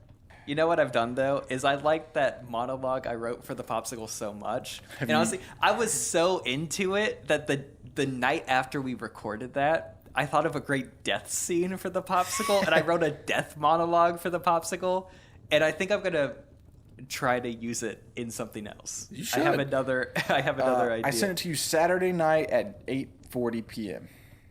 Oh, wait a minute. Show me that. It was when we were talking about work stuff. Oh, I remember seeing that. I still don't. Where's the popsicle in that? Well, you gotta click the tweet. Oh, I just looked at the one image. That's why. Oh, that's funny. Robert doesn't care about me, guys. I send him things I find interesting. He doesn't even read them. But no, one of your best pitches for sure, I think. I mean, it's right up there with Muppet Les Mis. Oh yeah, guys. For future episodes, you should really watch Les Mis. That's all I'll say. That's all I'll say. But hey, we had a great rival pitch episode 2 weeks ago. Yeah, 2 weeks ago. So that was the AI rival pitch. So I guess we didn't really write it, but we tried our best. That was really fun. Like, because again, the films weren't great, but I feel like we got to be a part of the larger conversation because everyone's talking about is AI going to replace us, and I feel like we both had unique ways of trying to use the software to give us a good film. And it couldn't do it. Nope. I thought compared to the films, the Drake song wasn't bad. But then when we posted the Drake song, we got a lot of comments. The comments like, say mid, trash. So, you know. So yeah, I mean, yeah, human creatives, we still got a little gas left in the tank. The votes are in. Most of the votes are in. We're recording this one a little bit early, but I don't think it would even matter. It's a landslide this week. You win! Hey! Yay! Robert won the AI episode. We're tied now. We're still tied up. Yeah. Yeah, it wasn't even close. I think I got one vote. Yeah. So I think I might have some insight into why I won. So I've been keeping this a secret, but there is one more element to my AI pitch. Because after I finished the pitch and the Drake song, I was thinking, it's like, I need a competitive edge. And so I asked ChatGPT, or no, ChatGPT. Yeah, you always do a D. I kept on saying, yeah, because the gross domestic product. That's what I'm thinking of. Oh, I don't even know what that is. How much money a country makes. Oh, okay. Yeah. I asked ChatGPT, in a scenario where I am pitching this film as part of a competition against Chase Bridges, a comedian, actor, and former wrestler, how should I pitch the film to give me a competitive edge, specifically against someone like him? And I took its answer, and after my pitch, I condensed everything it told me to say and shoved it in the conversation, and I don't think you noticed. No way! Are you for real? Yeah. So it told me, here are some tips to give yourself a competitive edge. 1, emphasize emotional impact. While Chase may be skilled at delivering laughs and physical stunts, your film may have more emotional impact on viewers. Highlight the touching and heartwarming moments in your film that will resonate with audiences. It's both funny and heartfelt, and at the center of it is about someone battling depression and finding hope at the end of it. How does it know that? Because that's exactly what happened. Yeah, I managed to be like, yeah, I think there are some moments that will make the audience cry or whatever. You gotta be kidding me. Number 2, showcase the production quality. If your film has a higher production value than Chase Bridges' project, make sure to emphasize this in your pitch. This can include the quality of cinematography, sound design, and special effects. I wanted something that was really high production value and would like have a lot of cool flashy fights. So I made sure to say that like there could be some big budget fights in there. Number 3, highlight the unique story. Your film may have a storyline that is different and fresh from Chase's project. Emphasize how your story is unique, memorable, and will stay with viewers long after the credits roll. I remember you saying that. Yeah. And I remember hearing you and being like, because sometimes you'll say things and I'll be like, okay, Robert. But this time I was like, all right, that's a little pretentious, Rob. Number 4, consider the marketability. Think about who the target audience is for your film and how they could be marketed to. If they have a specific niche or demographic, highlight them. I'm trying to make a superhero movie that appeals to a young demographic. And so I made sure to say that, like, this is targeted to young audiences. And number 5, show confidence. Show confidence, speak clearly with enthusiasm. I said the words verbatim. I am confident. I'm confident that you could develop it a little more. I remember you saying that. Yeah. And you said it even like you were like pitching it. Oh, man. So, yeah. That's why AI gave me some pointers. I like how you gave it a bunch of information about me and it was like target his weaknesses. Yeah. Oh, dude. Yep. I'm going to ask ChatGPT for the next one. And it's going to be like, do it, you're yeah. screwed. It's going to say something like, utilize your skill set to make the audience laugh in a way to make them sympathetic for your pitch. You're not as talented, but you make up for it in showmanship. Hey, we are tied this season. We were tied last season. Yeah. Doesn't mean anything. It just means I'm better at getting sympathy from the audience. No, I'm like, that's hysterical. That is so funny. I feel like I got Nathan Fieldered. Yeah. That's how I feel right now. Oh, jeez, man. Hey. Well, guys, we both wrote our pitches this week, and you can vote on which one you think is the best. Yeah. You go on Instagram and vote for which one's the best. God, man. Hey, thank you guys so much sincerely for listening. If you want to send in a suggestion for the bowl or a rival pitch, you can either email us, writtenbypodcast@gmail.com. You can join the Patreon or the Discord, and that's where you can send in priority suggestions or just regular suggestions. You can also send it through us on DM on Instagram. That being said, make sure you follow us on Instagram, Twitter, TikTok, subscribe to us on YouTube, all of the social medias. We're at Written by Pod. Everywhere, I think. Yeah. Yep, everywhere, pretty much. Hey, our logo was designed by Taylor Lockery. Our music was produced by Robert and Drew. Yeah. I'm Robert. That's Chase. Yeah, are we forgetting anything? I caught that. Yeah, I was sending you the oop Yeah, for the... yeah, and I got it. Yeah. I'm gonna lay it up because I'm Robert. That's Chase. Yep. You can find me at Robert2_ Isaac, Chase at Chase Bridges, a few underscores. Just type in his name. He's the first thing that comes up. Stay tuned for next week. We got another great episode for you. Get those pitches in. Voting closes at the end of the week as of airing. See you next week.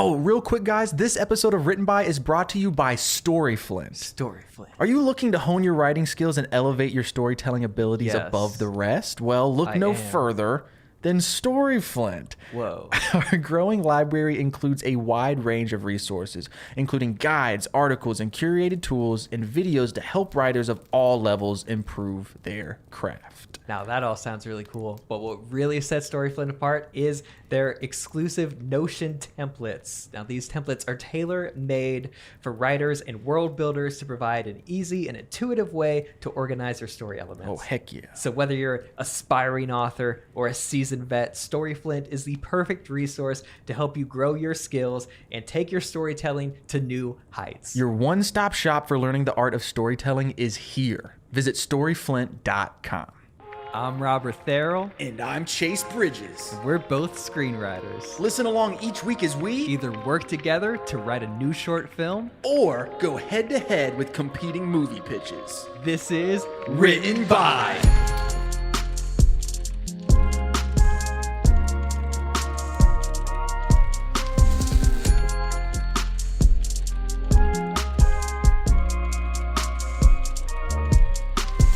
Hey, welcome to Written by Podcast, the #1 podcast in the world. Right behind all the other ones. Full disclosure, we messed up on the first take. We had just done the same thing, and I went for way long. You and I did. think you thought And I was you going to do could it have gone again. on for longer. Yeah. Yeah, but I didn't. Because I want to talk about. Well, okay, this makes it sound like I'm plugging these. No, these are just for us. Yeah. Oh, wait, if just you're for not us. watching, you don't know what I'm talking about. Yeah.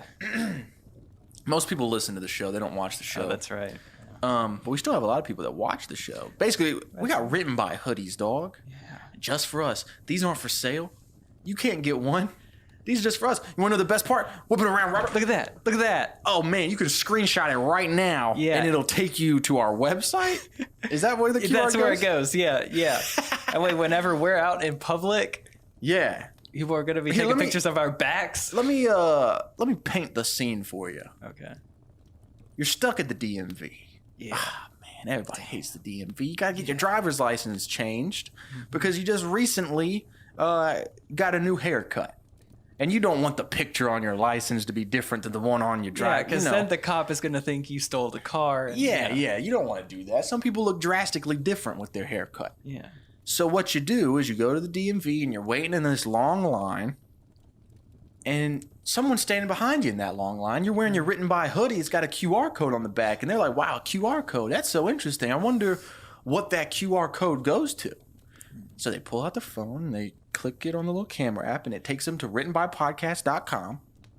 And they're like, "Whoa, what is? I'm interested in stories." Yeah. I'm interested in filmmaking and screenwriting, and also, even if I'm not, I like listening to little stories every week. Yeah, this is our new guerrilla marketing technique. Yeah. The new demographic we're going after is people that go to the DMV. Yeah. You know, I was watching the Blackberry movie, and part of their marketing gimmick was they had their salespeople go to all these like high-end bars and lounges and just talk very loudly on their Blackberry, obnoxiously laugh at the Blackberry, so everyone was looking like, "Oh, what does that What guy is have?" that? Yeah. That's We're what doing doing that, but with we're the doing it at the DMV. Yeah.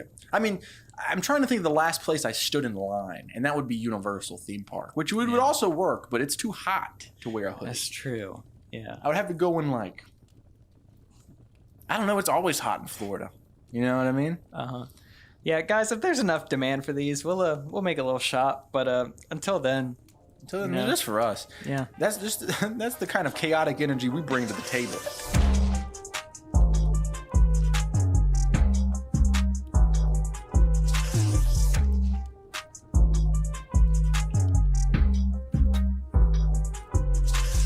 I'm not gonna lie. I don't know what the bowl is gonna bring us today, Me neither. but I know what I'm gonna bring to the bowl, What do you bring to the bowl? and that's chaotic energy. I've just got it in me today. Cool. Well, let's write something chaotic. All right. It's like we end up writing something depressing. Yeah. We've done that before. We don't like those episodes as much. Yeah. All right. I have drawn. I feel like this is something you put in, a classic dinner mystery. Yeah. All right. Woo! Yeah. This is, I don't know how the timetables go of these releasing, because that's Robert's job. What isn't Robert's job? But the past 2 weeks have been things that I've been waiting on. Yeah. And you know what? I didn't see this coming. It's kind of terrifying when we finally pull something I've been excited to do. Oh yeah. Because we learned when we did I'm not going to say what it is in case it falls out of order or something, but the last one that I was super excited for, there was so much pressure That's right. because we were so excited to actually. and we took so much longer to write it. We got in our heads because We wanted were to do so it excited right. about it. Yeah. So I'm going to try to go in with an open mind on this one because, Yeah. I'm the mystery guy. So a classic dinner mystery. I threw this one in the bowl. I thought this one would be. I wanted because we had done a whodunit before, That's and we right. did a whodunit set at a wedding. Yep. Episode 2 or 3. You can go listen to that one. The audio is not great, but it's still a really fun episode. It's got iced tea in it. That's right. Yeah. But I wanted after we did that episode, I realized that we didn't do what I kind of had in mind when I wrote the whodunit slip to go in the bowl, and that is a classic kind of dinner murder mystery. It's a bunch of a few people at a dinner in a mansion, and the lights go out, and when they come back on, someone's dead. Yeah. And here we are. Yeah. Pretty much all the classic beats of this genre are pretty set. So what is going to be the way that we set ours apart? I don't know, man. I guess let's explain the kind of the beats for the people that wouldn't know Okay. traditional. Yeah. So I guess kind of the most famous examples of these, the most mainstream examples are Clue. It's got Christopher Lloyd and that one dude from The Breakfast Club. And then There Were None is probably the most popular. It's an Agatha Christie play and also movie. I'm trying to think. Scooby-Doo's played with it some. Basically, the premise is you're at a haunted mansion. Not even a haunted mansion. You're in an old-timey house or mansion, kind of like the Biltmore house if you're around South Carolina. You know what that is, or North Carolina. And there's like a big fancy dinner. And then when you're at the dinner, the lights go out. The lights come back on and someone's dead. And people keep dying throughout the night, and everyone's panicking, trying to figure out who is the person that's killing everybody. So the biggest example of this, the most famous example of this is And Then There Were None by Agatha Christie. And basically the way that one goes, I'm not going to give you any spoilers, but the way that it goes is they're all invited to this island by this mysterious I can't remember the name that they put on the letter, but this mysterious rich guy. Yeah. And they all come out on a boat, and they go to the island, and they're all sitting around, and they're waiting for the host to show up. And while they're waiting for the host to show up, a record starts playing over the little gramophone or whatever, the record player. And it's the host reading this letter. And in the letter, he's exposing crimes that each and every one of the guests had committed. So is pretty much accusing, someone of a hit and run accident with their car, someone who killed they were like a nanny and they killed the person that they were hired to watch, like et cetera, et cetera. And they all start immediately blaming each other and trying to figure out who is the one that is killing them. At first they think maybe he's just hiding on the island somewhere. They search the island and they realize it's one of them. And that's kind of the most basic traditional premise of a dinner mystery. Yeah. So right off the bat, we need an excuse to get a bunch of people together for one dinner. Yeah. I think we should go off the beaten path. I think we should make this Okay. weird. You know what I mean? I was feeling the same thing. Yeah. And that really boils down to like we can figure out why they're all together if we figure out who they are. So like what kind of characters are we dealing with here? Because traditionally what it'll be is it's like kind of wealthy people. Yeah. But then also like TV shows will do a whodunit episode where they will bring together characters. Yeah. So, I mean, right off the bat, two ideas. You get a bunch of rich people and they're all in a submarine together. It's probably old news by now, but you know what? Still a lot of humor there. Yeah. Also, it could be fun if trying to think of things that give a modern twist to it. If it was some sort of like internet community where a bunch of people that only knew each other over the internet via their usernames like met for the first time in their that's life. cool. Because then there's the extra element of you kind of don't know for sure who each person is, or like they might not be what you expected or something like that. That's fun. I don't. So immediately my first thought, and I'm not saying we go with this, Okay. because I don't think it's a good idea. But it was the first thing that popped in my head Yeah. was like a community of like LARPers. Okay. But I don't like Yeah. that idea. But that was Okay. the first thing that popped in my head. The second idea that popped in my head, and we've played with this theme in some other episodes this season, but like, what if it was like at like a VidCon? Yeah. And it's like YouTubers? Yeah. But I don't know. Because it's kind of like, if we do with the YouTubers, then there's kind of like, is someone doing this as a prank for their channel? Oh yeah. And so people don't even believe the murder is actually happening At until they first. get killed. Yeah. Until it gets serious. So I think that's fun, but let's keep spitballing in case. Yeah. I mean, what if it was like a reality show or something, or So it's secretly a reality show and they don't know that they're being filmed and they That's think it's cool. real, or I don't know. but people have done that too. You have done that? Yeah, people have done that. I wonder if there's a way, because a great example of this is Knives Out. Yeah. Okay, let's just start from here. What is a reason that people come together for a big dinner like that? Yeah. It's a group of friends. Someone has died. It's a funeral. It's a holiday. families. A lot of times it'll be family. I did a play one time where it was like the big reveal. I don't remember what play it is, and I'm trying to find it since then. So this isn't like spoiling something important. It was like a 1-act play. The big reveal at the end was that they were all family members except for one of them, and all the family had put it together to get that one person. Huh. Yeah, That's interesting. that's a fun. Yeah. Yeah. You know, if you're Jesus and you're about to get killed, you Oh, get a snap! bunch The of people Last together. Supper murder mystery. That. we retell the Last Supper, but nobody knows that Jesus is about to die. Even though I guess that supper is famously where he announces that he's going to die. But... Okay, well, that's kind of fun though. What if we did a retelling of the Last Supper, but we don't say that it's the Last Supper? Like at the end of the film, the short film, you realize this is a modern telling of the Last Supper. The only thing is, like, you could only have one murder during that. Yeah. And it takes place after the dinner. I mean, we could take creative liberties. I could imagine a situation where what if they're rehearsing for the Last Supper play, but then the actor who plays Judas just ends up dead? Oh, dude. Like, okay, that's really good. Okay, so it's a play. It's a church Christmas play. Is the Last Supper like a Christmas thing? No. No, it's Easter. It's Easter. So it'd be a church Easter play. Yeah.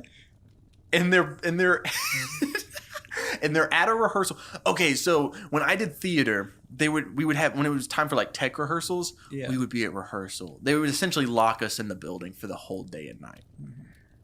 It's a tech rehearsal for their big Easter play. It's a mega church, right? So it's super big production. They're on stage and they're sitting around the Last Supper table, and then the lights go out because of a technical issue. And when the lights come back on, Judas is dead. The actor playing Judas is dead. This is fun. You know what the mystery of it could be? Judas is the first one to go. They try to figure out what's happening. Maybe Thomas is the second one to go, and they realize, oh, Judas was the one that betrayed Jesus. Thomas was the one that doubted Jesus. The disciples that were like the least faithful to Jesus are the ones that are getting killed off.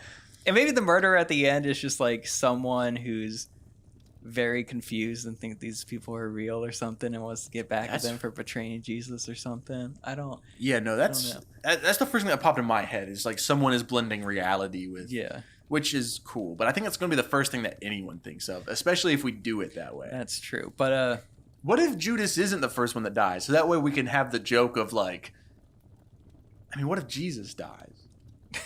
Can we do that? Like, can we kill the actor who's playing Jesus first? Because then it's like, then there's the obvious joke of being like, oh my God, he's dead. And they all look at the actor playing Judas. It's like, hey, no. He's like, whoa, I'm an actor. No. And what's funny is like, they're not even actors. They're just, they go to this church. They go to the church, yeah. Yeah. We're on to something here. Also, immediately when they try to go out of the church, like, it's locked because, you know, churches have lock-ins and stuff, or they used to. Yeah, no, I mean, I think this is the kind of thing where, like, I mean, we haven't figured out the ending yet, but we will soon. Yeah. But they've locked them in this church, and they're stuck in this church, and they're getting killed off one by one. Okay. Yeah. Now I'm curious what the killer's motivation is here. Yeah, we need to come up with the ending and work our way backwards. Yeah. Which won't be as fun for you guys.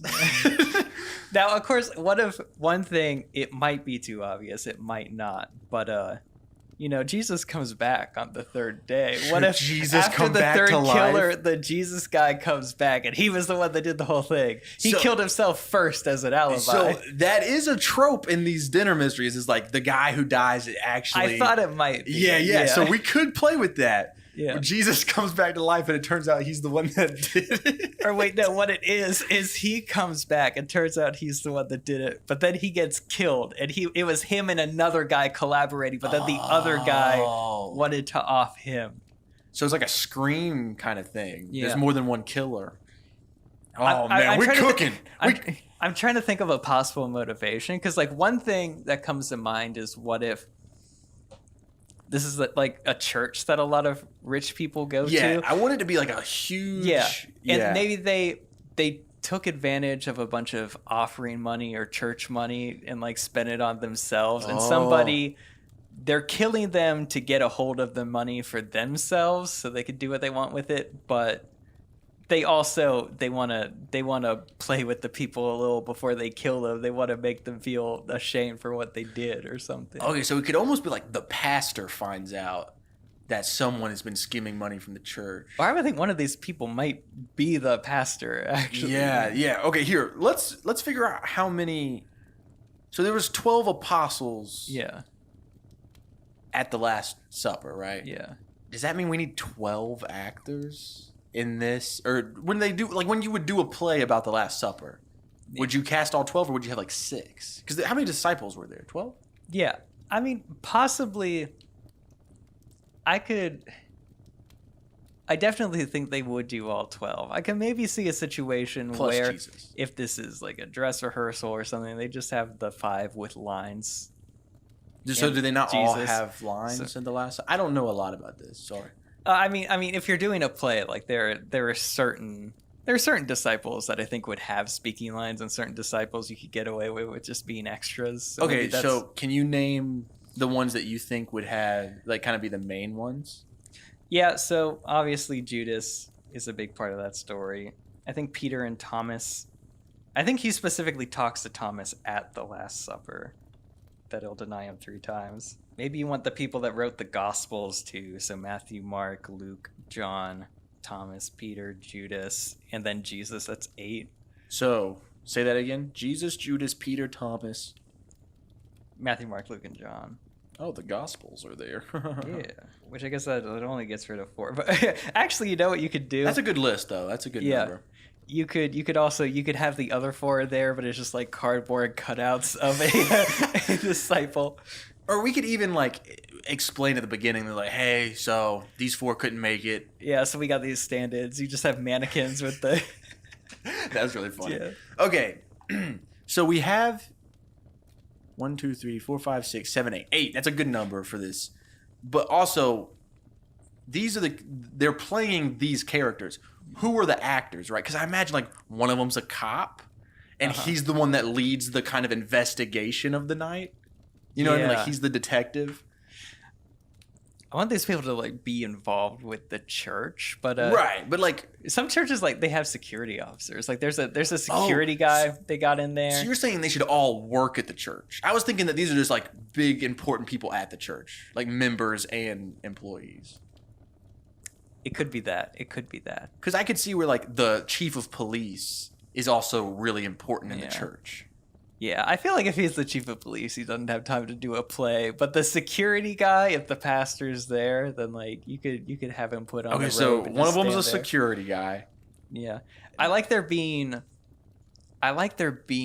a member of the congregation that's the head of this really big organization that would, siphon a lot of money. Like there's a great plot line in First Reformed where there's this businessman that goes to this church and he works for this company that's polluting the city and is terrible for the environment.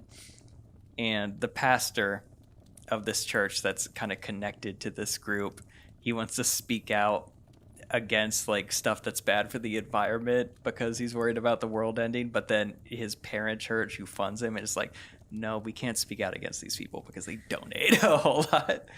Okay. I like that dynamic.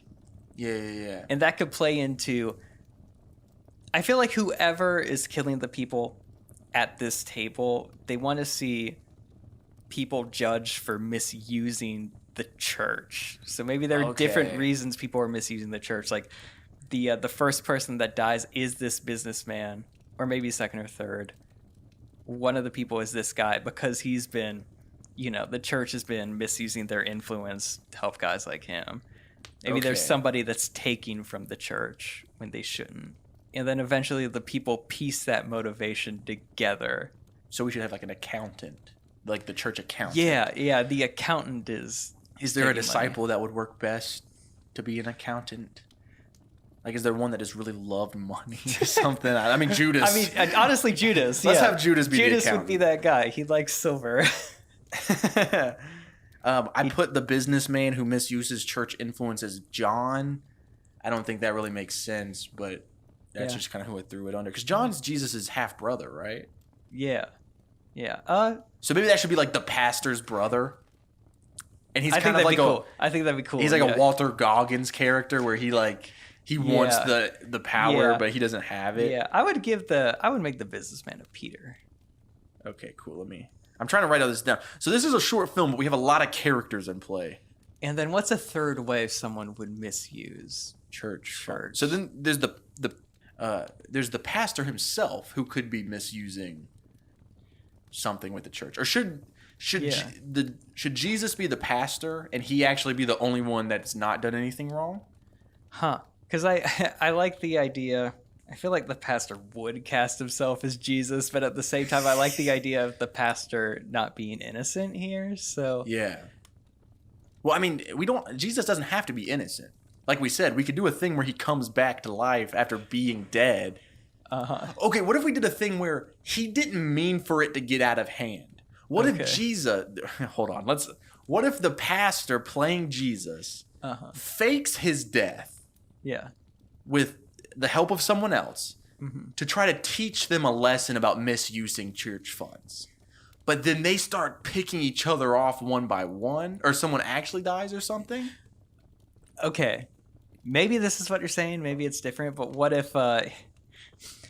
So the pastor. Okay, if it's people stealing church funds, it makes sense for the pastor to be in on it. If this businessman is in, maybe not so much. But like, kind of where I was going was like, maybe the pastor is in on this in the beginning, where he's like, "Hey, people are stealing from the church. We're gonna teach them a lesson." But he didn't mean to actually kill anyone. His partner kills for real. So his partner is someone who is like, anything that their pastor tells them, they are going to do, and they're going to do it. Or to I the was best of thinking their that like ability. the partner is also disenfranchised by the pastor and is like, hey, you're guilty in all this too, or something. Oh snap, that's cool. Okay, let's. But see. I kind of like the idea more that there are three people that have misused the church for three different reasons. Like, okay, Jesus is the first one to die. That's the pastor. Well, okay, if a killer's playing around with him, though, he's going to keep the pastor alive. Like, let's figure out who the rest of these characters are. yeah, Because I think that's going to help us. Some. Okay. Because we need to figure out the different characters, and then we can figure out their motives based off of what we want to do. Yeah. Okay, so if we have kind of a corrupt church that's almost ran somewhat cult-like, I guess there would be the character like you were talking about that is just like sold out Kool-Aid drinker, will do anything pastor says. Right. So which disciple would that be? I don't know specific qualities. Let's just give him to Matthew. I was going to say Matthew too. Oh, nice. Yeah. Okay, so he's like, how do I explain that? How do I write that? Just like super It's like Kool-Aid drinker. That's Cool. I hear that terminology used. Kool-Aid drinker. Yeah. Then there's the accountant. Judas is played by the accountant. Peter is played by a businessman who misuses church influence. Yeah. Matthew is the Kool-Aid drinker. John is the pastor's brother who wants all of the attention. Yeah. We talked about a security officer. Yeah, that could be Mark. Mark is a security officer. I think since it's a play, what if one of them should be like whoever's in charge of the arts department of this church? Yeah. Actually, you know what? Maybe this is our end to get the pastor not killed first. I bet the theater director would be cast as the lead role. If this is a Yeah. smaller church. He's the director project. and Jesus. Yeah. I bet then we could give Thomas to the pastor. I think that adds a nice. Now, do you think that is the pastor innocent or guilty? I think that's what we got to figure out. Of the murders or of the stuff going on in his church? Of just stuff going on in his church. Oh, 100%. Yeah. So now we just need someone for Luke. I was trying to think of like just a third person that could be misusing the church. It's not financially, it's not influence. I'm gonna send you this shared note so that way you don't have to write all this out. Too. Oh, I've been writing them down. Oh, okay, cool. What if what if it's the there's like a singer or a rapper at the church that is using it to try to make his music career happen? Music career? That's cool. And that would make sense because the musician would want to be involved. So maybe he's just like the worship leader. He's a worship leader, yeah. And that's Luke. But the real trendy kind that's like wearing fear of gods. It's the kind that like he's not even really a Christian, but the church is the only place where he gets to sing every week. Exactly. I really like this. Yeah, this is a fun premise. I bet the pastor is going to be one of the last people alive. The killer's going to want to kill him last. I think. So the theater director goes first, just as like to get this guy out of the way. And then you get the 3 people that are being judged. Someone that's being judged for using the church for money, using the church for fame, using the church for political influence.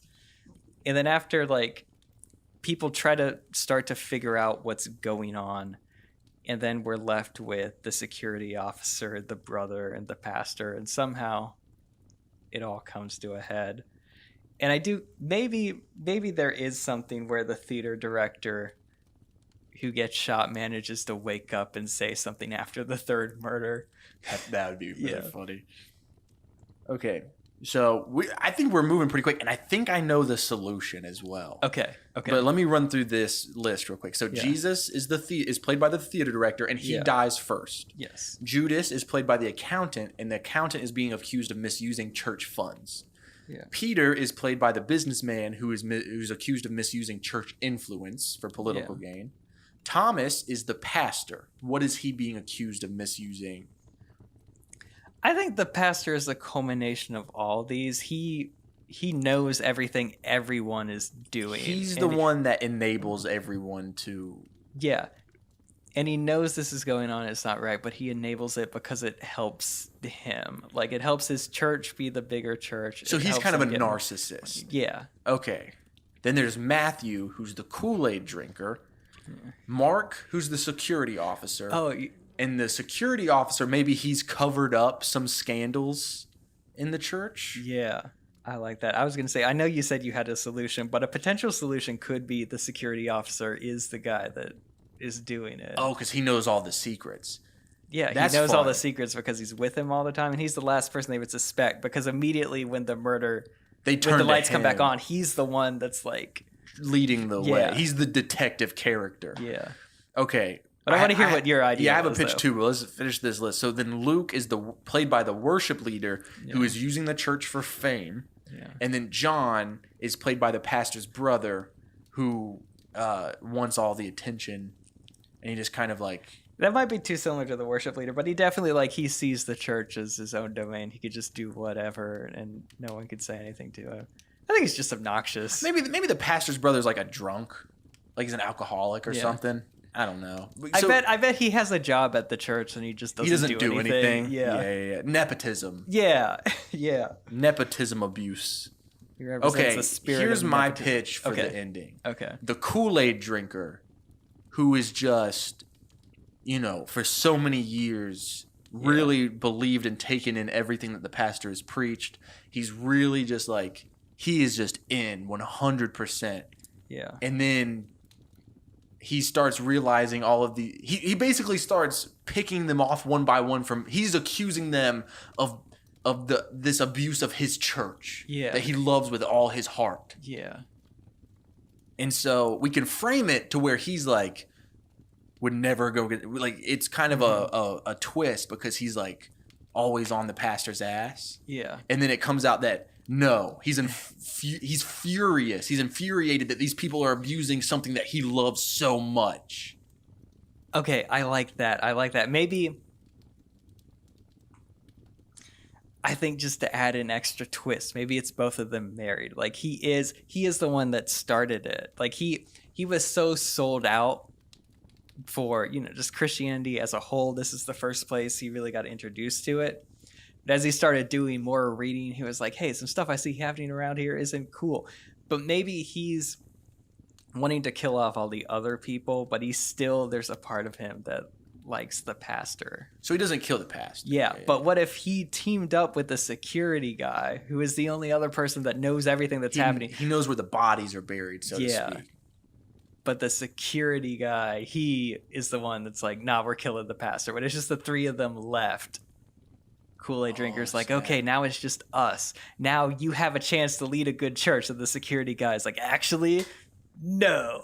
Oh, snap. And then so maybe the ending is the Kool-Aid drinker and the security guard start fighting because the security guard wants to kill the pastor because he's the one that has like built this community of abuse and narcissism. But the Kool-Aid drinker's like, no, this is not why we did this. We did this to free him from these people. Exactly. He's the victim. We did this so he could change. But then the security officer, part of it is that he wants to change. He wants a new life that has nothing to do with this. But also he knows he's done things that the pastor knows about. And he can't truly have a second start until everybody that knows about that is dead. And also, the security guy, since he has access to all the security footage of the records and stuff, he could give himself a great alibi to show he wasn't even there. He could be like the other four. He has a cardboard Yeah, for him. yeah. And so like the last shot of the short is him placing, like he like wipes the gun or the knife or whatever, sits it on the sits it in the Kool-Aid drinker's hand, frames the Kool-Aid drinker, places his little cardboard cutout and walks out of the church. I like that, yeah. Woo! We on one today, son. Okay, which disciple was the Kool-Aid drinker? Matthew. Oh, that's right. Okay. I've sent you the shared note in case you want to just go. Oh, okay. What Nice. I wrote. My autocorrect just messed up Kool-Aid. So, okay. Man, this is a good short film. And there's like morals. I know. There's like deeper stuff. I don't want to get too deep.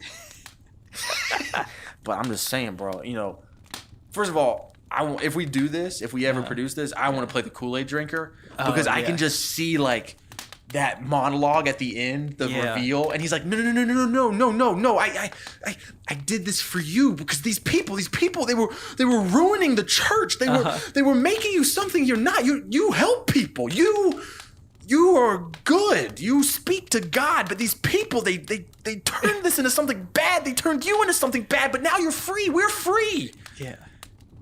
Yeah. And so now the three of us are going to walk out of here. We're going to walk out of here, and our church is going to go, it's going to help people again. Yeah. That's how I'm going to play it, too. Yeah. I like it. I think now we just need to flesh out a little bit of how do the characters start reacting once the killing starts. Yeah, I think we have a solid beginning and a solid end. So this is a short, so we got to do it quick. Yeah. Typically, the way that a mystery, there's mysteries have a little bit of a different structure than like a typical 3-act structure. Yeah. It's still 3 acts, but it follows a little bit of a different. I had my notebook. I could go through it, but so typically it's like you introduce the characters, you introduce the detective. The first murder happens. In our case, at least, a lot of times the first murder will happen, and then you'll meet the detective and the characters. But in our case, you'll meet the characters.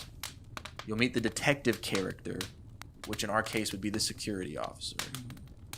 Or the pastor. I can see where the pastor would try to try to figure out what's going on. But we can figure that out. Then the first killing happens. So now they're looking for clues. They're trying to piece stuff together. They're trying to figure out what's going on. Yeah. Another death happens. And typically that death is the person that they are suspecting. Yeah. The biggest suspect is the next one to die. Yeah. So then, again, clues, trying to figure it out. Another person dies. That time it can be, it could be anybody really. And it just follows that formula. And then the ending is typically a false reveal. Mm-hmm. So it's like they think they have it solved, but then it turns out that they have it wrong. And then the truth is revealed. Yeah. Okay. I'm gonna propose one change to keep it a little tighter. So we do have the theater director as Jesus, but if we're running with everyone that's being killed is someone that like misused the church somehow. Oh yeah. That doesn't make too much sense. But maybe they. Yeah. It could, but also just to keep down on the amount of backstories you have to put in here. maybe it could be fun since the brother is such a bombastic character. Maybe he's Jesus, because we get his deal immediately when we Okay. see him, and then he's Yeah. the first one to die. And then we just eliminate John, and then like we have it to where it's only let's eliminate a character. Peter, I think. So the businessman who misuses church influence. Yeah, because Judas and Thomas are two important characters in that Last Supper. So Okay, so if we're so who would John be then? John, let's make John the businessman. Okay, so we're okay. Cop. What I'm curious about is just okay. Lights come back on. Jesus is dead. What is everyone immediately thinking? And do you think the Kool-Aid drinker is kind of trying to steer the discourse towards what he's thinking, his reason for doing this? Where he's like, okay, let's think. Why would anyone have a reason to kill my brother? And everyone's just like, well, none of us really like that. It's like Actually, I like that idea. Everyone's freaked out for a little, and then the pastor's like, no, why would anyone have anything against my brother? And everyone's just like, I mean, we could think of a few reasons. And then someone's like, it'd be easier to figure out why they wouldn't want to kill your brother. Okay, yeah, that's really funny. I think maybe at first they don't realize that he was killed. Like maybe he was poisoned, quote unquote. Like he was drugged. Yeah. And so they're like, oh my God, what happened? We need to get him to a hospital. Then when we need to get him to a hospital, they realize all of their phones don't have a signal in the sanctuary, which is like a common thing. We don't have a facility. They try to leave. All of the doors are like bolted shut. yeah, They go to the security guy. Hey, you can open the doors. You have the keys. His keys are gone. yeah, So now that kind of takes some of the heat off the security guard because it's as if his keys were stolen. Mm-hmm. In reality, we know he just hid them yeah, because yeah. he's in on it.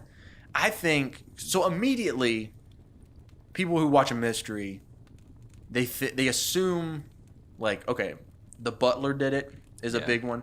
We want one of the red herrings to be basically what I'm trying to say is the Kool-Aid drinker Matthew. We need to make sure that no one sees him being the killer. yeah, 100%. But it's okay if the security guard is suspicious. Yeah. So I think no one will suspect him because I think immediately when murders start, he places himself next to the pastor and is like, "We're going to do anything to keep you safe," or something. Yeah. He should just be kissing the pastor's ass the whole time. Yeah. So Jesus dies. Everyone's freaking out. And it's like, why would someone do this? Oh, we're locked in here. We can't call anybody. Why would someone do this? And someone brings up, well, there's this one thing. I think there's a fun plot device we could use. So typically there's like a letter or there's like a method in which they're being told what they're being tried for. Yeah. So in a church service, what if the projector turns on Uh-huh. and it's like worship song lyrics, but Yeah. it's accusing them of different crime, like, something like, or it could be like a Bible verse. Yeah, I mean, I don't know how much this says about the motivation, but there is, I swear I've written at least 3 separate horror sequences that have all like had this song scoring it, but there's the hymn called Nothing But the Blood where it talks about like the refrain is being washed in the blood of Jesus. And I always thought if you didn't grow up in church, you It's just so walked creepy. in. Yeah, you just walked into people singing about being washed in blood. That's a little off-putting. That's cool. We should keep that in mind for like the score.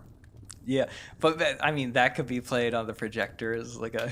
Well, my thought process is like the projector could explain Okay, I could see the projector showing a Bible verse after each and killing, it has they to have do to with what decipher they're it. guilty Yeah, of. Yeah, that's what I'm trying to Okay. say. So it's like if there's a Bible verse that has to do with you like know it would be really funny. I think this is a fun joke, but it also helps throw heat off the Kool-Aid drinker and make the pastor out to be a bad guy. Is just the Bible like reference, not the actual verse, but just like John 4:18 or something goes on the screen, and everyone turns to the pastor. It's, Pastor, what does that say? And he's And he like, doesn't know. But then the Kool-Aid drinker does, and he says it verbatim to everyone. And we can play it off at the first where he's like, wow, you know the verse? And he goes, of course, you preached it 2 months ago, sir.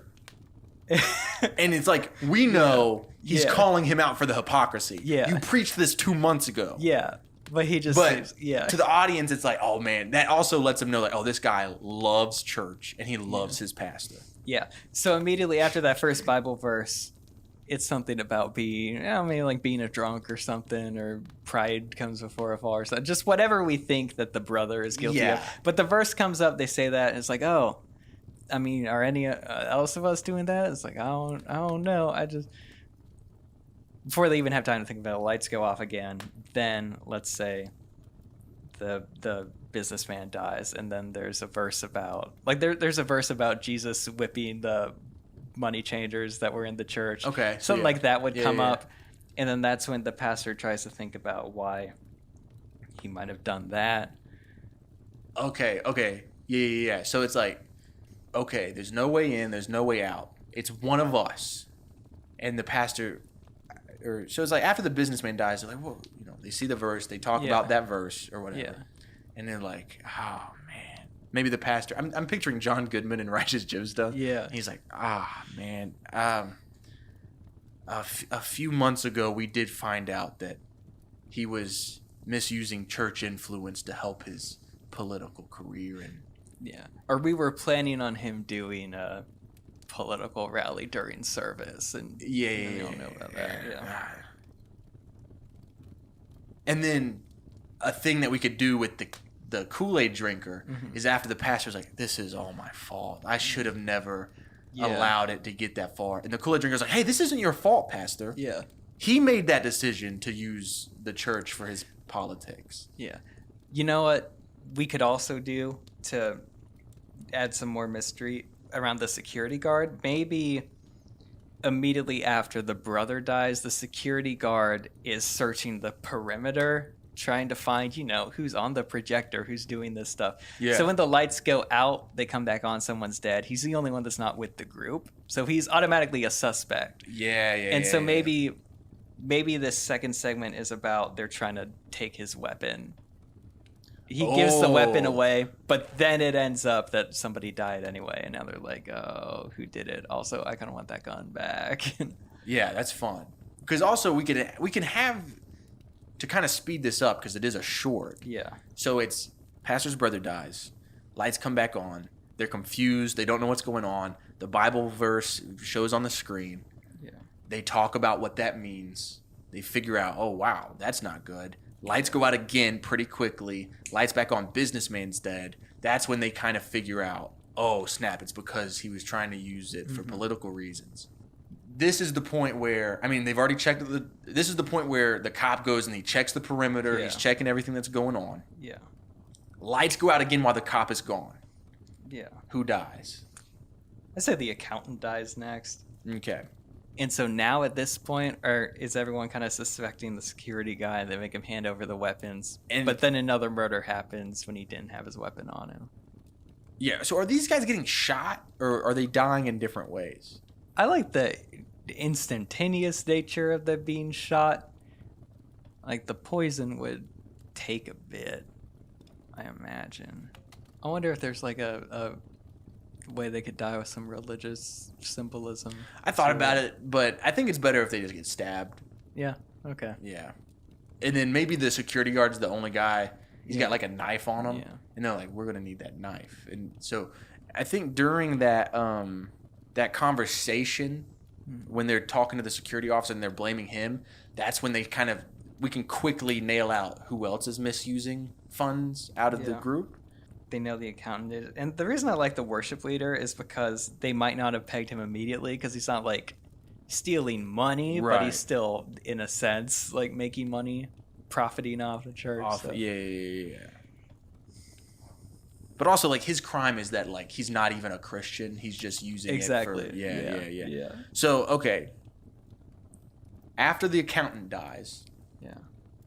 they are suspecting the cop, the security Yeah. officer. And they know, the Bible verse places up, and it's a Bible verse about stealing money or something. Yeah. This is even when we can introduce the idea the pastor is like, hey, you know everything that goes on around here. Yeah, we can you plant know that everything. now. And then maybe the pastor right then and there, he accidentally slips up and admits something in the heat. He goes, Yeah. you knew because I had you cover up the missing funds. Yeah. And that's when the Kool-Aid drinker goes, wait, what? Wait, what? And he's like, we had to borrow some money from the church for a situation we had. And me and the accountant, we had to hide the money. We had to put the money away. And the Kool-Aid drinker, and this will keep us, the audience, from suspecting him, is he'll seem really shocked.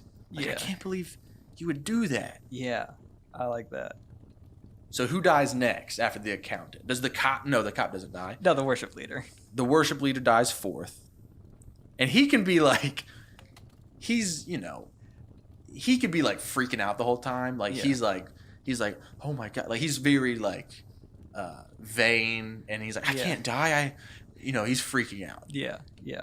Oh man, if we actually wrote this, we could really get into depth of these characters. But for now, we just have to hit I kind of like it. But yeah, the worship leader would die, and then it's just the three we want as the final. And then I like the idea, since this is the third death since Jesus died, maybe the brother character still has a little life left in him, and he points at the Kool-Aid drinker. The pastor's like, why are you pointing at him? I have an even better idea. Okay.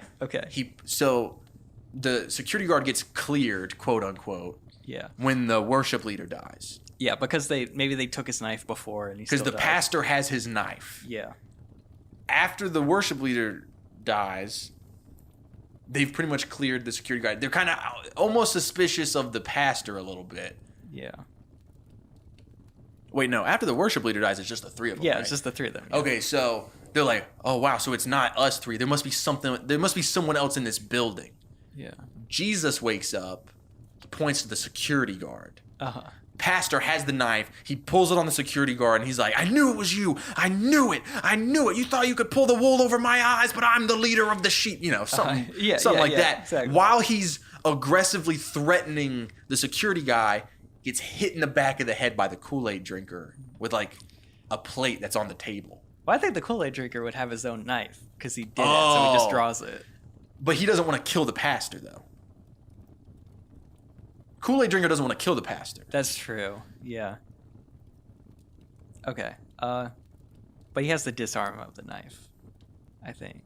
Right. So he hits him with a plate to get him to drop the knife. Yeah. I think. Okay. Yeah, one of those Last Supper plates. Yeah. He drops the knife. Kool-Aid drinker picks up the knife and he holds it out. Yeah. And that's when he starts going into his spiel. Hey, we did this for you, pastor.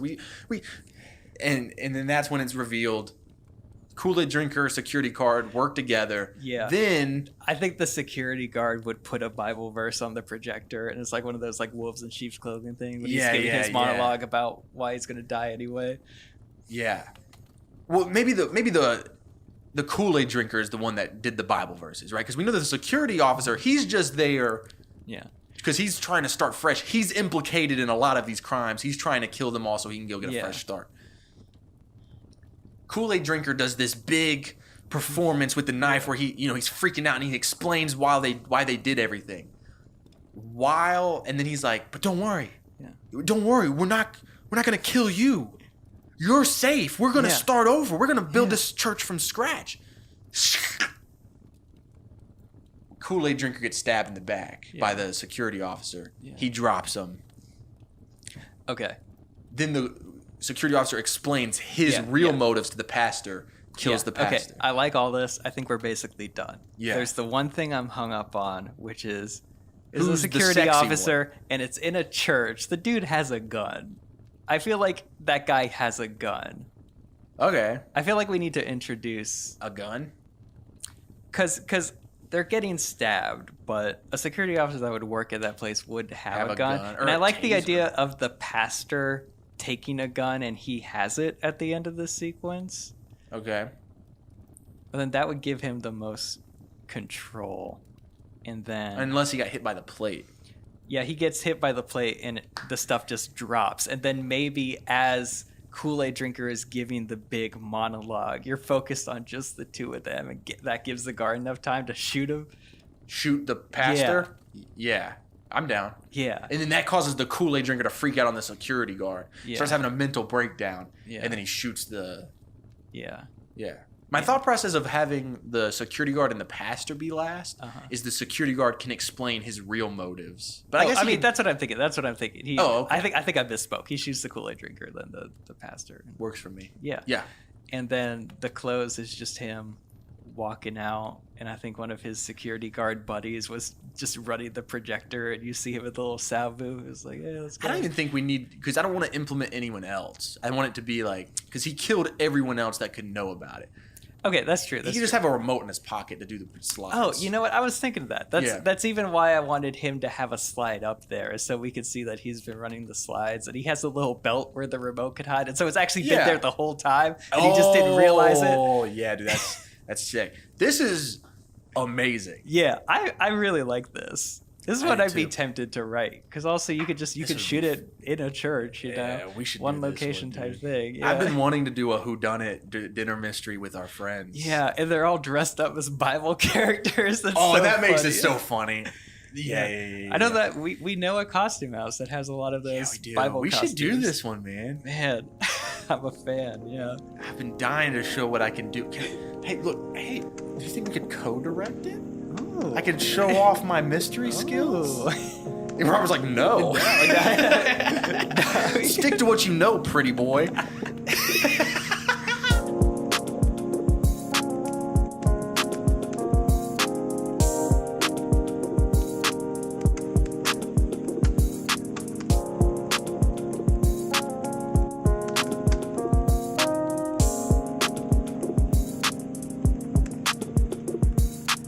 I'm ready when you are, dude. Okay, so we open 1, 2, 3, 4, 5, 6.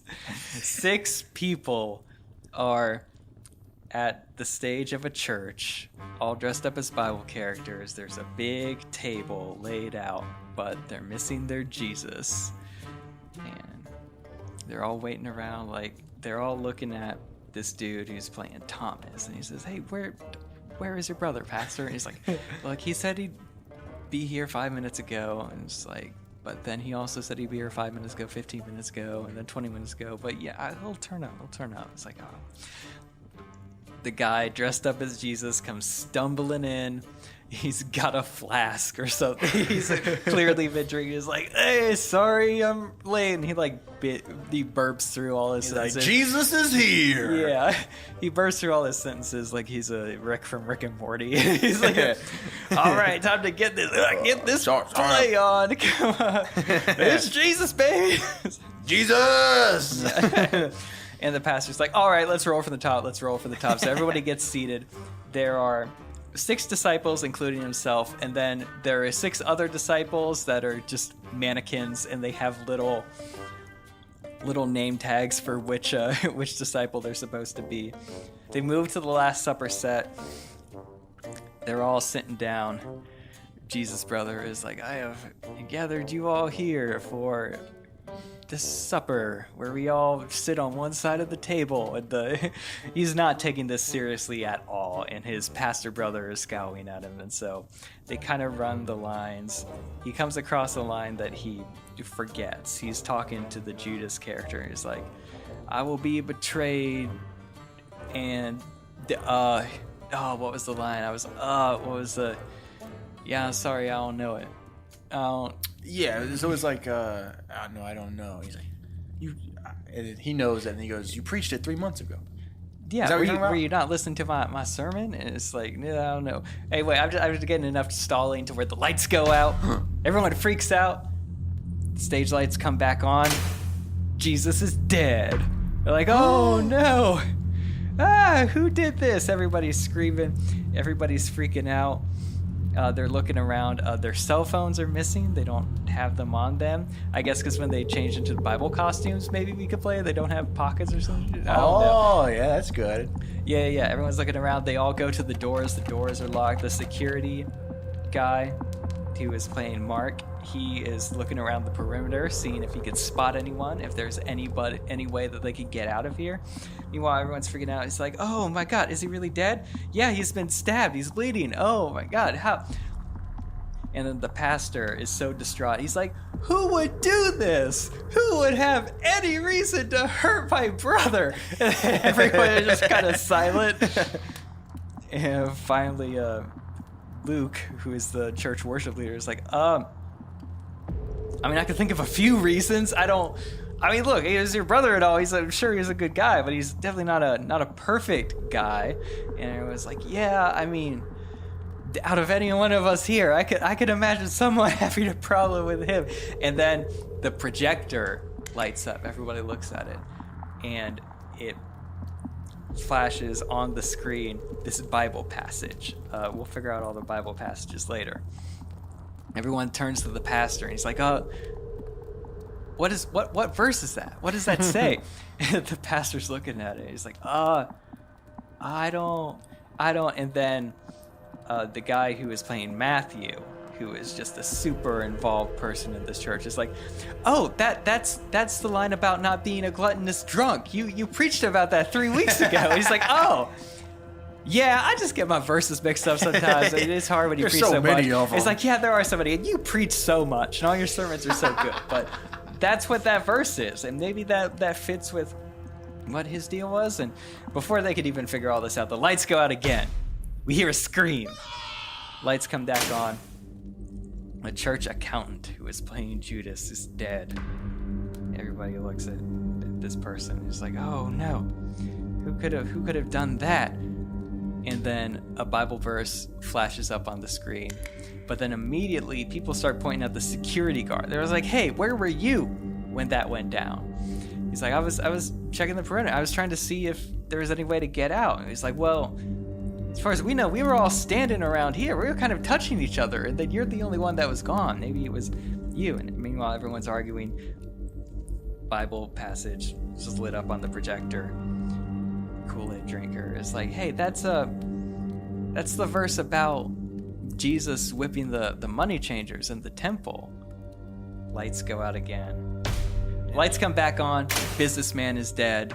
Everybody's looking at him, and Bible verse flashes on screen. Something about, we'll find a good Bible passage for him. The Kool-Aid drinker reads it. He's like, oh, he was a politician, and what are y'all doing with him? And he's like, oh, well, he was gonna have a rally at the church. And it's like, oh, do you think whoever's doing this has a problem with how we're doing the church or whatever? And it's like, hey, security guard, you might have a problem with what we're doing. You're probably the only person that knows about all this stuff all these other people are doing, because you helped cover some of this up. And then that's what he misspeaks. He didn't mean to say that.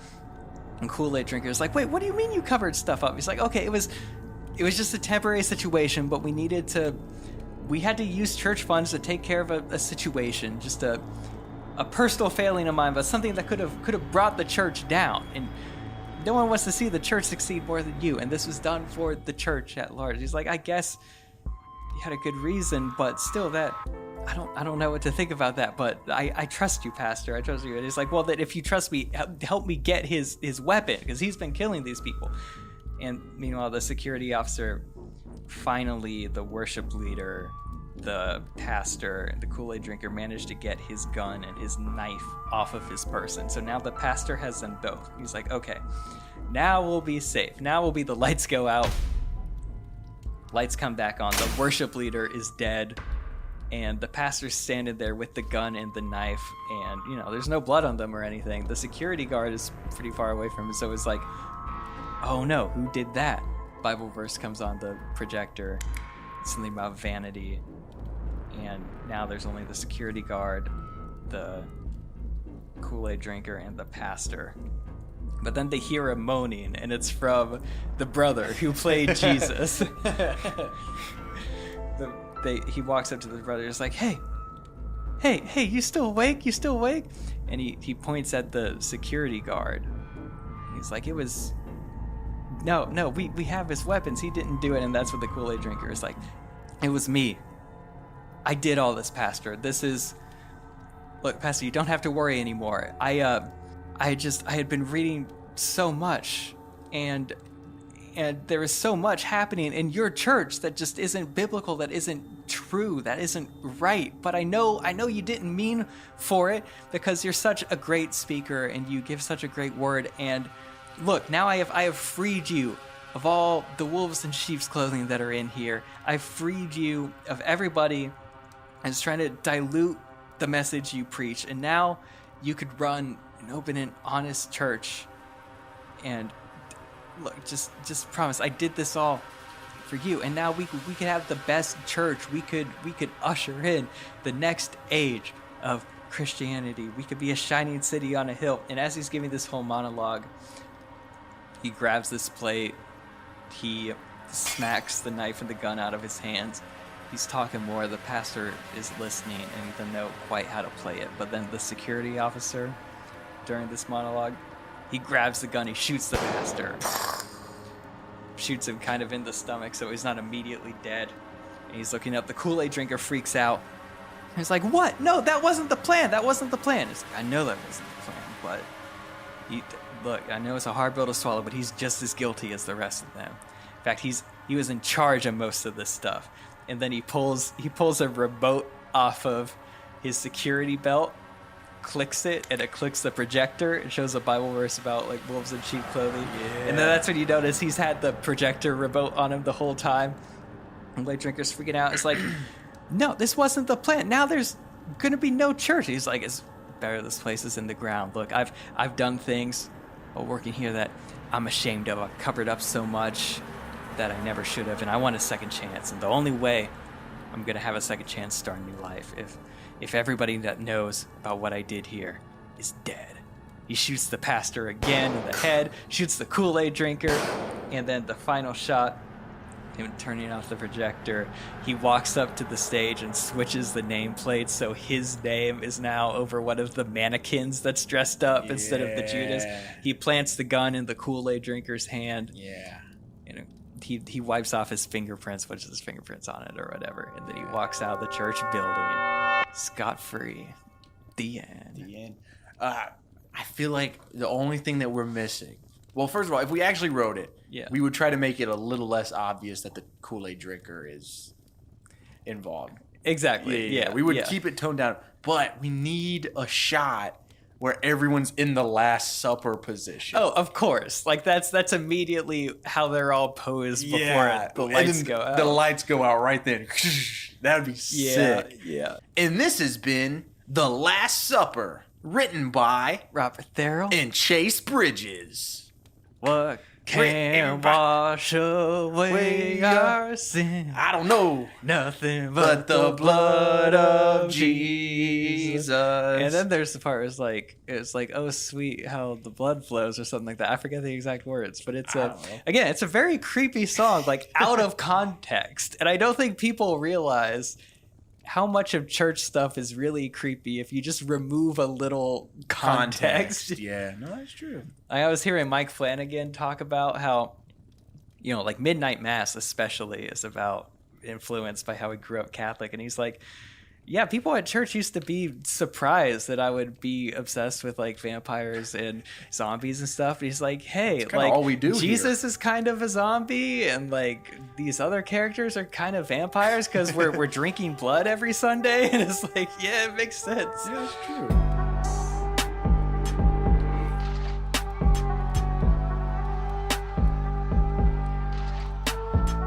Guys, we have a very special guest in the studio today. We have an actress who has been on shows such as Dynasty, First Wives Club, The Resident, She-Hulk, movies such as Are You There, God, It's Me, Margaret, and a host of wonderful short films, including Snowbirds, and I bet you're wondering how I got here.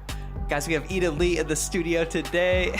I was gonna do the same. I was gonna do the same joke we did when we did that the first time. I know, but it would have felt really weird. It wouldn't have been organic. I would have joked about clapping for myself, and then it would have been very meta. And I would have looked to Robert for his first question before I could start talking about the show House. That'll make sense in a second. So yeah. Well, the listeners all know we've done this part before, but hey, it was only like what 10 minutes? No, not even 10 minutes. It was like 5 minutes. No, So, not even. Yeah. for those of you who didn't hear us talk the first time, which is everyone except for us three, Eden also, so her full-time job. Well, actually, let me ask that question real quick. Do you work full-time as an ER nurse as well as acting? I do not anymore, and that's because I've been a nurse for 10 years, and so I have a good rapport with my department. And whenever I'm like, "Hey guys, I have to go work on a movie," they're like, "Bye, we'll see you later." So That's super no, awesome. I don't work full time anymore. Yeah. Well, that's super cool because I think that's every performer. I know we're really jumping in here, but was that like a big milestone for you when you finally got to be like, hey, I don't need to work full time as well as act? Yeah, I mean, the reality is it was a very slow transition. So there isn't ever a definite time where you go, okay, now I can definitely switch gears. Because as we all know, it's seasonal, right? Like when we get to work or when we end up having to rely on other sources of income. So it is a milestone for me now, but I don't ever anticipate walking away from the ER completely, just because I really do like my work there. And it doesn't require a whole lot of time for me to keep it in my repertoire and in my life. That's super interesting. yeah, that's cool. So, at what? That I don't want to kick my survival job to the side. Well, it's more important than. I think what's so interesting about, and it's one of the first things I thought of when I was reading up about you, is like, there's people who talk about acting as if it's this, really like, I think actors feel the need, and I'm no different, feel the need to justify why they're an actor a lot. And so actors will say stuff like, I just feel like art is the most important way to make people happy when they're depressed, blah, blah. But then you have someone who actually does save lives, and they're also an actress. And so it's like, you don't have to justify why you want to be an actress. I don't know. I just find it super fascinating. I think that ties back into the fact that everybody wants to feel significant. And I don't know, I think perhaps it's working in healthcare that allows me to have a sense of perspective, but I think I've always looked at acting as the fact that I am just one piece of a very, very large puzzle. And so I've never felt the need to make it feel more important than it is. I know what it does for me as a person. But the older you get, the more you don't want to explain yourself to people. So maybe people grow out of it. No, I'm feeling that. Yeah. I'm only 23, so I'm still like, I'll explain myself to you. Sure. Earlier, you'll grow out of it. Don't worry about it. So there are probably a lot of people probably listening to this that are kind of in a similar boat that you were, where they like have a day job, but they're interested in this creative field. What was that process like between when you first decided to get back into acting and kind of the long journey from there to where you are now? It's a long journey, but I mean, a lot of it is really just self-discovery along the way. When I first started, I was like, oh man, I'm pretty good at this stuff, right? You get a great teacher who encourages you. And I remember when I first looked for my agent, and I found an agent, and a lot of it was commercial work. And back then I was under the impression that like serious actors don't do commercials. We do film and TV. And if you could just see how amazing I am, you would want to make me the lead in your show and and then very quickly I realized like, oh no, that's not how any of this works.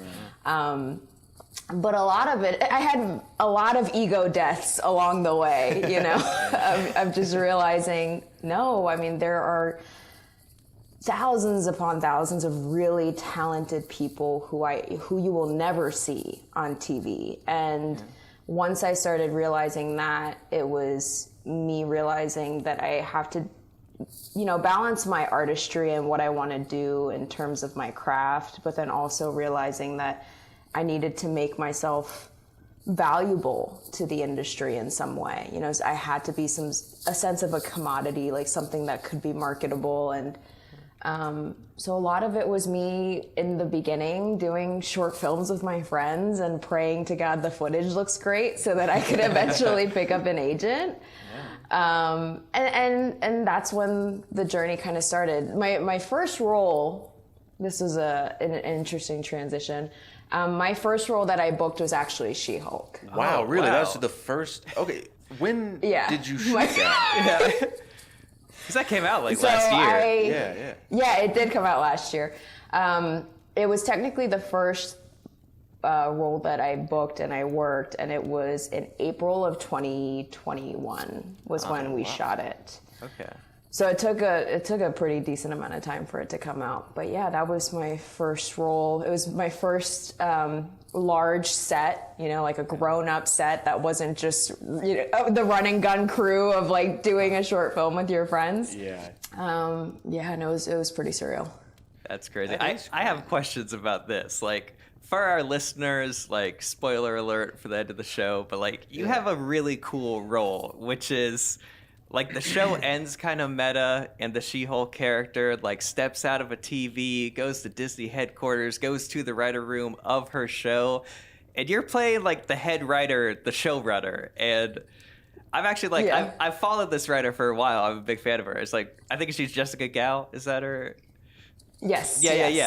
Yeah. So like, I'm a fan of her. I followed her for a while. What's her name again? We followed her so long that you forgot her name.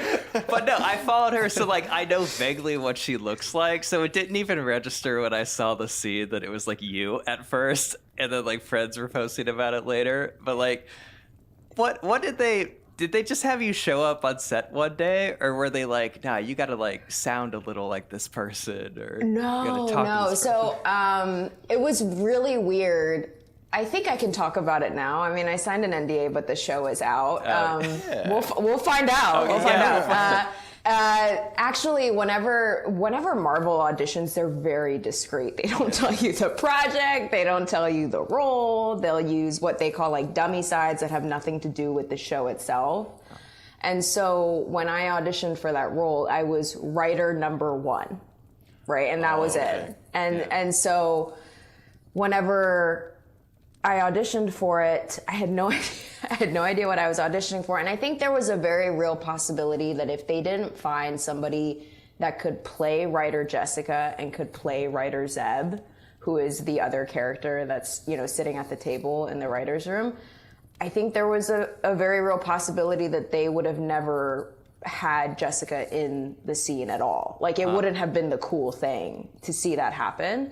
But once I auditioned for it, I got a call back, which is one of the very rare instances where I've had a call back for a film and TV thing. Typically nowadays we're just like self-taping and kind of booking from there. Yeah.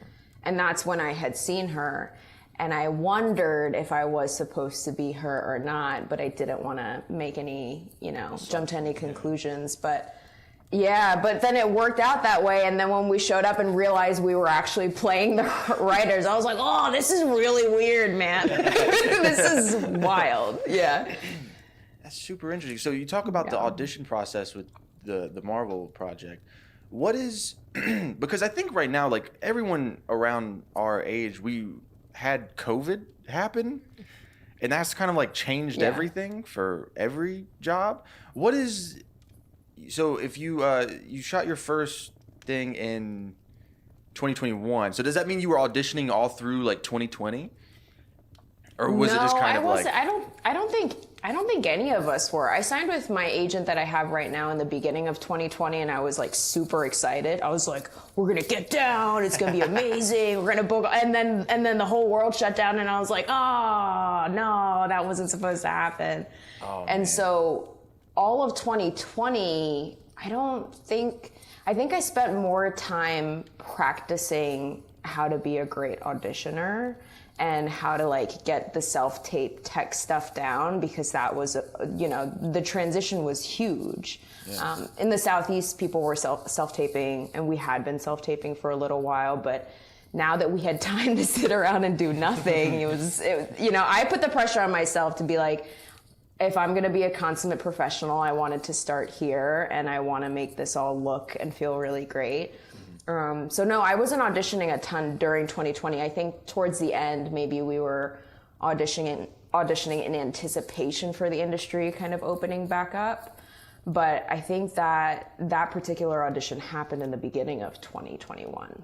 So you talk about self-tapes a little, and you, like, we'll put up your Instagram. People should give you a follow. But you post a lot of, like, scenes you will do, kind of like self-tape style. Like, I could tell you take that part of the job really seriously. I think I'm one of the few people who really enjoys auditioning. And I know that a lot of actors don't echo that because there's a mental barrier of being like, I just have to do this thing so I can get the job because that's where I'm going to do the really great work. But for me, the reality is this is the work, right? This is just work that I don't get paid for. Yeah. And the audition is the one level I feel like I get to do whatever I want and nobody can tell me that I did it wrong.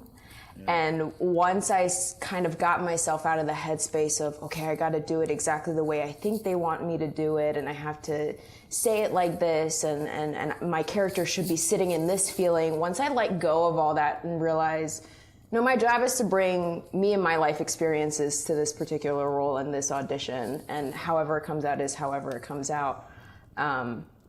That's when I started really enjoying it, and there has definitely been a positive correlation of me unburdening myself of, getting the job. Mm-hmm. That has led to me actually having really great momentum in booking work. Wow, yeah. I think that's a really great way of looking at it, because so many people, like you said, there's like auditioning is like the worst. But when you want to act all the time, yeah. You're getting an opportunity, you're getting an opportunity to actually work on a character. You're getting an opportunity to do what you want to do. It's just, you're not getting paid for it. So it's like, what are you trying to do here, guys? You trying to make money, or you trying to have some fun? I mean, we want to make money too. Money's great. Yeah. We like money. Who needs money? but I think practicing and staying in practice is really important for me. Even now, we're going through this writer's strike, and potentially, SAG is going to be striking, and foreseeably they're saying it could potentially go until the end of the year. Well, I mean, I don't want to wait until the end of the year to act and to do things on my own, and so that's why I stay in practice of doing it.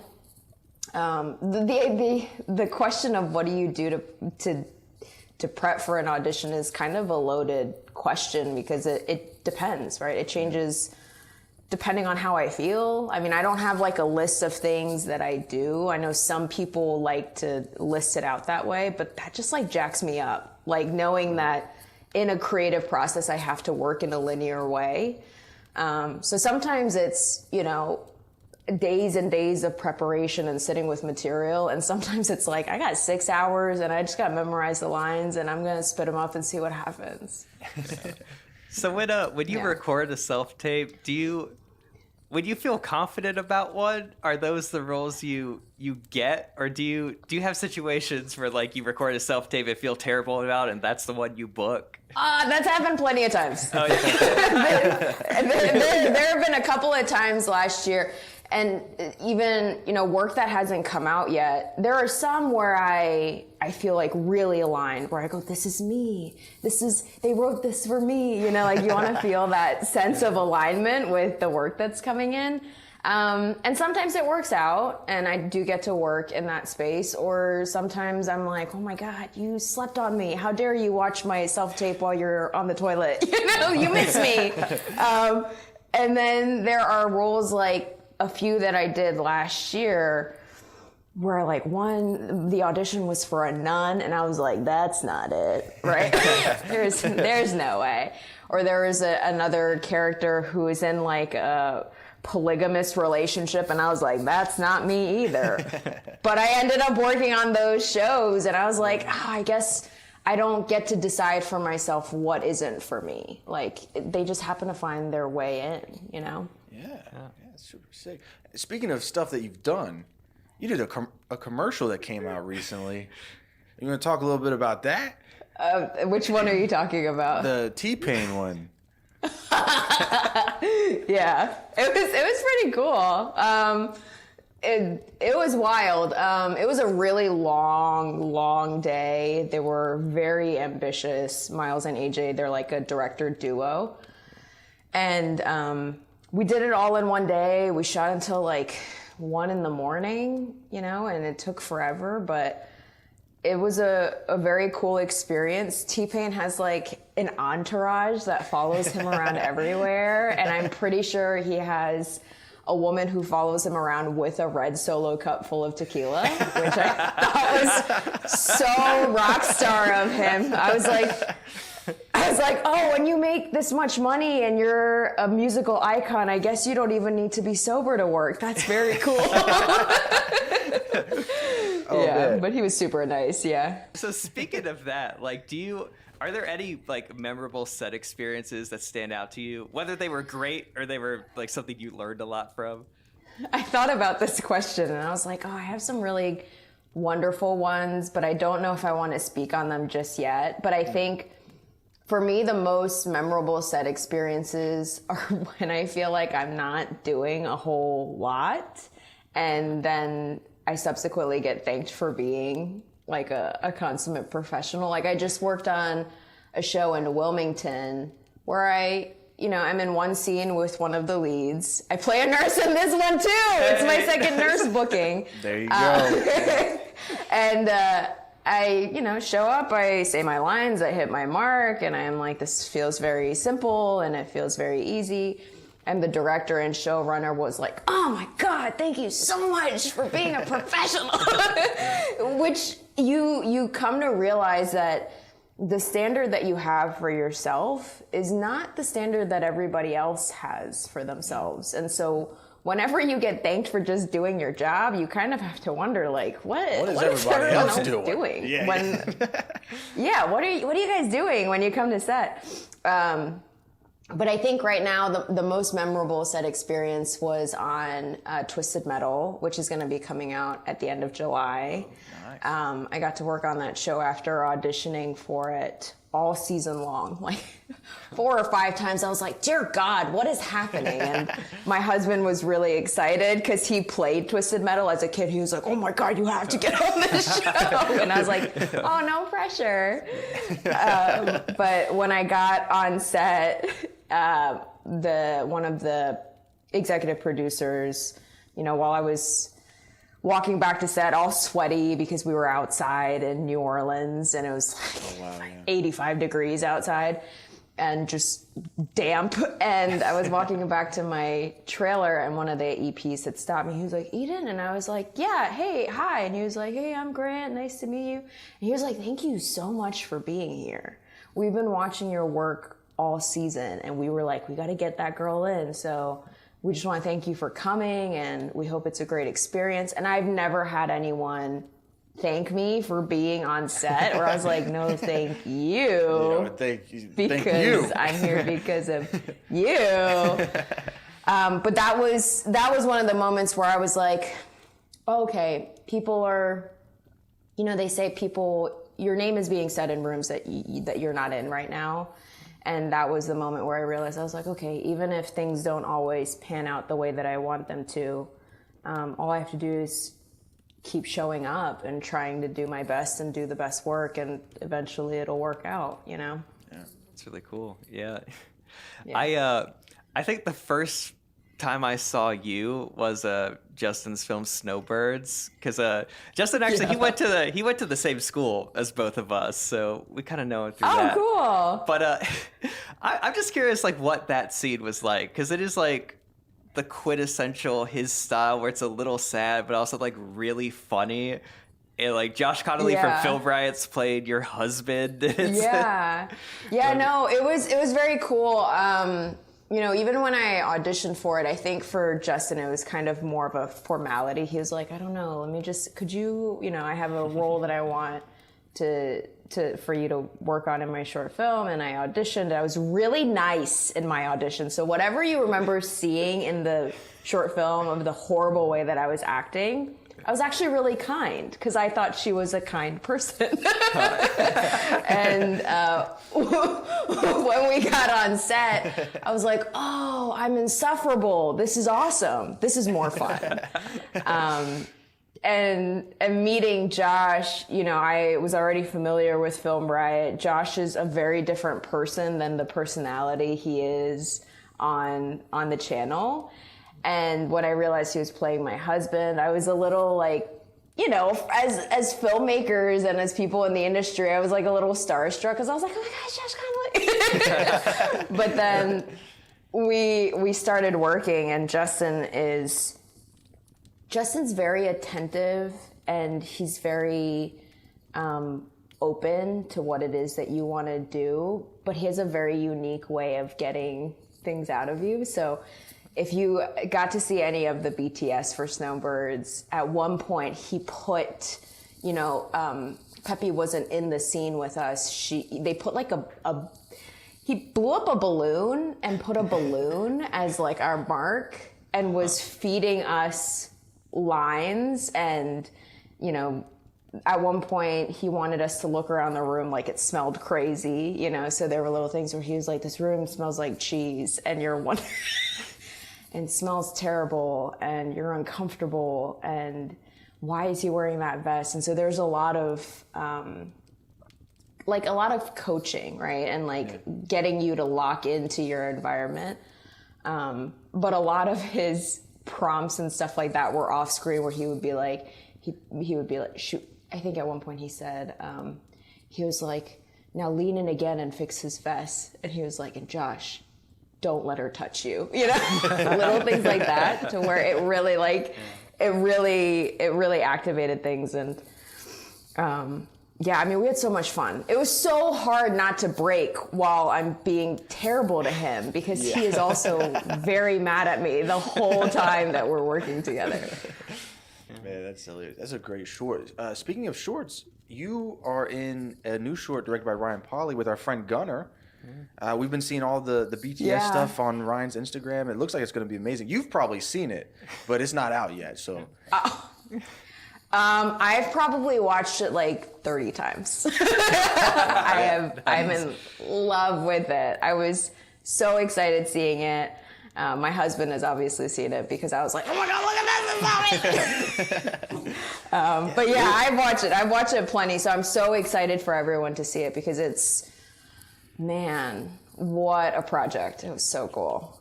Yeah, we don't want to give too much away, but also for the Written by Fam, the second they see on that, he's our DP. He shot our last 2 short films. Yeah, Trevor. Trevor's on there. Our audience knows I didn't know that until I was watching. So the director of this short, Ryan Pauly, he posted like a BTS thing on Instagram, and I was watching. I was like, "Is that Trevor?" Yeah. Did y'all shoot that in Texas? We did, yeah. It was at the end of last year. Andre and I, because everyone else is pretty much local, so Andre and I came in and we did it over a 3 shoot days. There were long, grueling days for the crew and for us, because we were wearing period piece shoes that have no soles in a concrete warehouse. You know, like, it was rough. And so, but I look back on that experience, and I've said it, I don't know if I've said it specifically to Ryan, but that was the most fun I had last year. I worked a lot on a lot of different things, luckily, last year, and hands down, there's nothing like making movies with your friends. Absolutely. Just nothing ever beats that. It's just nothing's ever as fun as that. Yeah, absolutely. Yeah, that is the one thing we hear from every actor we talk to is everyone we talk to, really. Yeah, I think everybody, I work with a lot of actors, and I have a lot of actor friends who are still at that, what I guess would be considered the beginning level of making things with your friends. Mm-hmm. And they're always like chasing that next big job. They're like, I want to get on this show, I want to get on this movie. And I always tell them, I'm like, it's nowhere near as fun as you think it's gonna be. Like, every show that I've ever worked on, I mean, not that they're not great, but you don't have that same sense of belonging and the same sense of collaboration until you're like number one on the call sheet. I'm sure that's very different, but yeah, I mean, it's a job. Like, once you get to that place, like, you're going to work. And so it feels very different than screwing around with your friends and making movie magic, you know? So here you talking about some of the good set experiences. Just curious for me, like what in your experience has separated like a not so great to an okay director from like a great director? Like for anyone like listening that wants to direct, like how From an actor's point of view, what makes from a an great actor's director? perspective, like what helps you Sure. perform? I think a lot of this is like, I think a lot of perception of a director that works well with an actor is really based on the actor themselves. There was a point in time where, you know, for certain projects I still feel this way. I'll be like, I'm a glorified meat puppet, right? Like, come in, I say the lines, I hit my marks. It's really not any more complicated than that.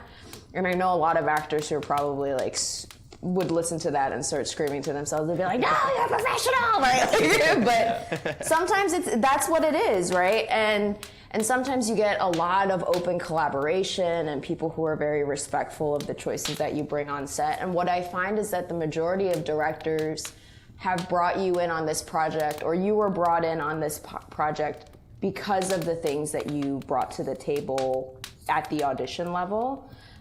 So very seldom do I get on set and they ask me to do like a complete 180 into something else. I think a director that is an actor's director understands that notes like, I don't know, just bigger is not helpful. and what I find is that that's just kind of, from a director's perspective, it is what you want to hear and kind of see, but that doesn't necessarily motivate an actor in the right way. I've had some actor, I had a director that I worked with recently on a commercial where he was talking to the other actor duo, and they were like a mother-son scene where his note for them after the take was like, just hug her more. And he was like, what?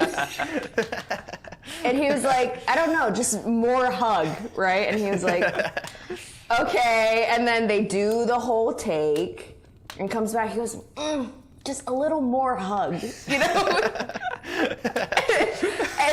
and that's just, it's just not helpful. It's just wasting everybody's time. But in that instance, it's also the actor's responsibility to just hug the woman that's standing next to him and go, is this what you mean? Is this what, like, get all that stuff out before you roll, right? Then we're not wasting another 5-10 minutes doing that. So there are ways to circumnavigate poor communication, but I think a lot of, if you want to be a really great director, it might be a really great idea to sit in on some acting classes and figure out how great teachers are communicating with their students. And that might be some of the language that you might want to adopt. Yeah. Yeah, no, I think that's really great advice. Yeah. Hey, thank you so much for talking with us. This has been so much fun. Do you have anything you want to add before we... I'm just curious, after seeing all your stuff, like what would be like a dream role for you? Yeah. Whether it's a specific character or just the type of thing you want to play. Because we got writers that listen to us. Maybe one of them. Oh my. I try not to be too specific because I'm one of those people where I feel like I get scared to dream a little bit, right? Like I get scared to tell people what it is that I want to do. But I would love to be in an ensemble comedy, which is what I kind of got to do with Ryan Short. It was just so cool. Like, I love comedy. I think I bring something that's a little bit not conventional. You know, and I like working with funny people. Like, I want to laugh all day when I'm working. And some of my favorite shows are like The Office. I probably watched The Office about like 17 times through at this point because it's just like one of those things that are constantly in my repertoire. But I don't know. I don't want to narrow my own focus in terms of what it is I want to do. I've done a lot of things that I thought I would never want to do and have really enjoyed doing it. But yeah, working on an ensemble comedy. And I bet you're wondering how I got here is about as close as I'm going to get to it for a little while, and that's okay too. Hey, you never know. You never know. You could get a call today.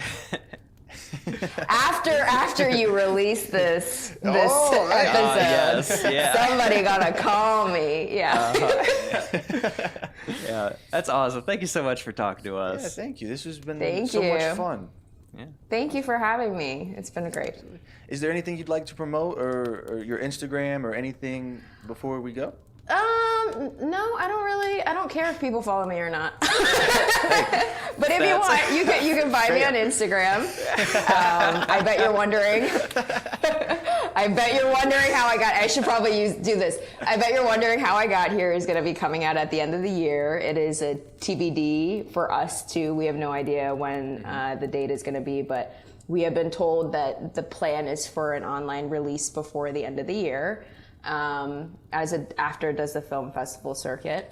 And then hopefully I made it into Twisted Metal because we never find out until the episode airs. So we'll see what happens. We wish you good luck. Thank you. Fingers crossed I make it in. Guys, welcome to the outro. This has been such a great episode. Hey, yeah, for real. We're gonna keep this short because this was we had an interview with an awesome guest, Eden. Yeah, and thank you so much, Eden, coming out. Yeah, absolutely, for Conversation. driving all the way through Zoom. Yeah, she drove all the way from wherever she is to Greenville, North Carolina, just yeah. to sit in a different room. Yeah, we Put made on her sit in a different headphones. room and zoom in, which sounds like something that I would do to someone else. Like, not her, but like if Shama was the guest, it would be really funny to do Dude, that. we're Or PD. next time we record him, we'll put him in the other room.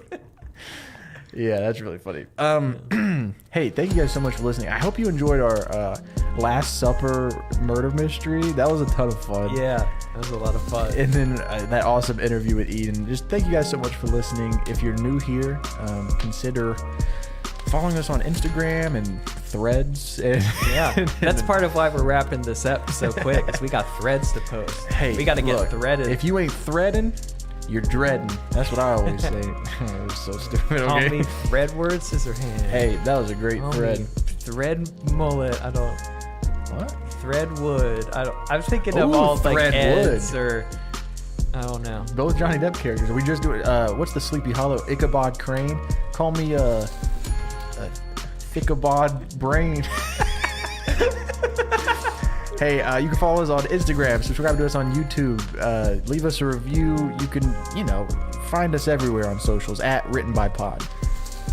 I'm still thinking about Thickabob. Guys, our email is writtenbypodcast@gmail.com. You could send us suggestions for story topics to go into our listener bowl that we draw from. Yep. Once a month. We just recorded a listener episode. It was a priority suggestion. Yep. It was submitted by one of our patrons, and it was a really fun episode.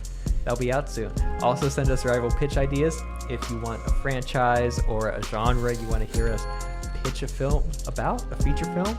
Also written by podcast@gmail.com. Or you can DM us on Instagram or whatever, and writtenbypodcast.com. Our logo was designed by Taylor Lockery. Our music was produced by Robert and Drew. Guys, I'm at Robert2_Isaac, and Chase is at Chase Bridges 3_, but just type in my name. I'm the first one that pops up. And I'm verified. Yeah, guys, we're about to drop a lot of stuff, and also we're closer to releasing Trouble Date. We almost have a release date in mind, but we're gonna hold off on announcing it until it's 100% final. But guys, Look, it's coming soon. I don't like to beg, but if you've ever listened to one of these and you've enjoyed it, then for the love of God, help us. Help us when this stuff comes out. Man, we have been pressing with Trouble Date for so long. It feels so good that it's about to finally be out.